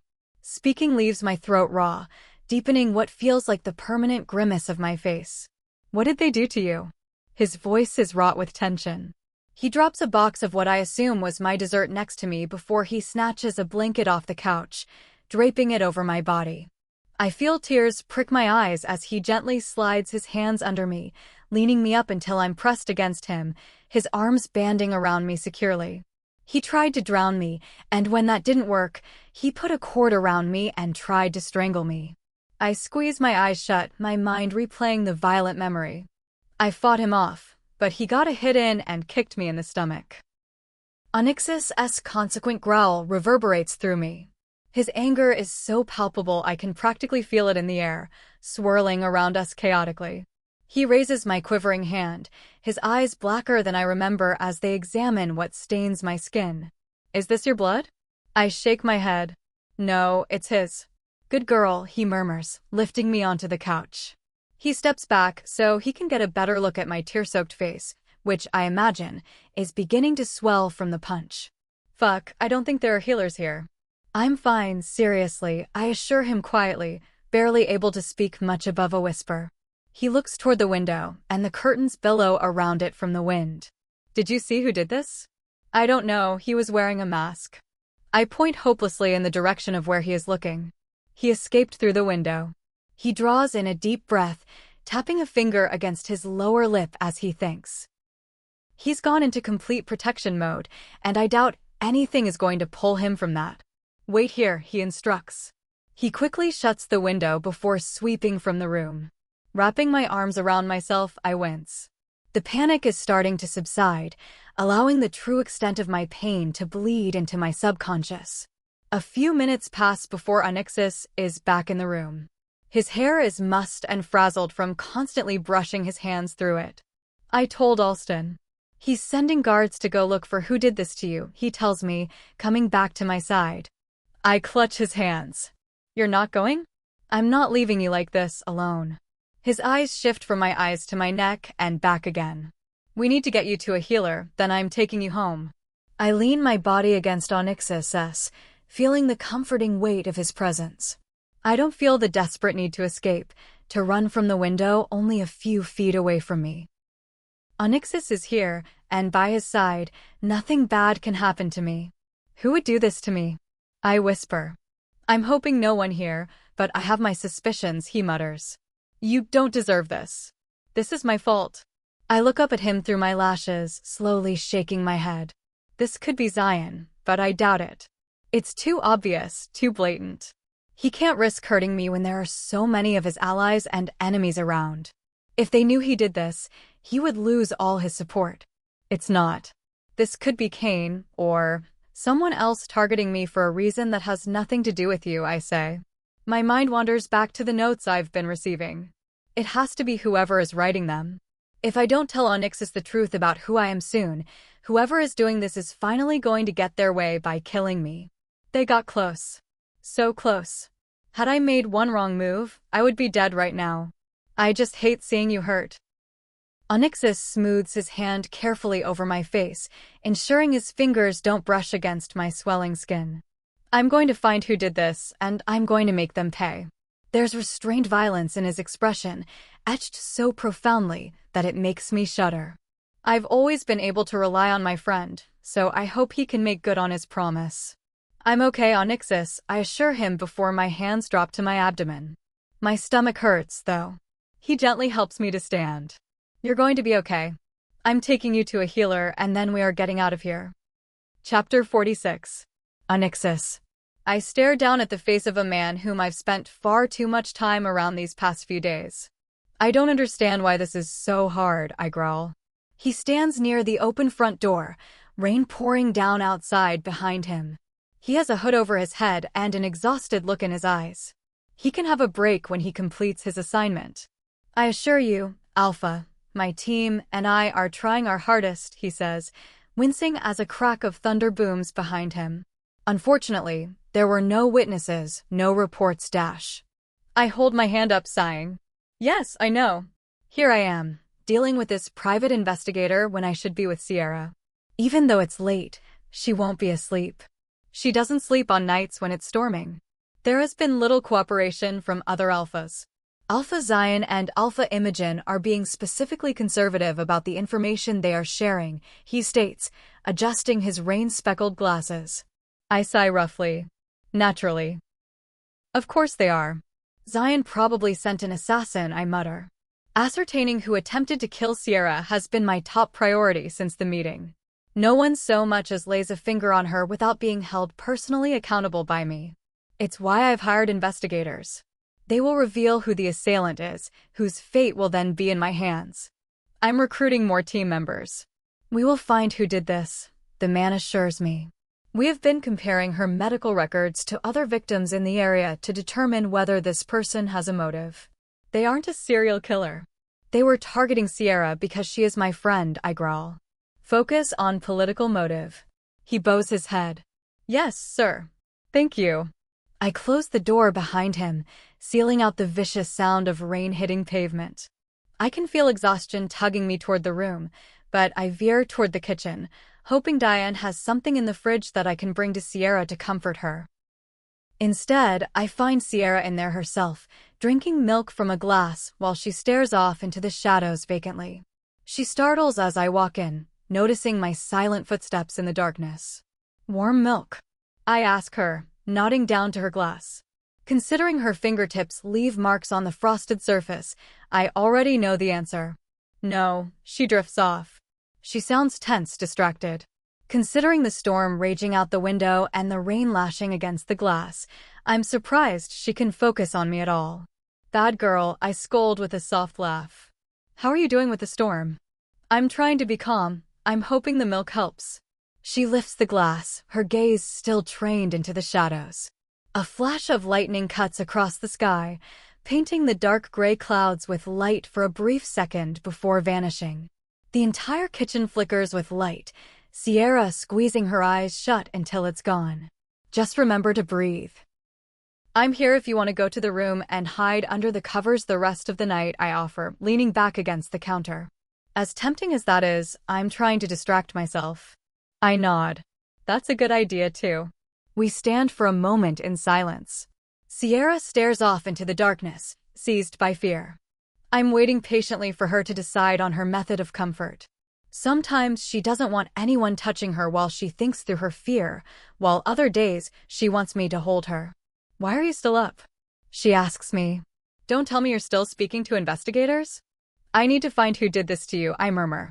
The worst of the wound on her neck has healed, but I still see faint red lines and a scar from where the rope cut into her skin. The kind of anger I feel seeing her like this is different from the injury she sustained from Cain. This time, I'm not eased by the certainty of revenge. It won't happen again, Sierra muses, rinsing her empty cup in the sink. It was some opportunist killer who knew I was alone and decided to strike. I'm untouchable here. I shake my head. We were in the most secure location possible.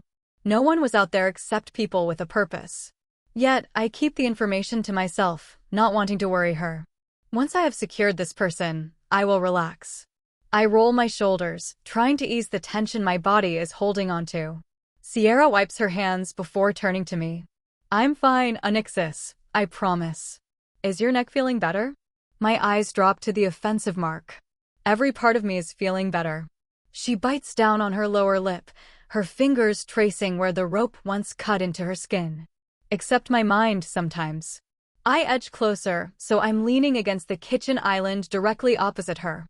Her back is to the window, so she can't see the lightning flashing across the sky. Talk to me. Tell me what you're feeling, I prompt softly. The rational part of me knows it's unlikely to happen again. Yet I see an open window and I can't. She breaks off, pressing her palms to her face. It's well-timed considering the violently bright flash of lightning that forks across the clouds.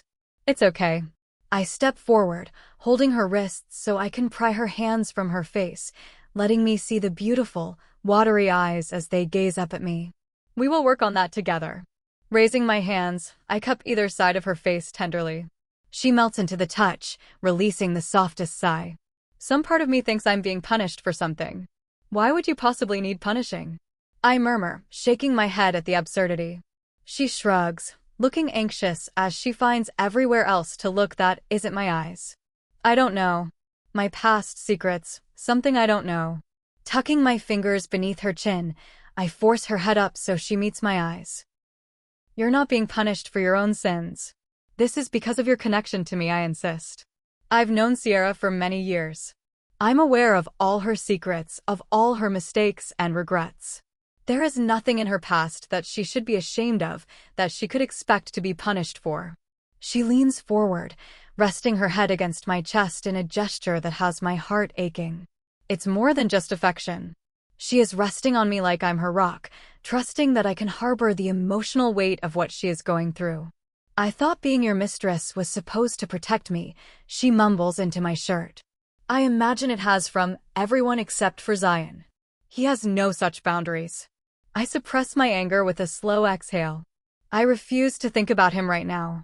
Sierra slips from my arms, putting a step of space between us. She wipes a tear off her face before straightening. Is there any point in me being your mistress then? I study her face. I like to think so. What then? I don't even get any benefits from being your mistress in the traditional sense. She throws her hands up, letting out an exasperated sigh.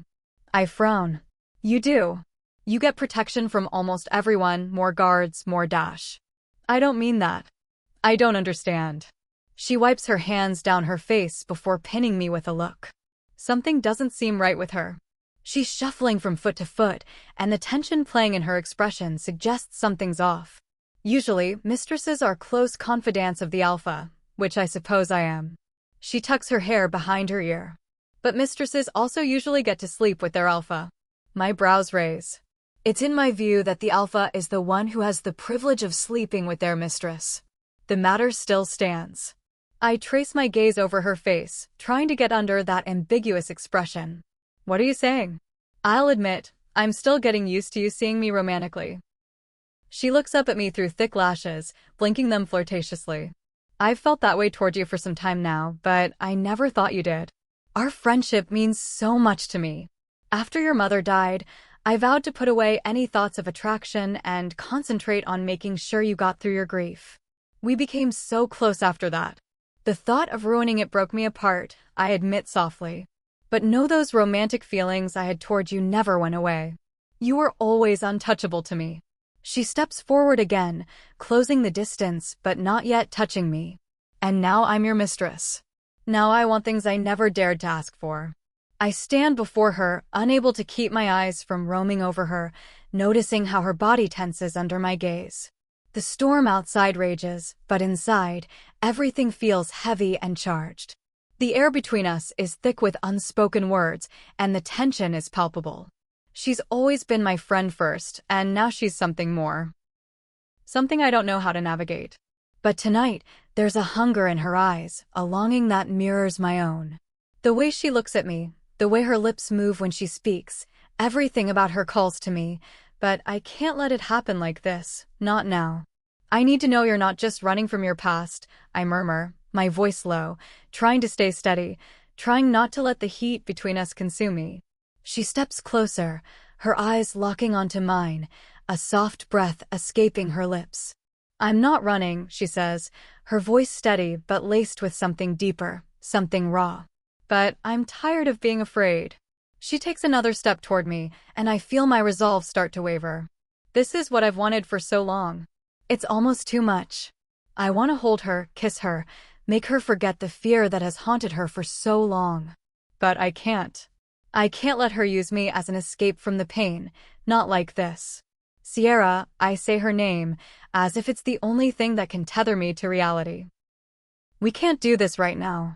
Not when you're still. Her eyes flash with a mix of frustration and desire, and I know she's not going to back down. She leans in just enough for me to feel her breath on my skin. "Why wait, Onyxus?" she whispers. "I need you. I need to feel something real." My heart races, but I know what I need to do. I pull back slightly, keeping my distance. "We've been friends too long for me to let this be a moment of weakness," I say, my voice steady but firm. "If we do this, it can't just be about tonight. I need you to know that. We're more than just this heat between us. We're more than just—" "I know," she interrupts, her voice breaking. "But I don't know how to make sense of what's happening between us. I don't know how to be what you need and what I need all at once." I reach out, placing my hand gently on her cheek, guiding her face upward to meet my gaze. "You don't have to be anything. Just be with me for now. But this has to be real, Sierra. Not just something to make the night go away."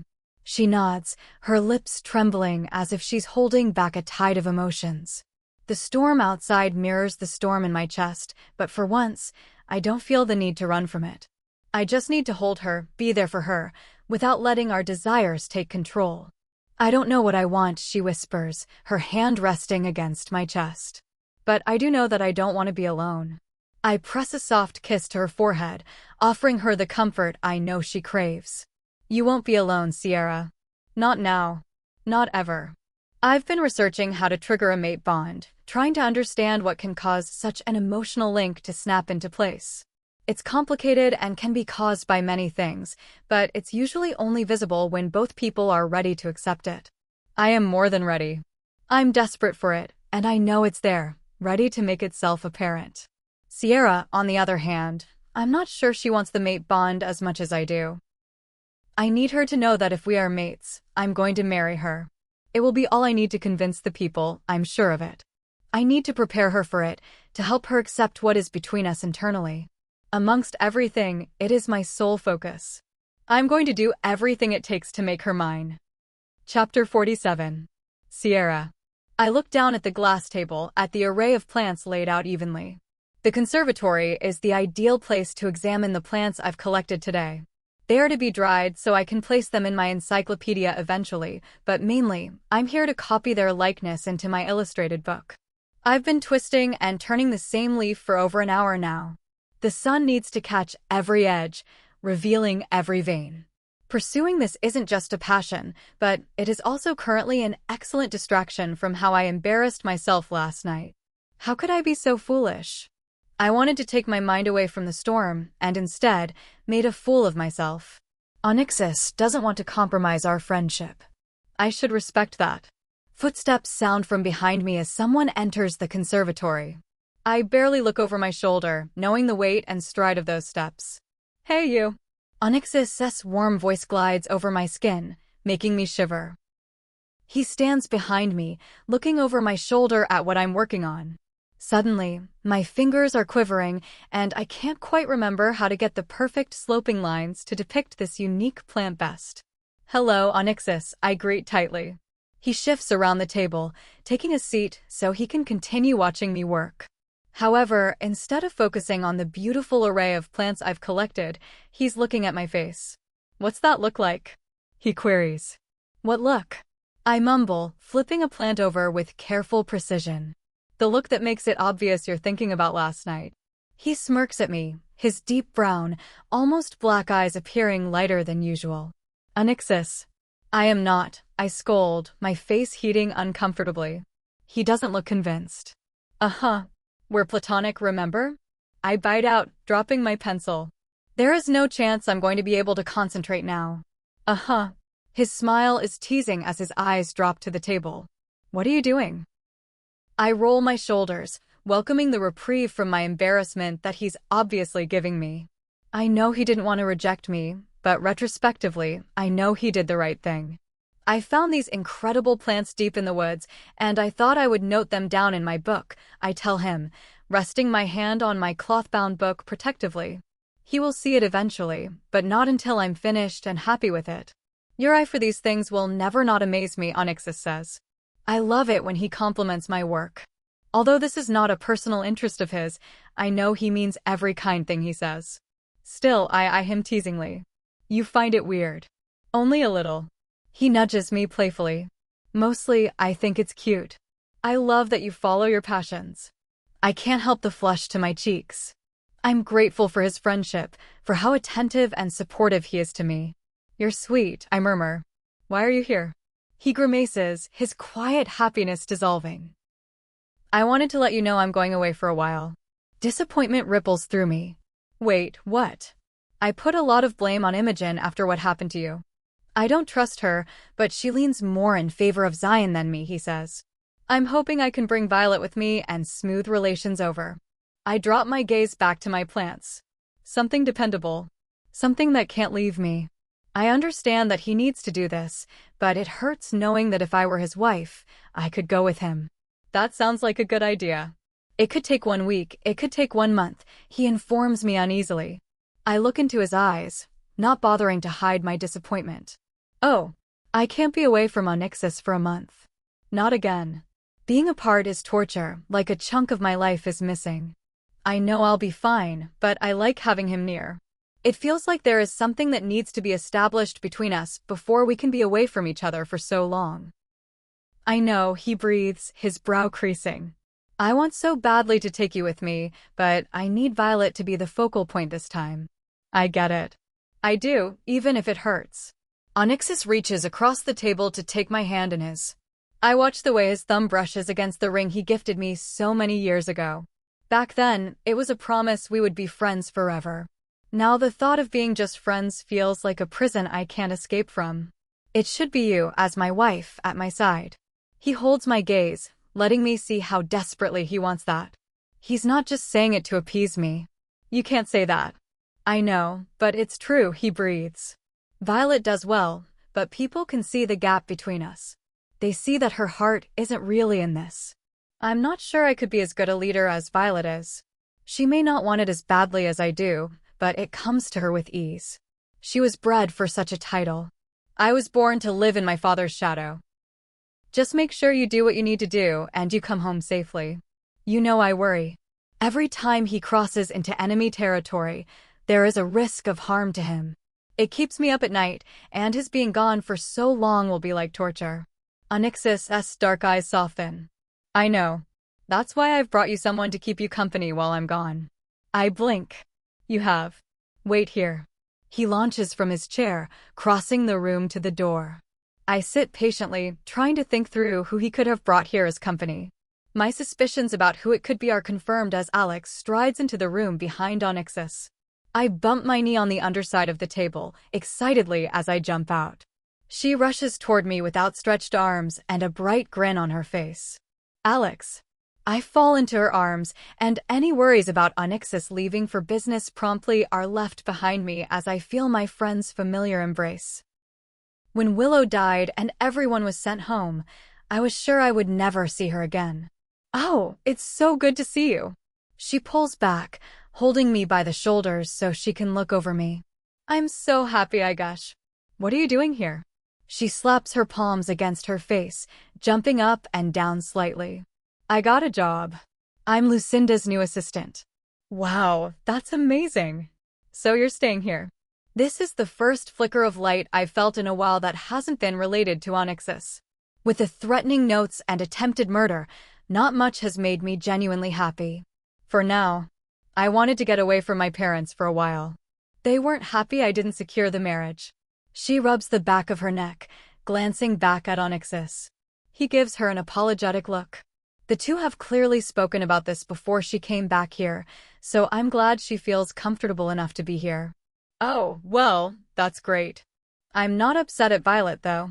She deserves this. She speaks honestly, clearly sensing there was nothing romantic between Onyxus and her. I drop my gaze, swallowing thickly. She still has no idea that there are feelings between Onyxus and me. I'll share with her soon. She does deserve it, I murmur. All right, I should probably go pack, and you two should catch up, Onyxus says, giving me a lasting look before he backs away. Thank you, Onyxus. I really appreciate this, I tell him before he slips away. Alex turns back to me, grinning. Onyxus' plan of bringing her here to dampen my sadness upon his leaving is working effortlessly. I can already feel my mood lifting in her presence, Even if the thought of Onyxus going away for what could be a while is disheartening. You two are such incredible friends. I'm so jealous, she gushes, linking her arm through mine. I rub the back of my neck.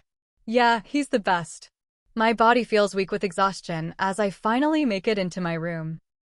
Alex and I have been downstairs for hours, drinking and learning about what each other has been doing since the marriage trials ended. It has been good at chasing away any lingering sadness from having to say goodbye to Onyxus earlier when he left with Violet for their trip to Imogen's. Seeing him leaving with his wife hit me far harder than I expected, but Alex has been unwittingly distracting me since. Now it's past midnight and I'm only just now coming up to bed. My body feels weightless from the alcohol, and I'm ready to sink into bed to sleep away the day. However, my gaze snags on a note resting on my bedside table. My blood chills to Arctic levels. I've been trying to push away the thought of my stalker leaving notes threatening me. It feels easier than facing the reality that whoever this has tried to kill me and has access to my bedroom and probably so much more in my life.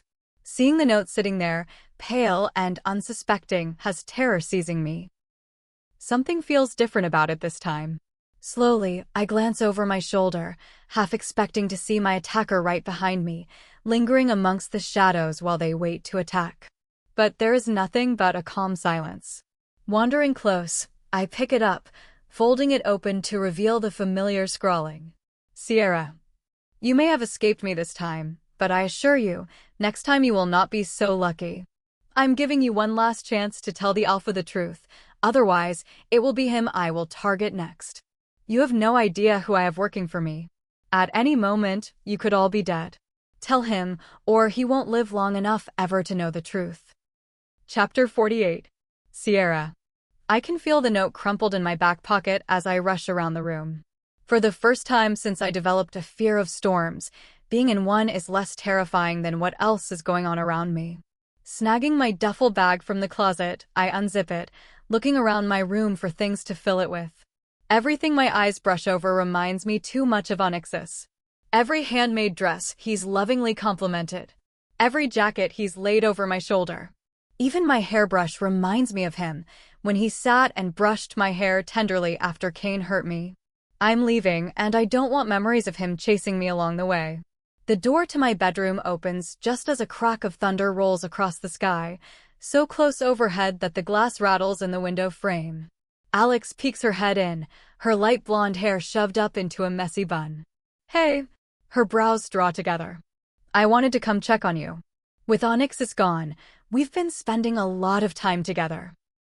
It breaks my heart to leave here when she just got this job, but I can't stay and risk Onyxus' life. Why? I ask, folding one of my favorite shirts up before shoving it into the bag. The storm. Onyxus isn't here.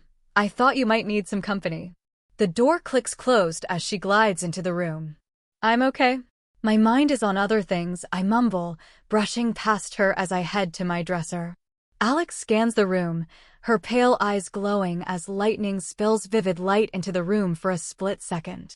Wait, she opens my bag, looking at the contents stuffed haphazardly inside. What are you packing for? I'm leaving. She whirls around. Where are you going? It's late. With my back to her, I squeeze my eyes shut, my throat burning from holding back tears. I'm so jumped up on adrenaline I haven't broken down just yet, but I can tell it's coming. I'm leaving behind the only man I've ever loved. I'm doing this to save him, and yet every inch of my heart is breaking. I need to get as far away from here as possible. I collect some more clothing, continuing to avoid anything that Onyxus has ever complimented. Why? Alex's voice breaks. Did something happen? I pause, turning to her. Her expression is crumpled with sadness, with fear. Guilt ripples through me, but it's short-lived. Whoever is writing these notes is dangerous and knows about my connection to Zion. If they want to punish me, there is a good chance they will target Alex. Resting my hands on her shoulders, I shake her a little. Stay here and make the most of your job. You deserve it. Sierra. Tell me what's going on, she begs as I shift past her again. Things from my past are catching up to me. I need to leave. I swipe up an extra pair of shoes, stuffing them into my bag, along with a bundle of socks. What things? Nothing I can tell you about, I say through gritted teeth. This note must be from Zion or someone close to him. He's tormenting me, wanting it to be me that breaks the news to Onyxus. That way, the most pain will be caused. Where are you going to go? Alex asks, trying to step into my line of vision. Far. As far as possible. I sweep my hands through my hair. I need to put space between Onyxus and me. If I stay in his pack, he'll find me with ease. Someone will recognize me, and it will get back to him, but beyond these territorial lines, I'm less well known. And pursuing me over them will be much more difficult. Alex grabs my arm, her grip tight as she pins me with a sharp look. Did he do something to you? No, I lower my voice a touch, unease crawling over my skin. If I stay, he's in danger. She blinks. I'm assuming from something in your past, right? Uh-huh. I don't want to tell her anymore and get her involved in my problems. The last thing I need is for her to become a target as well. Does he know about this?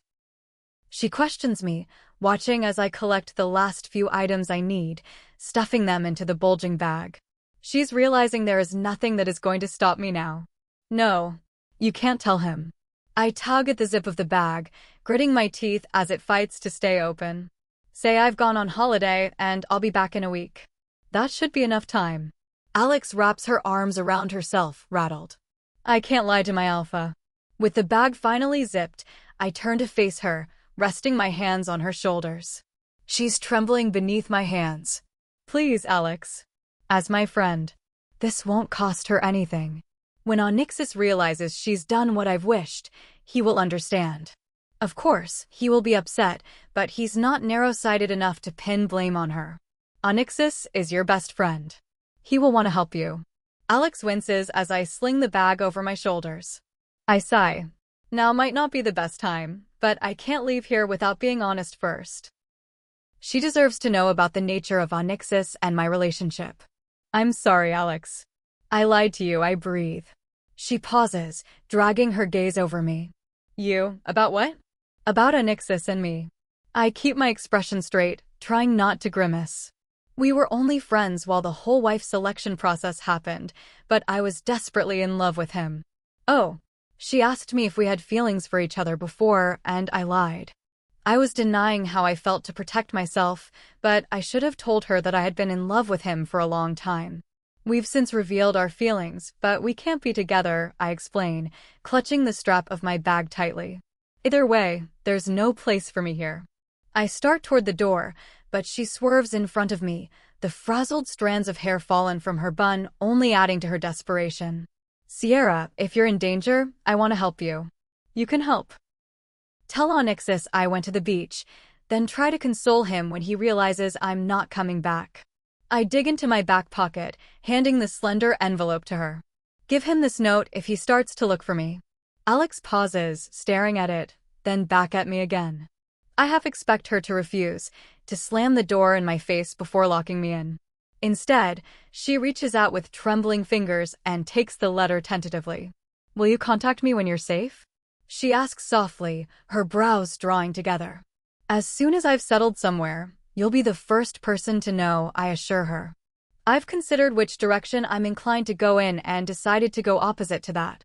Onyxus knows how I think, knows my thoughts before they even form in my head. Please be careful. There are people who know who you are and will want an alpha's mistress dead, she warns. I will be. I draw her into a hug, savoring the weighted embrace of her arms around me. I'll see her again, I'm sure of it.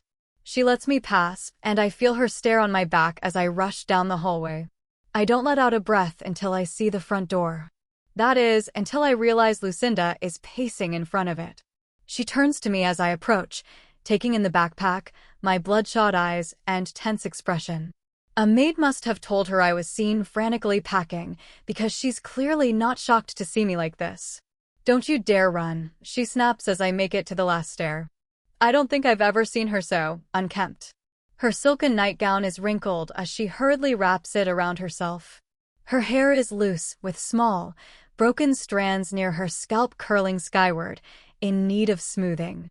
You can't keep me here, Lucinda. I adjust the bag strap on my shoulder, agitation gripping me as I look between her and the door. Whatever it is chasing you away, rethink, she hisses, her dark eyes so much like her son's. There is no place for me here. She steps toward me, wringing her hands anxiously. If you stay, we can talk this through. We can find a way to keep you both happy. I shake my head, wishing I could fight off the lump forming in my throat. It won't be enough. Please.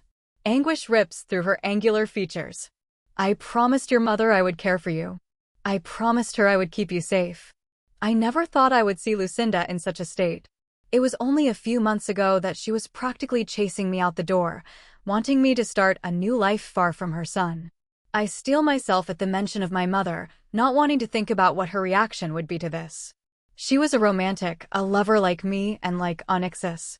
But idealism is what led her to have me, which forced her to stay with the monster she called her husband.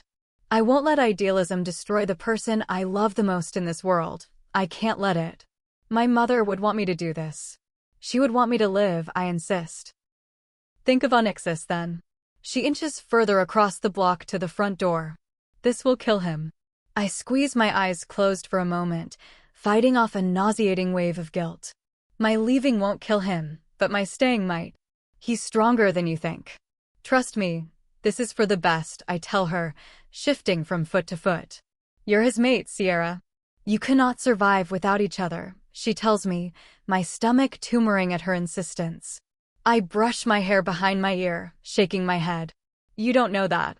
No one knows that, and no one can understand that until fate, or the angels, decides it is the right time. You know it. I know it. He cannot function as alpha without you. She scans my face, seeking a crack in my hardened resolve. And I watch you around him. You're full of life. When he leaves, something drains out of you, just like now. I know all this, which only makes me feel more pain. I'm trying to save his life, Lucinda. I look at the door behind her, silently willing it to open on its own so I can dash out into the night. She recoils. What? I think you know why I'm running, I say flatly, testing a quiet theory I've secretly believed for years. I think you've always known. Lucinda is a wise woman. I doubt she was unaware of what was going on when my father and I appeared at her front door. She and my mother were close, and I'm sure she divulged to Lucinda the nature of her relationship with my father, including revealing his identity. Her mouth flattens into a hard line as we face a reality we've danced around for years. She knows. He deserves to know the truth, she says quietly. Can you guarantee it won't lead to war? I keep my voice hushed as I step toward her. Can you tell me now that this won't be the last straw in his revenge fantasy? Putting aside the betrayal he's going to feel, this is only going to fuel his anger against Zion when he learns what he did to me, to my mother. I could tell her about the threatening notes, about Onyxus as fate, but it doesn't seem worth it now. She knows how dangerous Onyxus is capable of becoming. She needs to believe she is saving this pack from war, rather than just keeping me. At least take one of our transports, she relents tightly, cracking the door open. My relief is dampened by the rain that barges down outside, a horrifying symphony that feels like it is begging me to stay. Thank you, I breathe, rushing to embrace her one last time. Her voice is muffled against my ear. Be safe. I love you, Sierra. I love you too, I call out behind me, already out the door and into the storm. Chapter 49. Onyxus. I roll my shoulders, walking into the house's familiar embrace. I shake my arms, as if I can physically expel the anxious excitement coursing through me. I don't just want to see Sierra. I need to see her. Welcome back, Alpha, Luna, Misty, one of my maids greets. Let me take your bags. Violet breezes in next to me, rubbing her eyes. She's exhausted. This trip was a success in some ways, and a failure in others. Imogen had no more information regarding Sierra's attacker, but we are now on friendlier terms. Thank you, Misty. I set my bags down on the floor, letting Misty take Violet's bags first. Onyxus, Violet. You're back a day early, a voice calls from the staircase. Alex is hurrying down them toward us, her smile weak as she attempts to hide a nervous expression. My suspicion is dampened, however, by my desire to see Sierra as soon as possible. I thought I would wrap everything up a bit earlier so I could return. I've been anxious to get back. I rub my hands together, glancing at Violet, who blinks blearily. She was sleeping on the transport. She smiles regardless. He's been anxious to see Sierra. Don't act like you haven't been missing Ariel every day we've been gone, I note, raising my brows at her. She flushes, nodding subtly. Violet, in love, is far more relaxed and content. I know it hurts her, too, though, not being able to marry her lover. You're right. I'm going to go find her. Violet darts off up the stairs quickly, not looking back. I smile to myself. Violet is pure goodness. She deserves happiness more than many people I know, and I hope one day I can give it to her fully. I have to figure out how best to appease my people. Well, I'm off to see Sierra, I announce, starting for the stairs. Alex weaves in front of me, holding her hands out. Wait, Onyxus. I pause. What? I think there are some business-related things that your mother wants to speak to you about. She grabs the banister, almost like she is trying to block me. I frown, rubbing the back of my neck. Alex is my mother's new assistant and is still trying to earn her respect. Unfortunately, there is nothing that can stop me from going upstairs. Tell her I'll speak to her tomorrow. I have so much planned for Sierra. I brush past Alex, my feet pounding against the stairs as I make my way up. Alex follows me closely. Oh yeah? Her voice is shaky with nerves. I'm going to take her out for a picnic near the lake, then let her explain the intricacies of leaf patterns all throughout the forest, or whatever she wants to. Then I'm going to play cards with her until she tires, then, well, I won't tell you what else I have planned, I say, glancing back at Alex as I walk. I've spent a frustrating few weeks away from her. I'm not holding back tonight. That sounds so nice.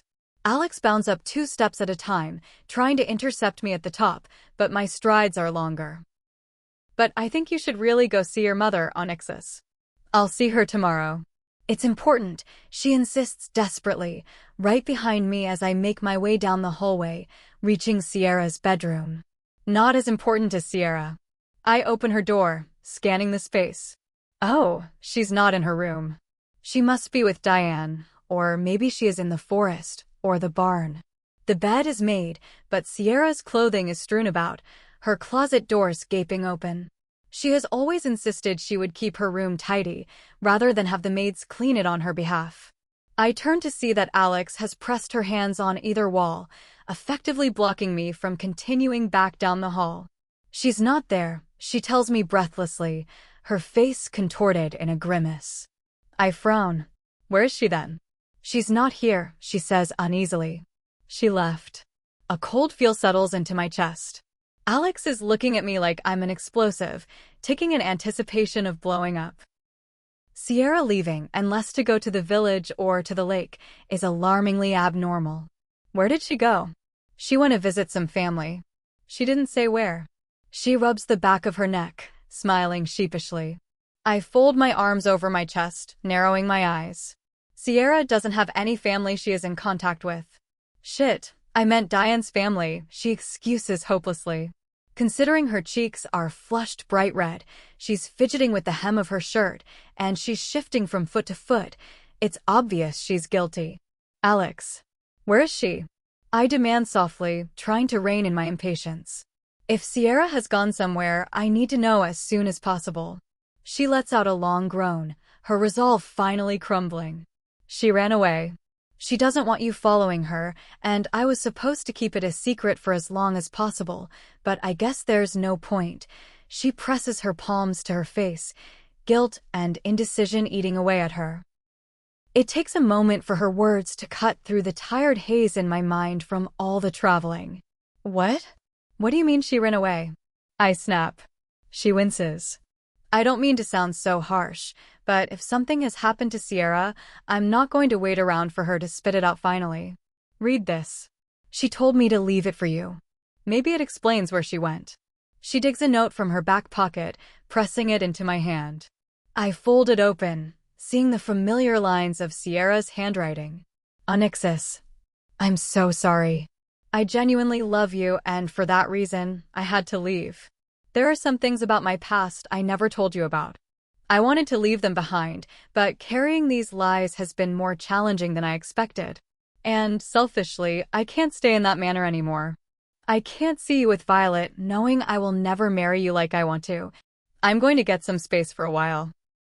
Maybe in a few months or years, we can see each other again, but I think it's best for both of us that I move on. I really do love you. I'll contact you when I'm safe. Please don't try to find me. This is for the best. Sierra. I lower the note, my gaze blurring. There's a dull pounding in my head that vaguely sounds like blood pumping, but I can't focus on it. I can't concentrate on anything other than the thought of Sierra running like she did from Cain. Except this time it's from me. All because I couldn't marry her, because I didn't put my title as Alpha to the side so that I could put her first. Fuck, I hiss, dropping the note so I can sweep both hands through my hair. Alex reaches for me. Look, Dash.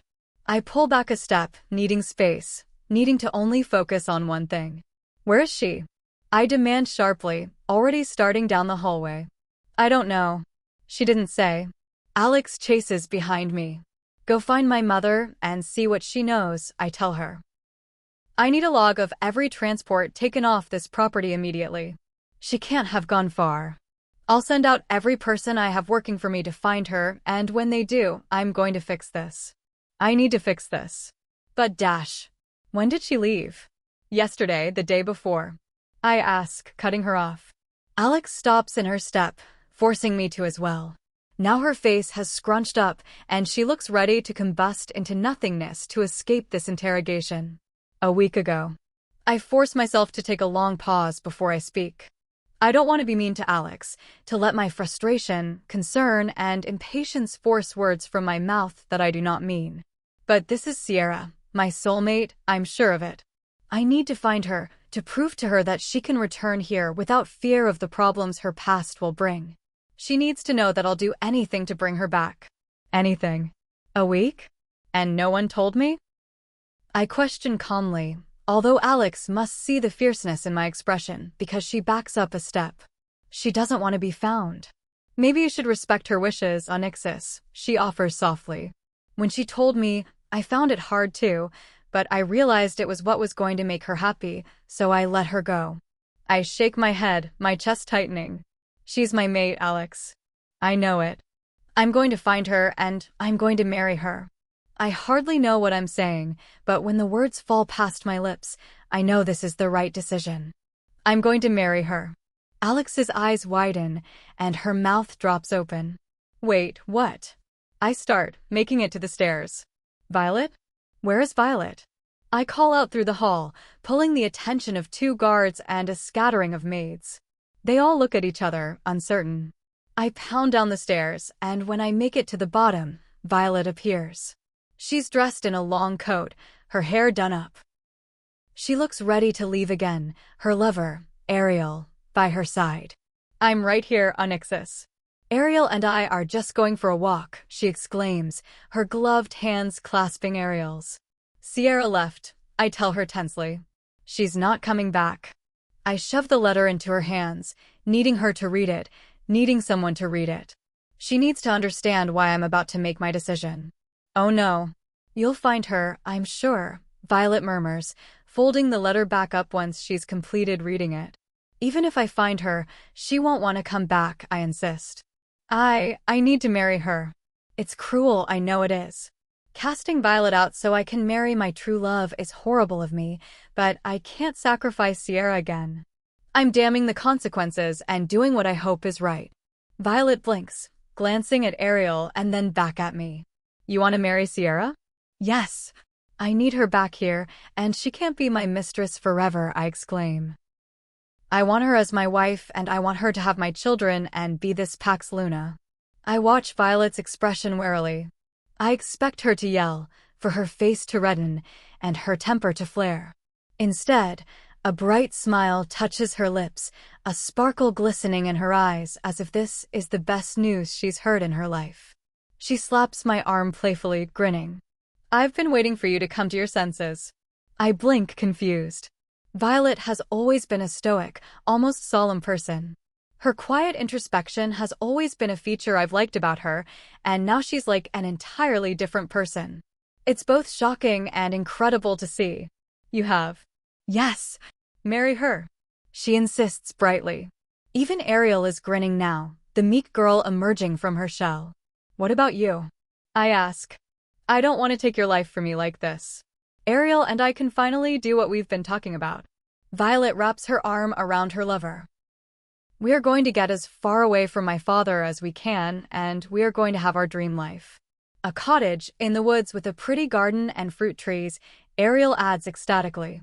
My brows crease. I always knew Violet was under an obligation to become Luna. I even doubted she wanted to be here at all, but I never expected her to have an entirely different life planned out. It's not that I didn't like being Luna, I just felt like I was filling in for someone who is actually made for it, Violet explains. I offer a tentative smile.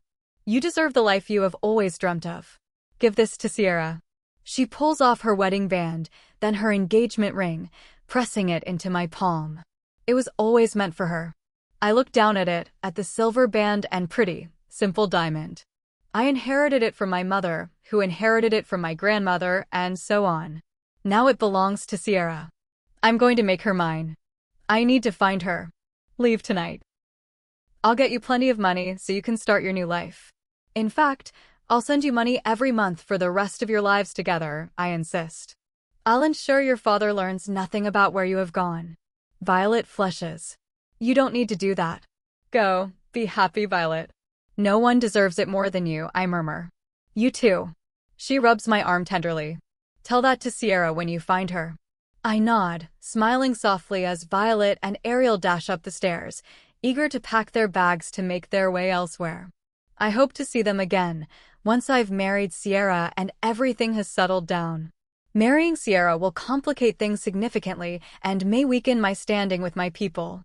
Yet, I suddenly can't find it in myself to care, as if my resolve is a tank that has been completely depleted. Onyxus. A sharp voice has me turning, seeing my mother lingering nearby, watching me with wary eyes. She looks as though she has been crying, as though she hasn't slept in weeks. Where did she go, Mother? I demand, approaching her. She wraps her arms around herself. What is your plan? Do you trust me? I tighten my grip around the two rings, deciding I won't be letting them off my person until they are safely on Sierra's finger. Of course. Then tell me where she's gone. I have my suspicions that my mother may have chased Sierra off, having seen me on the verge of breaking. Yet, at the same time, I see a look in her eyes I haven't seen before. Sierra is gone, and she is scared. I don't know, but I let her take one of the transports, she admits, tucking her hair back with a trembling hand. Gerald outside will know which one. I won't be returning until I have Sierra. Suspend all my business matters until I'm back, I demand, heading toward the door. Onyxus. I pause, turning back to look at her. What mother? Bring her back safely. Please, she murmurs gently, offering a tentative smile. I nod, a renewed desperation to find Sierra overcoming me as I press through the door and out into the world. Chapter 50. Sierra. Yawning, I head to the front door, rubbing my eyes. I rely on the knocks to wake me. The sweet older woman who has been letting me rent this place temporarily brings me milk every morning without fail. I crack the door open an inch, looking out to see her beaming smile and pale eyes. Since arriving here over a week ago, I still haven't settled in. I don't plan on sticking around for very long.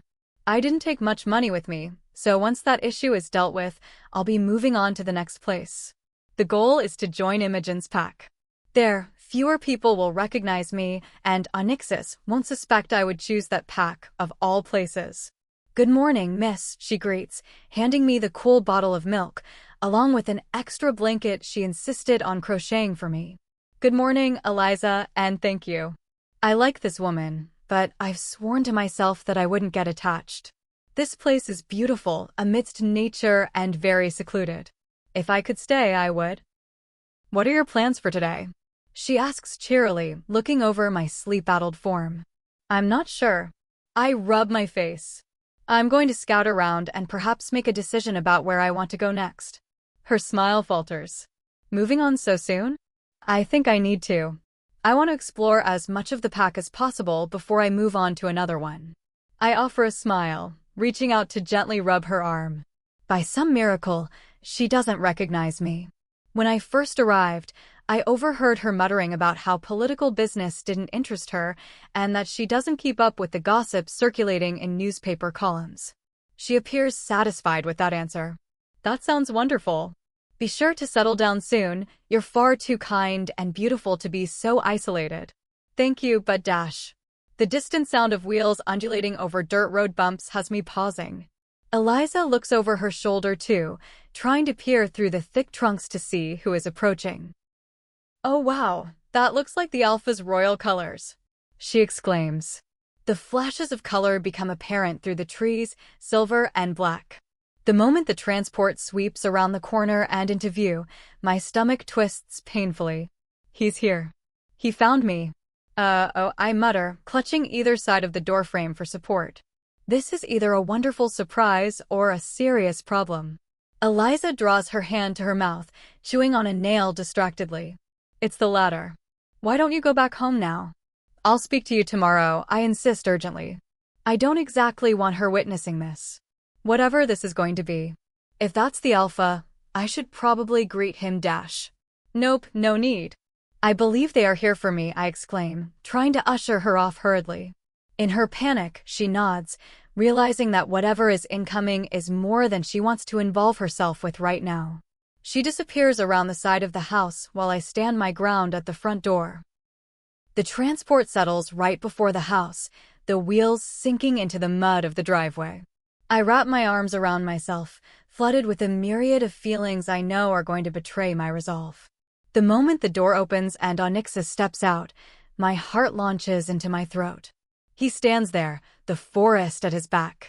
His beautiful face is in anguish as he takes me in, searching my body as if he can't believe he is really seeing me. I clutch either side of the doorframe, having to physically keep myself standing. I wasn't expecting to see him this soon, or at all. I definitely wasn't considering how quickly I would regret every decision I've made upon seeing him. He looks just as he always has. The same as he looks under the dull barn light, the same as he looks when he lies in bed, reading his favorite book. He looks just like the best friend I thought I would be spending the rest of my life with. Sierra, he breathes, striding over to me. All thoughts of threatening notes and resentful pack members fall behind me as I rush to meet him. He sweeps me into his arms, lifting me half off the ground. I giggle into his neck, tightening my grip on him as I let his presence, his scent, overcome me. I quickly sober, the reality of what I have done settling over me. I'm so sorry. I pull away so I can see his eyes, which have shifted from concern to elation upon seeing me. His hands clasp either side of my face, his touch feather-light. Sorry? Don't be sorry. I don't know what overcame me. I just knew I needed to leave, I exclaim, guilt and embarrassment culminating into a harsh bundle of regret in the pit of my stomach. I understand, he murmurs. But I cannot be without you, Sierra. Please come back to me. My eyes fall to his mouth, which is capable of saying such beautiful words that are often not backed up by any surety. Maybe I can return home with him, and he can help me find who has been threatening our lives. Perhaps I can trust that he can live through every threat of danger. But he is still married to Violet, and I'm still only his mistress. I slip from his touch, backing up a step. I don't know if I can. Everything will be different this time, he insists, a burning fire of determination flaring in his eyes. Will it? I can't live my life being just your mistress, just your friend. It's breaking me apart, I exclaim, my throat aching as I attempt to force back tears. It's easy to be emotional. It's easy to cry in front of him, but I don't want him to choose me over his title because he pities me. I want him to want me. Onyxus sighs, running a hand through his hair. His expression is a wall of indecision until he meets my eyes, a sense of surety seeming to come about him. This isn't how I wanted to do this, but at this point, I don't think I have much of a choice, he announces, straightening. Do what? He grabs my hand. Come. He leads me inside, closing the door to block out the view of the drivers and guards who accompanied him. I'm hoping he is too busy to look around and notice the depressive pit I've been living in for the past couple of weeks. Thankfully, his eyes don't stray from me as he stops in the center of the living room. Instead of opening his mouth to speak to me, he sinks to one knee, my hands still holding mine. I freeze, my breath catching in my throat as the reality of what he is doing overcomes me. Onyxus, I breathe. I've spent far too many years dreaming about this moment. I never thought I would have the privilege of marrying you, and now everything has changed, he says, tightening his grip on my hands. My mind is whirling as I gaze down at him. My fantasy is splitting, revealing a crack through which I can see reality.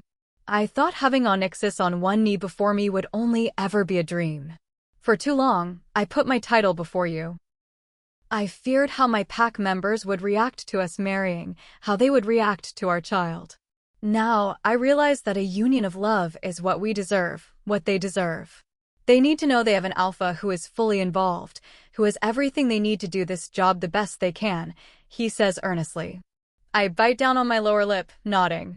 I can feel tears building in my eyes, even as I feel nothing but elation. I need you, Sierra. I want you. You're the other half of me, the only reason I can function. You're more than just my best friend, he declares. I can't do life without you. I love you to my core, and I want the honor of being your husband, Sierra.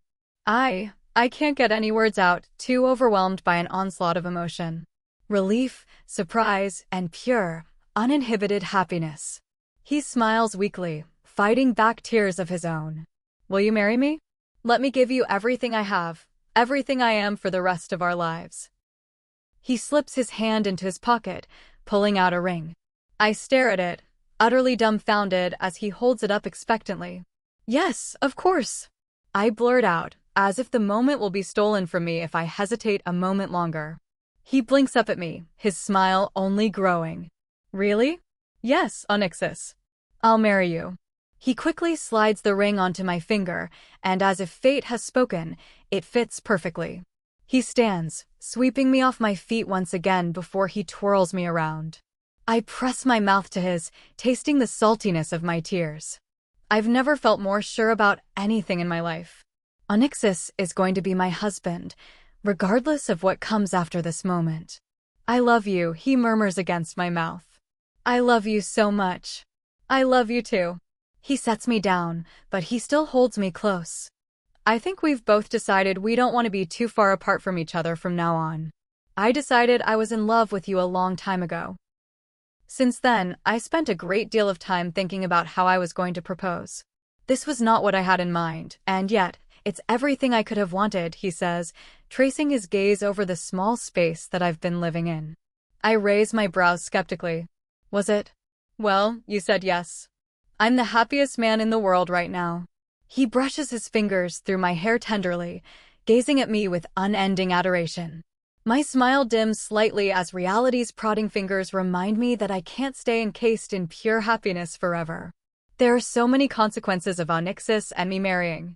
But Violet has conceded her place as Luna. She has made it clear that she wants to get as far away from her father as possible, and I've granted her that, Onyxus assures me, his fingers grazing through my hair to the back of my neck, my skin tingling in response. Wow, I breathe. Everything really is falling into place. And my mother is perfectly okay with this. You don't need to worry, he adds before I can bring it up. Well, at least I assume she will be. I don't think she will take much convincing anyway. Good. Good. I wrap my arms around him, resting my head against his chest. His heart patters below, still accelerated from anticipation of my answer to his question. How could I ever say no to him?